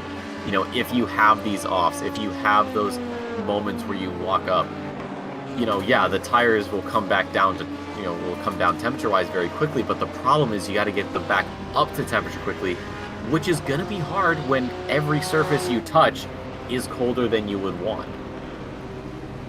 Yeah, definitely. We're going to see some changes in position here as the 520 car is in the pit lane. So Ricardo Gordon's already managed to escape ahead of them and get themselves into the top 5. And I think Dan Van der Stucken in the British American racing with a very British livery car there, all in the green. Dan Van der Stucken. I was about to say he's going to take the place, but no, also coming into the pits. So some of these LMP2 cars still on a very similar strategy there. I think that was still maybe the 4X racing car that we could see in the pits there as well. The BMW that was flashing their headlights, certainly not having a good day at the moment. Dinkelman just gets out of the way of the 62. You might remember earlier on this 428 had a tiny bit of contact with the 58 car coming through the S's after just going offline ever so slightly. So certainly been once bitten, twice shy, not wanting to get in the way of the hybrid class prototypes whatsoever. Dinkelman just themselves well out of the way of that one. Then nearly coming to the part where we're at the end of the 7th hour, and it's still M4EM 24 car leading from the 62, leading from the 06, as it has been pretty much for the last hour or so, ever since the missed Apex Predators car took that second position in and around the pit stop period. They've managed to extend that gap to about 27 seconds, and Kyle Power doing a good job keeping it constant to Dodi Ferdi. It just looks like at the moment Brad Philpott with a little bit more pace and able to extend that gap at the lead of the race. Was briefly up to 1 lap at one point. That was just while all the pit stops and helped out. It looks like Dinkelman has managed to sort himself out. Looks like he's managed to get into a little bit of a rhythm, got the gap back down towards 3.2 seconds, and that's a good sign of confidence that you are able to make these mistakes, but you're not compounding them. Looks like he has been able to at least briefly push them towards the back of his mind, carry on without affecting himself too. Just the ability to, even if you have a moment where you get slightly tilted, just bringing yourself back in, just, calming yourself down, saying, all right, I made the mistake, it's happened, it's whatever, I can't go back and change it, I just have to keep going. And that's what Dinkelman's done. He had that incident at the second chicane, just went off, was able to, get the car gathered up nicely and carried on his way. And, once he's, like I said, once he settled down, I think he's just right back in that rhythm, as you said, Luke. And for a racer, that's great. You need to have that kind of mental game if you want to be one of the top level guys here. For the top 3, I'd say in each category, that's what they've had to work with. And just saying, I've got to get around some people like we're watching Jordan Charles do right now, around some GT3 cars. It's good to see some of these guys really show that they are, I'd say, the more mentally formidable opponent compared to those in their class. But of course, the differences are going to be ever so very slightly different. Yeah, and over 7 hours of racing, it's not really surprising that so far the differences have been amplified. So when you're looking at these gaps of, just say, 34 seconds between 11th and 12th at the moment, sounds like it's a long time. When you've gone 111, 112 laps, talking about 0.3 seconds a lap, which over 3 minutes is pretty tiny indeed. That's not going to take too much, especially over a lap, as long as the one we have got at the Circuit de la Sarre. So yeah, looks like we might not be too far away with battle then between the 666 and the 588 car. Was for a second then I thought Dinkelman was heading towards the pits. It's interesting to see the line some of them are taking as they head towards that part of the Ford chicane where the pit stops are. Some are quite aggressively veering over to the right hand side and then taking the more standard racing line. Some doing it slightly more gently and not really looking like they are heading towards the pits. 62 car has come into the pits, so they'll be dropping back down in towards 3rd place once again. Louis Jordan Charles still closing that gap, up and around 6 second gap now between himself and Matthias Langard, and also Dan Ferron not too far behind this as well. Top 3 cars in class separated by about half a minute after 7 hours of racing. I'd have taken that at the start. Yeah, they've been doing just a phenomenal job this race with everything that's been thrown at them. They've taken it all extremely well, just right off the shoulder, nothing crazy for them. They've been running their P2 about 5 seconds or so, 6 or so, to class leaders in the 666. As we rejoin Dinkelman, that gap though is still where it was the last time we saw it. So just about making sure that you're doing what you need to do. Hit the apexes, get your gear shifts, get your pedal movements just right, get your wheel movements just right. And we should be seeing some great things from this team and many others here as we continue on in this contest. It's been just it's settled down a good bit, to be honest, and that's just the natural ebbs and flows of endurance racing, is action followed by just, hey, everyone's kind of doing their own thing for a little bit, and we are in that little slowdown period. Yeah, definitely. I mean, certainly the first stint that I was covering was non-stop. I managed to watch a bit of yourself and Spanners earlier on, and it seemed like there was battles everywhere you looked. It has calmed down slightly. I'm aware of saying, not wanting to say that it's calmed down too much, because normally once you say that, all hell breaks loose and you get accidents, spins, and the like. What is happening? Of course, one thing. Oh! See, that's why you've got to be careful. Just snatches a break on the way into Mulsanne, and I think did very well to avoid spearing the car off towards the gravel there. Well held, sir. Yep, and that's going to just take time out of his race, though. It was a good save, of course, from him, but it doesn't help his overall progress in getting around Velasquez, who has seen the gap to sit at 3.6, give or take, and it's going up and it's going down, and then it's stabilizing, and then it goes up again. So, I mean, I'm sure he's not too worried about the chasing car behind. I think he's more focused about just possibly catching up to whoever is in front of him in 9th place in the Proto 2s. But yeah, Dinkelman is a good save there, of course. Yeah, and they describe themselves, the El Slomos, as a group of casual sim racers who take part in endurance racing. I said this earlier on. Me and my crewmates did the Suzuka 10 hours, starting off pretty casually. Then it came into, right, we've got to make sure we get the setup right, we've got to make sure it suits everyone. What time are we all doing the stints? It pretty quickly just sort of gets sucked into the competitiveness. I mean, it's nice to have that casual side because it might put you in a bit of more of a relaxed frame of mind. It might just help you ever so slightly. But I think, as we're seeing at the moment from the pace Dinkelman is showing, nothing is too casual once you get behind the wheel. And again, covered from that mistake pretty well, getting the gap down to 3.3 seconds. And in fact, it's going to come down quite a bit more because that is Luis Velasquez for Destino Motorsports coming into the pit. So at least temporarily, Todd Dinkelman's efforts are going to be rewarded with a top 10 place, as long as he doesn't get too carried away putting a wheel on the gravel at the exit of the Ford chicanes. And we've already seen that from the Get Closer racing car. You have a spin there, chances are you're going to find that barrier on the inside, and you might as well tow because it is a long drive back to the pits. It really is. I think those tires for Dinkelman, they've got to go. He's already had a couple of moments in the last handful of laps where that car just has not gone the way he needs it. No spins, but he had that moment just right back there. I don't know. I think he's maybe trying to overcut Velasquez right now. They are on the same lap, of course, so for Velasquez, maybe it was time to go in. Maybe Dinkelman decides the same thing.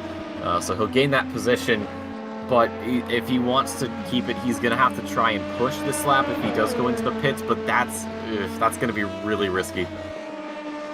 Yeah, it's that balance, of course, where if you want the older tyres, it's obviously going to have less grip at a lot of points, but with the way things work here in endurance racing, especially on iRating, you're going to have a lot less fuel as well, so it's that sort of balance. Yes, I'd probably rather have the fresh tyres, but I do think you've got enough grip to be able to hold it off. Sometimes staying out that lap or two longer might just work out to be the key. We'll have to see how things settle with them once the pit stop phase has stopped. Lewis Jordan Charles, after his pit stops, looks to have settled down very nicely indeed, taking advantage of a little bit of a slipstream there from one of the GT cars. He's managed to get the gap down briefly to underneath 5 seconds to the leader in the LMP2, the Proto 2 category, Matthias Langard. And of course, very shortly, we are coming towards the end of the 7th hour here at the M4EM 24H by Missed Apex podcast. We'll go through the full order of the field, but Louis Jordan Charles, that gap had stayed pretty constant. It just looks as though maybe with the traffic, Matthias Langard just struggling. And that's the thing, if you're the first car to comes across for traffic, it's not as much of an issue now because of how spread out the field is. If you're in a slower car, chances are at least once a lap, someone is going to be coming ahead of you. But certainly at the start of the race, if you're the first car, you're the one that sort of wakes up all the back markers to have a look in their mirrors. You can find it very awkward to fight through the field. Yeah, no, you're right. Yeah, no, it's just something that's a natural part of endurance racing, of course. Matthias Langard, though, doing a great job right now. Louis Jordan Charles trying to catch up. It's 4.7, so that gap has come down a little bit. And I think Farron has lost some time to the 588 right now. So for him, that's not the best, but it's certainly the hand that he's been dealt. But yeah, we're getting to the top of the hour here. 17 hours to go. Of course, broadcasting duties have been taken over by Graham. So whenever Graham is ready, we'll make sure to go over the running order for this event. Things have not really changed all too much, I think, but there have been a couple of cars that have been shuffled around a little bit here in this race. Up at the top, though, from what we can see at the very least, actually perfect timing, Graham. Love you for that. So this will be the updated standings for the M4EM 24 Hours of Le Mans presented by Missed Apex Podcast. We'll give you this, excuse me, this update in very, very real time timing sheet of every car on the grid. No, I guess not. I guess Graham trolling me a little bit. I respect it. Oh, hold on, wait. Do we have it? We have fastest lap though by Brad Philpott with a, I didn't even see what that was. I completely missed it. Like spaced out there for a second. There it is. There we go. Good job, Graham. Everyone clap for Graham in chat. So it is Brad Philpott and M4M up at the top of the timing sheets. Lion GP as well, P2, and Missed Apex Predators P3. Those two guys have been trading the 2 and 3 position back and forth for, well, who knows how many laps. And then it's ST Racing and iBox Sim Racing, 4th and 5th. PRCX Pass or Pro Pass, the 666, and then it's ST Racing, Angry Beaver Racing Red. That's your top 3 in the Proto 1 or in the Proto 2 category with Sim Racing Collective and QRT. Rounding out your top 5, you can see the rest of the Proto 2 category and the Lion GP Esports Daha team down there, 7th in their class, but 15th overall in Toolbox Racing. Of course, our very own Matt Trumpet's there in the driver's seat, 9th in his class and 16th overall. You can see the best laps from these teams. It is the boys and girls in M4M with that 3:21.28, incredibly fast time, and the gaps there, 3 minutes is the only gap. There's only one other car on the lead lap. And then for the GT cars, it is Paradox Sim Racing 90 who has gotten around Obsidian Edge Black. I don't remember if that was a pass or if that was a pit stop, but that lead change for the GT cars has been traded over. Get Closer Racing up into position number 3. Paradox Sim Racing 52 has been moved down to 4th position, and Angry Beaver Racing Gold, they are going to be in the top 5 for that GT category. You do see the rest of them filing on through. Grid Finder, Engine Braking, Ring Fitzer Braking Engine, the other team for that, and Truffle Hunting and Team 4 Racing. That is your top 12 in the GT category, and then just a little bit beyond the fold, we'll have the rest of the grid for you.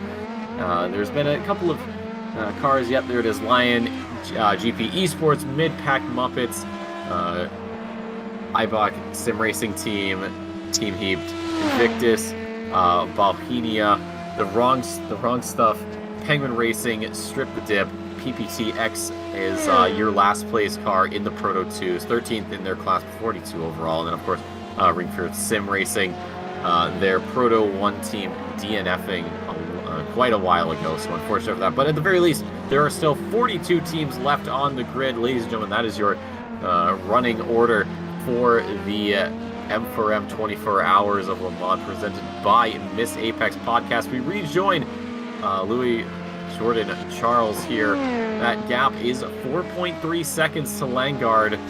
I don't know if the gap's really been coming down at all. No, it sort of stayed consistent. It had that brief moment where we got it out of 5.5 seconds, seems to have got it to about 4.5 seconds.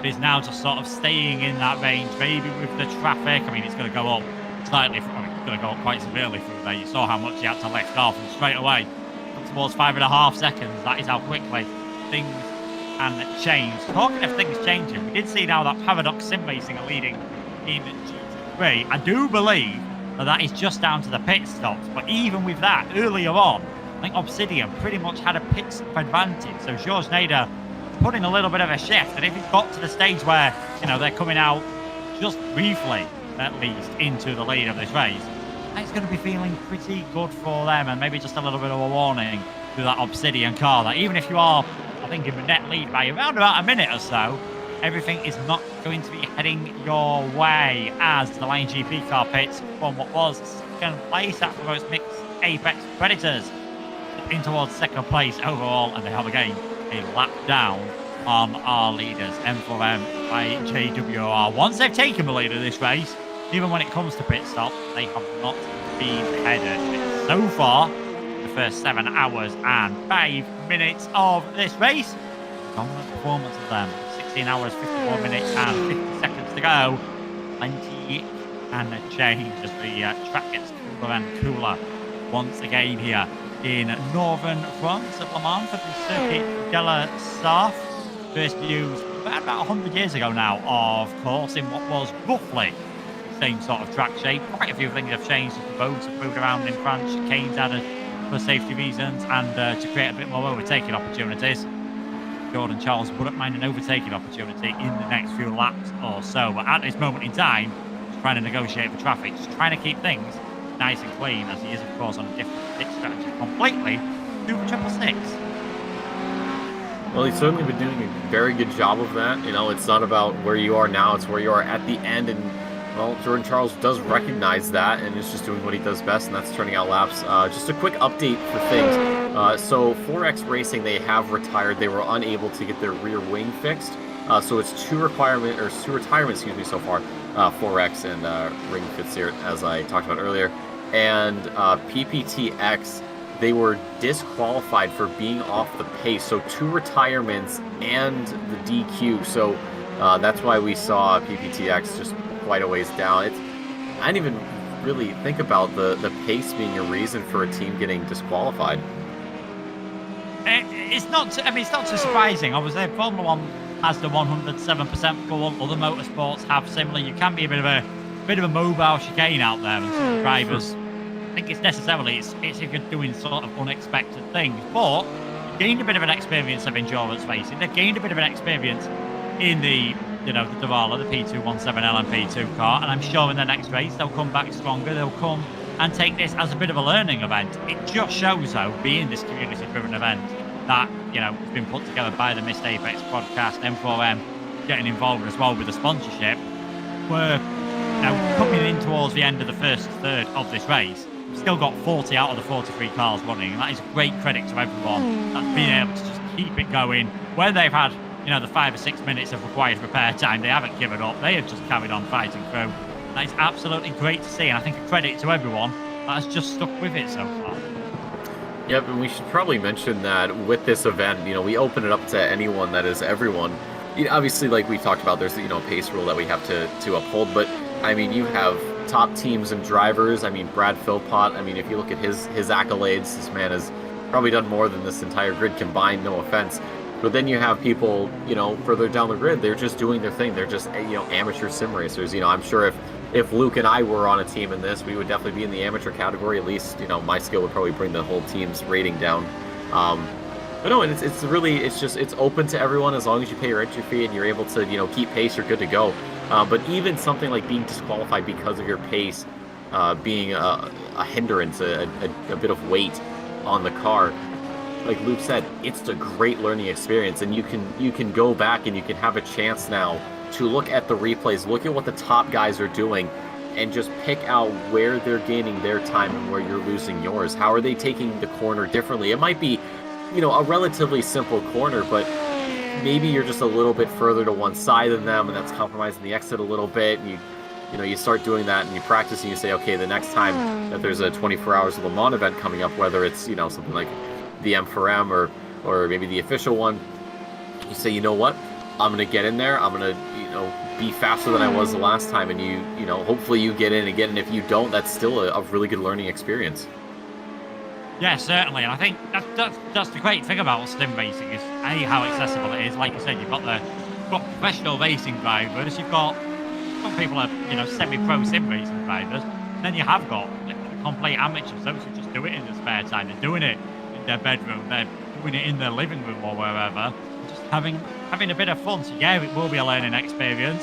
I think it's great how accessible it is as well. We've got so many different drivers streaming their races as well. And if anyone is looking for some tips on how to pick up and how to improve, sometimes it's not about putting in lap after lap after lap. It's about looking at what other people are doing. If you can use any great telemetry tools out there, comparing a bit of telemetry, you can even get sim racing coaching. When I was growing up, I'd laughed at your face if you suggested that was going to be a thing. But sim racing has grown so much, and I'm sure it will continue to grow more so in the future. And you'll notice there we did have a change for the lead. The 588 taking the lead over from the 666 car once they came into the pits, as we do look at, I want to say one of the total amateurs, because they are doing a very respectable job at the moment. The 117 car, Toolbox Racing with Matt Trumpet in 9th place at the moment, who has not so long ago, well, actually, they've just overtaken in the pits that number 07 car that is currently 7th place in Proto 1. Of course, they're not bothered about racing them.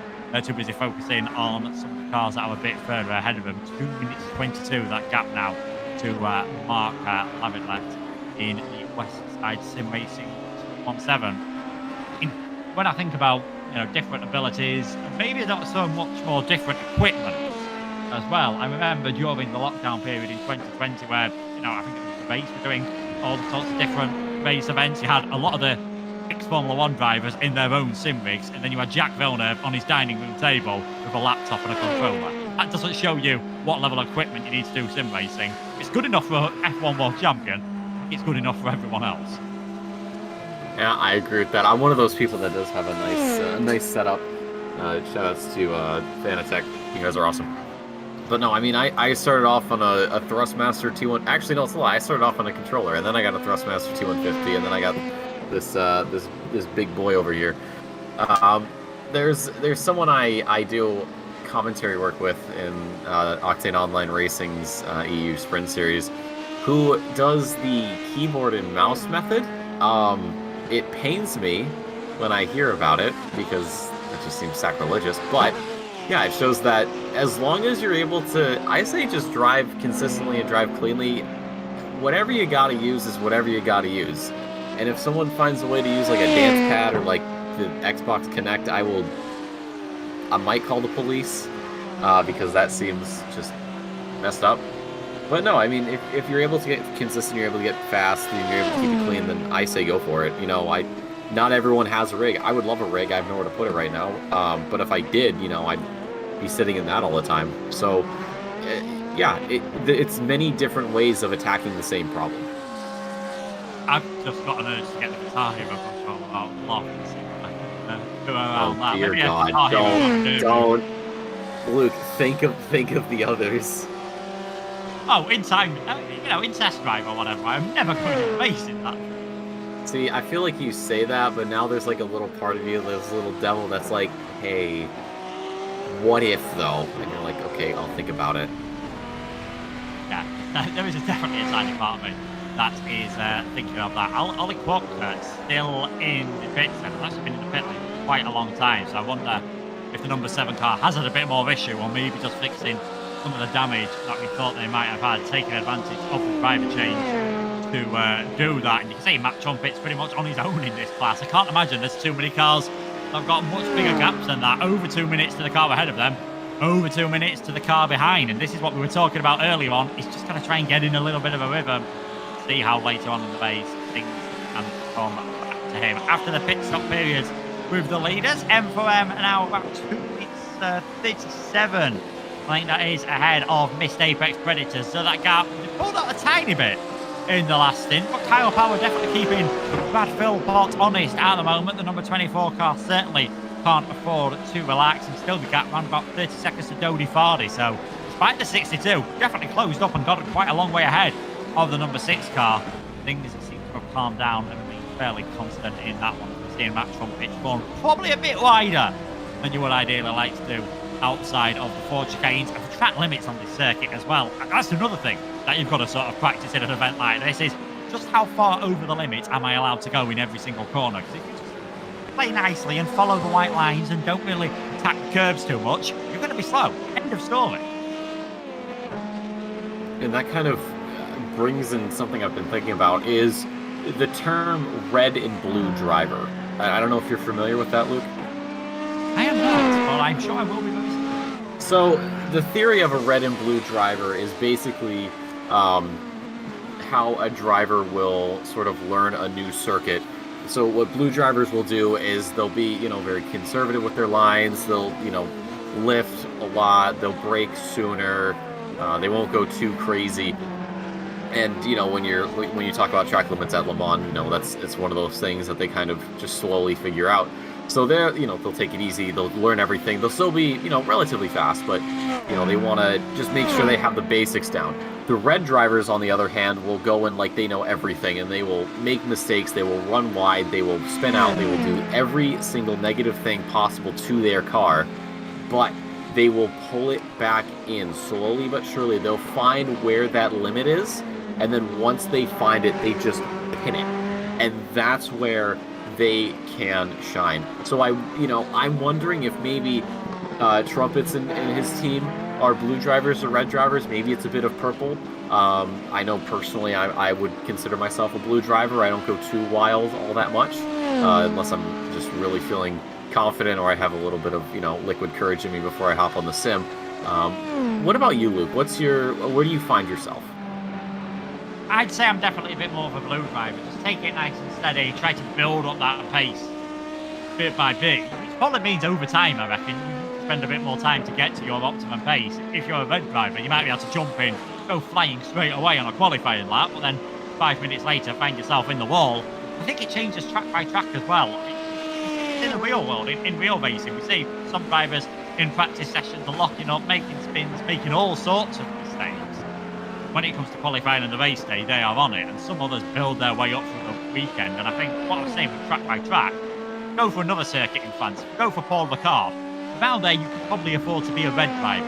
You're going to be halfway to Belgium before you'll find your way in a barrier. If you're going around the Nürburgring, you've got to be a blue driver. There's no way you can afford to be a red driver because you're going to be spending more time in the pit lane or out on the circuit. Yep, that's a good point. And then you have things like Le Mans, which is, depending on where you are in the track, maybe you get the chance to be a bit red. Other times you have to be a bit blue. Maybe not Eiffel 65 blue, but close enough at the very least.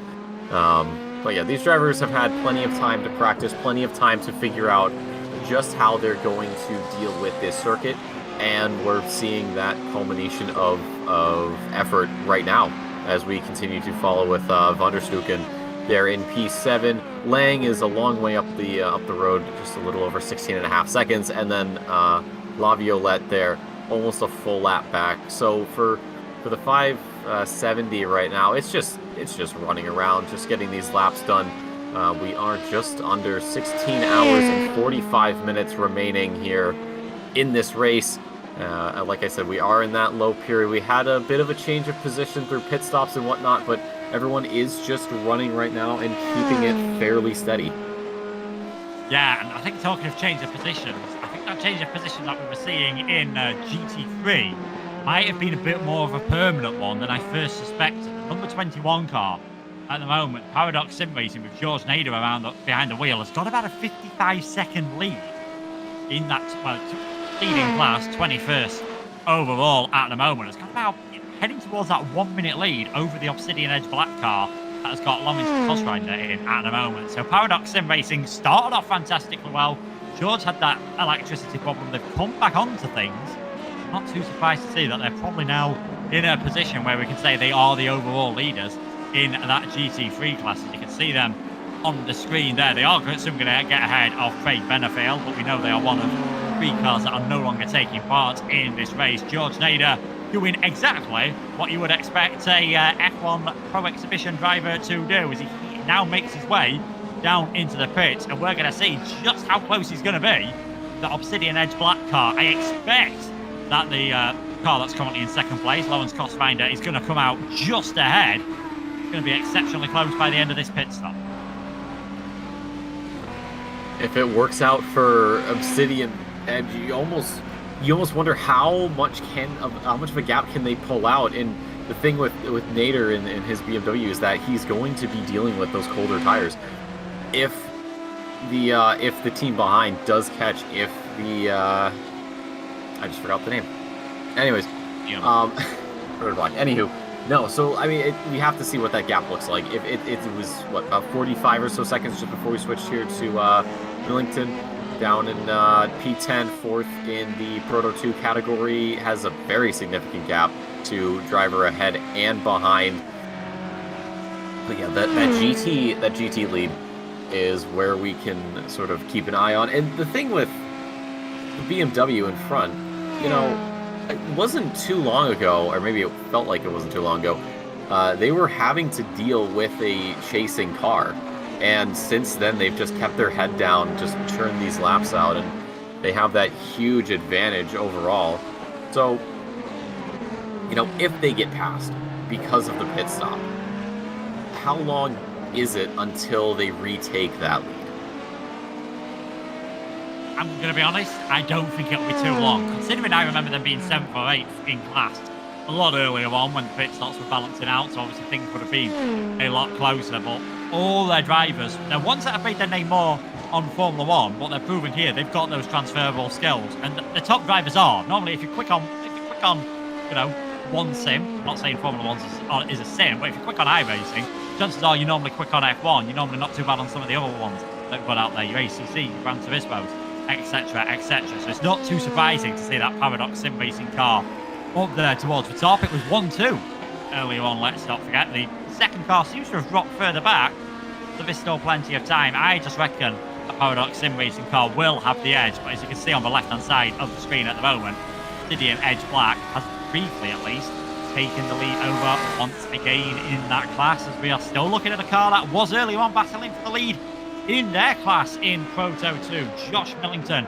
currently in 4th position, having a few little difficulties and I think a few incidents with some lap traffic, maybe cars on the way into the pit lane as well. But Millington 42 seconds off the podium at the moment, still plenty of time to cover that gap and not having to worry about too much behind.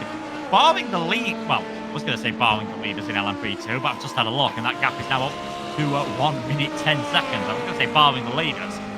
Not the rest of the cars in LMP2 seem to be pretty spread out, but all of a sudden, looks like the 588 with Charles behind the wheel just started to break out that bit of a gap over Matthias Lingard in the 666. Yep, and it's those little adjustments, those little back and forth tug of wars that are keeping these racers at least in the same position or in the same sort of time gap. That gap for Millington, yeah, it's hovering around 42 seconds, and then to Richard Gordon, that's staying around that 1 minute 5, 1 minute 6 gap for him. So, yeah, I don't think we'll be seeing too many changes. Of course, we saw that sort of lead change for the GT category, and I would not be surprised if that is swapped around shortly. If we can get just a quick camera change onto second place in the GT category, just so we can see what that gap looks like. We missed it, of course. We were browsing the selections here at the M4EM 24 Hours of Le Mans by Missed Apex podcast. But for right now, top of the grid, it's been pretty much the exact same. That top 6 has been on its own. There has not been huge changes. Same with pretty much, I'd say, the top 3 or 4 of the Proto 2 category. It looks like Momento's been moved around with QRT a little bit. And driver, I think there was another team that was behind them, so probably another set of pit stops. So the GT category is where we have seen the most recent change for position. Millington, though, still going on. John Lang, excuse me, is sort of in no man's land, although the gap to Van der Stucken is coming down. It's not as significant as the gap to Gordon. Yeah, I was about to say, I'm sure that gap last time we found about the 15-16 second mark. Could be wrong, but it looks like Van der Stucken has been able to just find a little bit of pace in this, not necessarily a fight at the moment, but certainly one to keep an eye on for 12th position in class, well, 6th position in class, sorry, 12th position overall between the 520 and the 570. Most of the time when I've seen the 520 in this race, they've been, within 5 or 6 seconds of the car in front or the car behind. So maybe John Lang and the entire team is just enjoying this little bit of a lull period in this race where they have got a little bit more time to relax. And I think there's been a pit stop there, and that is still the 588 managing to come out ahead of Matthias Langard. So the 666 car now within about, just looking at that gap there, definitely closed severely down within about 9 seconds of what is now Lucas Festa. Again, this is an opportunity for the 666. They've got a fresh driver in who's got to get used to the changing conditions. Never mind new tyres and new fuel. This is the opportunity for the 666 maybe to close that gap down slightly. 8.5 seconds though at this level. Going to be pretty hard. You'd imagine by the time Festa's got up to speed, assuming he's the same speed as Langard, who knows? By the time Festa's got up to a speed, you'll imagine Langard might have closed a second or two of that. 9 seconds is the difference. Yep, and that's just that lap traffic coming into play, pushing Matthias backwards. I mean, it was able to get around the Ferrari quickly, which is good news for him, but that gap, just a couple of tenths getting added on. Of course, Fester will possibly be running into lap traffic in due time, and that'll bring him back in, but then Langard's going to have to deal with the exact same thing. So it's going to just come down to pace right now, and with how consistent these guys have been driving, I'm not going to call a spin, but if that does happen, I would be incredibly shocked. Yeah, definitely. I mean, to be honest, we've seen a few little moments, a little lock-ups, cars going over the gravel. I can't remember, but it's certainly in the bits I've covered, barring the, no, it has happened. I'm not calling it on camera. Another fact of life, obviously, in endurance space. We've got that many cars. You're not going to see everything. Apart from the Porsche having to spin at the start of the race, the GT3 car, which then caused, completely innocently, it's just where he spun in front of the Proto once, caused all sorts of chaos. Barring that, we've not seen too many drivers make really costly mistakes, where they've sent the car spinning around. They've been incredibly consistent, and that includes our, I'm going to say this in inverted commas, our AM class drivers. To be categorised as an AM class driver, you've got to have an iRating of less than 3,000. Average iRating on the service is in and around the 1,300 to 1,500 range. So that just shows you how good these AM class drivers are still. As into the pit comes Dan van der Stuken. Maybe that's why he was closing down I say maybe that's why he was closing down a little bit. John Lang is also in the pit. So van der Stuken and Lang still on this same pit stop strategy as is Richard Yarden in the 420. So a lot of the LMB2s still on very similar strategies. Not too surprising, considering they're all on pretty similar pace. Yep, and if they come, or when they come out of the pits, you gotta hope that they come out into clean air. If they come out into traffic, that's gonna mix things up. It's gonna, sort of hurt the tires' ability to come up to operating temp and pressures as well. So we'll keep an eye on that. We'll see what happens. Of course, Farron is coming around at some point, and he'll be going in as well. But anyways. With those two guys on the same pit strategy, you wonder if is it the same pit strategy, or maybe is it just a case of if he goes in, I go in? That is very possible. Like, we do see drivers doing that, or we see, the opposite, particularly if you're battling and you've got enough fuel to do so. Sometimes it's right, do what they don't do. Feel like you're being held up, they're coming into the pits, you stay out a lap longer, presuming you've got the fuel to do so. If they don't come into the pits, maybe just sacrifice 10 extra lap, get some fresh tyres on. Yes, you'll have more fuel. Come out ahead.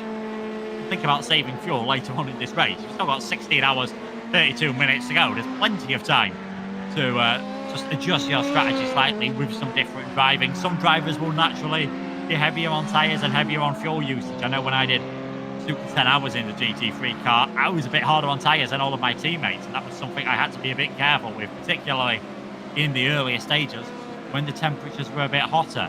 Like here, now that they're cooling down, the tyres will be less of an issue. That fuel will still be a problem. But as the track gets dirtier, you'll expect the temperatures are going to drop. The pace might drop slightly. Repercussions for going off your line increase severely as Matthias Langard doesn't look like he's got the pace of Lucas Festa at the moment. Festa's coming to that car pretty much carried on from where his teammate left off. He's done an incredible job with Louis Jordan Charles to, sort of retain the lead in that class. Vesta seems to be carrying that on. We've got the gap up to 10 seconds now over the 666. And it's not like Langard's losing pace, because you can see Dan Feaven's not able to get closer than that 28, 29 second margin. It is just Vesta able to pull out a 10th or two here and there, putting 588 in. You're right.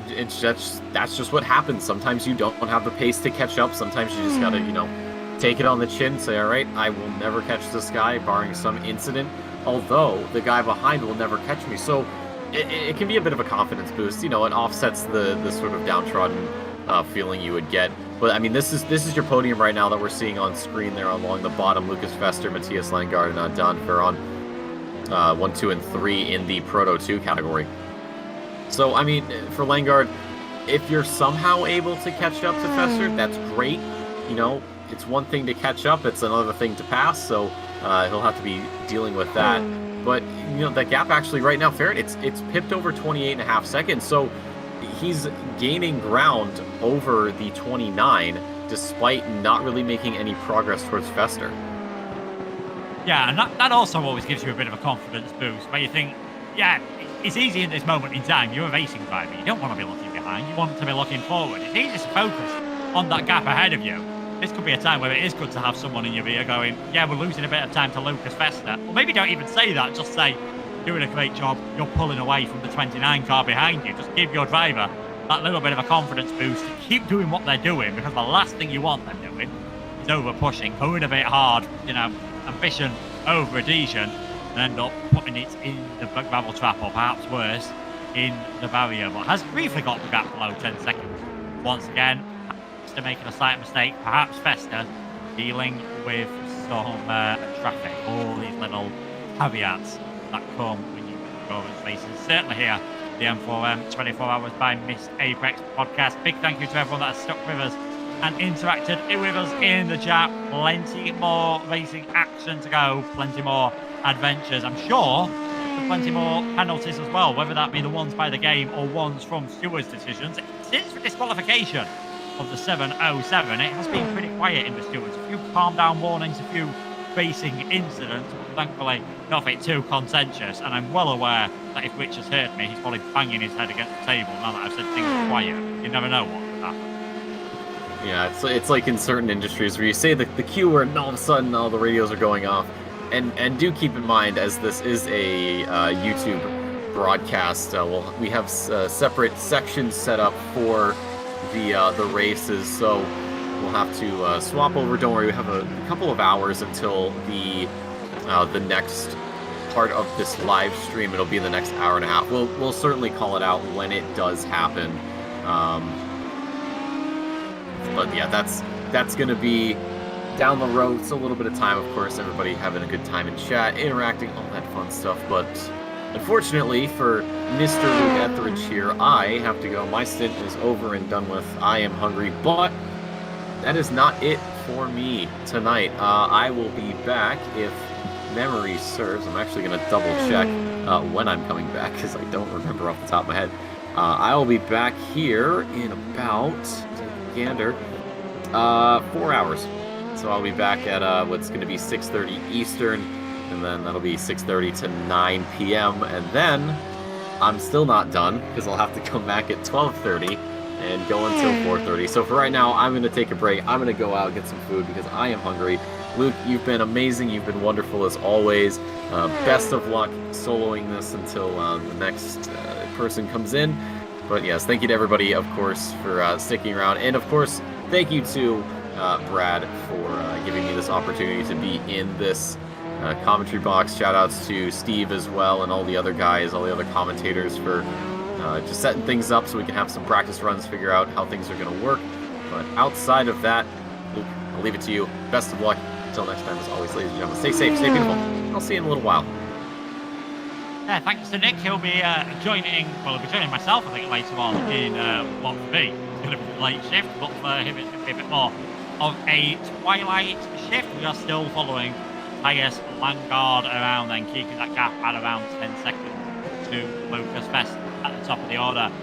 24 car leading by over 3 minutes now from the Lion GP car. Again, taking advantage of the fact that the number 62 has come into the pits, and it has been a driver change from the number 62. Kyle Power been in that car for an incredibly long time.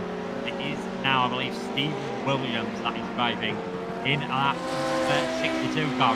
Kyle Power, we've seen him a lot on the Missed Apex podcast. We've seen a lot of these on the Missed Apex podcast. We'll wait and see what Mr. Williams can do in that one. Whether he can keep on the good work of his teammate, keeping that gap to Brad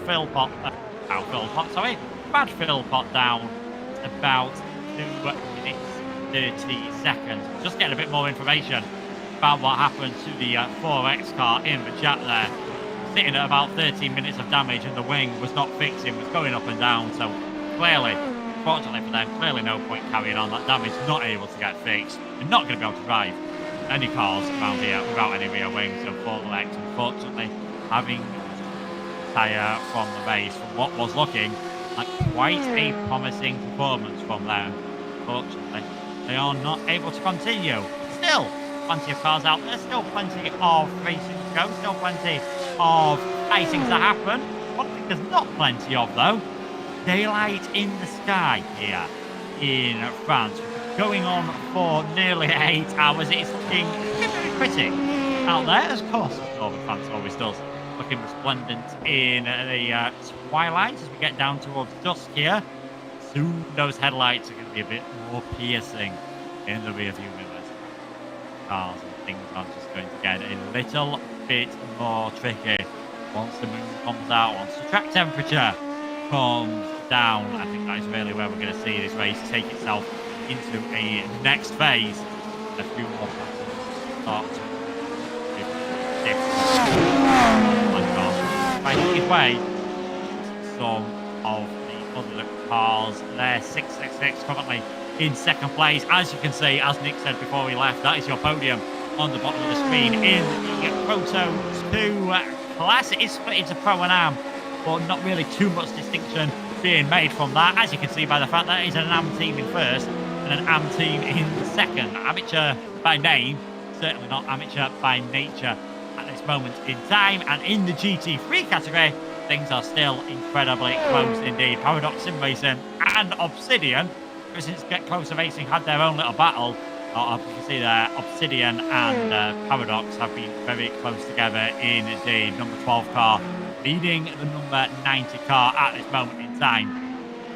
Interesting battle, I think, in the GT3 category. There we go, following George Nader around. If anything, since the pit stop, that gap has grown slightly. It was around about 12 seconds coming out of the pit stop. It is now up towards 13. The Lebanese driver, very experienced sim racer indeed. He won't be panicking too much at the moment. He knows if he just keeps his rhythm. I mean, I don't want to say I've got any favourites, but I do know, commentated on George plenty of times, would not surprise me. George might just have the overall edge, possibly over teammates, no disrespect to them, some of these other drivers as well. So it just shows what a good job Lawrence Costbinder is doing, as you would expect from a multiple-time winner of the Nürburgring 24 Hours here on iRacing. Not surprising that Costbinder is doing a very good job indeed in that BMW. Field in GT3, you might not think this, judging by the ones we're focusing on. Field in GT3 is dominated by Ferraris. BMW is probably the second most popular car. I think a lot of those in the Ferraris might be watching this performance from the top 4 cars, I believe, in this category and thinking, you know what? Should have got the BMW as well, because it certainly seems to be doing very well in the hands of these drivers at the moment. Costbinder in 20th place, first in their category. George Nader in second place, and Sandro Muller in third place. Get Closer Racing having 10 minutes of madness, I think it's fair to say, early on, having been spun round and then spinning round after whacking into the back of an LMP2 car. Got away without any penalties for that and got away without too much damage. They did have to tow back to the pits, and they're just now trying to fight their way back up the order. Don't be surprised if they do so. Don't be surprised if in the next few hours we start to see a three-way battle for the lead here in GT3. But for now, we'll follow George Nader around in the Paradox Sim Racing 90 car to let the number 46, I'll try and have a cover their way in the field there. That's number 46 car, W&E Motorsport Sim Racing team in 6th place overall and 6th in category. George Nader happily letting them go driving his own race, concentrating as we watch the BMW fly its way through the Porsche curves.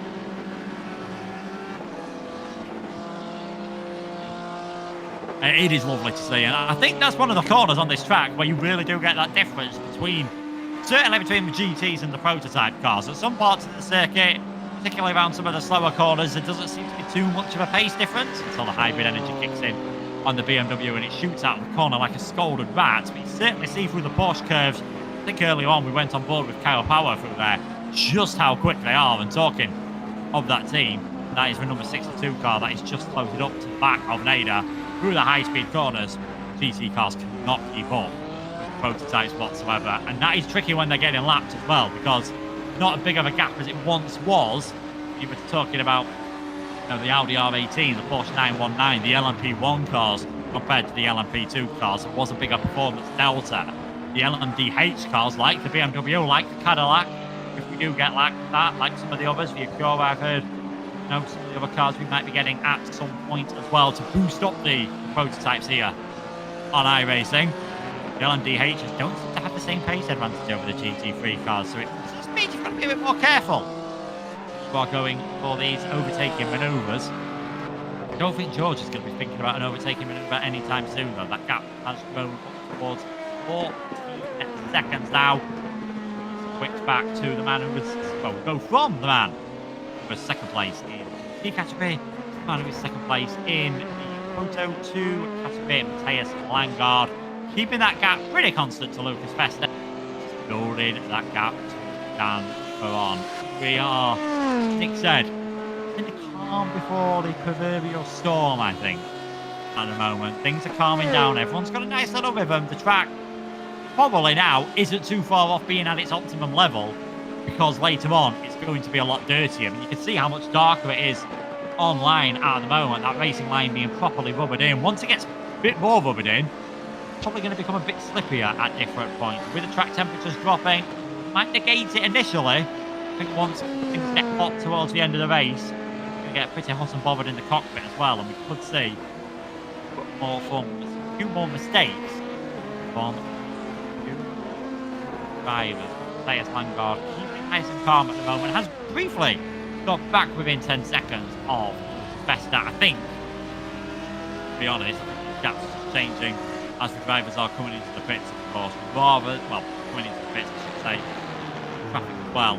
Not really too much differential between anyone, which is just amazing. Nearly 8 hours into this race, we're talking about a battle for the leading class being less than 10 seconds. Just over a second per hour. A lot of other motorsport series, a lot of other sim racing series wouldn't mind things being as close as they are here. Everything very finely balanced in Proto 2. Everything is pretty finely balanced in GT3. The only category where things don't look too finely balanced at the moment is our main category. They're all as important to each other, but our fastest category, Proto 1 category, because at the moment, Brad Philpott, as you can see on your screen at the moment, nearly a lap ahead of the line-up car being driven by Mr. Boholt at the moment. Nearly a lap ahead of him. Missed Apex Predators in third place in that one. We follow Matthias Langard through the first in the Mulsanne chicanes.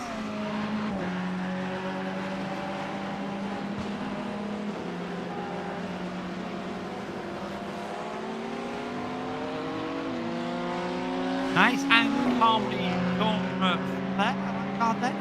Right, no dramas. Got the Proto 1 cars just making their way up behind them, as we are going to see that swap happen again for second place in Proto 1, because the Lion GP car comes into the pits. Now, last time around, 62 did go for a driver change, so I just wonder, will Lion Up go for that as well? Put a fresh driver into battle a fresh driver, or will they keep Mr. Ferdy in? Cody Ferdy's done pretty much since I started on this stint. He has been in that Lion GP car. In fact, there is your answer, because it's now going to be Brookheim taking over the Lion GP esports car. Third place overall, and about 30 or 40 seconds has been the gap between themselves and the missed Apex Predators car. So we'll see what it is like after this pit stop period, and we'll also see what happens with some of those others in Proto 1, 58 and the 51.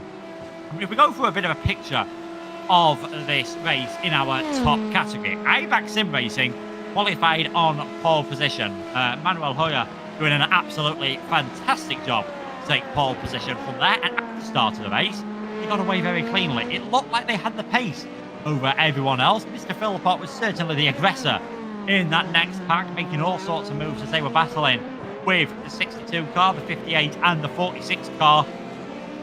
All getting involved in those battles for second, third and fourth place. Like second, third, fourth and fifth.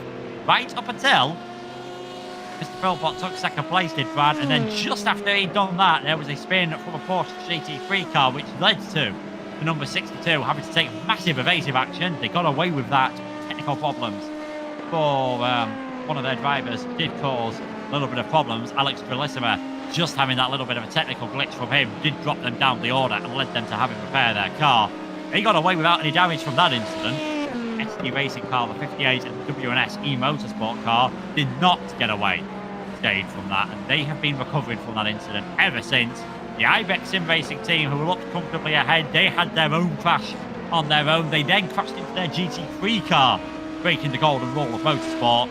Since then, they have been trying to recover in 5th position. Not doing too bad of a job of it at the moment. So we'll see whether Lion GP, in the first stint of this race, it didn't look like they had the pace to fight with those towards the top of the order. At the moment, 36 seconds off of second position. They've kept it nice and clean, and they are holding on to that podium fairly comfortably at the moment. I'm well aware by saying that things might change very quickly. Not doing too bad of a job at the moment. Taking advantage of the fact that they don't, because we've not really seen them have any incidents, perhaps they've not got as much of a damaged car as some of the others. We are seeing, in fact, we are seeing them there in third place at the moment. Dennis Verheim now in that car, 36 seconds behind Mixed Apex Predators. I don't think they'll be focusing on them too much. They'll be focusing on that gap back to Kevin Rowland in the 58 car, which has, every time we've looked at that gap, it's been between 15 and 20 seconds. So definitely seems like Verheim's doing a good job at the moment. We know Ferdy did a very good job indeed.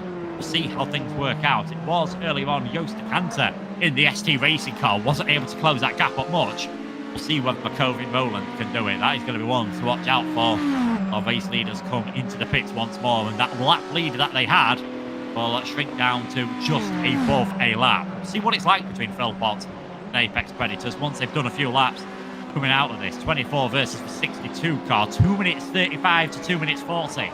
Last time we had an eye on that gap. We'll see what it is now. We'll see whether they can get back ahead of that magical 1 lap point. Because I think as soon as you do that, it always gives you that nice little confidence. Knowing you've got a full lap ahead of the car in front just generally means if there is any slight little issues, if there is any little bit of damage, but in a very good position indeed. Just quickly checking the stewards' reports. A couple more calm down warnings, a couple more racing incidents since we last spoke. Nothing really of note, which is great to see. Big shout out to Rich, obviously, who is running race control, I believe, about the entire race by himself. So if I was any of the other drivers, maybe send some money for a takeaway coffee over to Rich's way. Not suggesting you should buy the stewards, but that could be the only way to keep Rich awake towards the end of this race. And a big thanks as well to Steve and Graham, who are running the broadcasting in the background. Steve doing the majority of the work, but Graham doing a fine job, as you would expect from a very professional crew here at Mr. Apex Podcast. Talking of a professional job, of course, the drivers have got to do a very professional job as well. Matthias Lagarde, gap's just opened up slightly to the race leader here, doing a very good job indeed. It's another calm down warning here for car number 999. For those of us who missed the start of the race, and even for those of you who didn't miss the start of the race, seeing it was around 8 hours ago, a bit of an idea how the stewarding is working here. The automatic stewarding iRacing does, that anyone who's driven on iRacing will be very familiar with. The automatic contacts with walls and the car contacts, you get 30 of those, will be served with, I believe it's a drive-through penalty coming down the pit lane. So something you've just got to keep a little bit of an eye on, make sure you don't get into trouble with that one. It's 30 for your first one, for your drive-through penalty, then 20 everyone after that. On a 24-hour race, it's fairly certain that every team is going to get a penalty at some point. There's also the penalties that the stewards can give you. That includes calm down penalties that also include stop-go penalties, drive-through penalties as well. You can also, you have seen a disqualification here. So if you're causing a bit too much problems, you can see yourself getting disqualified if the stewards feel the need to do so. Hopefully, though, we've seen one already. We don't want to be seeing any more than that. As Matthias Landgaard has come into the pits. See whether that still allows Dan Ferron to try and close the gap ever so likely. In fact, with Dan Ferron more than that at the moment. It's going to be a different driver change. It's going to be Jerry Connan coming in now to the 588 car. No, sorry, it was 588. No? I'll get this right eventually. I think the 588 car has come into the pit and is now making their way out. And the 666 car also in the pit lane as well. So things are sorting themselves out on the timing charts there. What is clear though, we're watching Dan Ferron, the car that was on pole position. Let's not forget, in our Proto 2 category, this car took pole position, led at the start of the race, did drop outside of the podium places at one moment, but I think some good driving from then, plus some incidents for some of the others, has put them into, you don't need me to tell you, you can just see from the gaps on your screen at the moment, a very, very solid third place at the moment, and top 10 overall, just willing to take advantage of any misfortune that might fall. Class cars with what's heading towards let's go in this race. 16 hours 10 minutes. We're nearly at the end of the first third of this race, which has been definitely at the start action packed. We are now in that bit more of an endurance race rhythm. Everyone driving along nice and calmly indeed. Let us know where you are watching from around the world. Let us know if you've just got this in the background, what else are you doing on a Saturday night? I know quite often when I've got sim racing on, it's normally in the background when I'm trying to do something that probably should take my full concentration, but I can't really force to drag myself away from the sim racing world, despite telling myself many times that I will no longer be there. Managing to pull you in. It is definitely addictive once you start, and who can blame it, when you see the action, when you see the entertainment that we have got in front of you tonight. We're going to follow just for a bit. Number 29 of Dan Ferron, 32 seconds behind 666 car at the moment. Dan Ferron, third place in Proto 2 category.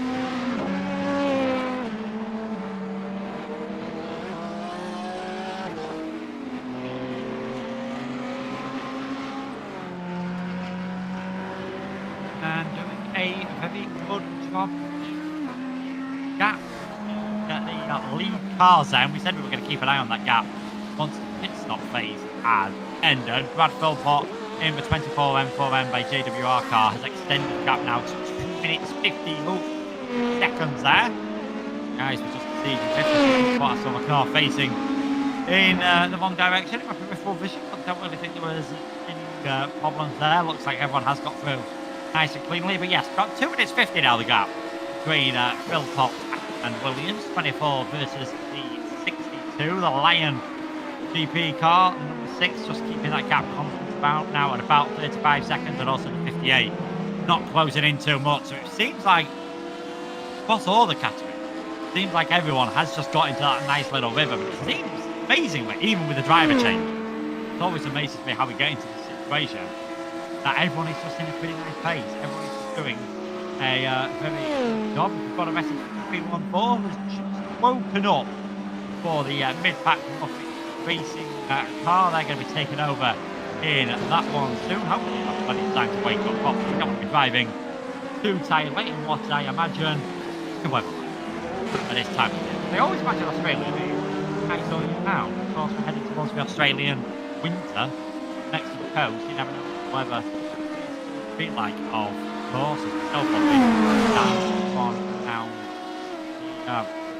At this moment in time, 31 seconds between him and Jerry Leponen, and I'm great to say for those who've been hearing this Yorkshire accent going on quite a bit of time, we've got a driver joining us again, and it is, of course, Spanners. It looks like Toolbox are having a pretty calm race of things at the moment. Just in a nice little gap on your own. That's right. We are currently 2 minutes behind 8th place, and we're 2 minutes ahead of 10th. So that's kind of a, in one way, it's a very comfortable and boring place to be in. However, you look ahead and you go, well, if we do a better job than I think maybe the 5 cars ahead of us, fourth is still on the table. We just have to keep doing what we do. Yeah, and talking about what you do, I mean, Matt at the moment just seems to be just comfortably driving along with things.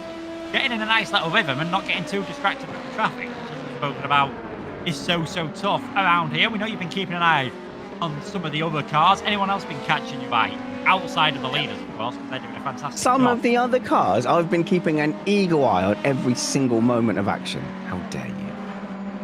No, that's not true. I have been mostly concentrating on my team. And also, I looked ahead and I suddenly went, right, well, I've got a stint at 11, then I've got a double stint at like 2 o'clock, and then I'm joining the comms at 8, and then I've got a stint. I'd best have a nap. So that's what I did.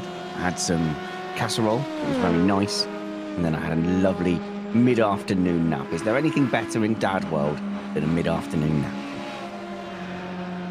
Yeah, I imagine that as soon as I become dad, I'll get afternoon napping stage. Yep. It does seem to be a talent that my dad certainly has, and it's one of the things I'm looking forward to being able to do in the future. I'm tired, going to sleep, rather than thinking, ooh, I'm tired, let's prepare for this for a good 40, 50 minutes, make sure everything's comfy, then still lie wide awake. So if I sound very tired in commentary, perhaps know why. Yeah, it's not just because you're Northern, and I don't want you to put yourself down. I think there is a place for Northerners in broadcasting, and I've always said that, no matter what everyone says. I'm really glad about that. I'm very flattered by that. So, yes, just getting a bit of news. I'm assuming he's actually using today's date and time as well. So, it's going to be, about another hour or so to go. We're going to get the sunset around here, which drivers on board would be glad about, of course. The same thing that happens at actual Le Mans, that you get daylight for longer, but it's 2020, of course, COVID era of racing. Le Mans was run in August, like September time, I think it was. So I imagine that was a very strange experience for everyone when it was getting darker just earlier than they were used to it. I think from a driver point of view, a lot of the practice, because Brad's been quite good at putting the practices on to match real life, and when do you have time to practice? Generally is in the evening, isn't it? After a busy day, after you've had your work, after you put the kids to bed. So generally, we've got Le Mans practice, like kids are settled down, they're sorted. 9 o'clock, jump in the sim, and it's been just as the sun has been setting, and so the conditions are lovely. It's cooling down. You've got lots of grip, and that's where we've done the majority of our practice. Where a lot of the kind of the dad zone drivers have done a lot of practice. And then you jump on in the baking heat in stint 4 earlier today, and it was just slippery. There was no grip. There was marbles everywhere, and it was a hell of an adjustment, to be honest. Like the difference between driving in the hardest conditions and the grippiest conditions on this track is massive. Yeah, certainly. I've had it before where, similar situation, you've done that practice in what feels like cooler conditions. It gets to the race, you track temperature 40 degrees and think, right, I know how much I was cooling tyres when it was 30 degrees.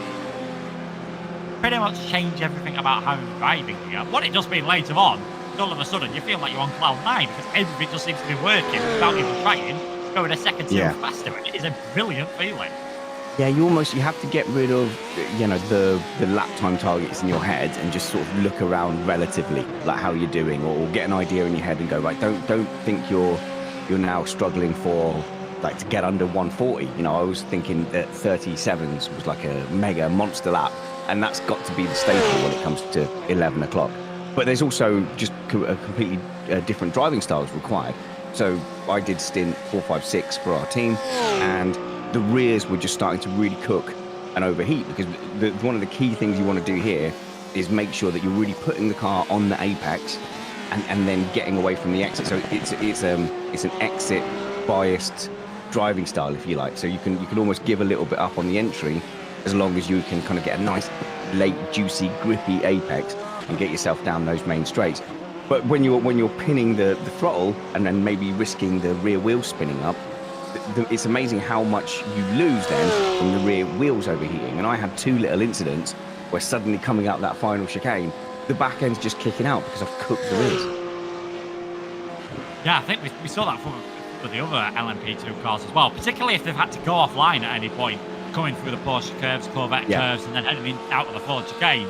Just cook the tyres, and we talked about it before, that vicious circle you get in, you have got to take a few corners and just arming things down.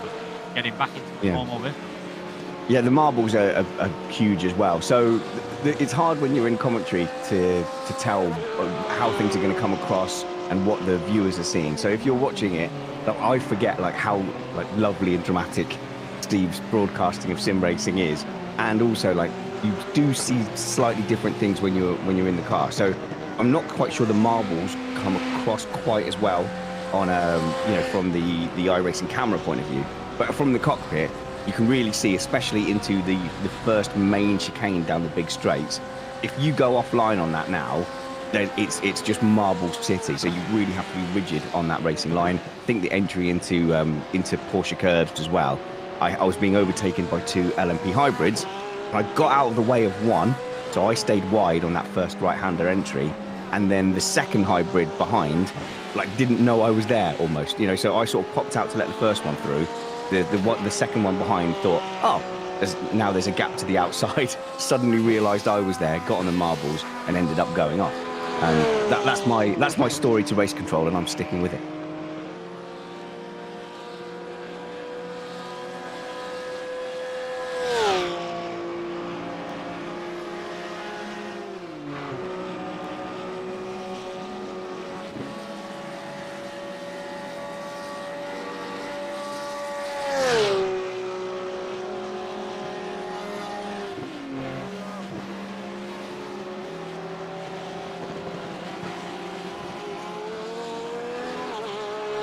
Lovely little sound there of the Porsche engine down the straight. Dan Drury, you all know him, the 333 car. We are at 8-hour point of this race, and what that does mean is that we are a third of the way through, and what it also means is that we have to end the stream here on the Part 1 stream. So thank you so much everyone that has joined us so far. Make sure to stick with us because the 2 stream will be up very shortly indeed, and it is the car leading at the moment from the 62 and the 06. Stay tuned everyone, we're going to go off only for hopefully no more than a minute or so. We'll be back Part 2 stream here of the M4EM 24 hours by Mr. Apex. Be sure. Of course, if they're subscribed, they'll get a notification, so they should subscribe to Mr. Apex Motorsport now.